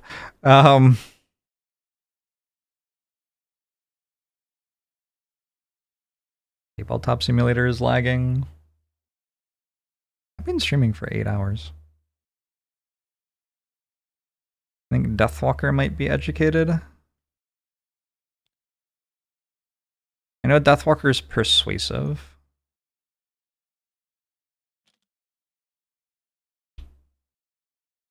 Deathwalker is Arcane Outcast persuasive. Oh, Blinkblade's actually educated. Do I have Blinkblade? I don't remember. No, I dropped Blinkblade for Deathwalker, right?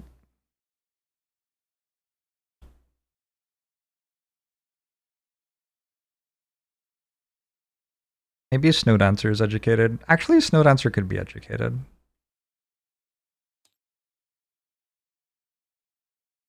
I could see that.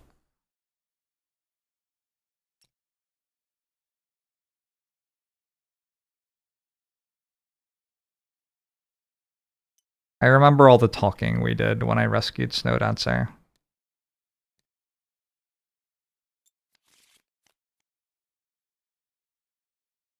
Snowdancer is not educated.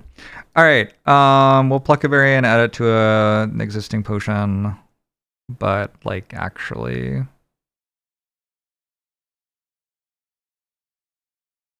Oh, I have to? Can I lose my poison vial to get another poison vial? You pluck off a single. Alright, nice. Oh, I can choose who gets it? I can change. I can change to Drifter. Like I said I wanted to. Alright, nice. Perfect. Wonderful stuff. Let's equip that. Get owned the Deathwalker. Be the first to kill a monster, become exhausted before any other hero. Your health drop below half your maximum. Never have your. Okay. Become exhausted before any other hero. That seems playable. Doable. I think I can achieve that. Occupy a door hex adjacent to 2 or more enemies at the end of the round. Kill enemy with 2 or more negative conditions. Long rest at max HP after you've already suffered damage. I think we can probably do that before the final room. Lose a card to negate suffering 5 or more damage. Kill enemy with 3 or more elements strong or waning. Have 5 or more total cards at the end of the quest. No way. I think acrobat's just kind of likely to happen. Only long rests, kill one more enemies of each type. 3 more loot bags in the same turn. Let's go exterminator. Give exterminator another try. Alright, let's think about this mission from the perspective of Deathwalker. I think in the first room I'm using Call to the Abyss to get some shadows. And then I'm pulling the second room into the first room. How? I don't bring Blinkblade. I can still do it, though. I can, like, just... Honestly, I could open the door with Deathwalker with Fluid Knight and teleport back to a shadow. I could do something like that. Okay. So then we'll have a bunch of shadows in the first room that enemies will run into. We'll kill them all. I could do this as well. Teleport to a hex with a shadow. Do I have Forceful Spirits now, so I can teleport with that as well. And then in the final room, we'll use Eclipse to get some stuff out quickly. Okay, I don't hate this. This seems pretty good. Banner Spear. Second mission for Banner Spear. I have played a lot of Banner Spear in my Frosthaven-ing. We definitely want Javelin for its pull, and we definitely want Unbreakable Wall for its push. Other than that, all the regular stuff seems pretty good. Deflecting maneuver is good against snow imps. Incendiary throws also good against snow imps. I don't have Sand in the Hourglass either, though, so it's not as good as it could be. There's going to be a really weird mission playing on PC.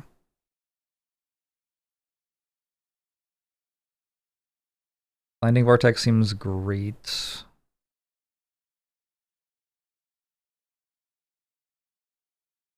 Might drop Cold Therapy for Birds in a Tempest.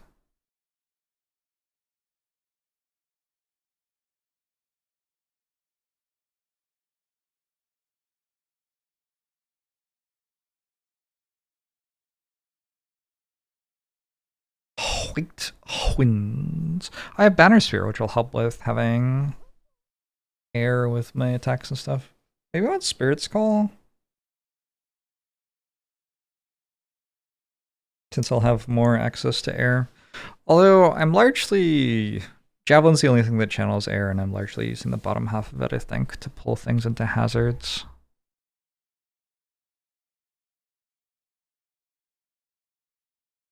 I don't think I need Nature's Breath. I have a different summon, which seems better. Let's try out the Spirit's Call instead. Okay.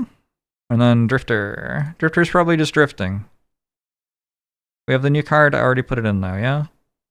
I don't think Drifter has to, like, change cards a whole lot. Drifter's just kind of like, yep, I'm Drifter. And that's kind of how Drifter works. This mission, I'm going to try out being Drifter again.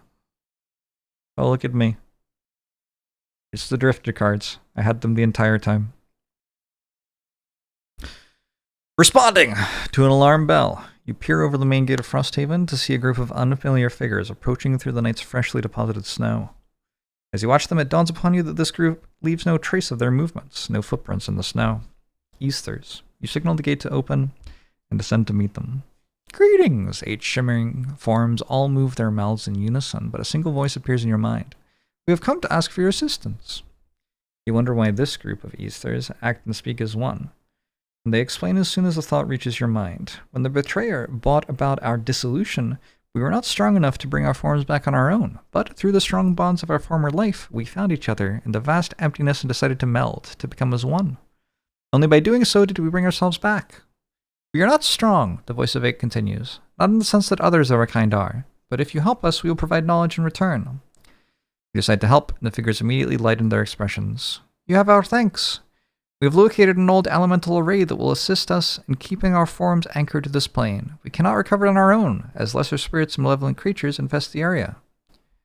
Voice of 8 leads you to the snowfields north of Frosthaven, where an unnatural fog rolls in, giving you the feeling that the air itself has been frozen. You continue forward, the Easter is quiet, and always a few steps ahead. Before long, ruins appear on the edge of your limited vision, some sort of protective structure. The cackling sound of impish creatures can be heard long before your eyes find them through the frozen fog. They throw small stones at the heads of large undead creatures, failing to get their attention. Your appearance, however, draws the attention of both. I think I did play this. I played this at +2 difficulty. Like a long time ago. But after I started playing the video game. It might have been like before early access started, because I got a like pre-early access sponsorship of this game.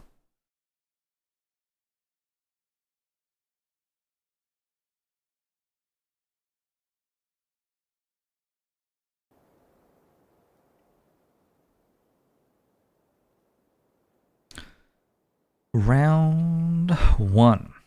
Alright, we have 1, 2, 3 frozen corpses. This one's an elite. We have 1, 2, 3 snow imps. That's an elite. And we have 2 living bones.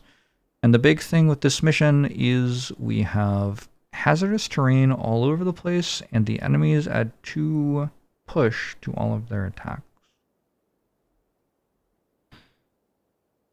That's not hazardous terrain, that's icy terrain. Worth noting.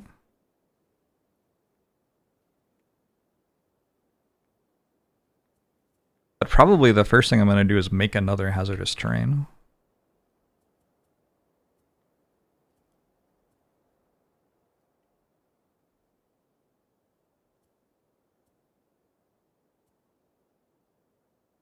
Pull something into some hazardous terrain. I don't have a spreadsheet tab for this. Fascinating.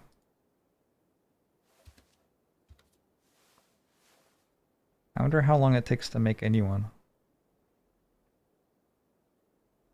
What's this mission called? Strong Foundation.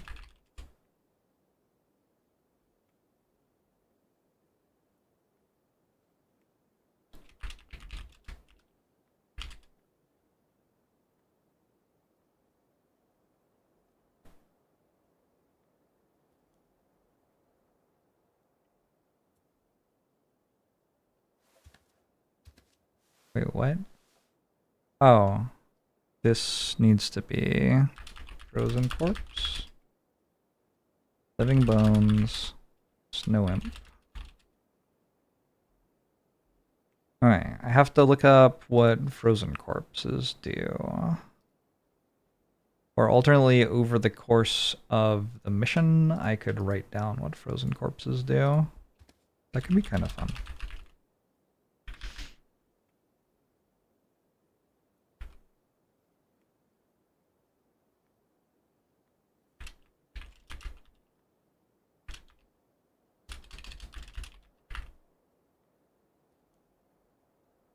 Frozen Corpse level 4 has 12 HP, 2 move, 3 attack, and the elite has 17 HP, 2 move, 4 attack. The elite also has 2 retaliate, 1 shield. Do they both have 1 shield? 1/1 shield. Only the elite has retaliate. 1/1 shield. Elite to retaliate. Alright, and we don't know what their attacks are yet.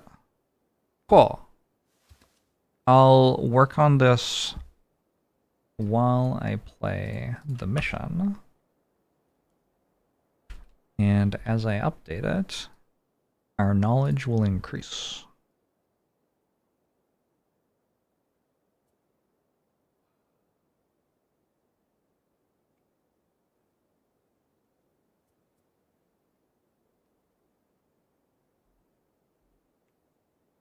That seems fun. I don't know.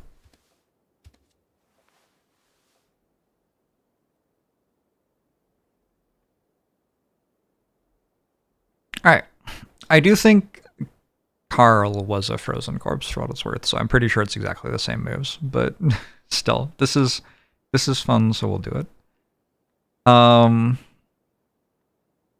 So I was going to start by putting hazardous terrain here. It seems like it, among other things, also maybe gets in the way of this living bones. Although I guess the living bones can just go 1, 2, 3, 4 instead of 1, 2, 3, 4. Yeah, that's exactly the same, huh?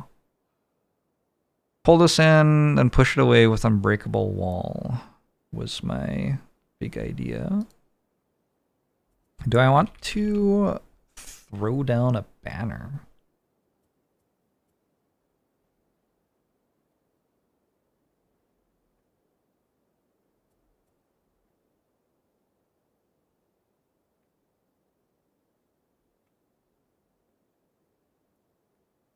Don't know.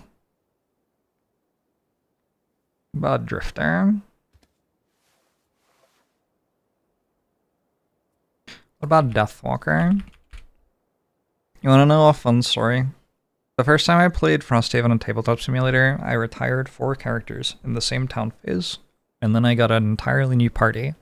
One of them got this as a retirement quest, so I thought, oh, I'll try that out. I got up to turn 1, and I just, like, closed the game and never played another turn.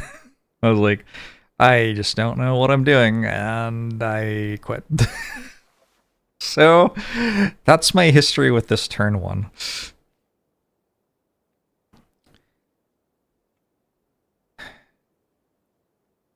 It's very hard to tell what's going on here, I think.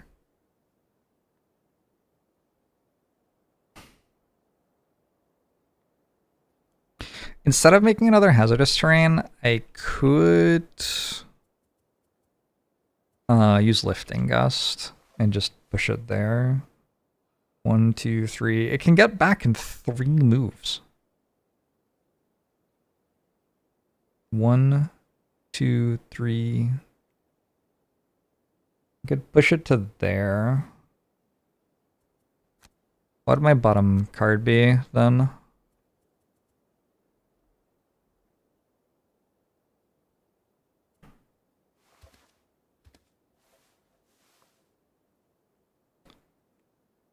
One, two.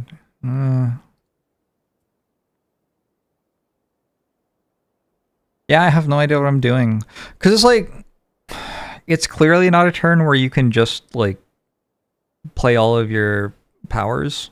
Like, you're about to get hit by, possibly 5 things or something.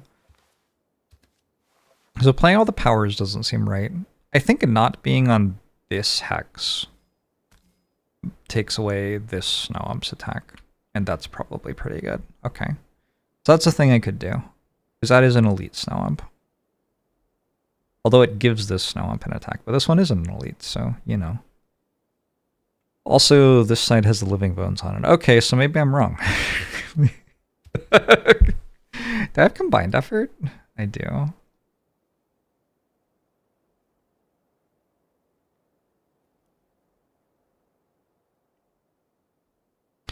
Do I want to be compact? Do I want to be spread out? I want to be spread out against the Living Bones and the Frozen Corpse? I think I want to be spread out.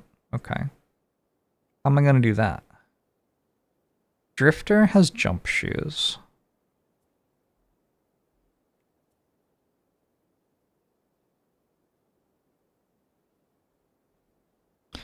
But Drifter has to Crushing wait until next turn right now.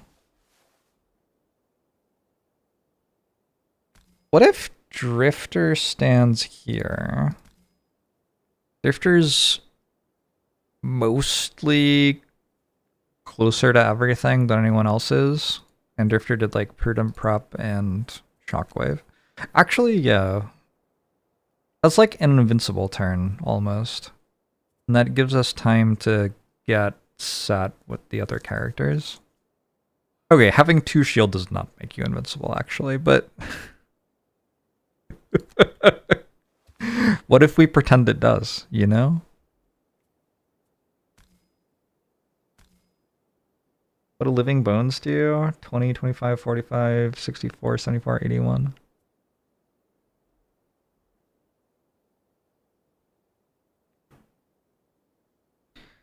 Are these wing clippers. They come back on long rest. Okay. So, like, I could remove flying from a snow ump in order to kill it with hazardous terrain, I guess.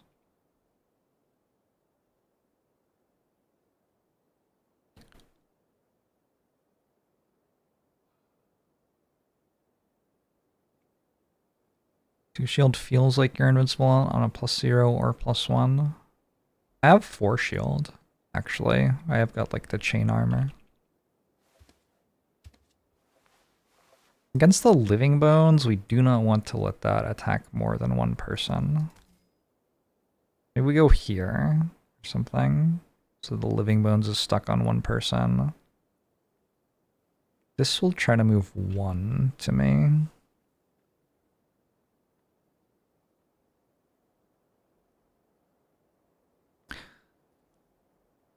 Okay, entirely different idea.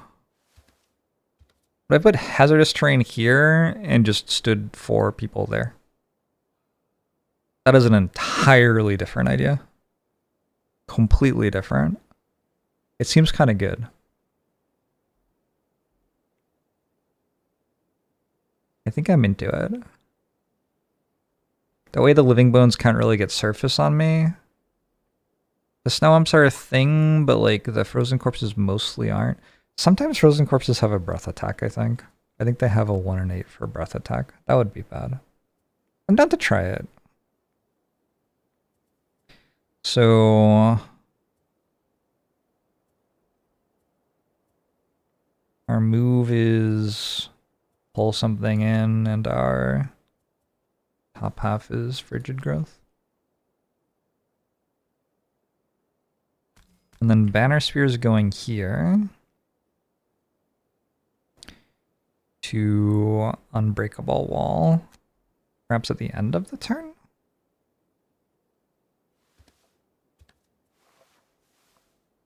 Or in the middle of the turn, but that's just weird.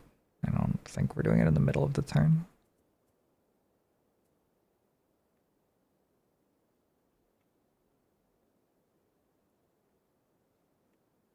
I can javelin to pull something over the hazard to me and then unbreakable wall it away. I wonder how they decided exactly where all the stuff would go.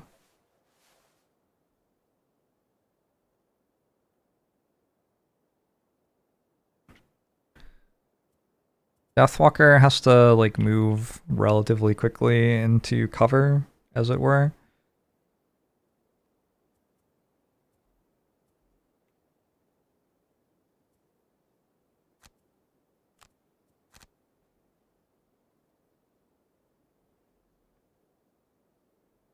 We want you to move into cover, again in quotation marks, as well.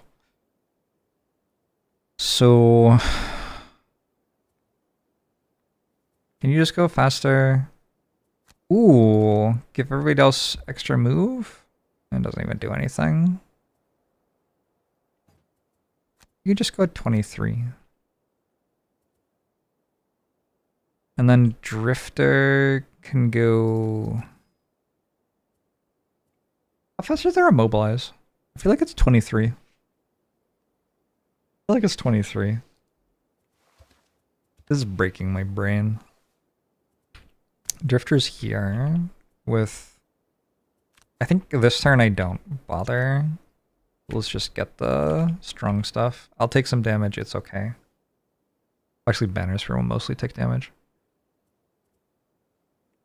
Deathwalker has to move 3 to get in here.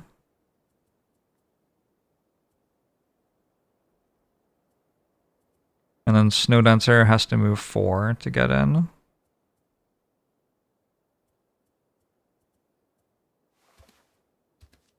Do y'all not have moves for like 3 and 4?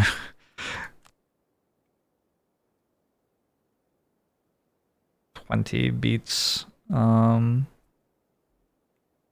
the skeletons every time.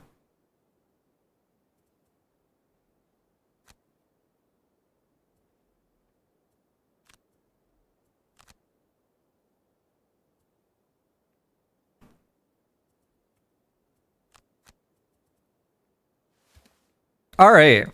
Let's see how this goes. I don't know. That is a turn. Living Bones standing still. Ah, it was 23. I was right. So frozen corpse. First thing we know is they have a move at 23. Oh, it doesn't say what its name is though. I think that's their fastest move.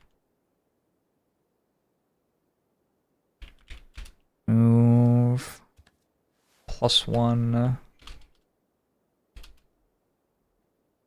Brittle. Immobilize. Gnomes are using Dark Charm. Living Bones are using Power Slash. So for the most part, I didn't really get attacked other than the Snow Imps who are using the Frost that I'm making to apply a very large number of curses to my deck. Do I want to not make the hazardous terrain tile? I don't really want all those curses.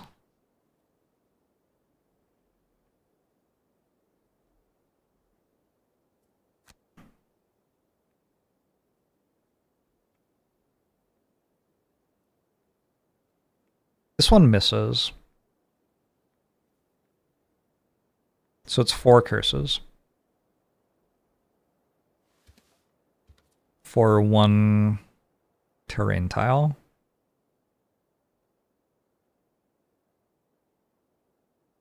Yeah, I think I'd just rather not let them do that. It also strengthens Banner Spear. Okay. Give me all the juice.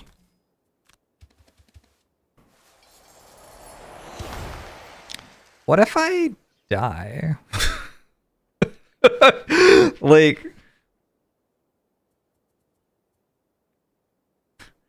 but actually, what if this walks forward, it attacks for 3. It attacks for 2. Their attacks for -1. This is attacking for 1. Okay, we're not gonna die. Alright, cool. Extra curses. That'll be potentially kind of bad for the final rune, but alright.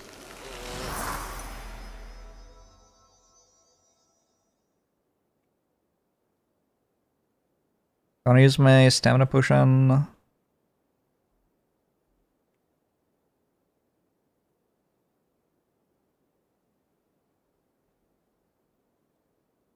Okay, I think I mostly want my stamina potion to be for killing other things. Also, by the way, am I using Eclipse here? Actually? Because I just realized I have the, like, I move further thing.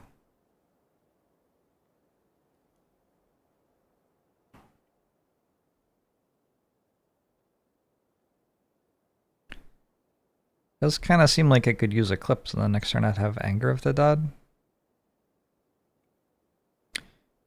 Which must be good. I know where this is going to be too. Actually, I don't. I can go here or here. That's so irritating. Oh no, this comes here, guaranteed. So this comes here. Yeah, let's use Eclipse. I was gonna use Call, but let's use Eclipse here.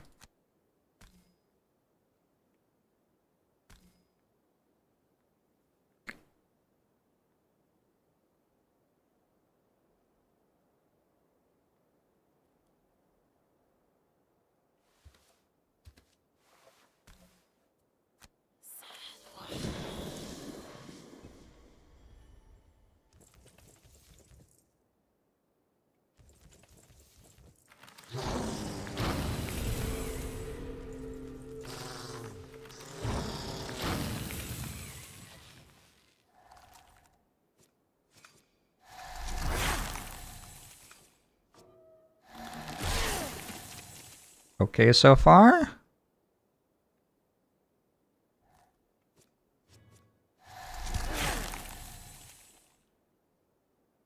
Ow.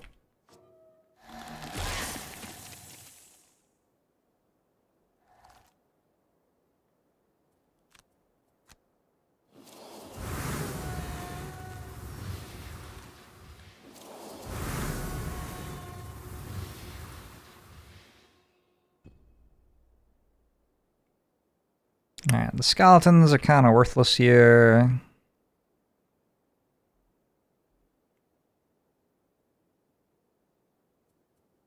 I might just go ahead and pull this.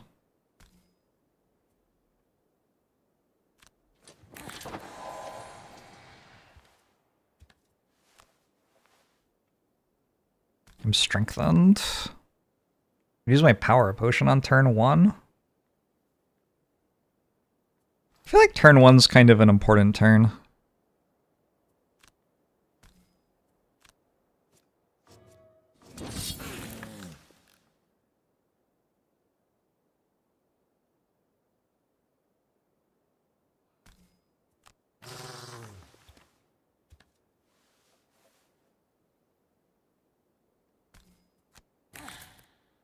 Okay, and then I also have...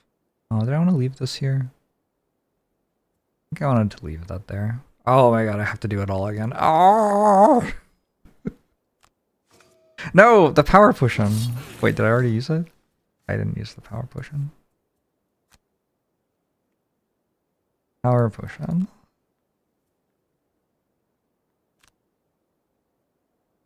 Unfortunately, I didn't get a crit. Not really sure how that happened. You get pushed there. You get pushed there. We are leaving this here, though, so that Drifter has something to hit. Otherwise, Drifter ends up with kind of terrible turns, potentially. Alright, Anger of the Dead, bottom half, and...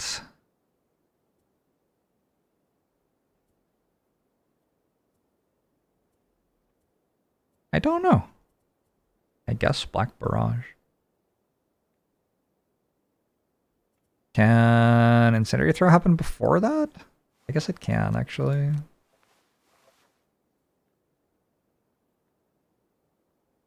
Okay, so I'll know what I have to hit with that after Incendiary Throw happens.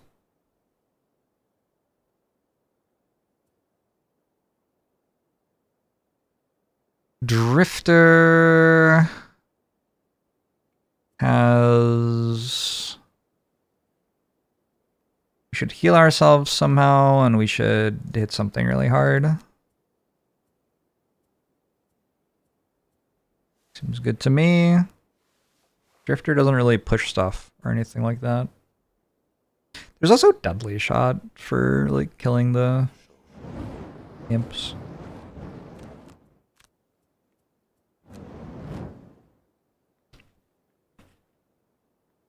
I like that more, actually.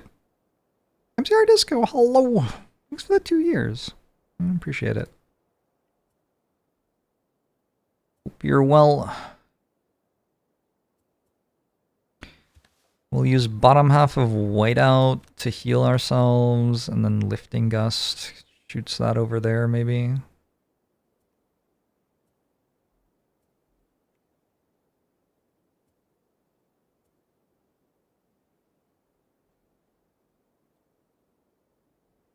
Like, that's probably fine.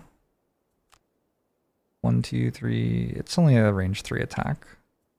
I can also use Lifting Gust to...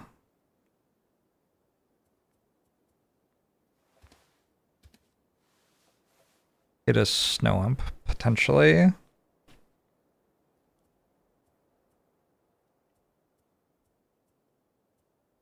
Channeling air this turn would be nice, but it doesn't look like there's a way. Doesn't look like we're doing that. Push for all allies at 3 range and bless. What? You can do that? That's allowed. Wild.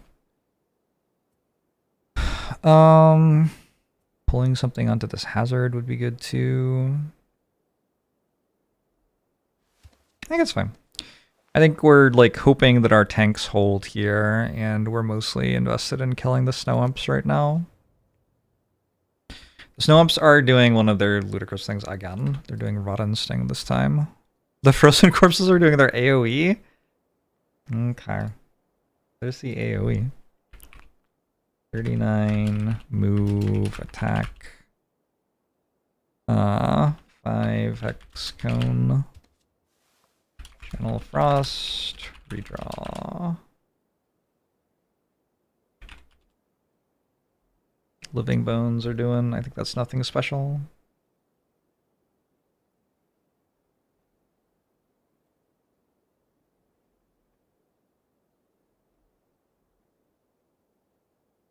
For some reason, this didn't autofill into the spreadsheet. Oh, I understand why it didn't autofill into the spreadsheet. Wait, all of the formulas broke on my spreadsheet. I don't understand what's going on. Anyway, I really hope these are dead before they go.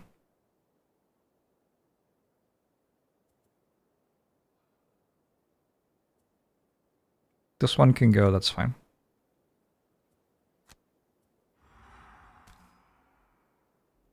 With advantage, maybe? Seems like an important attack.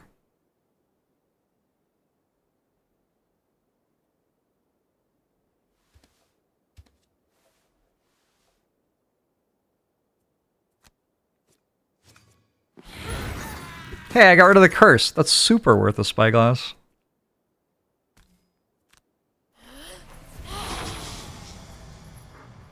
I did not realize this was going to be here, or I could have put a shadow there and wounded it.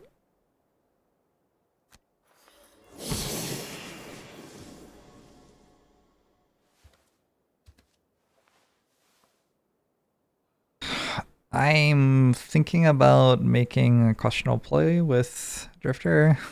1, 2, 3. 1, 2, 3. These can't get to me right now. It's just the frozen corpses. Think about like putting Drifter here or something. 1, 2. Oh, this can't get to me. That's really good. Wait, does that mean I can just push this away? And then it's only this one, actually?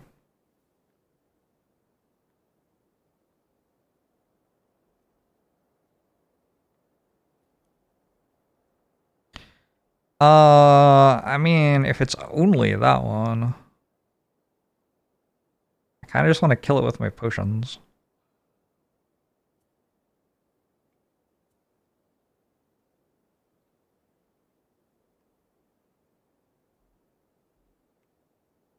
Potion's kind of wild right now. If I kill it, then this comes on. It only hits 2 things, but Banner Sphere is brittle. Let's save the potions.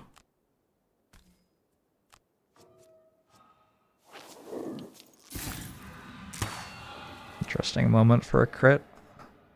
Because, like, if I get rid of it, then Living Bones still comes in and hits anyway. This doesn't actually hit many people. It looks like it's a big attack, but it's only actually 2 hits. This also hits twice, but it hits after, so if I heal the brittle now... it feels like kind of a waste on the heal.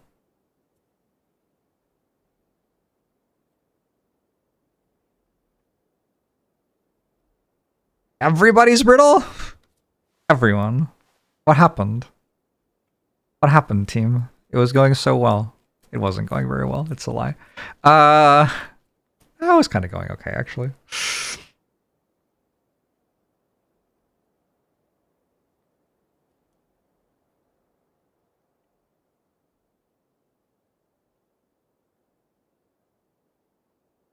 $14 health's just a lot of health.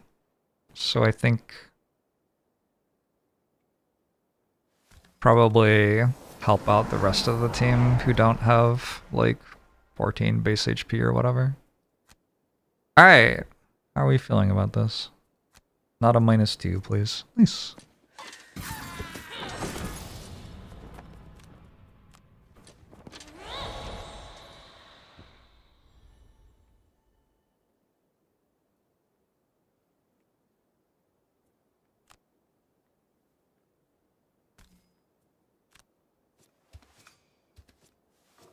What does that say?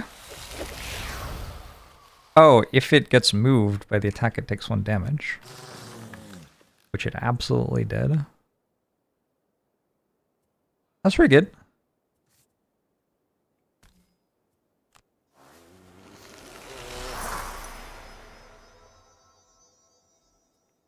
Will this go here?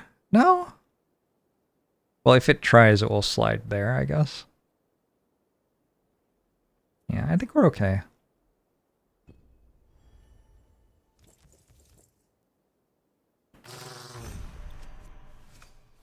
+2 while I'm brittle. Shouldn't this prevent 4 damage? I feel like that should prevent 4 damage.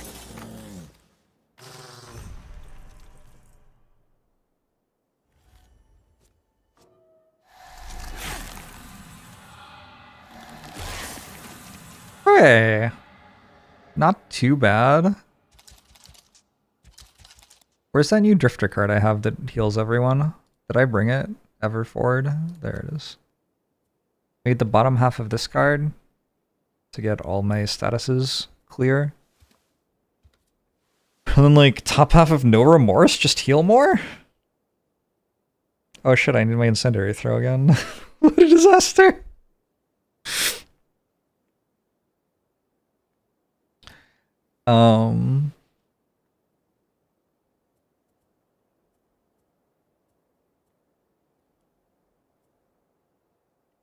That sure would be nice. I do want to go before we like get annihilated with a brittle on everybody and stuff, so use No Remorse.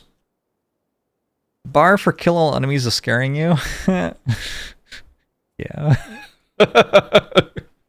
That's a good mission. Hey, if you summon something on hazardous terrain, does it... Oh, you can't. You can't summon stuff on hazardous terrain. My mistake.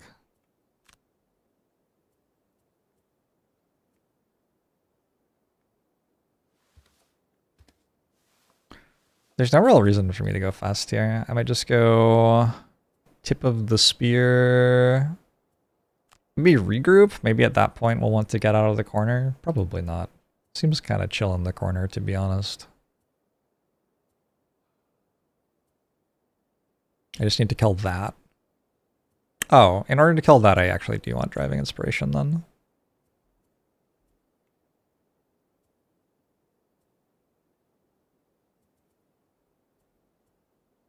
Other stuff doesn't matter that much. Snow dancing.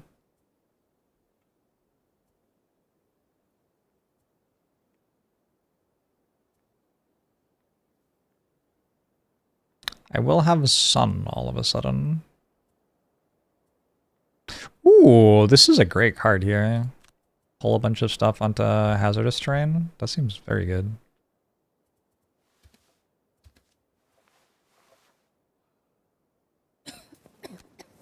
I'll try to go at 45. It's probably too late to matter.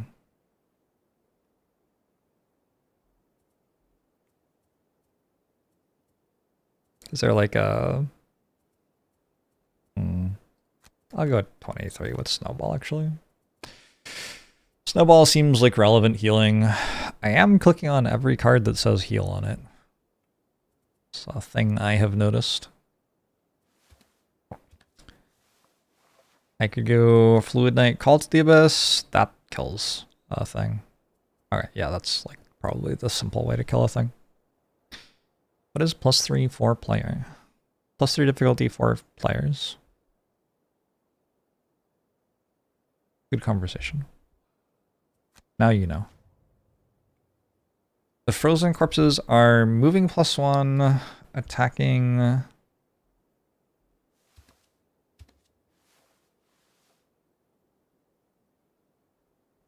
This is at 42. Move +1. Attack. Consume frost to apply brittle. They do have frost. The snow ups are fucking... Are you serious? Wow. Alright. Rolled 1 and 4 3 times in a row. Calculated strike for the living bones.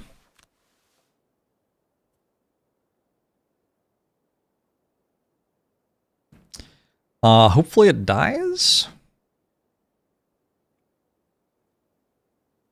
Probably dies.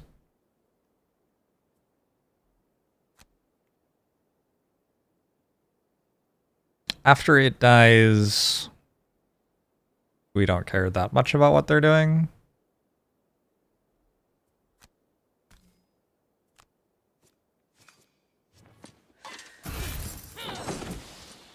The imps reshuffle when they use their brittle, yeah.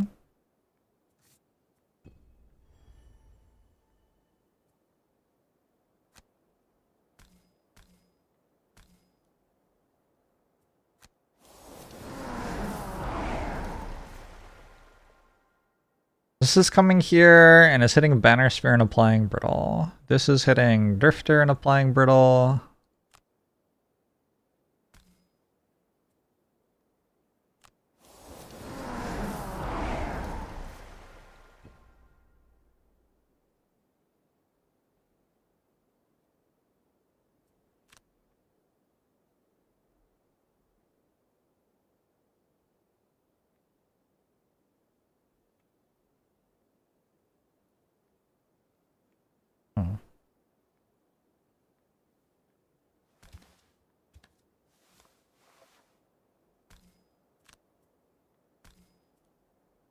Sorry, is it working or like what am I doing? Confirm targets.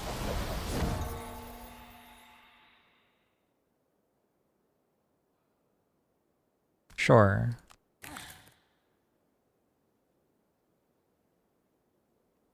Would I rather this was here or this?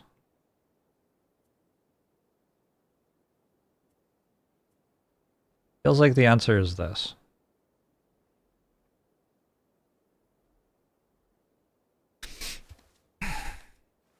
Am I sure?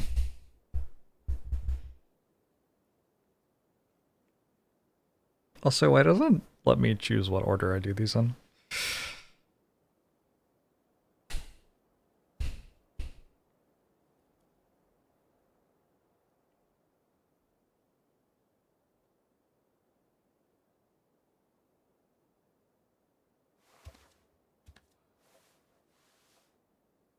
I can almost just kill this, actually.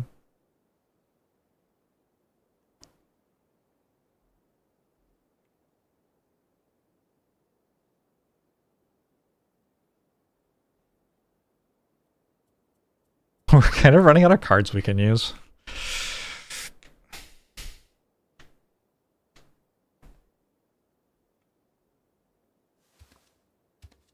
Okay, this hitting Drifter with Brittle and then this hitting Drifter for 4 seems kind of bad, so maybe we don't bring it in. Oh, I could have pulled it to there. I can still pull it to there. Do I want to do that? Doesn't feel like it matters that much. Sure. I can pull this to here, but I don't want to. You can go there, why not? You come here.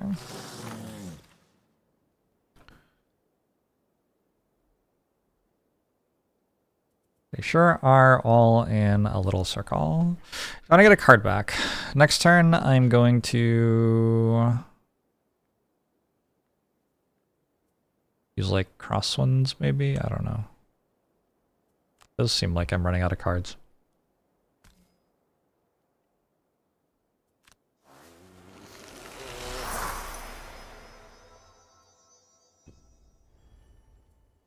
Alright, this is slight overkill.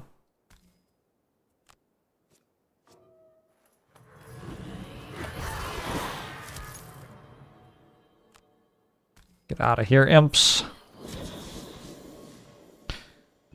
Hello, Jorbs and Frost enthusiasts. Do love a little frost.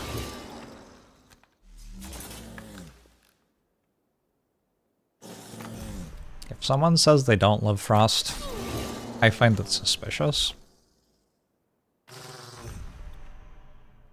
Like, what do you mean you don't love frost? It doesn't even make any sense, you know?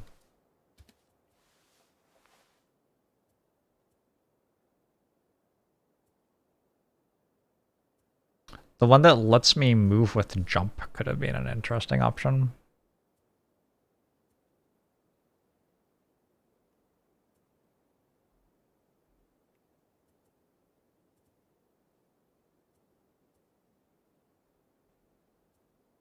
I am kind of just stuck now.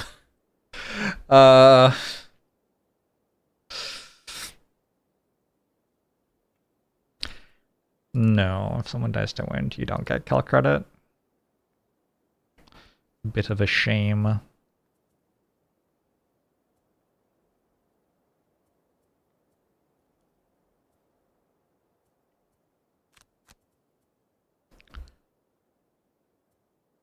Yeah, any pushes left? There's something next to me. What if they're not next to me? Pull something at 4 range.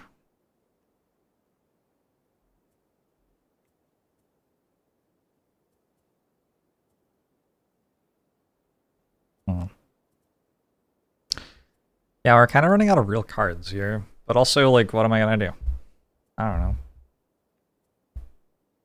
Long rest? Why? They're not, like, doing anything to us.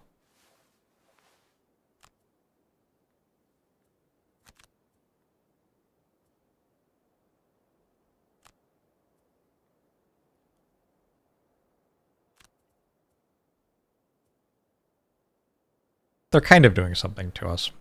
I have 7 health and I'm brittle.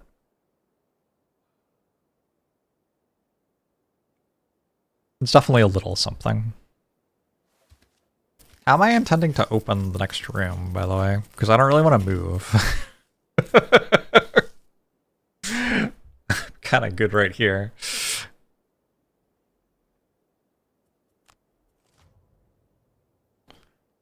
The living bones are actually ending my life. Frozen corpses. I guess that's calculated strike, probably? 71 initiative, redraw, move. Is that a move -1? That's just a regular move, I think. That's maybe nothing special. I think that's nothing special.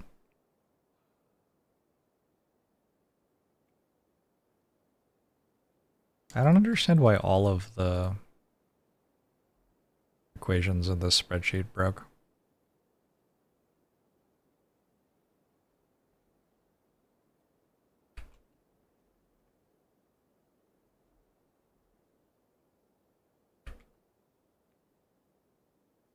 They all broke. It's so weird. I'm just gonna take it off screen. Alright, so the frozen corpses move first.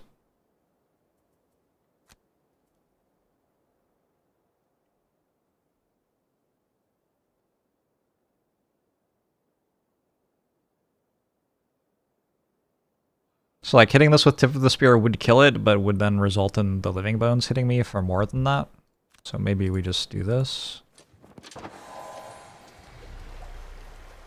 Seems fine. That's me in the corner. My idea with Drifter here was I could use up a crushing weight to hit that instead.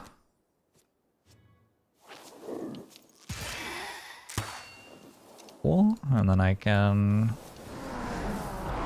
get rid of my brittle. Going pretty well.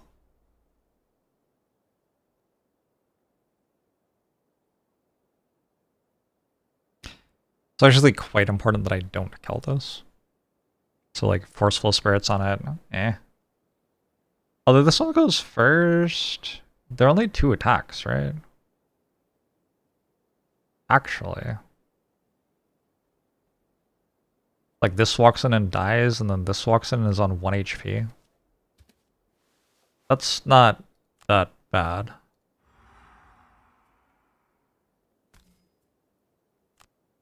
Alright, let's make our attack then. Cool, so that's dead. To the wound. Move like this to channel dark.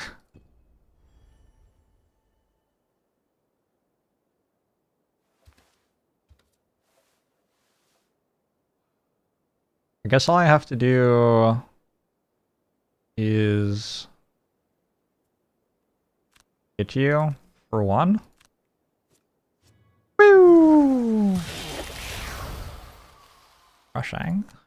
Can I pull this in a way that's useful at all? No? Okay. Well, good talk. I'm done. This is dead, this is dead, this is dead, this is dead. That's pretty cool.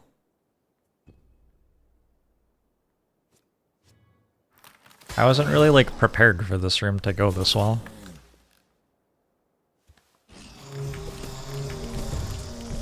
Snow dancer, huh? Damn. Okay. Okay.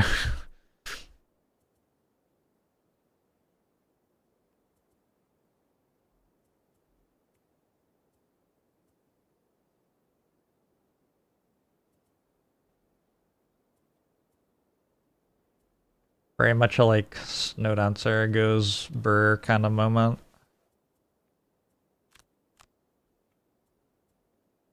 Like I'm just going to walk out over the hazardous terrain, unfortunately.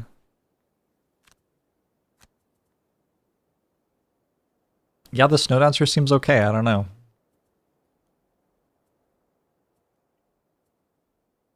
I have jump. I don't even have to take damage. I think the Snow Dancer is the first character I've had who has 2 cards of the same initiative. It's kind of wild.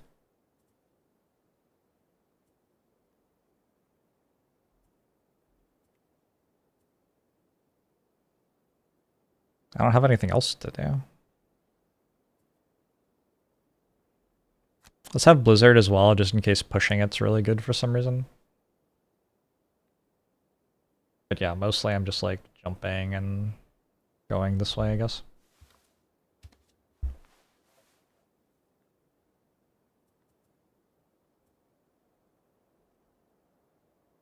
I want to go slower than Banners here. Oh, it's next to me. Never mind. I want to go slower than Snow Dancer, so I can go to there. Then it will come here.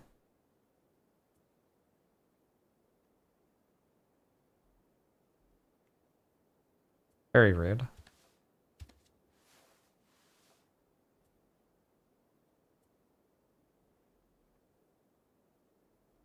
You've been quite impressed with the bottom half of Snow Dancer cards. Yeah, the bottom half of the cards does a lot.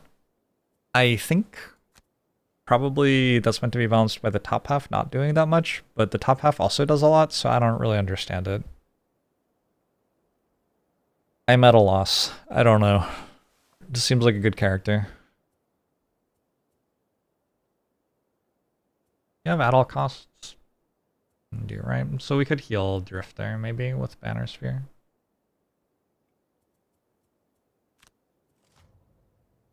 Making an attack for 5? That's kind of a lot. This is a new attack I hadn't seen yet.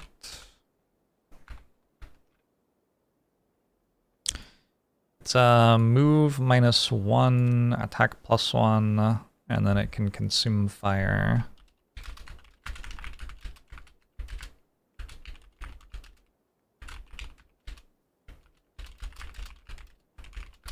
To move 2 more, but take 2 damage.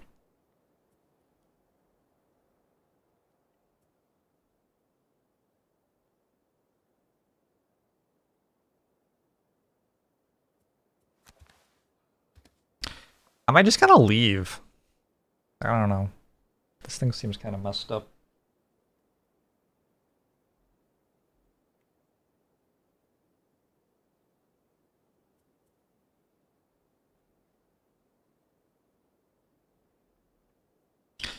Hazardous terrain does a full point of damage more at +3 than at design difficulty. That's not that much. Like, if you compare to the amount the enemies do. It is a thing that the player has that is better. So I guess that's like a thing. most things the player has are not better.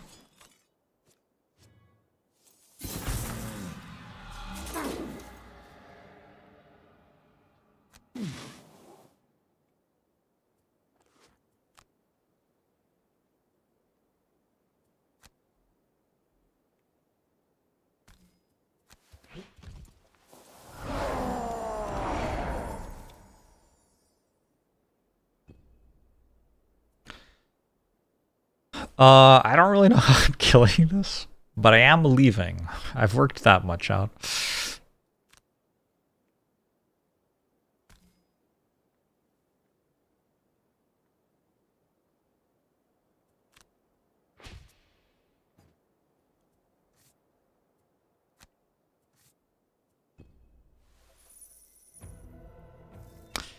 We got a lumber.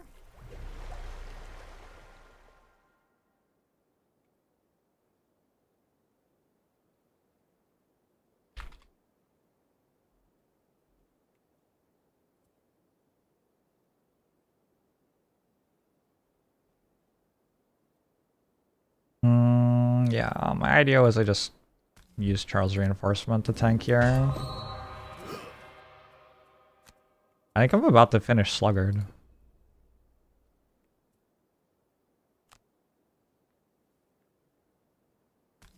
It's awkward, but wait, I want a long rest next turn? Do I want to long rest next to it standing on top of hazardous terrain? Time to make some choices with my life. I think I do.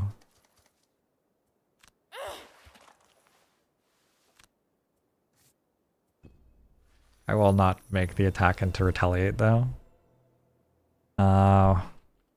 We got a metal and a hide as well, and a gold. One of everything right now.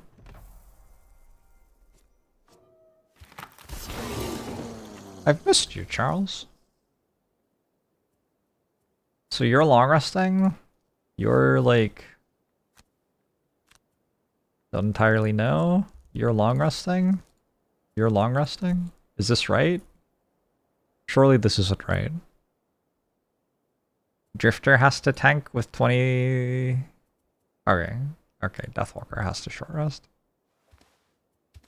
Although, become exhausted before any other hero. That's one of my better cards, definitely, but not the best card.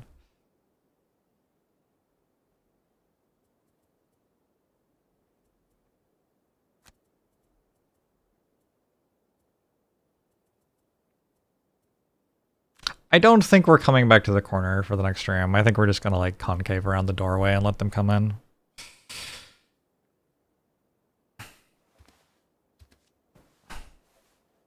Maybe use a move which moves shadows. So, Wave of Anguish.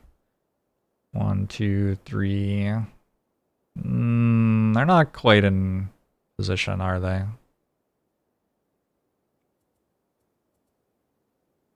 I can use the bottom half of Call to the Abyss. 1, 2. Okay, in that case, I do actually want to use a move for 3.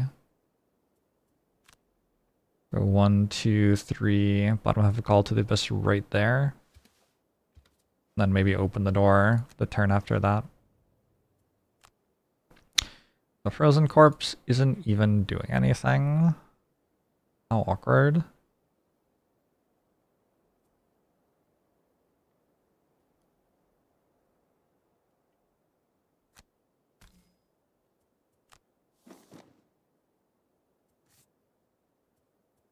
Got one of these back. Let's hit you.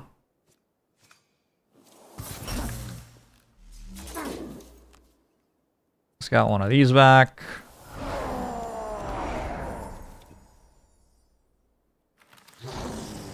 I'm fine with that. Drifter's just long resting next turn anyway.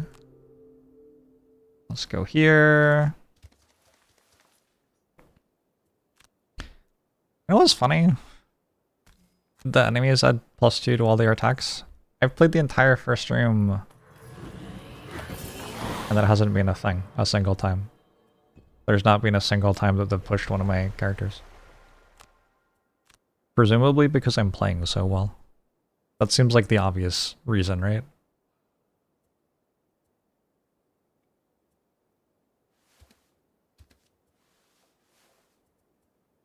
Not sure what I'm losing. Tip of the spear, maybe? Yeah, some stuff has shield. Unbreakable wall's really good. Could be combined effort.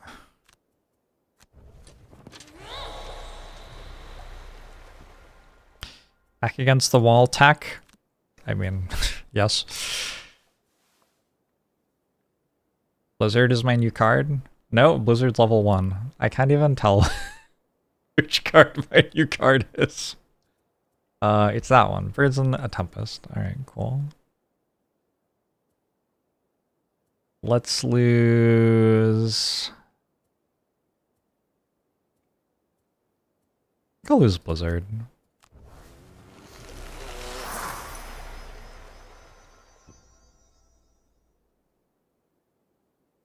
Very upsetting that the enemy is still alive. Probably won't be for very long though.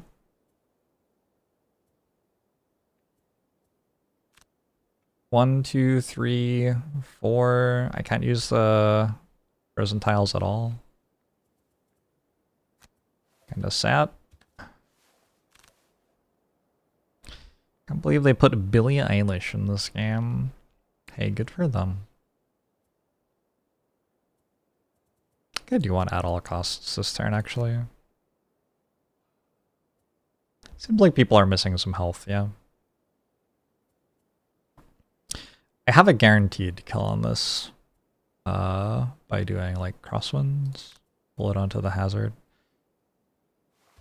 Unfortunately, that puts another loot on the hazard that I just picked up all the loot on. So I'm not sure that's actually good. Long resting? I've killed 0 enemies with Drifter, apparently. Impressive.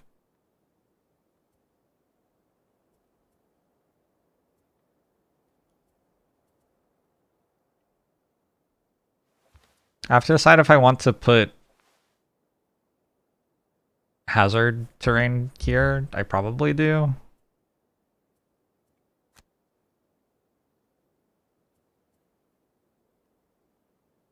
I'm just gonna trust that Deathwalker's got it, I think. So I want Snowball and Banner Spear after Banner Spear moves, since Banner Spear will take some damage to heal everybody. Or maybe I just want it on Drifter, actually. I don't know. Drifter's about to get a lot of health back, but... yeah, actually I just want it on Drifter, I guess. Okay. We'll do that.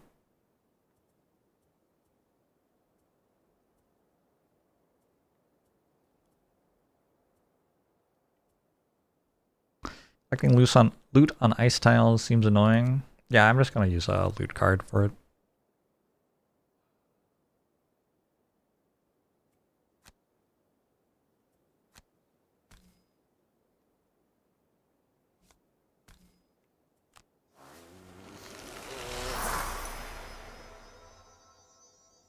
I guess when it attacks Drifter, it will immediately die to retaliate.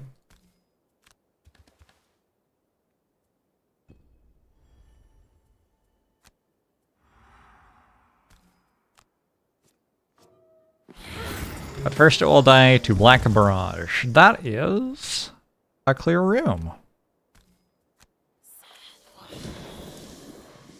Not bad. Banner Spear doesn't care about loot.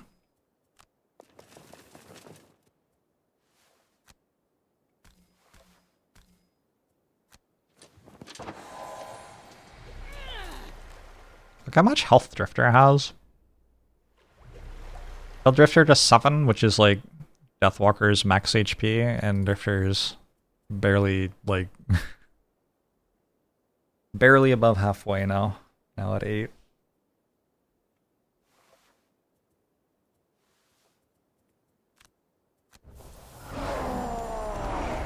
I don't have my loot card with Drifter. It really is just like send a Deathwalker and Snow Dancer to pick stuff up, I think.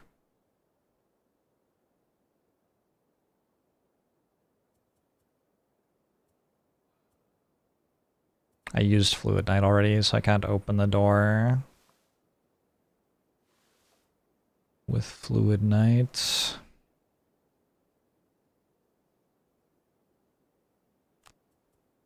We got a bit of time, I guess.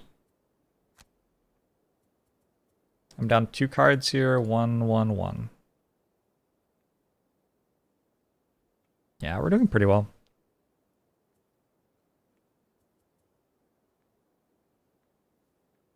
I don't think I want people to come all the way back here for that, so let's just pick it up with Drifter.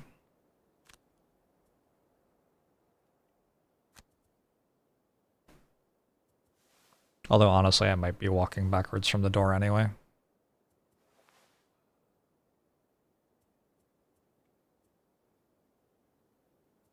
Oh, the way I want to open the door is by, like, doing... give an ally a move, and then having Deathwalker teleport to a shadow over here. And just, like, have the enemies active and let them walk into us and mess up. But we can do that next turn, I guess. We can go Wave of Anguish. And... I don't know. Burn a card.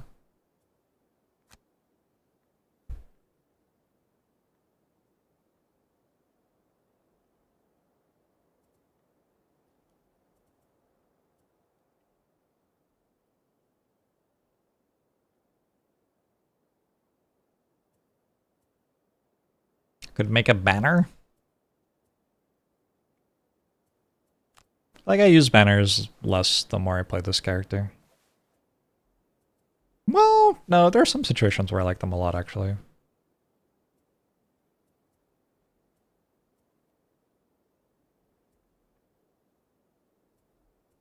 Okay, we don't have a loot card here. If I could do like a tower defense kind of thing. So if Deathwalker walks here first, I can put hazardous terrain on top of it, and Deathwalker won't take damage, because when you enter the tile, not when it becomes hazardous or whatever. Bottom half of card.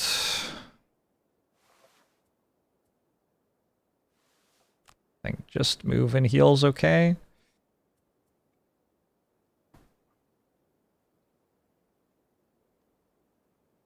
Deathwalker's moving with Wave of Anguish, so I can set up a shadow I'd like to teleport to. Like, put this here. I don't think, unfortunately, I can put this shadow here, but I can put it here, which is where the enemies will want to walk through to get around.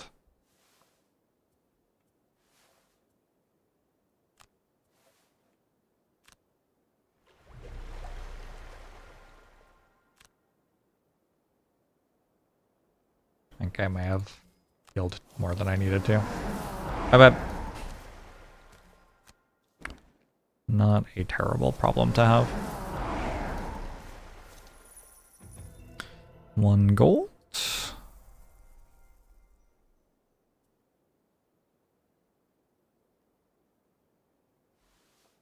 What are you doing? Since I've already healed, I could just command moves. I guess I could have opened the door this turn. Hold on. There's no, like, RNG here, so let's just do that.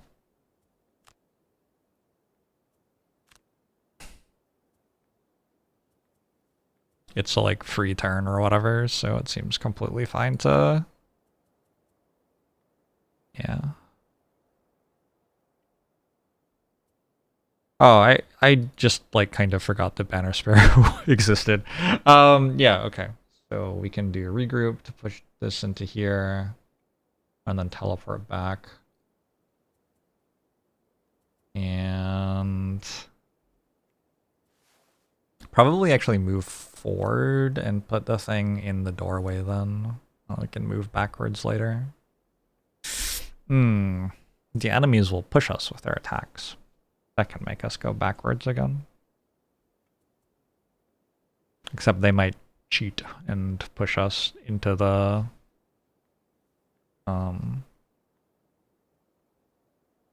hazardous terrain.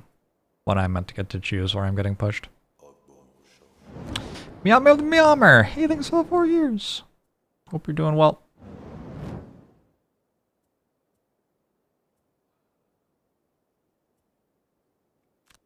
Honestly, there isn't much else to do other than no remorse, I don't think.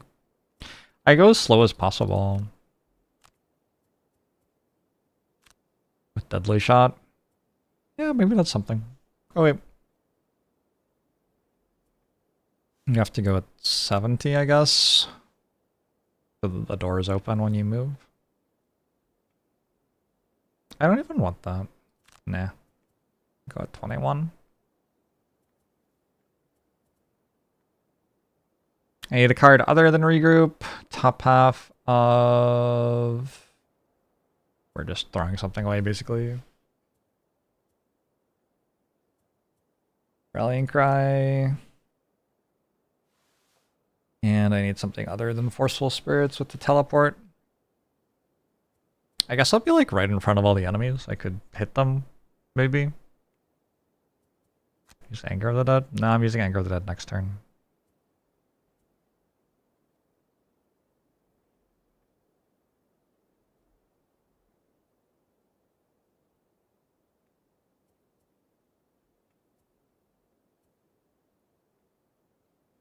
Oh. Like teleport here and make a summon. That seems good.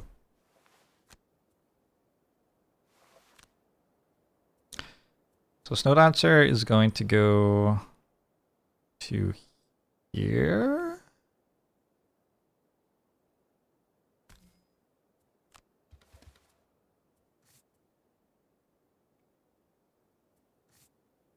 And I want a hazardous terrain there as well.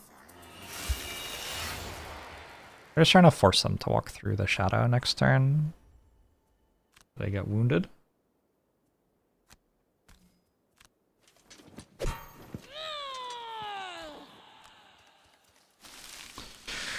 Taking a short breath to look around, you feel an odd sensation. It seems as if something is trying to draw out your anger and rage, but you quickly shake it off. It may, however, be the reason why these other creatures were drawn here. Whoops.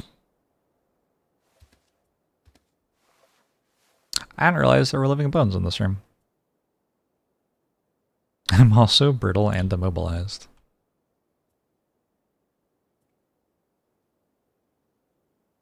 Well, that's kind of bad. I probably lose a card on Deathwalker for that. Seems very likely.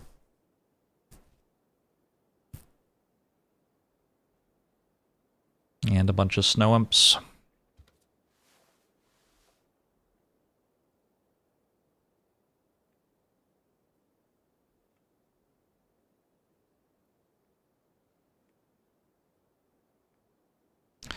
Snow imps are doing nothing special.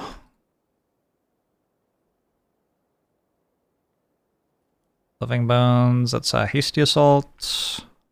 Frozen Corpse is using its whatever the move and brittle thing is.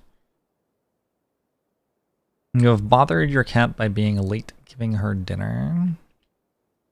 That is somewhat bothersome. Alright, let's put Drifter in the midst of the action then.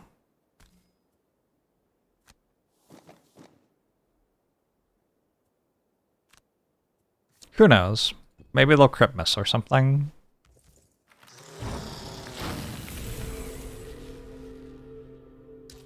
Oh, actually, they add, that's too bad.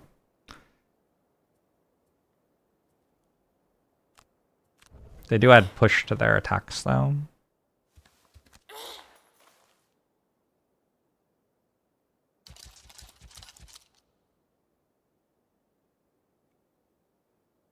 Well, here we are.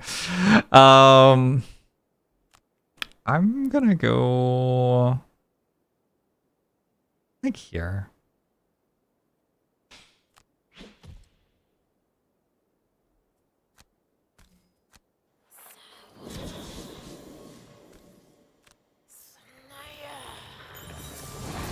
Yeah, too bad that the Living Bones went so quickly. Look at that incendiary throw. Honestly, when I look at that incendiary throw, I see enemies with 1 armor, and my banister's level 1. I probably can't even do anything with it. Do I even have incendiary throw? I do. I have a bow as well, right? Okay, maybe I shouldn't give up on this just yet. 1, 2, 3, 4. Oh, except they're walking through this and getting wounded anyway. Who even cares?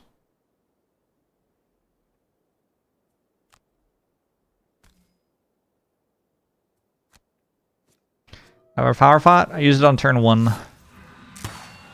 But I had a power pot.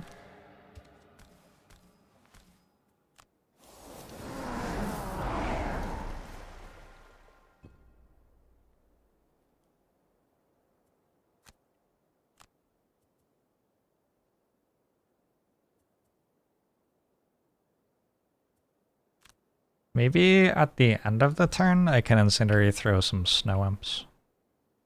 If I move here, 1, 2, 3, 4, it's pretty likely to hit some snow imps at the end of the turn, I think.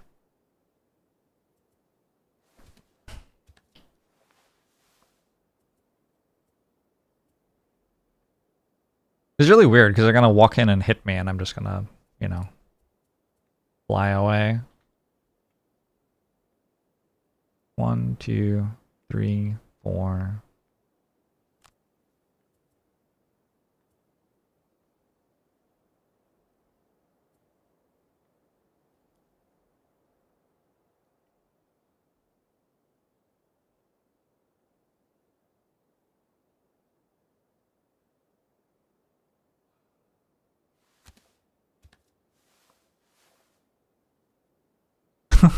It's kind of funny.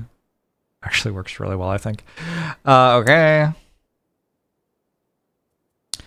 Not sure what Drifter's doing. Probably going later in the turn and using Fortitude. Seems fine. So, like, I can only get hit by one thing, basically. Because they'll knock me back when they hit me. Got another Rotten Sting from the Snow Imps who continue to just use one of their scary things every single turn. Oh yeah, Shadow Beast is here. Oh my god, Shadow Beast. Whoa. Well done.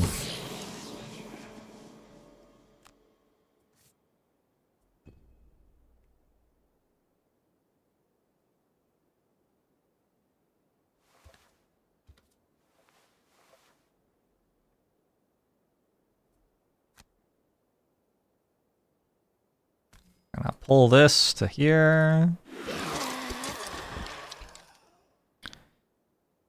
Gonna move to here. This only moves 1. Oh. Wait. Are like none of them actually walking over the shadow? Awkward.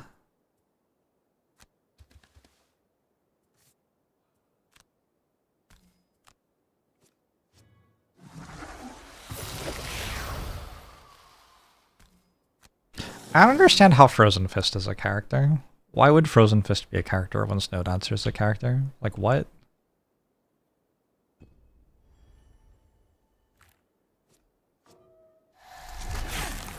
Oh, okay. What? That's very funny. It's so random. I'm gonna block that so I keep my regen, which immediately gets rid of the poison and brittle. Do I still have the incendiary throw on top? Oh man. It walked such a long way, I don't understand. How did it do that?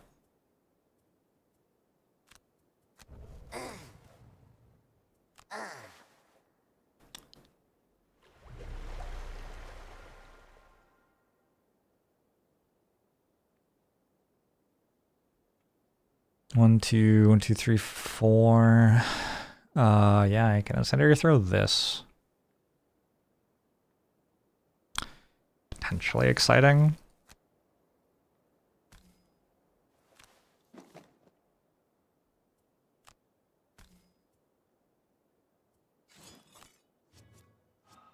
Wow. Wow! Alright, I've had some decent damage rolls so far in this room.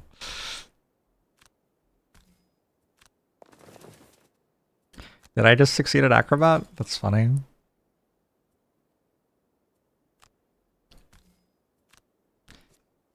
+0 is good enough.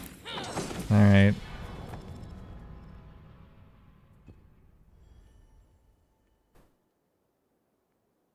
Long rest?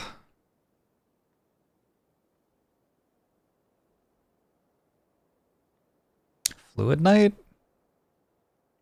Do I have items? Telescope.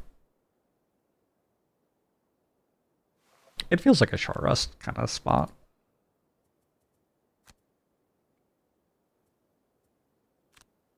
If I used Javelin, then you could use Spirit's Call. Could also just rest. Got some people getting a little bit low on health and stuff here.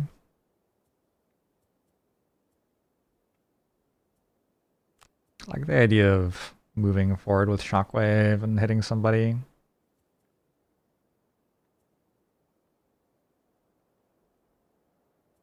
How far are you moving? 3, and you make allies move further. Everybody's going before you, though. Yeah, I think move forward with Shockwave and hit someone is probably good. Not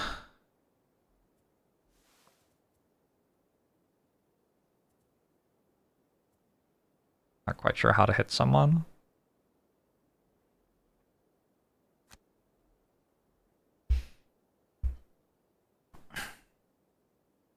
The snow imps are kind of a pain. They push 2 and they brittle you, so you take 6 from the hazardous terrain. Just kind of thinking about what's actually happening for the first time in a bit here. Short resting, that's fine. Sunless apparition. Ooh, I don't want to lose that. That's my only card that lets me loot stuff like this. But I also don't want to reroll.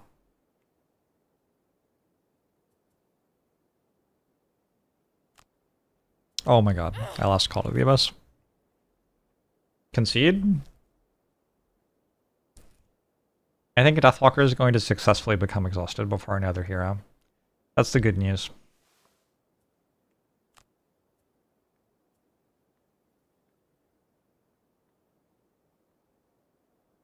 I can't really use Fluid Knight. I need to save this shadow. I have 2 shadows total for the rest of the mission.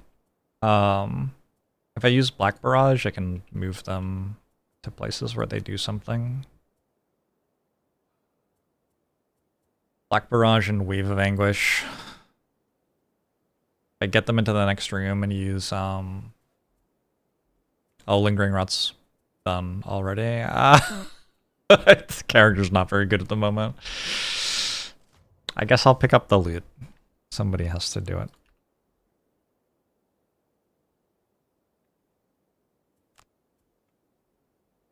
One, two, three. Not getting in.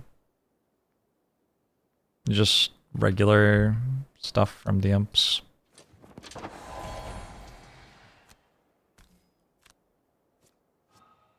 I don't understand. Why do I just crit every turn? Isn't that a bit strong?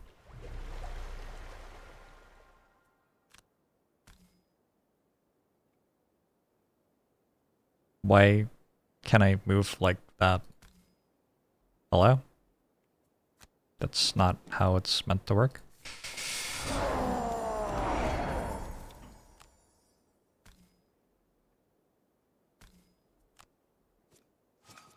Oh my god!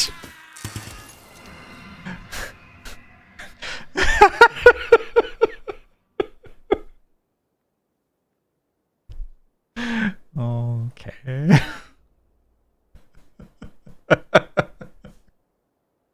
I mean, what do you want me to say?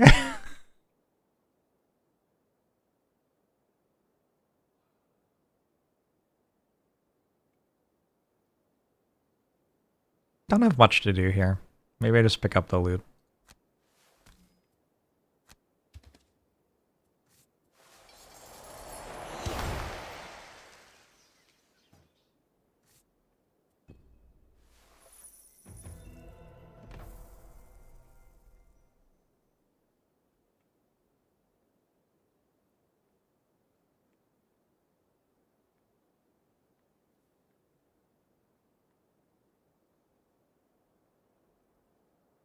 My spreadsheet's freaking out.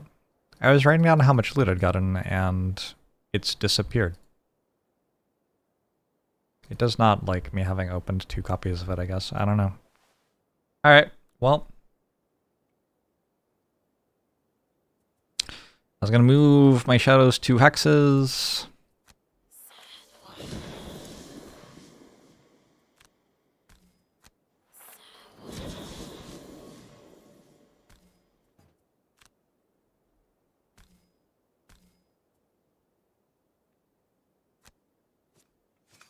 I could have removed flying from like the back one or something. Oh, they're both dead to wind.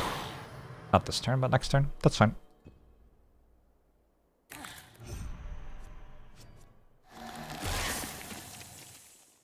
Okay.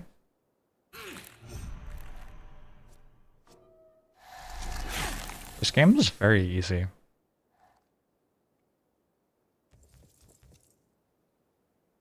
I guess I wasn't expecting it to be this easy. I don't know.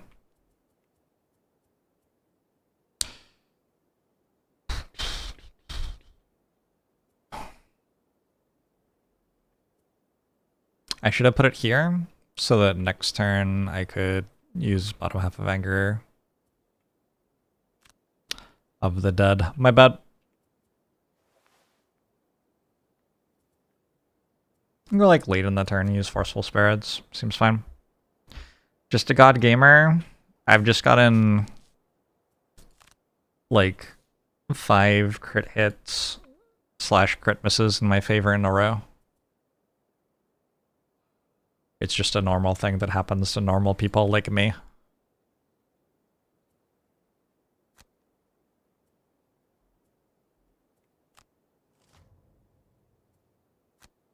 Snow imps are trying to heal themselves. That's kind of sad.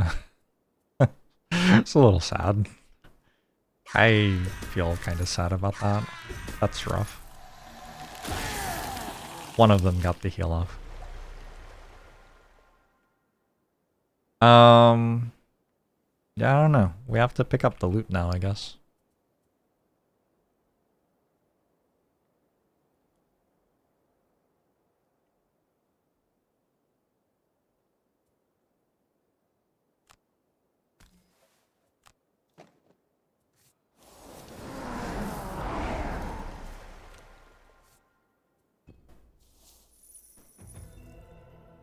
A lot of gold. All right.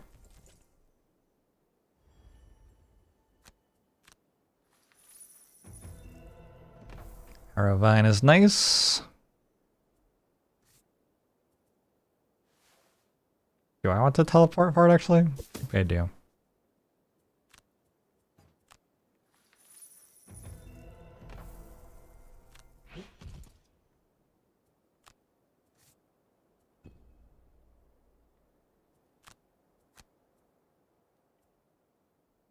Again, don't really know what I want to lose.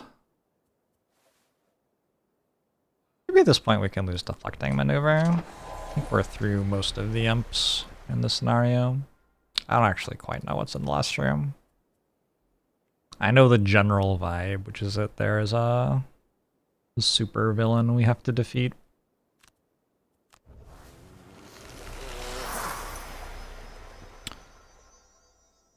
And I remember it having a lot of friends.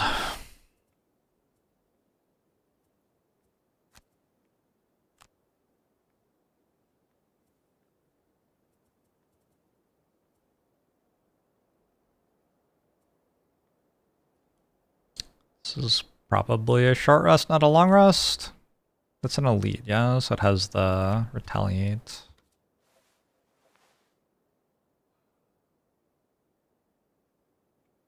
I just want to incendiary throw again. This card seems pretty good. Seems like I use it every single time I have it.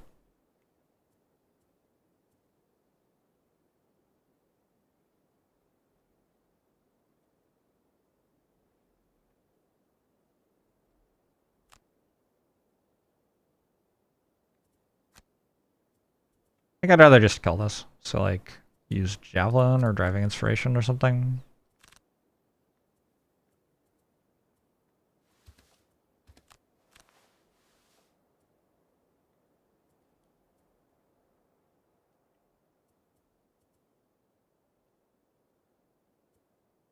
I need another way to deal damage to it, I guess. Move 3 and heal. 1, 2, 3, 4, 5. That's too far away.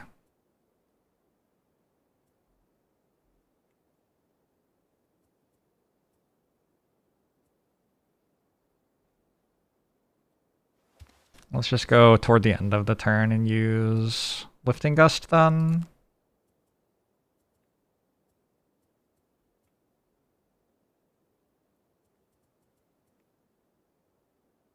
Slightly concerned about Deathwalker.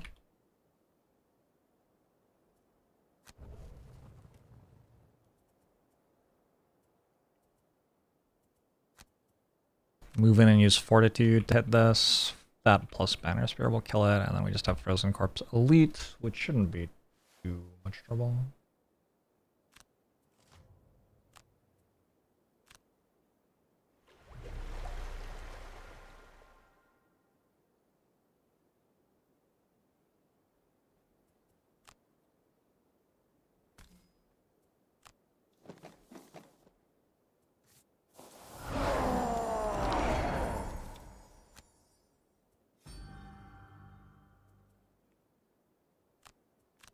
Relentless is very bad on this mission, is something I've realized much of the way through the mission. You can't really retaliate against things if they have pushed you away from them.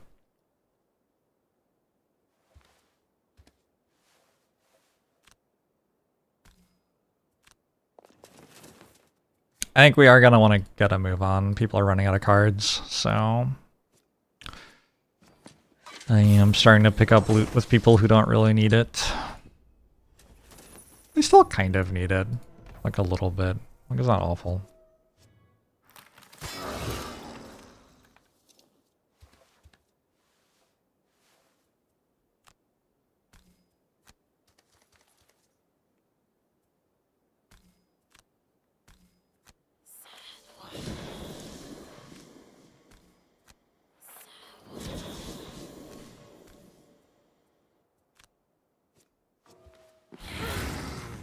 It's about what Deathwalker can do now. I've learned a lesson about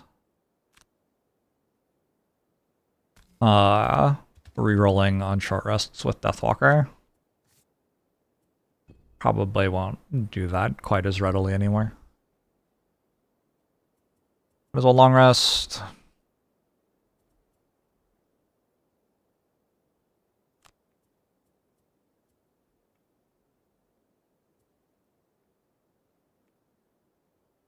Javelin this into there. And then like regroup somebody.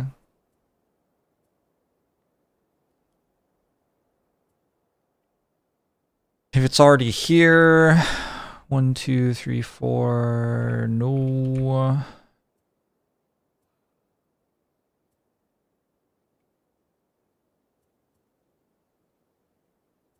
Somebody kind of has to pick this up, but also we can kind of just not pick it up. Already poisoned. I think I have a lot of healing. 1, 2. Oh, actually, I can just stand right in front of it, so we could hit it with like a bloodletting or something. I'm currently brittle, but I won't be by the time I get there.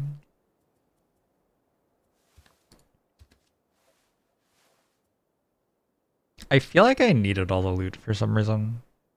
Get all the metal. Yeah.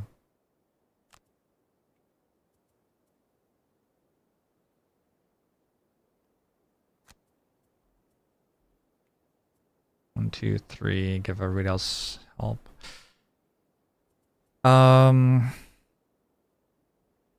Somebody else should get this. Deathwalker? Deathwalker can get it and then teleport to here. For the mine, yeah. Someday. Someday I'll get this mine. And they call it a mine.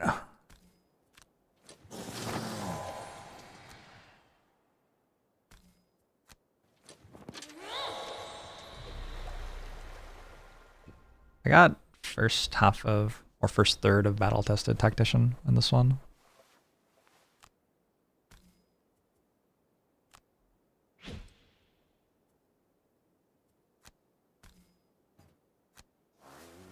Does Drifter need this kill? I am not in a situation where I think that is influencing my decisions very much. But Drifter got the kill.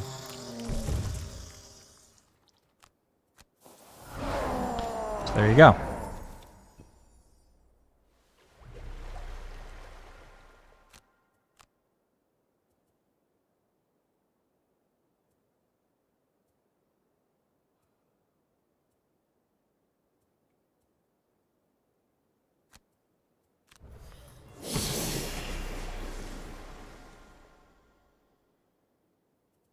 Alright, so I want to Wave of Anguish 1, 2, 3, 4, which requires the one that lets allies move further.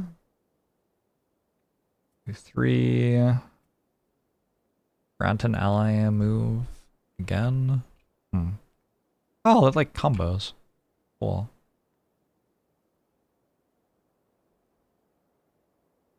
So we'll get like Banner Spear all the way through or something. Somebody has to pick this up.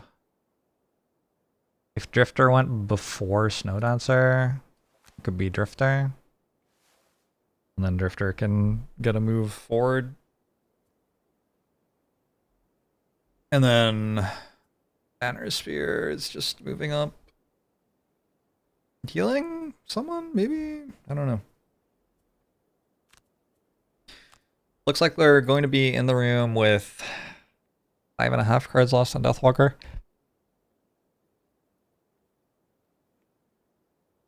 3 cards lost on Banner Spear. 4 cards lost on Snow Dancer. And 5 cards lost on Drifter.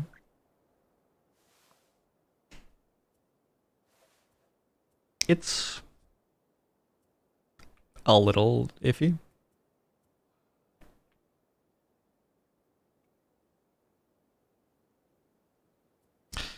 Birds in a Tempest makes a Bone Shaper summons a lot wieldier.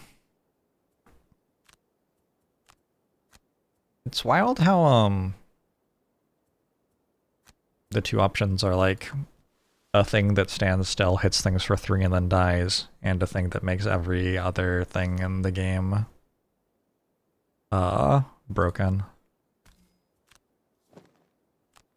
And also kills all the enemies by itself.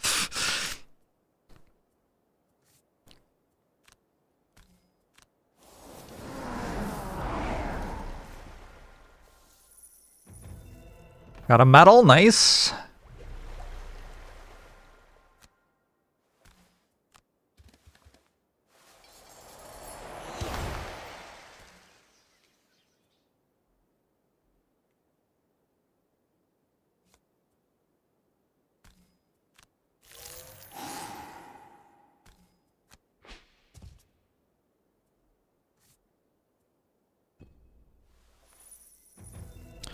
Arrowvine, Snow Thistle, cool. I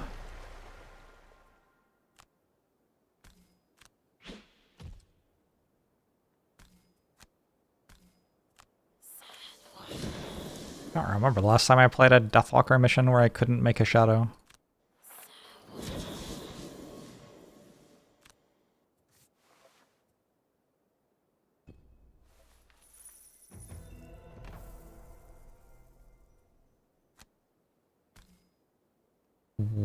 Oh, because I jump. was very confused why it was pathing me into the hazard.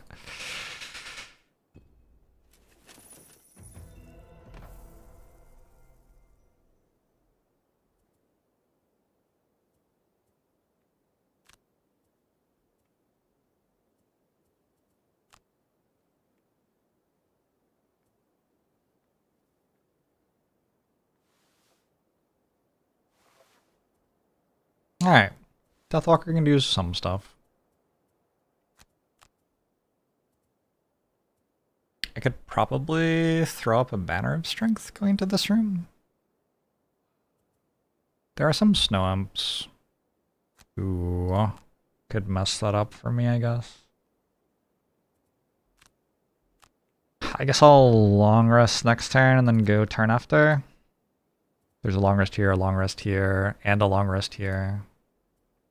And, I mean, Deathwalker will just long rest the next turn, probably, when we're opening the door.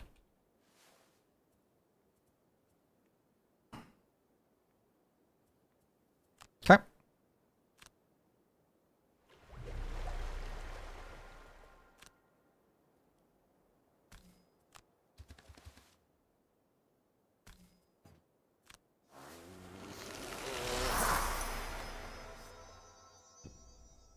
I still have a bunch of potions, too.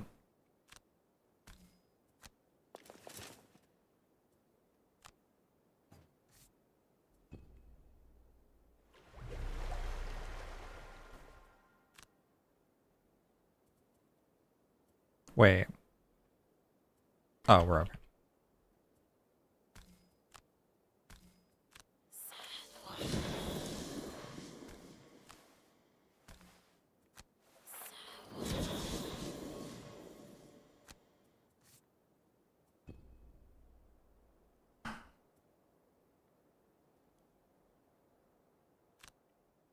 I feel like Deathwalker manages somehow to, like, still be very playable. Even without shadows. I have definitely had missions where I've just used, I don't even bring it? Forceful Spirits on cooldown. Although I can't channel Dark. Fluid Knight sometimes channels Dark, I guess. But Forceful Spirits is a good card.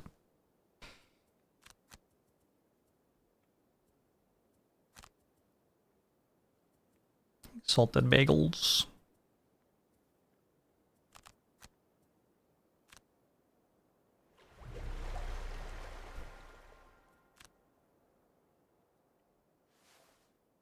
I could open the door.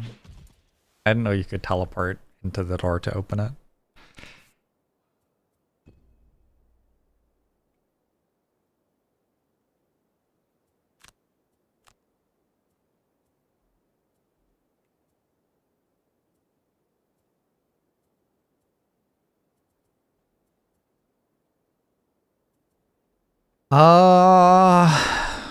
Incendiary Throw?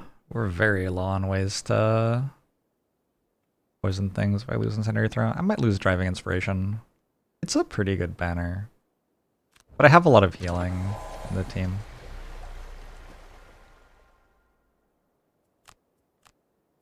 Here we can lose none of these. No Remorse? Maybe? Is it time to lose Shockwave? No. No Remorse does seem like I'd want to, like, save it to use it at the end. Ever Forward? I think No Remorse is my worst card.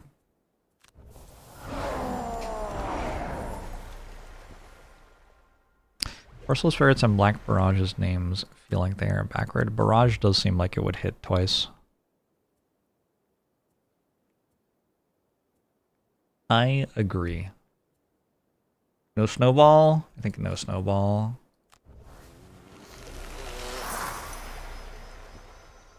Too much hazardous terrain to push things on. Alright. The big thing Deathwalker has to do is hit the boss with a melee attack.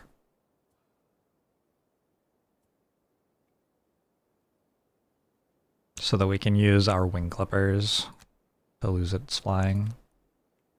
I am just going to short rest, actually. Like, I still have 6 turns of combat. That's kind of enough, I think. Thank you, salted bagels.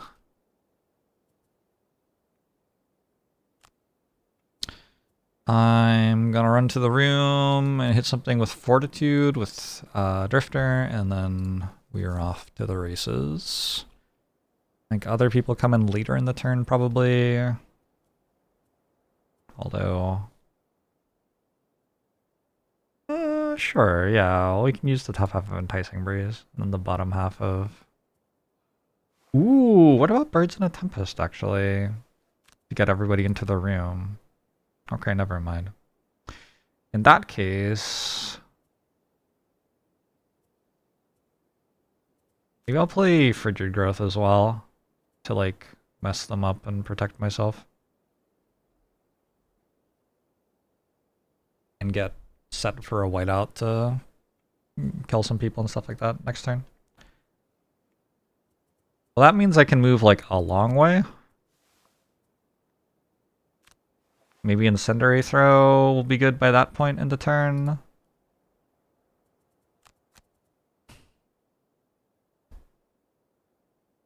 I want to go slightly slower with Drifter. We can go 32, I guess.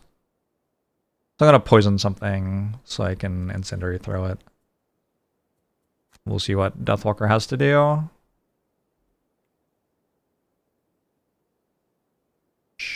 Sure. That doesn't mean my wound is entirely bloodletting and Incendiary Throw, which don't feel like the most reliable ways to wound, but okay.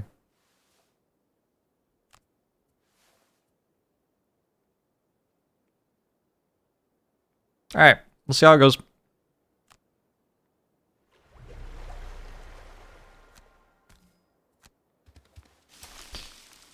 Woo! Yeah, this room's kind of wild. You finally get a glimpse of the elemental array.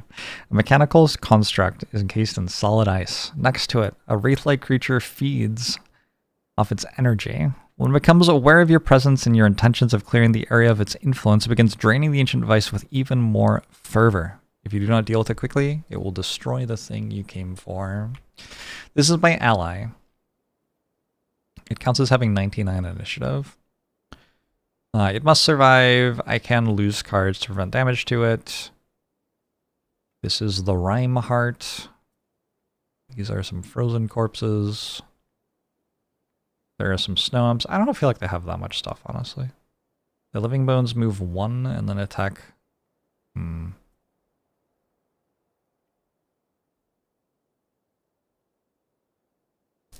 targets, obviously. Do I want to get Snow Dancer murdered by the Living Bones is the current question.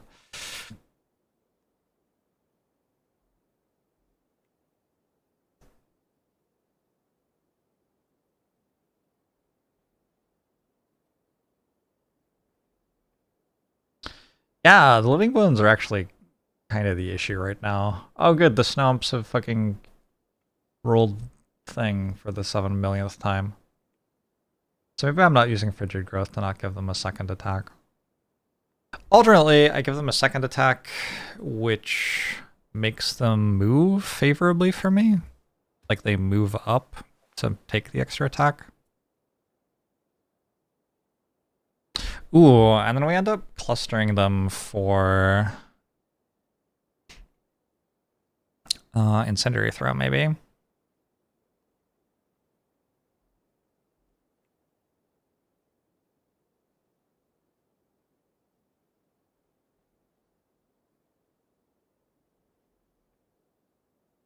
If I stand here, skeleton here, skeleton here, skeleton here. Oh, this goes here, unfortunately. If I stand here, skeleton here, skeleton maybe here, skeleton here, this comes either here or here. The problem is I can't decide ambiguities, so I don't know where they'll actually go. These are hitting this. This is, yeah, they're all hitting this. So at 71, they are just completely surrounding the thing. That's kind of concerning, actually. Not sure I'm in love with that. Oh, also I forgot they have push anyway. So if I go here, this pushes me. Then this comes and pushes me. Then this goes here. Then this comes like here or here.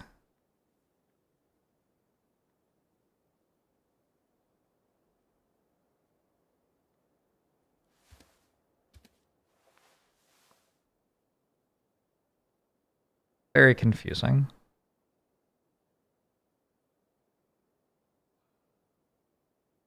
Which skeleton goes first? This one? So it could attack me and push me there.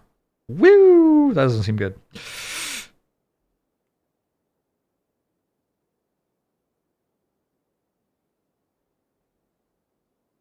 Huh. I'm back to that thing where I don't have a clue what I want to do.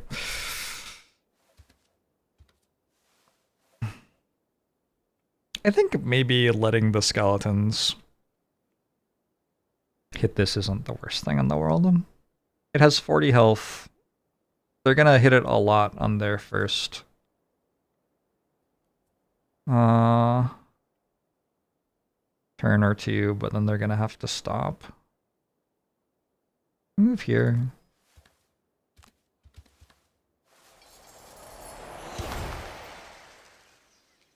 Thanks, that was a really great animation. I'm glad that you played that for me. I liked the third frame the most, although both of them were good. Oh, if I put the hazardous terrain here, I can strengthen my drifter, and then my entire party will have to walk through it.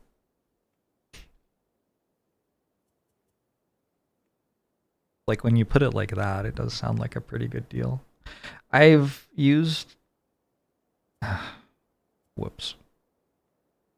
I really did not have that much complicated to do with Deathwalker's cards anymore, and I managed to use both of the move shadows on the same turn. They do currently jump, it's true.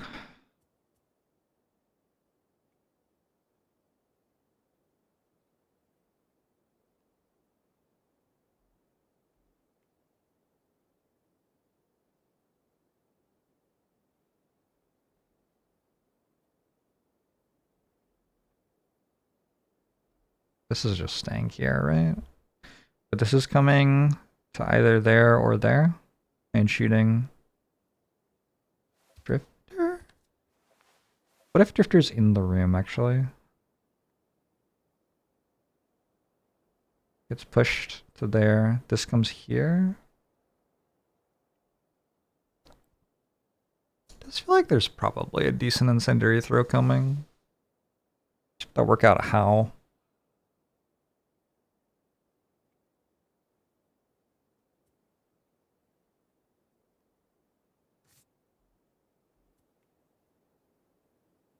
At some point I'll use this stamina potion. I'm not sure when.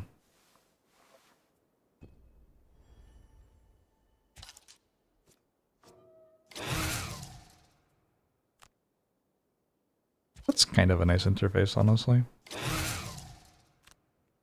I feel like interfaces rarely clearly communicate what I need to do and whether, like, what my options are in that way in this game. So, this door is meant to be open, by the way.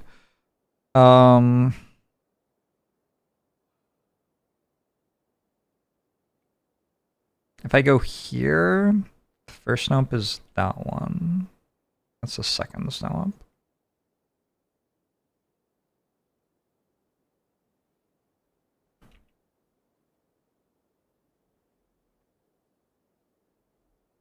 If I go here, maybe?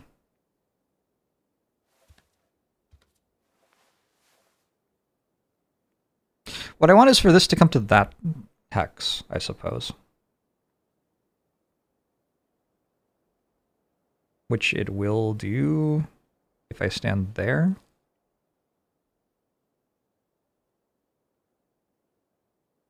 But I have no way to poison it if it does that.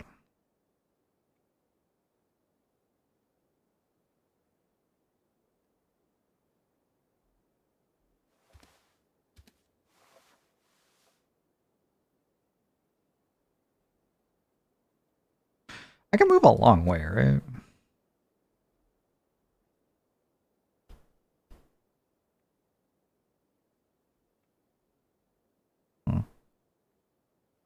Rhymeheart is an Ice Wraith, and Rhymeheart is currently in melee form,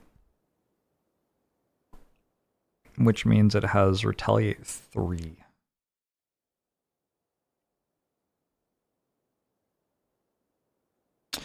Makes Deathwalker's quest to melee attack it a little bit more somber.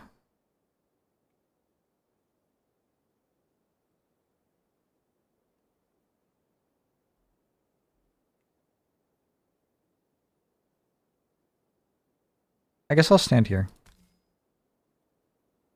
It means this is going to walk up here, push me over that. I should be able to push it there, but, like, it won't, right?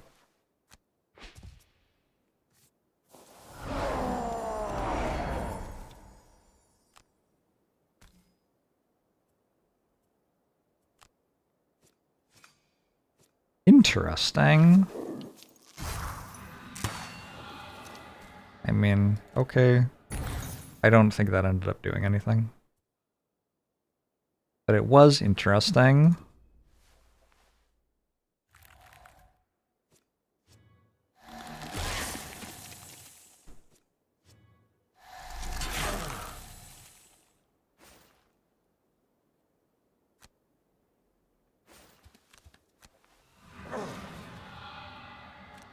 That's so frustrating.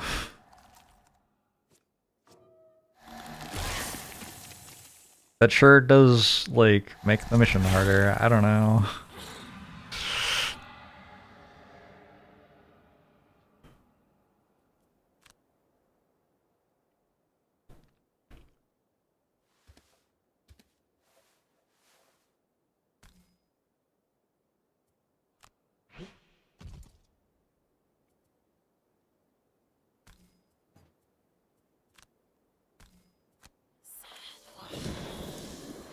Like, I should just have +6 health on Drifter.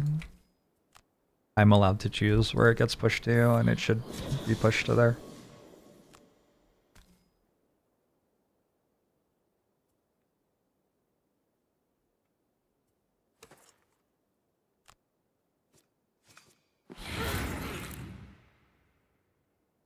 +2 is a pretty good number.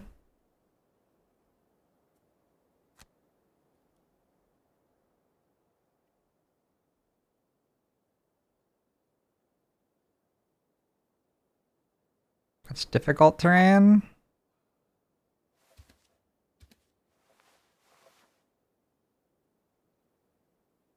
Feels like being in a corner like this is pretty good.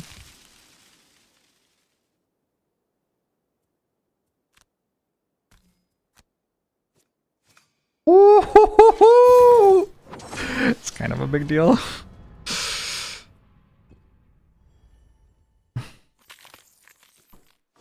Okay, I like -2.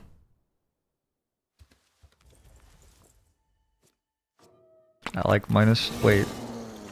How did it roll -2 twice?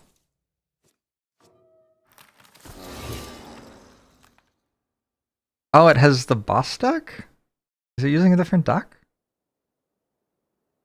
It drew a -2. And this also drew a -2? It has its own modifier deck. I don't think it's meant to. But okay.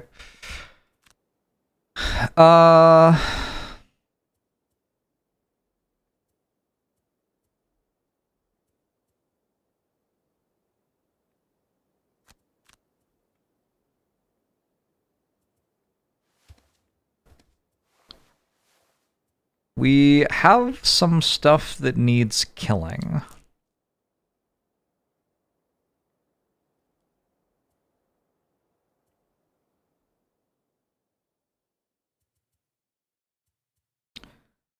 Control all targets with the attack ability move 1.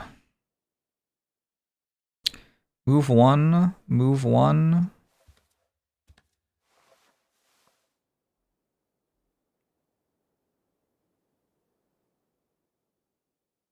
Move 1.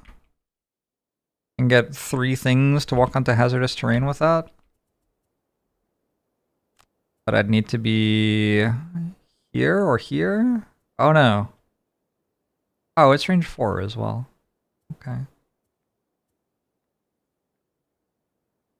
Pull 3 a character in 4 range. And then I move 3. 1, 2, 3. And then I move in. Hit you. Hit you. 1, 2, 3, 4.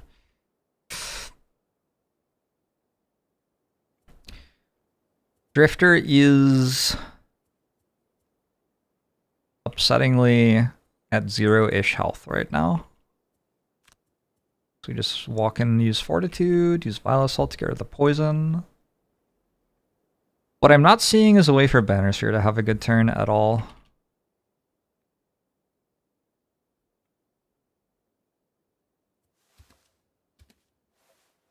What a great song. Bad decisions by the Strokes. Very appropriate song for the stream.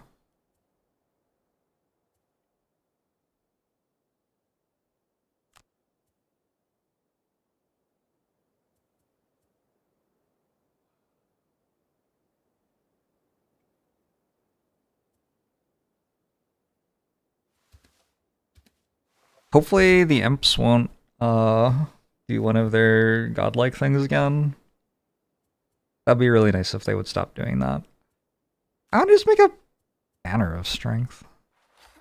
And javelin something, I think. I don't know. I can use the bottom half of javelin to deal 3 damage for free, right? So. But killing this is really good, and javelin's good at that, I think. That's like what Deathwalker and Bannister are teaming up to do, is kill these 2.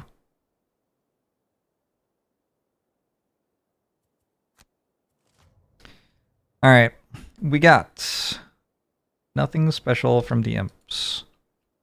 Living Bones, Hasty Assault, and Frozen Corpse. Ooh, that's not great for me.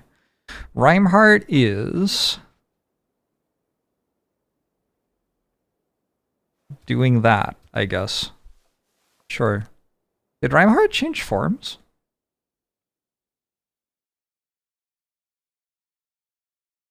I don't feel like the Retaliate version is meant to have ranged attacks, like as a general rule. Let me look up the thing, because maybe this is wrong.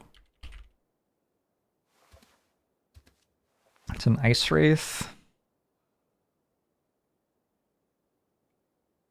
Unholy Strength? No! Okay, that card is just always ranged. Fair enough. It's going to be attacking with disadvantage because it's next to its target.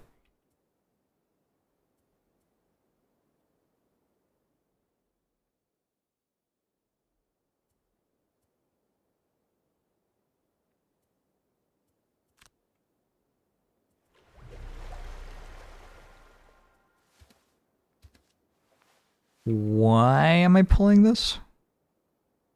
Because I can? I guess because I can.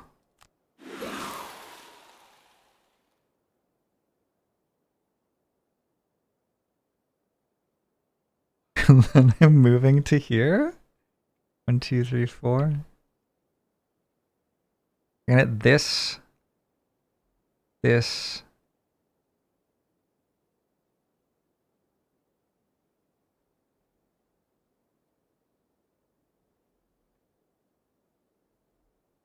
I guess I'm moving to here. I hate it.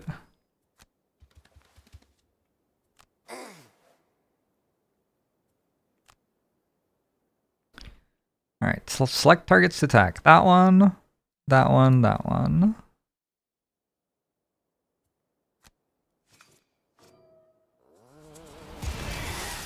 Alright, but that wasn't the important part. The important part was the part where they all walk onto hazardous terrain. It would have been nice if it said +2 or whatever. Like, I wouldn't have hated it.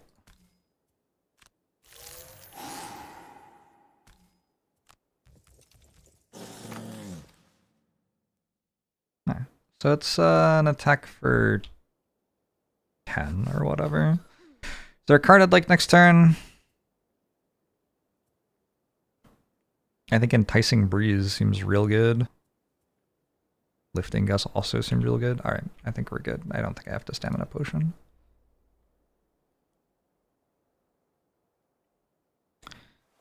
I guess this comes and hits my banner if I summon it, but also it's only hitting for 2 anyway.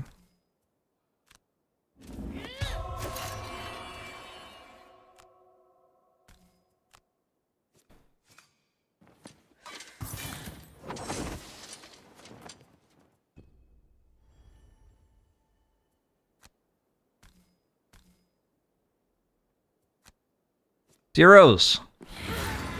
Zeros! I will also take +1, I suppose.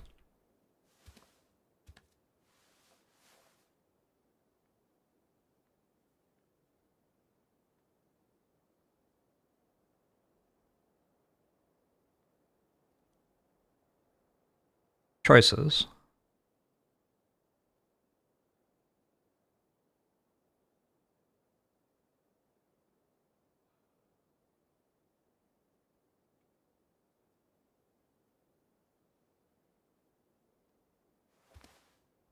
I was gonna do this, but I'm not sure what it achieves. But also, what does anything else achieve?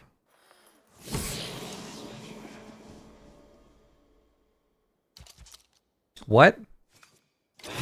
Oh, right. No, I knew that was gonna happen. Kind of. I guess that's why I wanted to use Fluid Knight.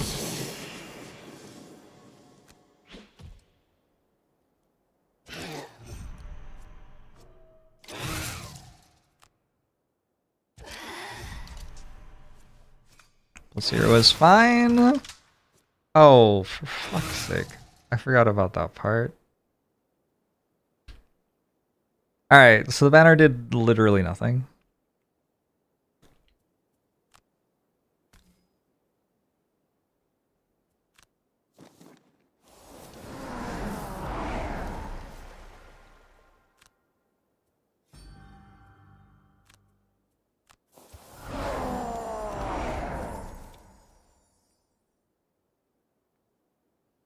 Unfortunately, because of that, I can't actually use this. Wait, can I? I think I can. But probably I want to move into the room. And just like move into the room and use Lifting Gust to push something.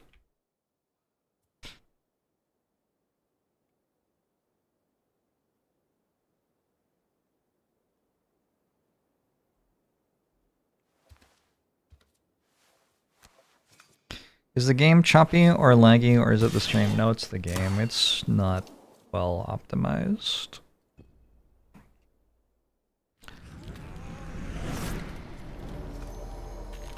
I imagine that all these ice textures on my screen are having a lot of trouble processing. But also, I like turned the graphics down and it made no difference. So I don't even know. I don't know. Wish it was better. We desperately need to kill the living bones.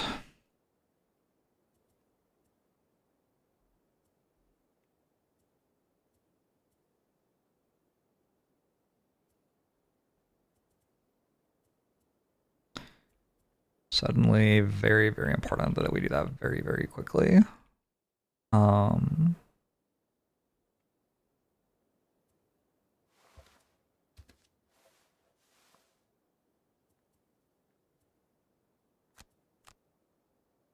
That'll cost some breakable walls. Good to kill that one. Kind of hate it as a turn, but okay. And then Blinding Vortex, Lifting Gust kills another. So Drifter just has to kill one, really. Drifter can like walk in here and hit this. It's weird that Everford doesn't like move forward. No? I feel like that's kind of weird. Deathwalker has...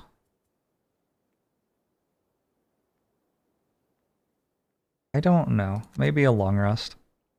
I can lose cards for this, so it's at 9, but it's really at more than that. This is a bad turn from the Living Bones. Rhymeheart we're okay with. Frozen Corpses we're mostly okay with. But that is a bad turn from the Living Bones.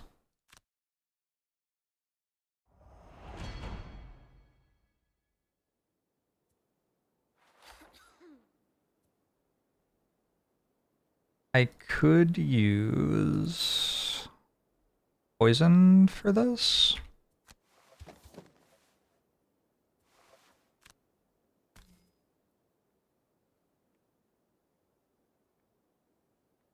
I like long resting next turn. I'm okay. Alright, that dies to wound.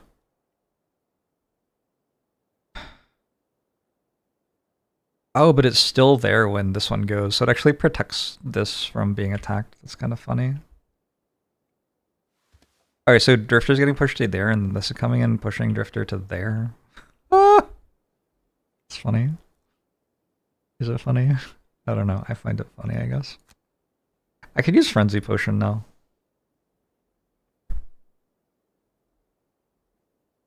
Seems like it could help a lot.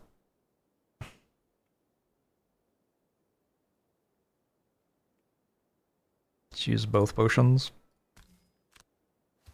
It's hardcore mean. If I lose a mission, I lose the campaign. You know, that is so funny. I drew the push and a crit miss, but the push is enough.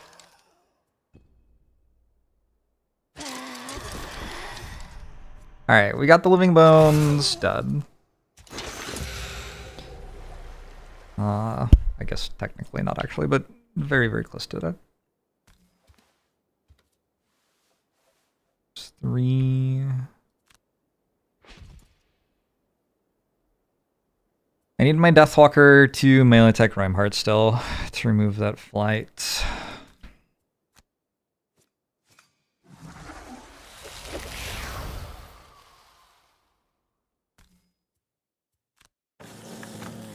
I don't think I should be able to push like that, but okay. Let's use Stamina Potion now to get Lifting Gust back for next turn.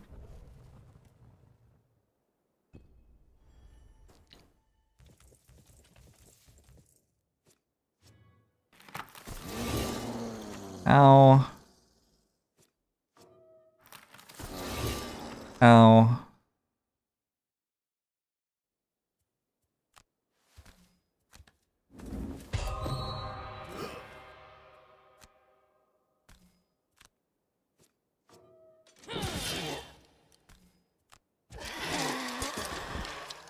Good, again.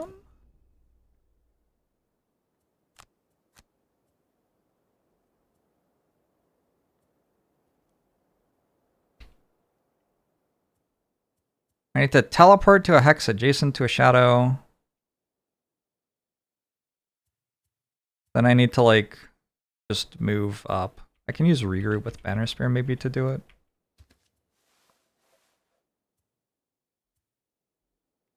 Might be done with Fluid Knight. Alternately, I could pull Rhymeheart to me.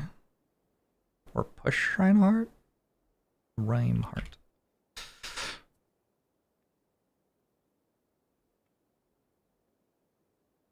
I'm not well set up to kill this unless I remove its flight, but hey, I can remove its flight.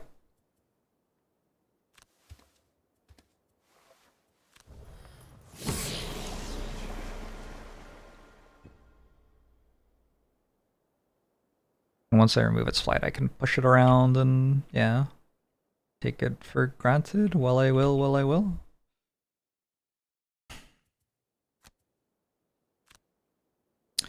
This bottom half of that card is probably good too, although I don't see any way I can put anything on Hazardous Terrain. Sad.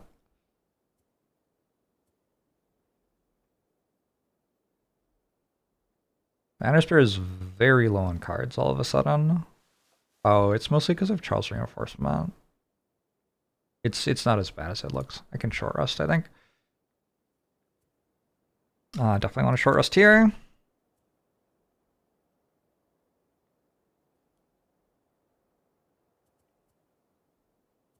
And I'm teleporting to somewhere adjacent to a shadow and shooting.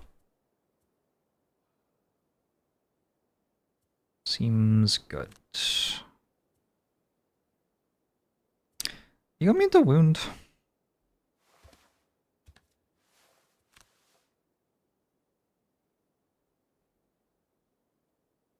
You have bow still. Reroll.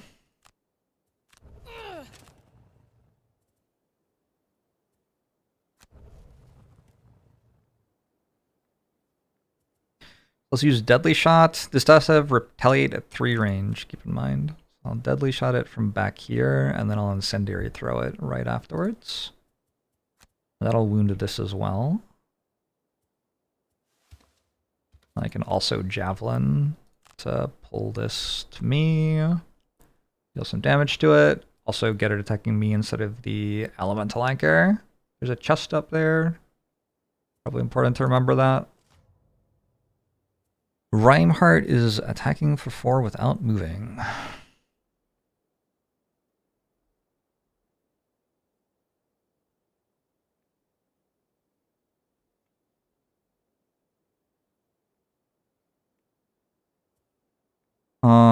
Tempting to make that hit Banner Spear instead of the objective. These are attacking for 2.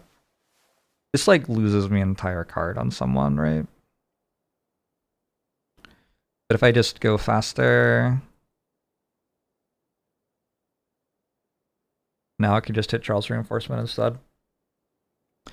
Boss still full HP, 27. I mean, that's barely even a boss.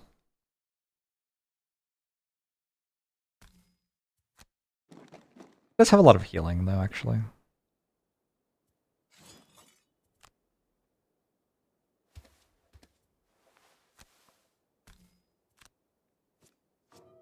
No!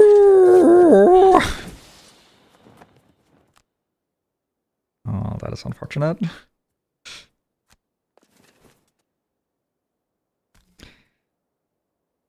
Brigida, you're welcome.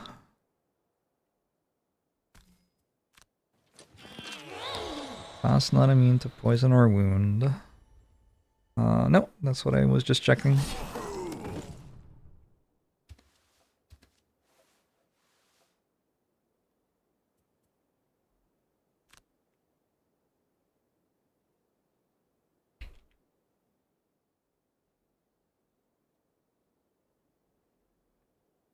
Is it gonna push me there? I need these to stop pushing me into the worst place possible every time. Oh, of course it will, because it wants to push me as far as it can, I think. Ooh. Drawing all these pushes all of a sudden.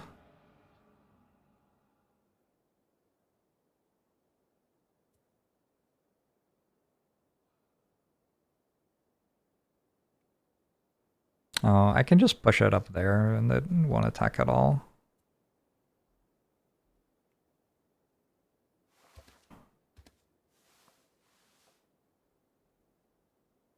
Actually, I can push it there and then pull it back again. That seems kind of sweet.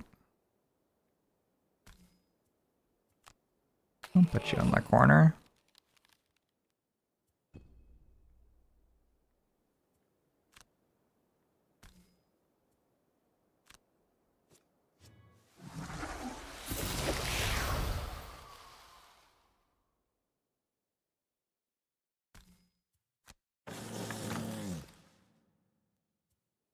Fuck! Stop being the camera.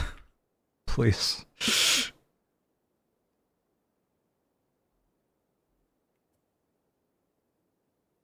Snowdancer's on 4 health and has no cards in hand. I don't know that I want to pull stuff at Snow Dancer.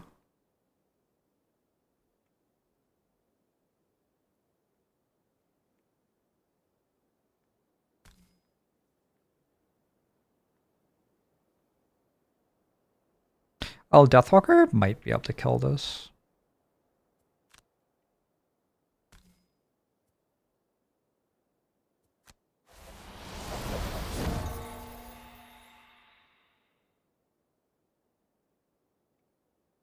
Yeah, I think I leave that there.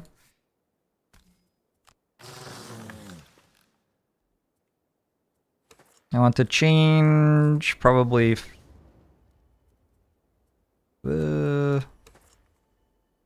change fire into dark. Charles was 1 day from retirement. Rest in peace, Charles.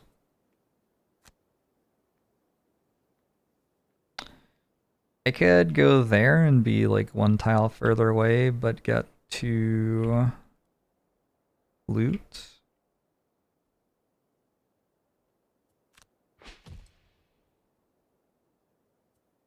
Questionable. Advantage. Okay, okay, alright, okay. Wow.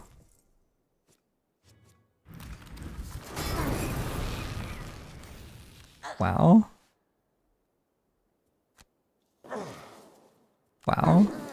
Wow. Wow. Wow. Wow. Okay.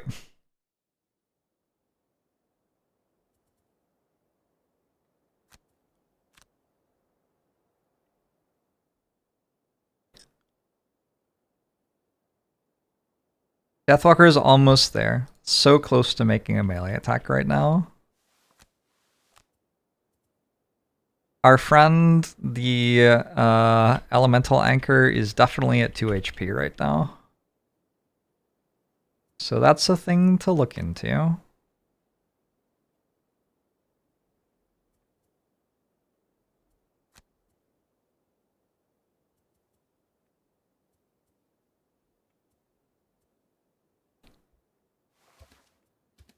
A dangerous amount of wows per minute, to be honest. A lot of what I do here on stream is very dangerous.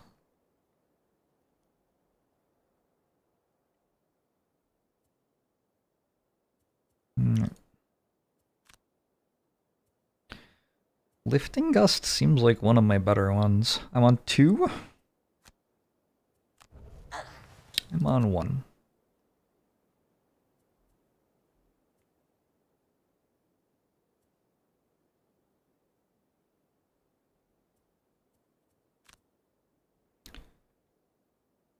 I could give my other characters an extra 2 move and jump this turn. And then I could move 1, 2, 3 and Lifting Gust. Kill something. I would let Drifter move to here and start tanking for me, although Drifter's at 3. And yeah, Bannister can just do this. That's like whatever. I don't care. Bannister's basically just I actually want to go slower because I want it to hit me, wound me, and then I'll regroup myself afterwards. Bannister's tanking for the turn while everybody else gets their shit together.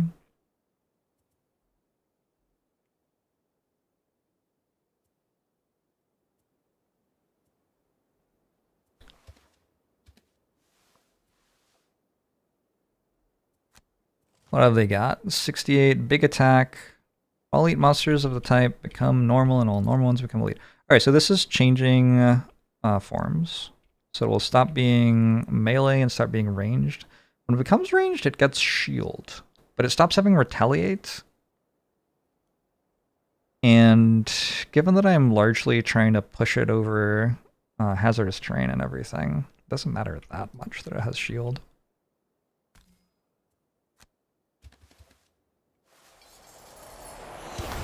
This moves 1.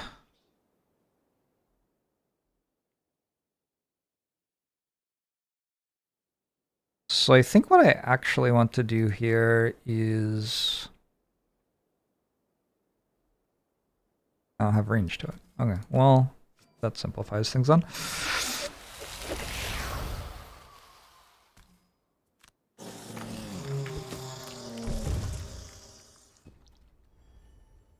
When do you think they'll make it so the game works better?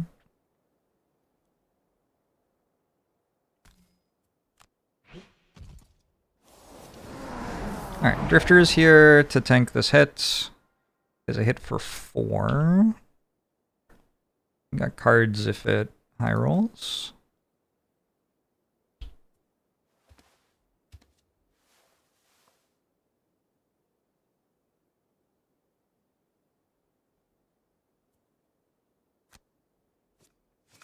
Game will work better, but the camera will be worse. It's impossible for the camera to be worse than this.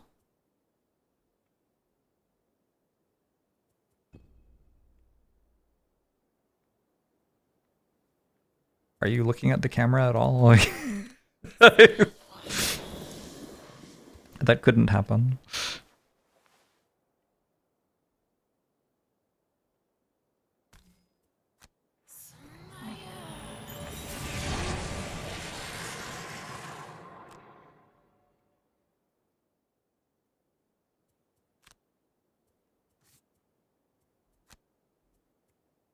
So suck.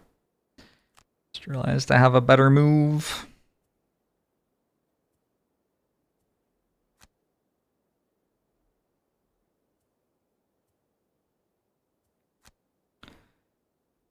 I will move instead to here.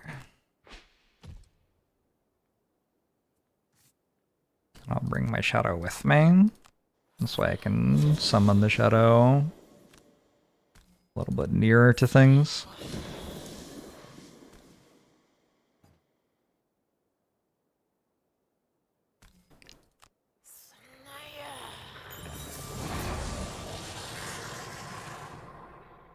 Oh, actually, I can just heal you.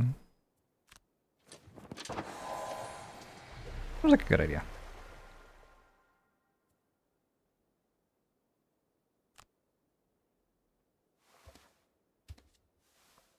Thoughts on going to pick up loot? Banister will get attacked anyway. Okay, sure. Wait, does Banister get attacked? Yes, just barely. Somebody has to pick up the loot at some point in this mission, I think.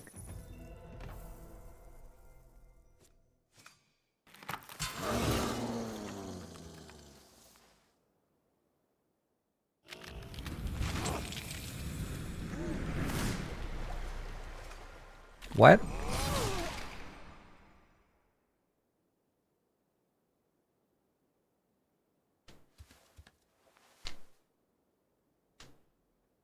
Okay. I guess so. I didn't realize it worked like that, I don't think. So like it changes forms first. That does, in retrospect, seem like how it would work.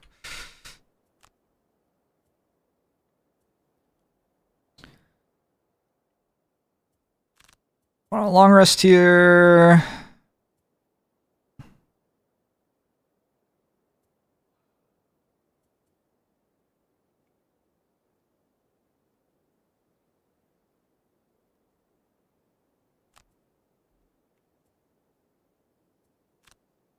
Don't entirely know what you're doing. Probably pulling this onto the hazardous terrain toward the end of the turn. How are we like killing you? Walking up and hitting it? Walking up and hitting it is very bold. I'm not sure it actually works. I have regroup. Okay, I need to short rest.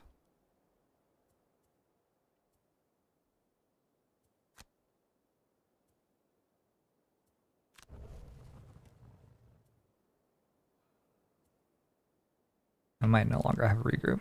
Still have regroup. Nice. It would help a little bit if the game displayed the thing that was actually on the card instead of melee attack 5, probably. Yes. Yes, that would help. I agree.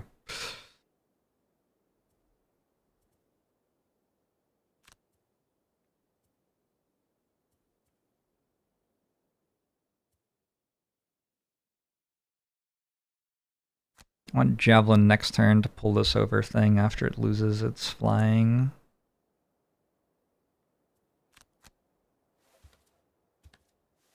All right. This'll be fun.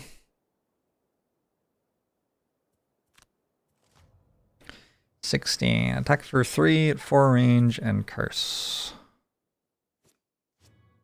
I see. I can't see what cards I have to make the decision. Okay, never mind. It's not a good interface. I take it back. I thought it was a good interface, but I was wrong. Is it Drifter? I don't know. I don't know, because I can't see if I have any cards. Can I undo? I guess I can always undo this stuff, right? I think I can always undo this stuff if it turns out that's bad. Yes, I don't have any cards in hand with you. Hold on. Who has cards in hand? Very few people.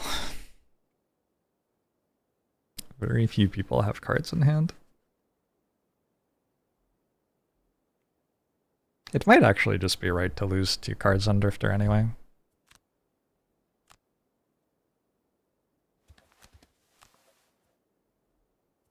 What? What are you...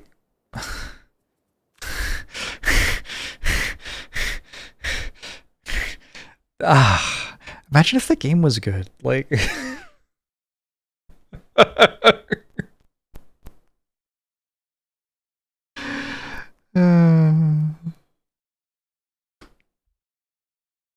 Fun thing about playing in person is that you can actually see what's happening and stuff like that.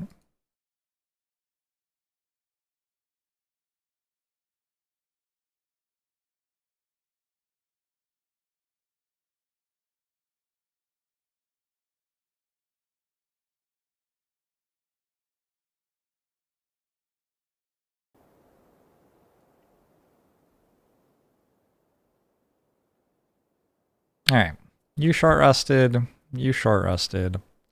You did this and this at that order, I think, for some reason. I'm not sure why I did it in that order. You did these down.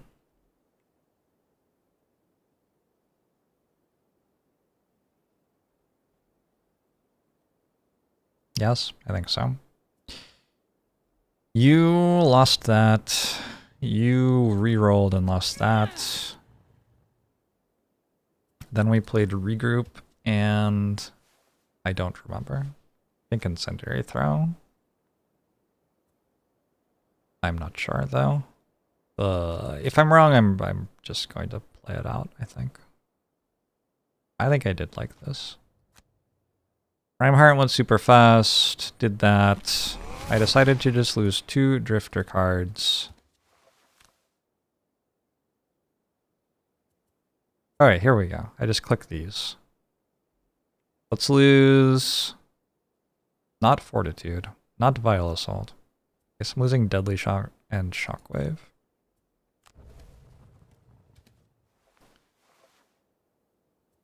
Alright. Then I want regroup. Who's killing this? Oh, the thing is standing next to it, so it hits me instead of... Yeah, okay, that's fine.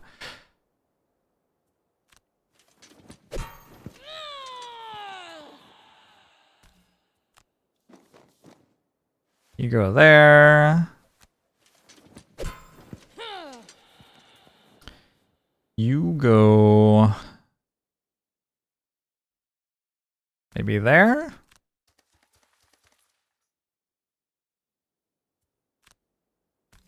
Just high roll? I got a -1 last time. Damn, that's kind of nice. You're putting together an IRL Frosthaven group and you're psyched. It's pretty sweet. Alright. Deathwalker kinda did it. We're here. We're attacking that with Wing Clippers. It doesn't fly anymore, now it takes damage from the hazardous terrain. Also, just as a treat, it can be wounded and poisoned. That seems like a good idea. And what if I tried to kill this so the shadow stays alive? Shadow doesn't fly though, so it'll just immediately die next turn.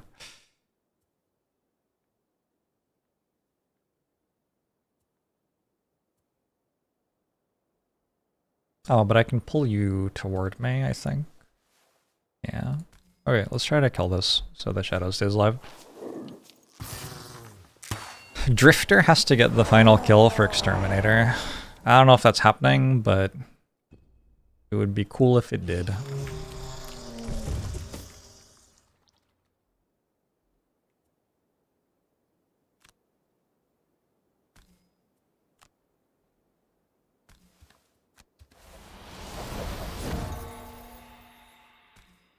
We're down to one enemy. This should be pretty doable, especially since it doesn't fly anymore.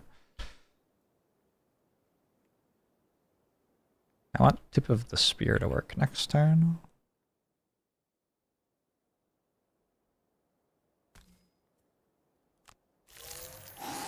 The Spear might not work next turn. We'll see.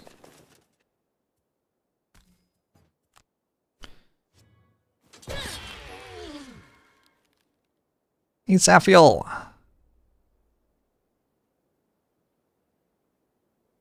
We are long resting here. I basically get one more turn out of the apparition. Because, like, the apparition is the actual character at this point.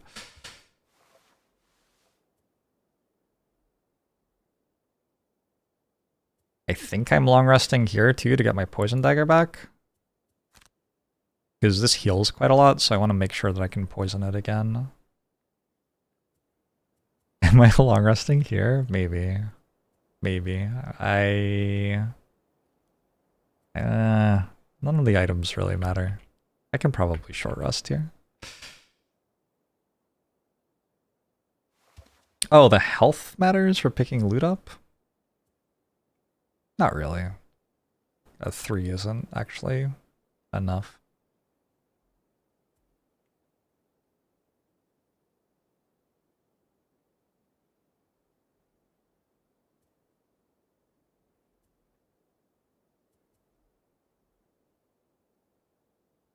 I could go for some white owls. I could harass it with white owls. I kind of am into this idea. All right, let's do it. And then I get to see the owl graphic. I have to lose that because I'm at 1 HP.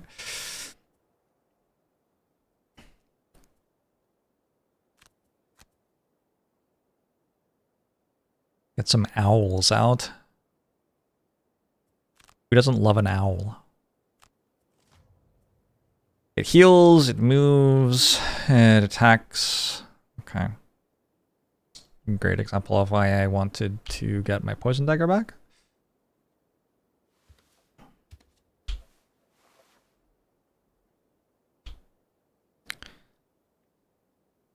If the thing took damage, I want to lose cards from maybe Snowdancer, maybe Deathwalker, since Deathwalker is almost done.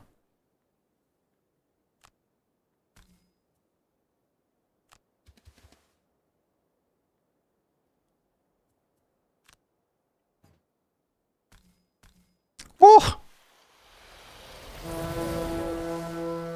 They're such good birds.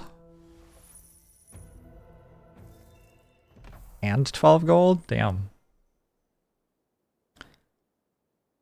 Unfortunately, I'm not allowed to summon there. That's kind of rude. Oh, Tip of the Sphere wouldn't work there anyway. What am I even talking about?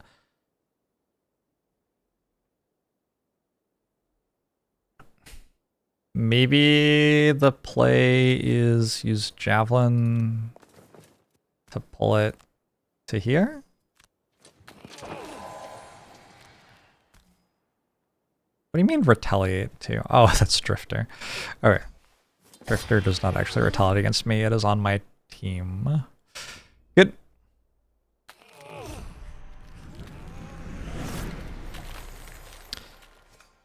for some reason I wasn't expecting it to go there. That is like where it would go, so in retrospect, I don't know why I didn't think it would go there. It's real unfortunate that the game does this.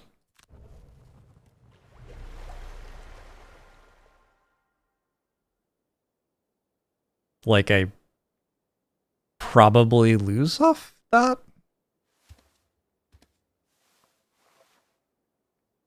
Because it gave me the worst push it could instead of the best push it could.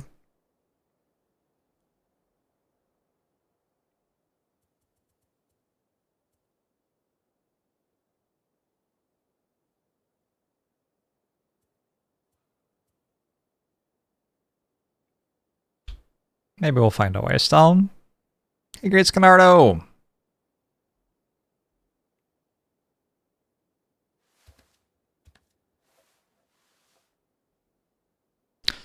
Birds will take care of the boss. I don't think they will.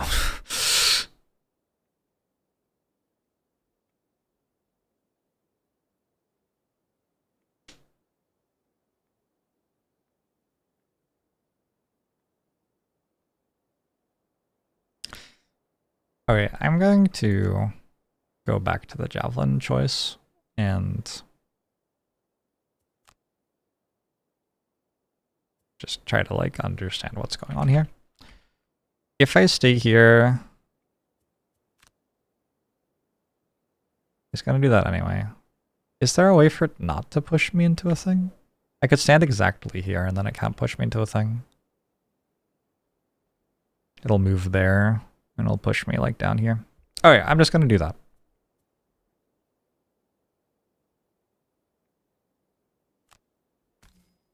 I got...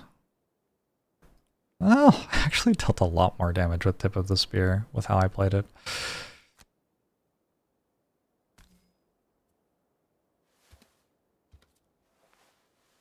Another option. A completely different option. Can I, like, leave? It shoots Drifter, who retaliates?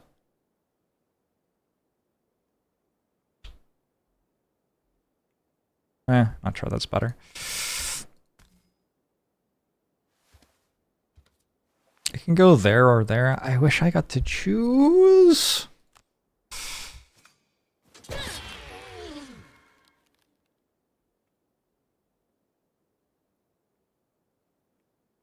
Because I also don't get to choose which of my people it attacks, so... like, there's no way for me to make it attack Shadow Beast, which is obviously what I want it to do, right? I'd love to walk away and Javelin this, but it'll attack Drifter, not Shadow Beast, because of, like, I don't know, a random die roll at some point, I guess.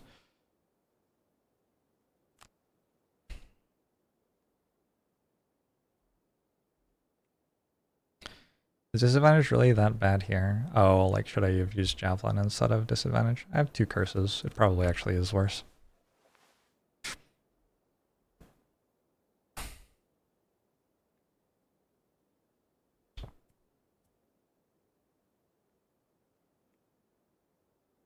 There's so much shit going on. Like, I also need it to be next to Drifter, so I need it to go here, not here.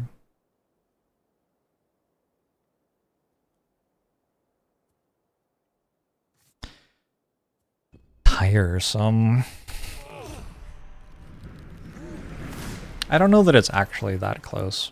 Man, come on. Okay, maybe I can use Javelin next turn to pull it back to Drifter, though. Probably.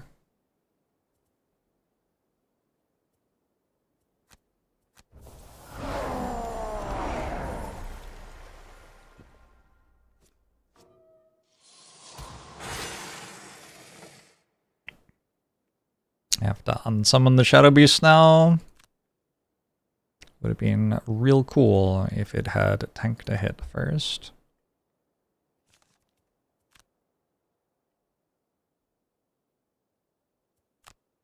And I get to play 1 turn next turn. I think it's probably going to involve picking up the chest. If it can. Probably go, like, slow-ish to try to get hit first.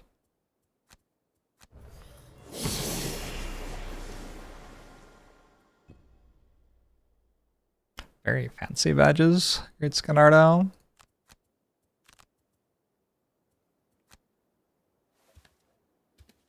So we walk forward with Javelin, pull it to there.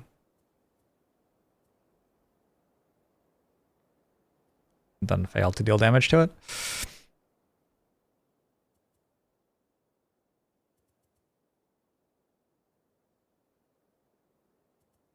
Here we're going Fortitude Bloodletting. Fortitude gets through the shield, Bloodletting applies wound. I have Poison Dagger for my rest.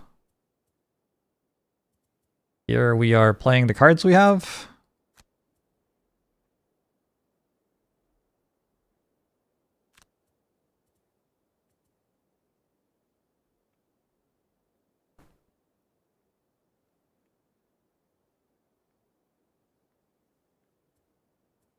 Okay. I don't have much. I definitely need Javelin.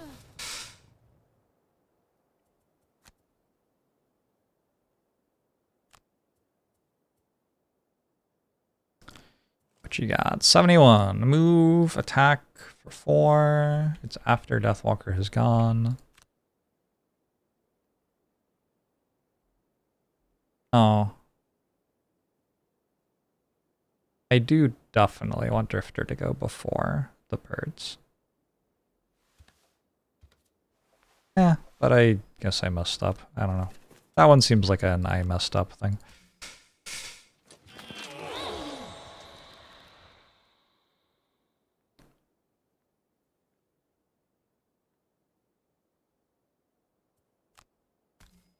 +2? Crit doesn't actually work. It has to be +2.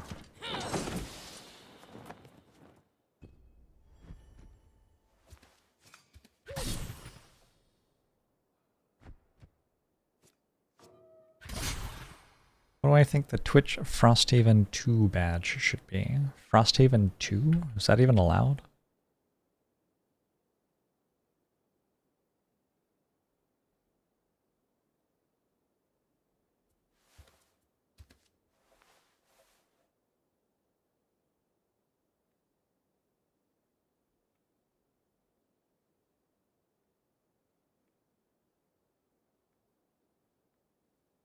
I can pick this up. Just barely.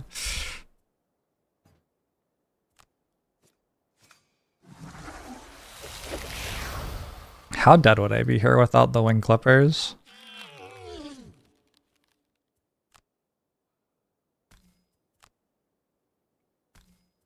Feels like a large amount.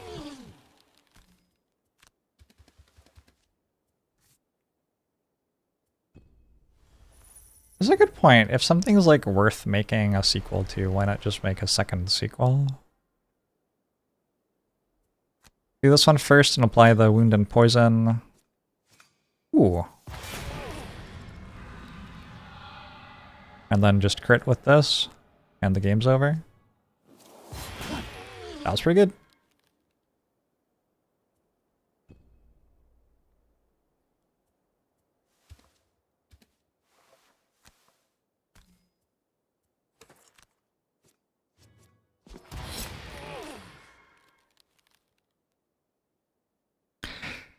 Deathwalker's now dead. Instead of getting the chest, I could get this. Like, nobody else can really get that, but Deathwalker has 7 health right now. And somebody else can get the chest. I thought game over was a bad outcome? I hope not. Get owned. Thought it could defeat my owl. My goal is to become exhausted before any other hero, so, like... Yeah, you're good.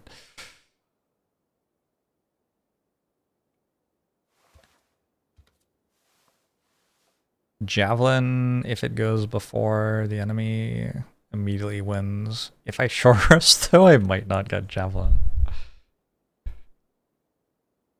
I guess I have the long rest. Here, probably, if I short rest, like, something will work, right? Actually, if I short rest here, I don't have cards if I take damage. Alright, we short rest here. I think if it heals this turn and then heals again next turn before Javelin goes, I can still lose. Wait, no, if it heals this turn, it probably doesn't kill me, though, yeah? No, it will be hard. It'll be hard to lose.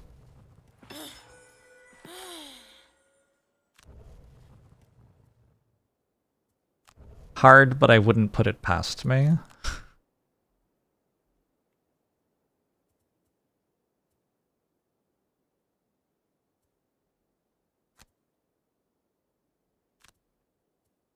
Go here, we'll push it to there, and then Drifter will hit it, and then Drifter will walk in and collect all the loot.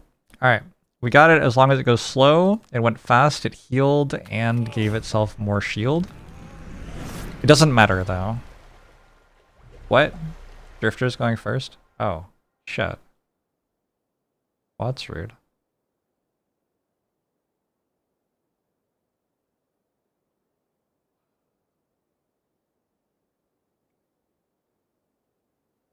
Feels like the important thing here is for it to be poisoned? Holy shit, I have no cards. Okay. I might not be able to get the loot from it, I guess is my takeaway.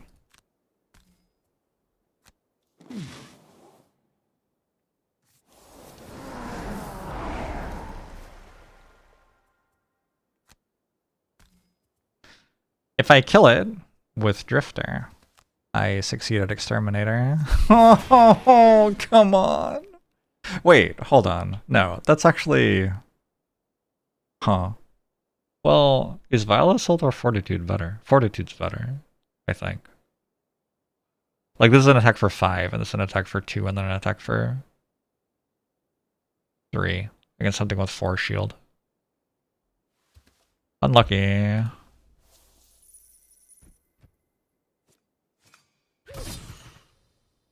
You know, the owls tried their best.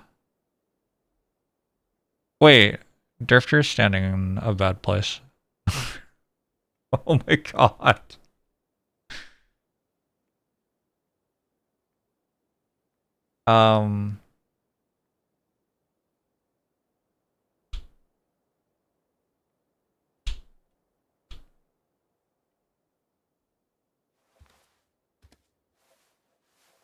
Really? I might not get the chest either, then. I can Lifting Gust it to kill it. Guaranteed this turn. Or I can take another turn. It's at 1.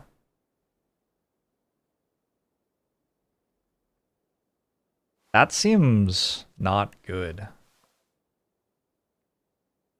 No.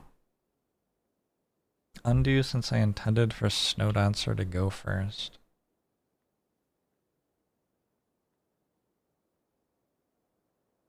But it's actually not possible for Snowdancer to go first. I guess I could go 31 with Drifter. Okay, that's fine. That is what I intended. I'll allow it.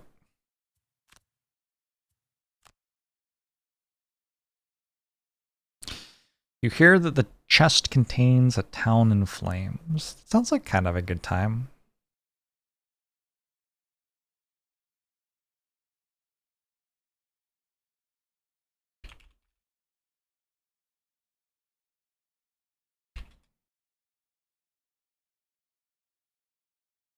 I wonder if the game didn't autosave every turn, if it would lag less.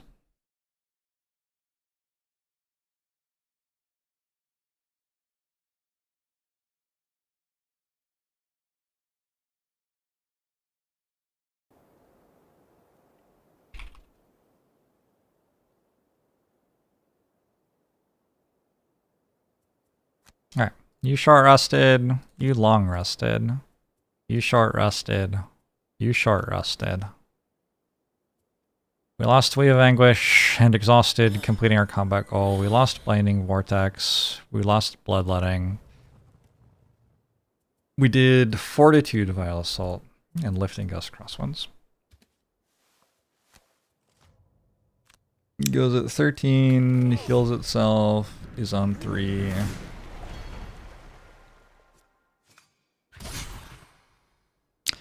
Excellent work, White Owls. I am going to deactivate them now.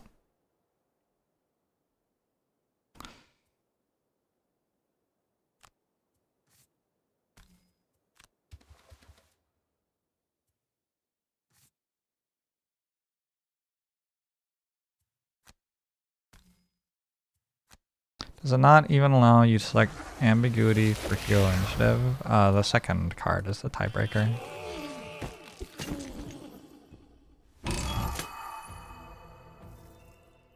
Unlock my private empire. You find an ornate letter sealed in wax. The stamp is a royal crest you don't recognize. Upon breaking the seal and opening the letter, you find an exquisite calligraphy and decorative touches flaked in gold dust. It appears to be an invitation of some sort.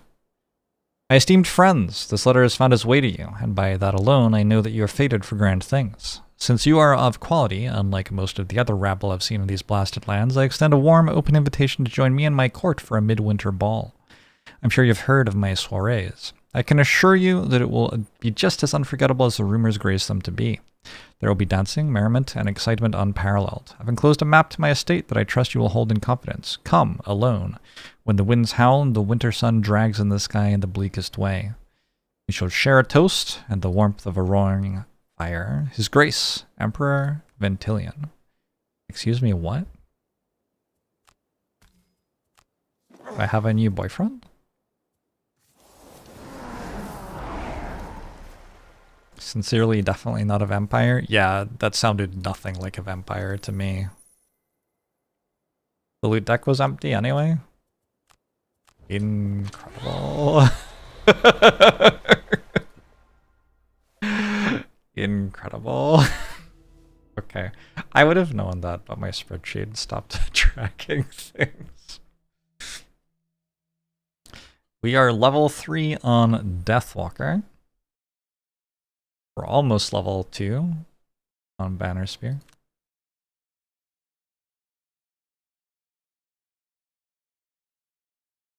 That felt doable, I think. I don't know. How do we feel about that? I think if we get the wing clippers and we have good push and pull, we can go for that one. But if we don't get wing clippers early, probably we leave it the fuck alone. It was definitely a little sketchy at the end.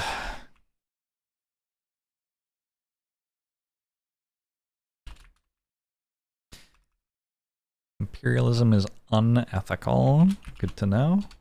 Weakling, failed, exterminator, succeeded, acrobat, we succeeded, and sluggard, we succeeded, and we won. Weakling, acrobat, sluggard.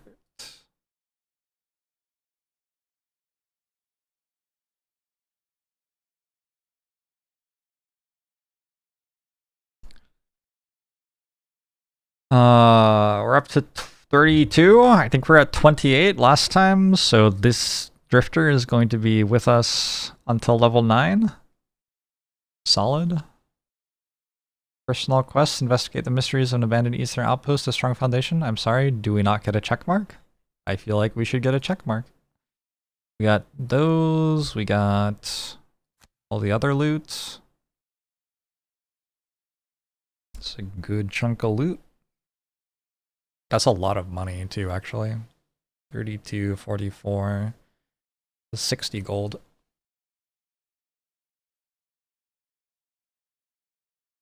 Alright. I don't remember why I did that. Why didn't I just go to the spire?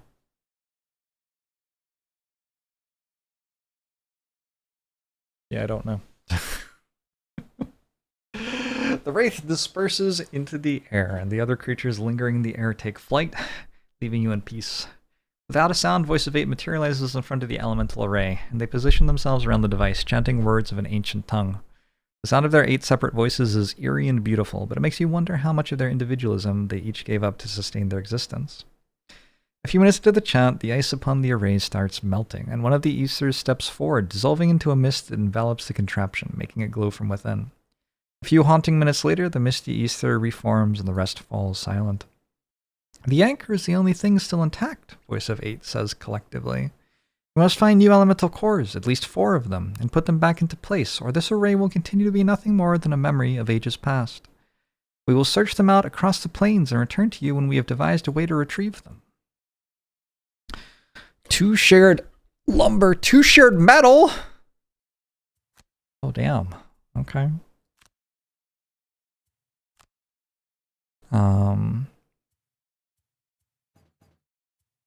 I'm gonna give stuff to my merchant, I think. Or am I going to give it to, like, Drifter? Drifter could use some better armor. So could Banner Spear.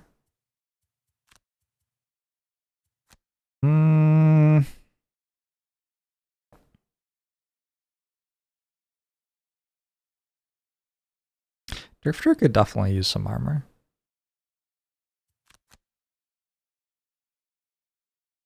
Drifter is my main carry for the campaign, you see.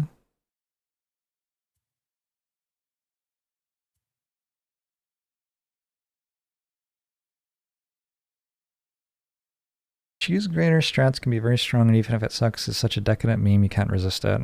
The way Room 1 played out was really good. A+. Double plus good. Assigned to main carry at personal quest. Yeah. A visiting trader! The Algox Warhammer? Any Algox Warhammers in chat?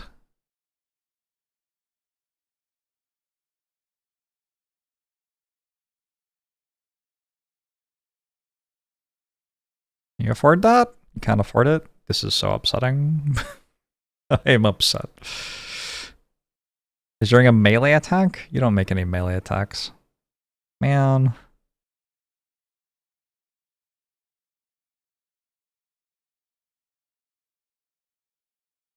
Well. I needed 3 more gold on Deathwalker. That's my takeaway.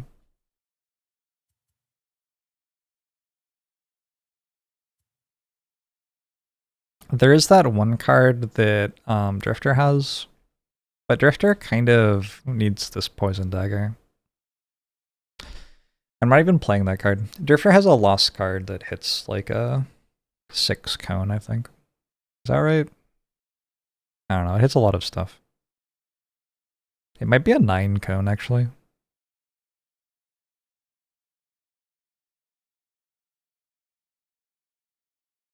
I feel like typically you can just stun enemies by standing 2 tiles away from them in this game, so I don't know if I actually care about that.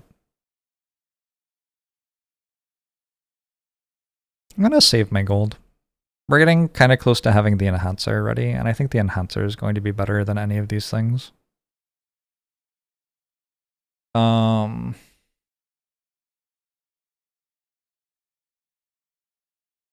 True. It does kind of feel like getting good equipment in every item slot is probably better than enhancing it first.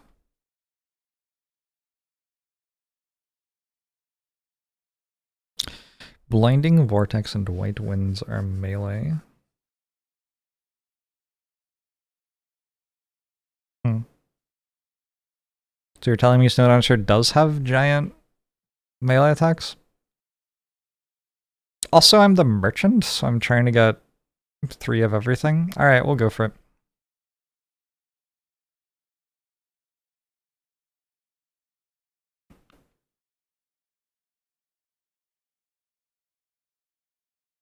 I don't really have any other hand item, right? That seems fine. I think I built a bow and then I lost it. Alright, so we've got one thing we're building. I think as Drifter, I might just grab... Okay, Heater Shield's kind of compelling. Metallic Scrap Sword I can't afford, but Heater Shield's like fine.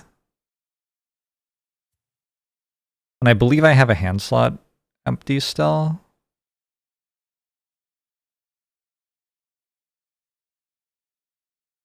Deathwalker. Only has 22 bucks. It's not really enough for anything. Let's buy a medal. Banisher can buy a medal.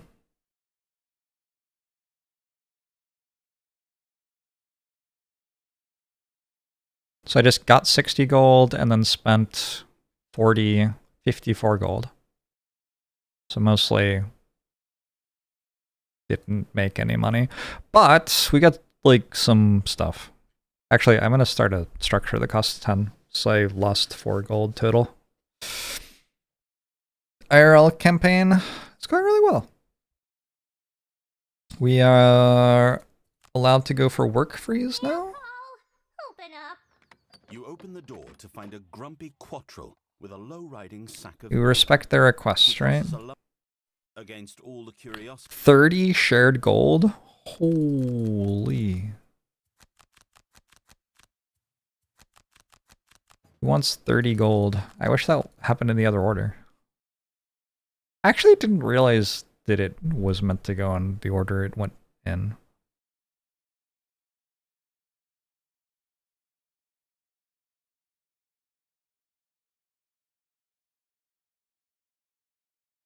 I am not sure who wants this gold.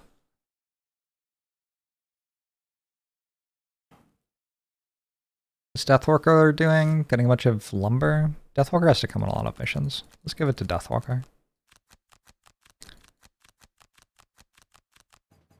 You want the gold? I'll think about it.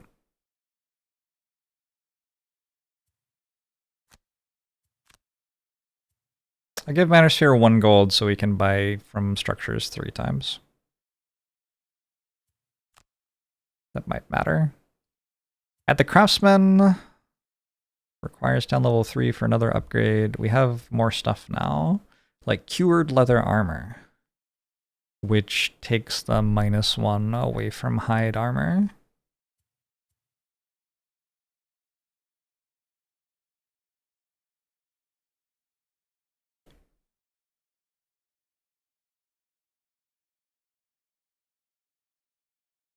And is actually buildable.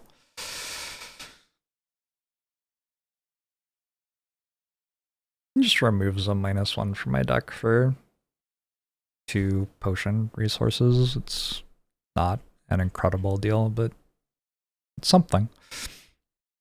There's Inspiring Helmet now. Grant all adjacent allies a move for 2 during your turn, but you lose the thing that Crude Helmet does, weirdly. That is kind of weird, right? If a Crude Helmet can stop you from getting crit and an Inspiring Helmet can't, I mean, says something about the priorities of the Craftsman.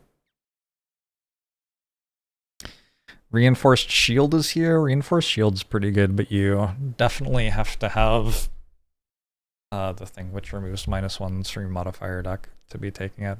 Our Drifter could.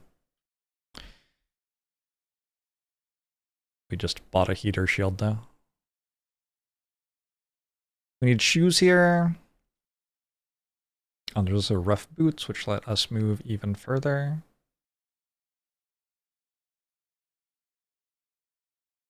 It inspires the enemies too. Oh no. That's not good. Can't get better chain armor yet though.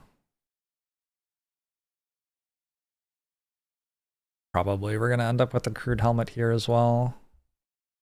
We just don't have anything here. Hide armor doesn't make much sense for Deathwalker because we have, if you're standing on a shadow, attacks against you have disadvantage. is good. Like sometimes you're not standing on the shadow, right?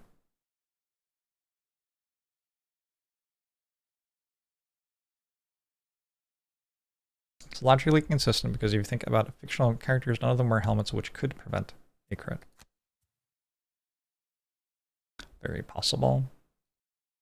Deathwalker's level 3. Go Deadbolt. Ranged attack. Versus sometimes move all shadows up to 3 hexes bottom half.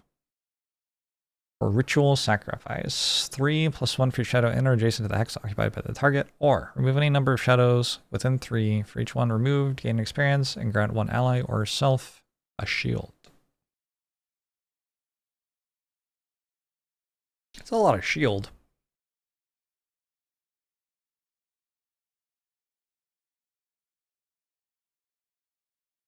I don't know that I've had much success trying to make shield good.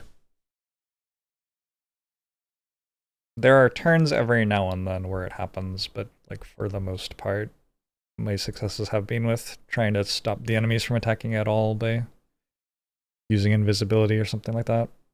Pushing them around, positioning cleverly, stuff like that. So I think I'm probably taking either Deadbolt or Deepening Despair, just the other level 2 card. You and all allies may treat each hex with a shadow as being adjacent to each other hex with a shadow.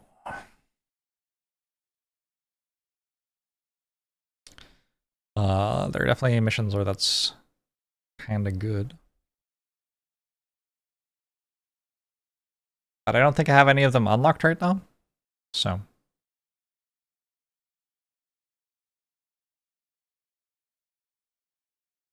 Being forced to use multi-use items makes it awkward with that kind of thing. Oh, the leather armor. I don't think that... Oh, I don't... Does it consume? This came up and I looked it up. I guess it does, doesn't it? So yeah, maybe it isn't good. If you have leather armor, you're forced to use it the first 2 times you get attacked, even if the attacks already have disadvantage. Yeah, it seems not good.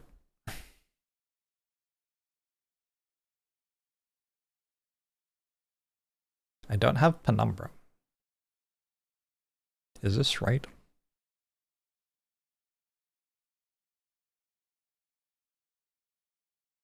I'm not sure that this is right.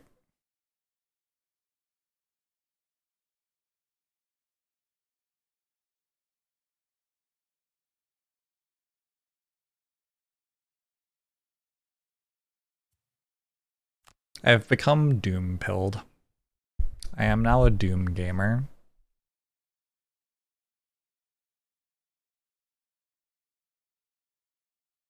I feel like Deathwalker doesn't have that many... Oh, I shouldn't have looked at those.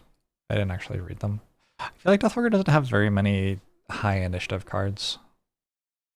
Yeah, especially if Call to the Abyss is in play.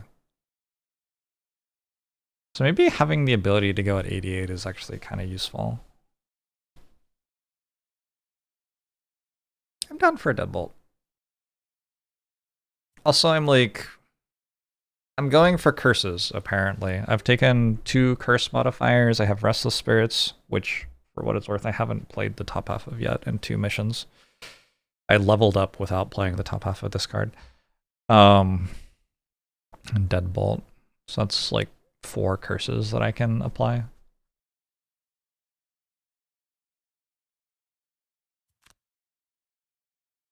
Alright, cool. We do this.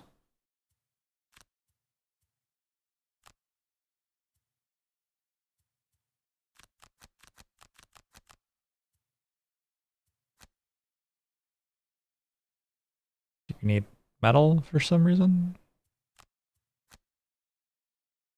I don't really think so. All the wood? Actually, all the wood. There just isn't any wood anymore. Okay. You're building a mining camp. We're at prosperity 2, 1 of 8. I could upgrade the alchemist at some point. This is building. I could make a shabby wall. I can make the boat sleds and climbing gear. But yeah, I don't have much to build right now. Prosperity is going to come from getting some retirements, which I think I'm still a long way away from. Well, that's not true. That's not true, actually. I'm one mission away. My private empire requires climbing gear. Follow the instructions from the mysterious letter and find the fanciful estate. Interesting. I've never seen this mission before. Definitely not a vampire. Doesn't sound like a vampire at all. I can go for derelict elevator. I've definitely lost that mission before. But I do feel like the second mission after this, the Quattro Library, is pretty easy. I go for the Ancient Spire. The Ancient Spire's first mission is pretty easy, but the second one's iffy. Furious Factory requires a slud. I have no idea about the Frozen Crypt. Never played it. So never played this, never played this. No, that's not right. This mission's very easy. This mission's so easy that I'm saving it for after I have a character retire, so that I can bring a level 1 character with no gear on it and get a bunch of loot to make the character workable for the next mission.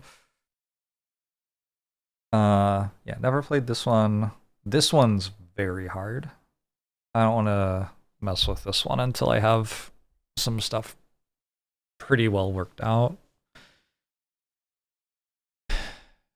You, at the very start, need like basically every one of your characters to be able to 1v1 a Shrike.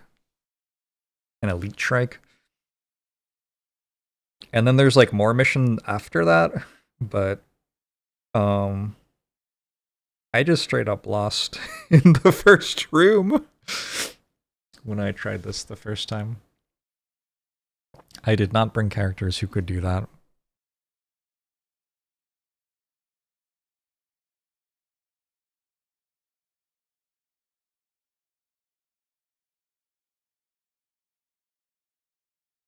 All right.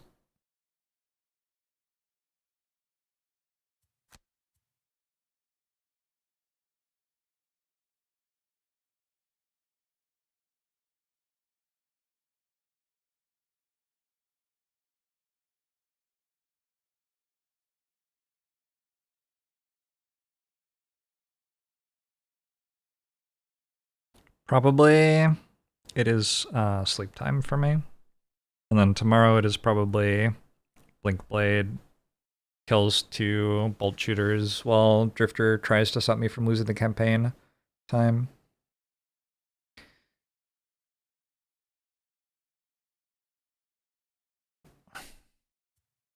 Do I even have enough money to do anything? Deathwalker will have enough money for a +1 on a card. Maybe. I feel like +1 on Call of Doom's probably pretty decent. This can't get a +1.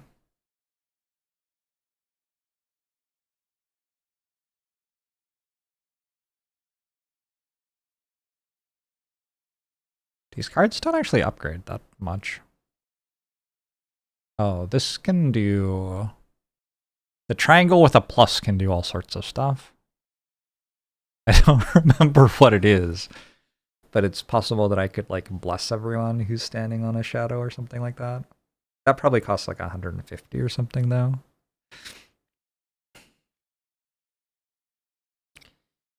Call of Doom costs double.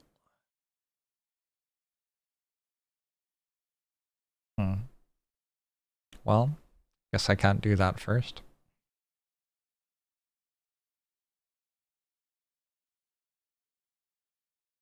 It does seem like if it hit for 2 instead of 1, it would be like a playable card.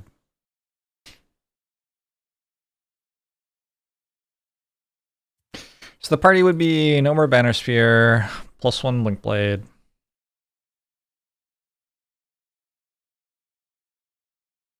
In order to keep the mission at level 4, I'd have to go... Is there lumber? There he is. Awkward. I guess actually I could do this. Oh no, I need to bring Blink Blade. Duh.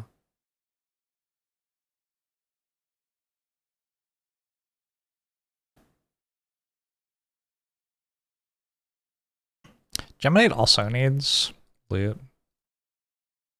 You do this.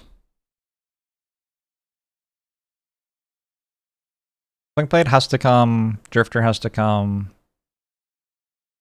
I actually think Drifter could sit this one out. I think I could do it with a level 1 Bone Shaper. In which case I can do like that instead.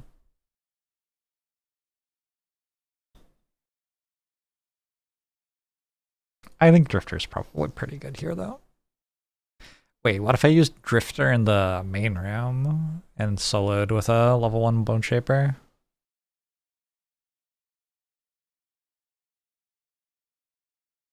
I do kind of want to open the chest as well, I suppose.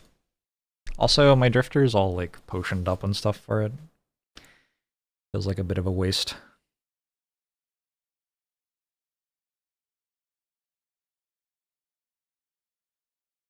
Be fun to use a Geminate for a bit.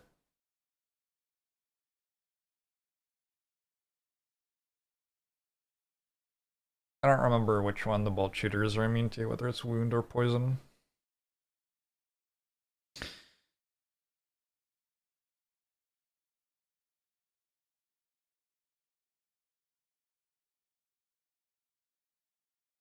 Instead of Geminate, I could just bring Snow Dancer again. Snow Dancer seems fine on this.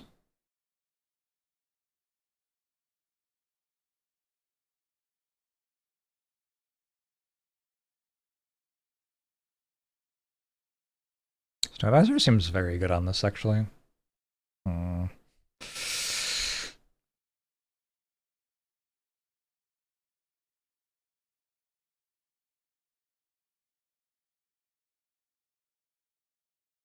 Okay.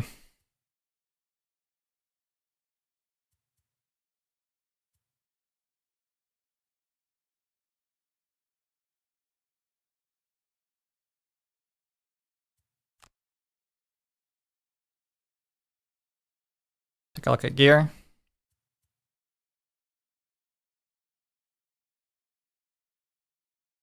You are well equipped. No complaints. Looks good.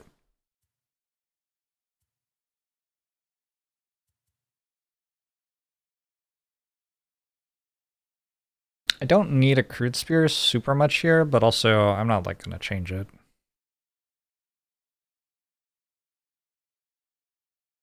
Maybe it's even good. I don't know. Shoes?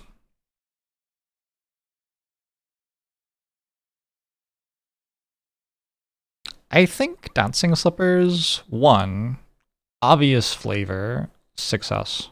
2, probably good here. Like the robotic bolt shooters will try to shoot and we can jump away from them after 1 does or whatever. Or they can do the one where they focus on 1 target and we can let them shoot once and then not be able to shoot us anymore. That kind of thing. Yeah, I can see some pretty good spots for that here.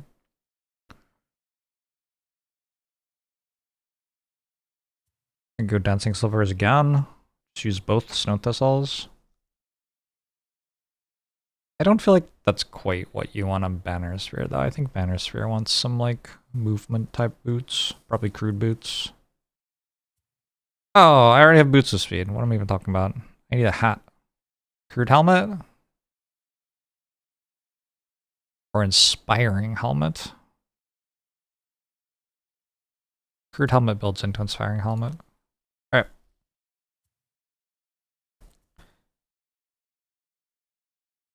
So that's the team. Seems like a team. Blinkblade's back again. This is for Blinkblade to retire. We are still a long way away from you retiring, but we can give you some more loot for getting closer. Yeah, I think that's the plan. Alright, I've been streaming for 11.5 hours apparently. I will see you tomorrow. Thanks for hanging out, everybody. Have a good one.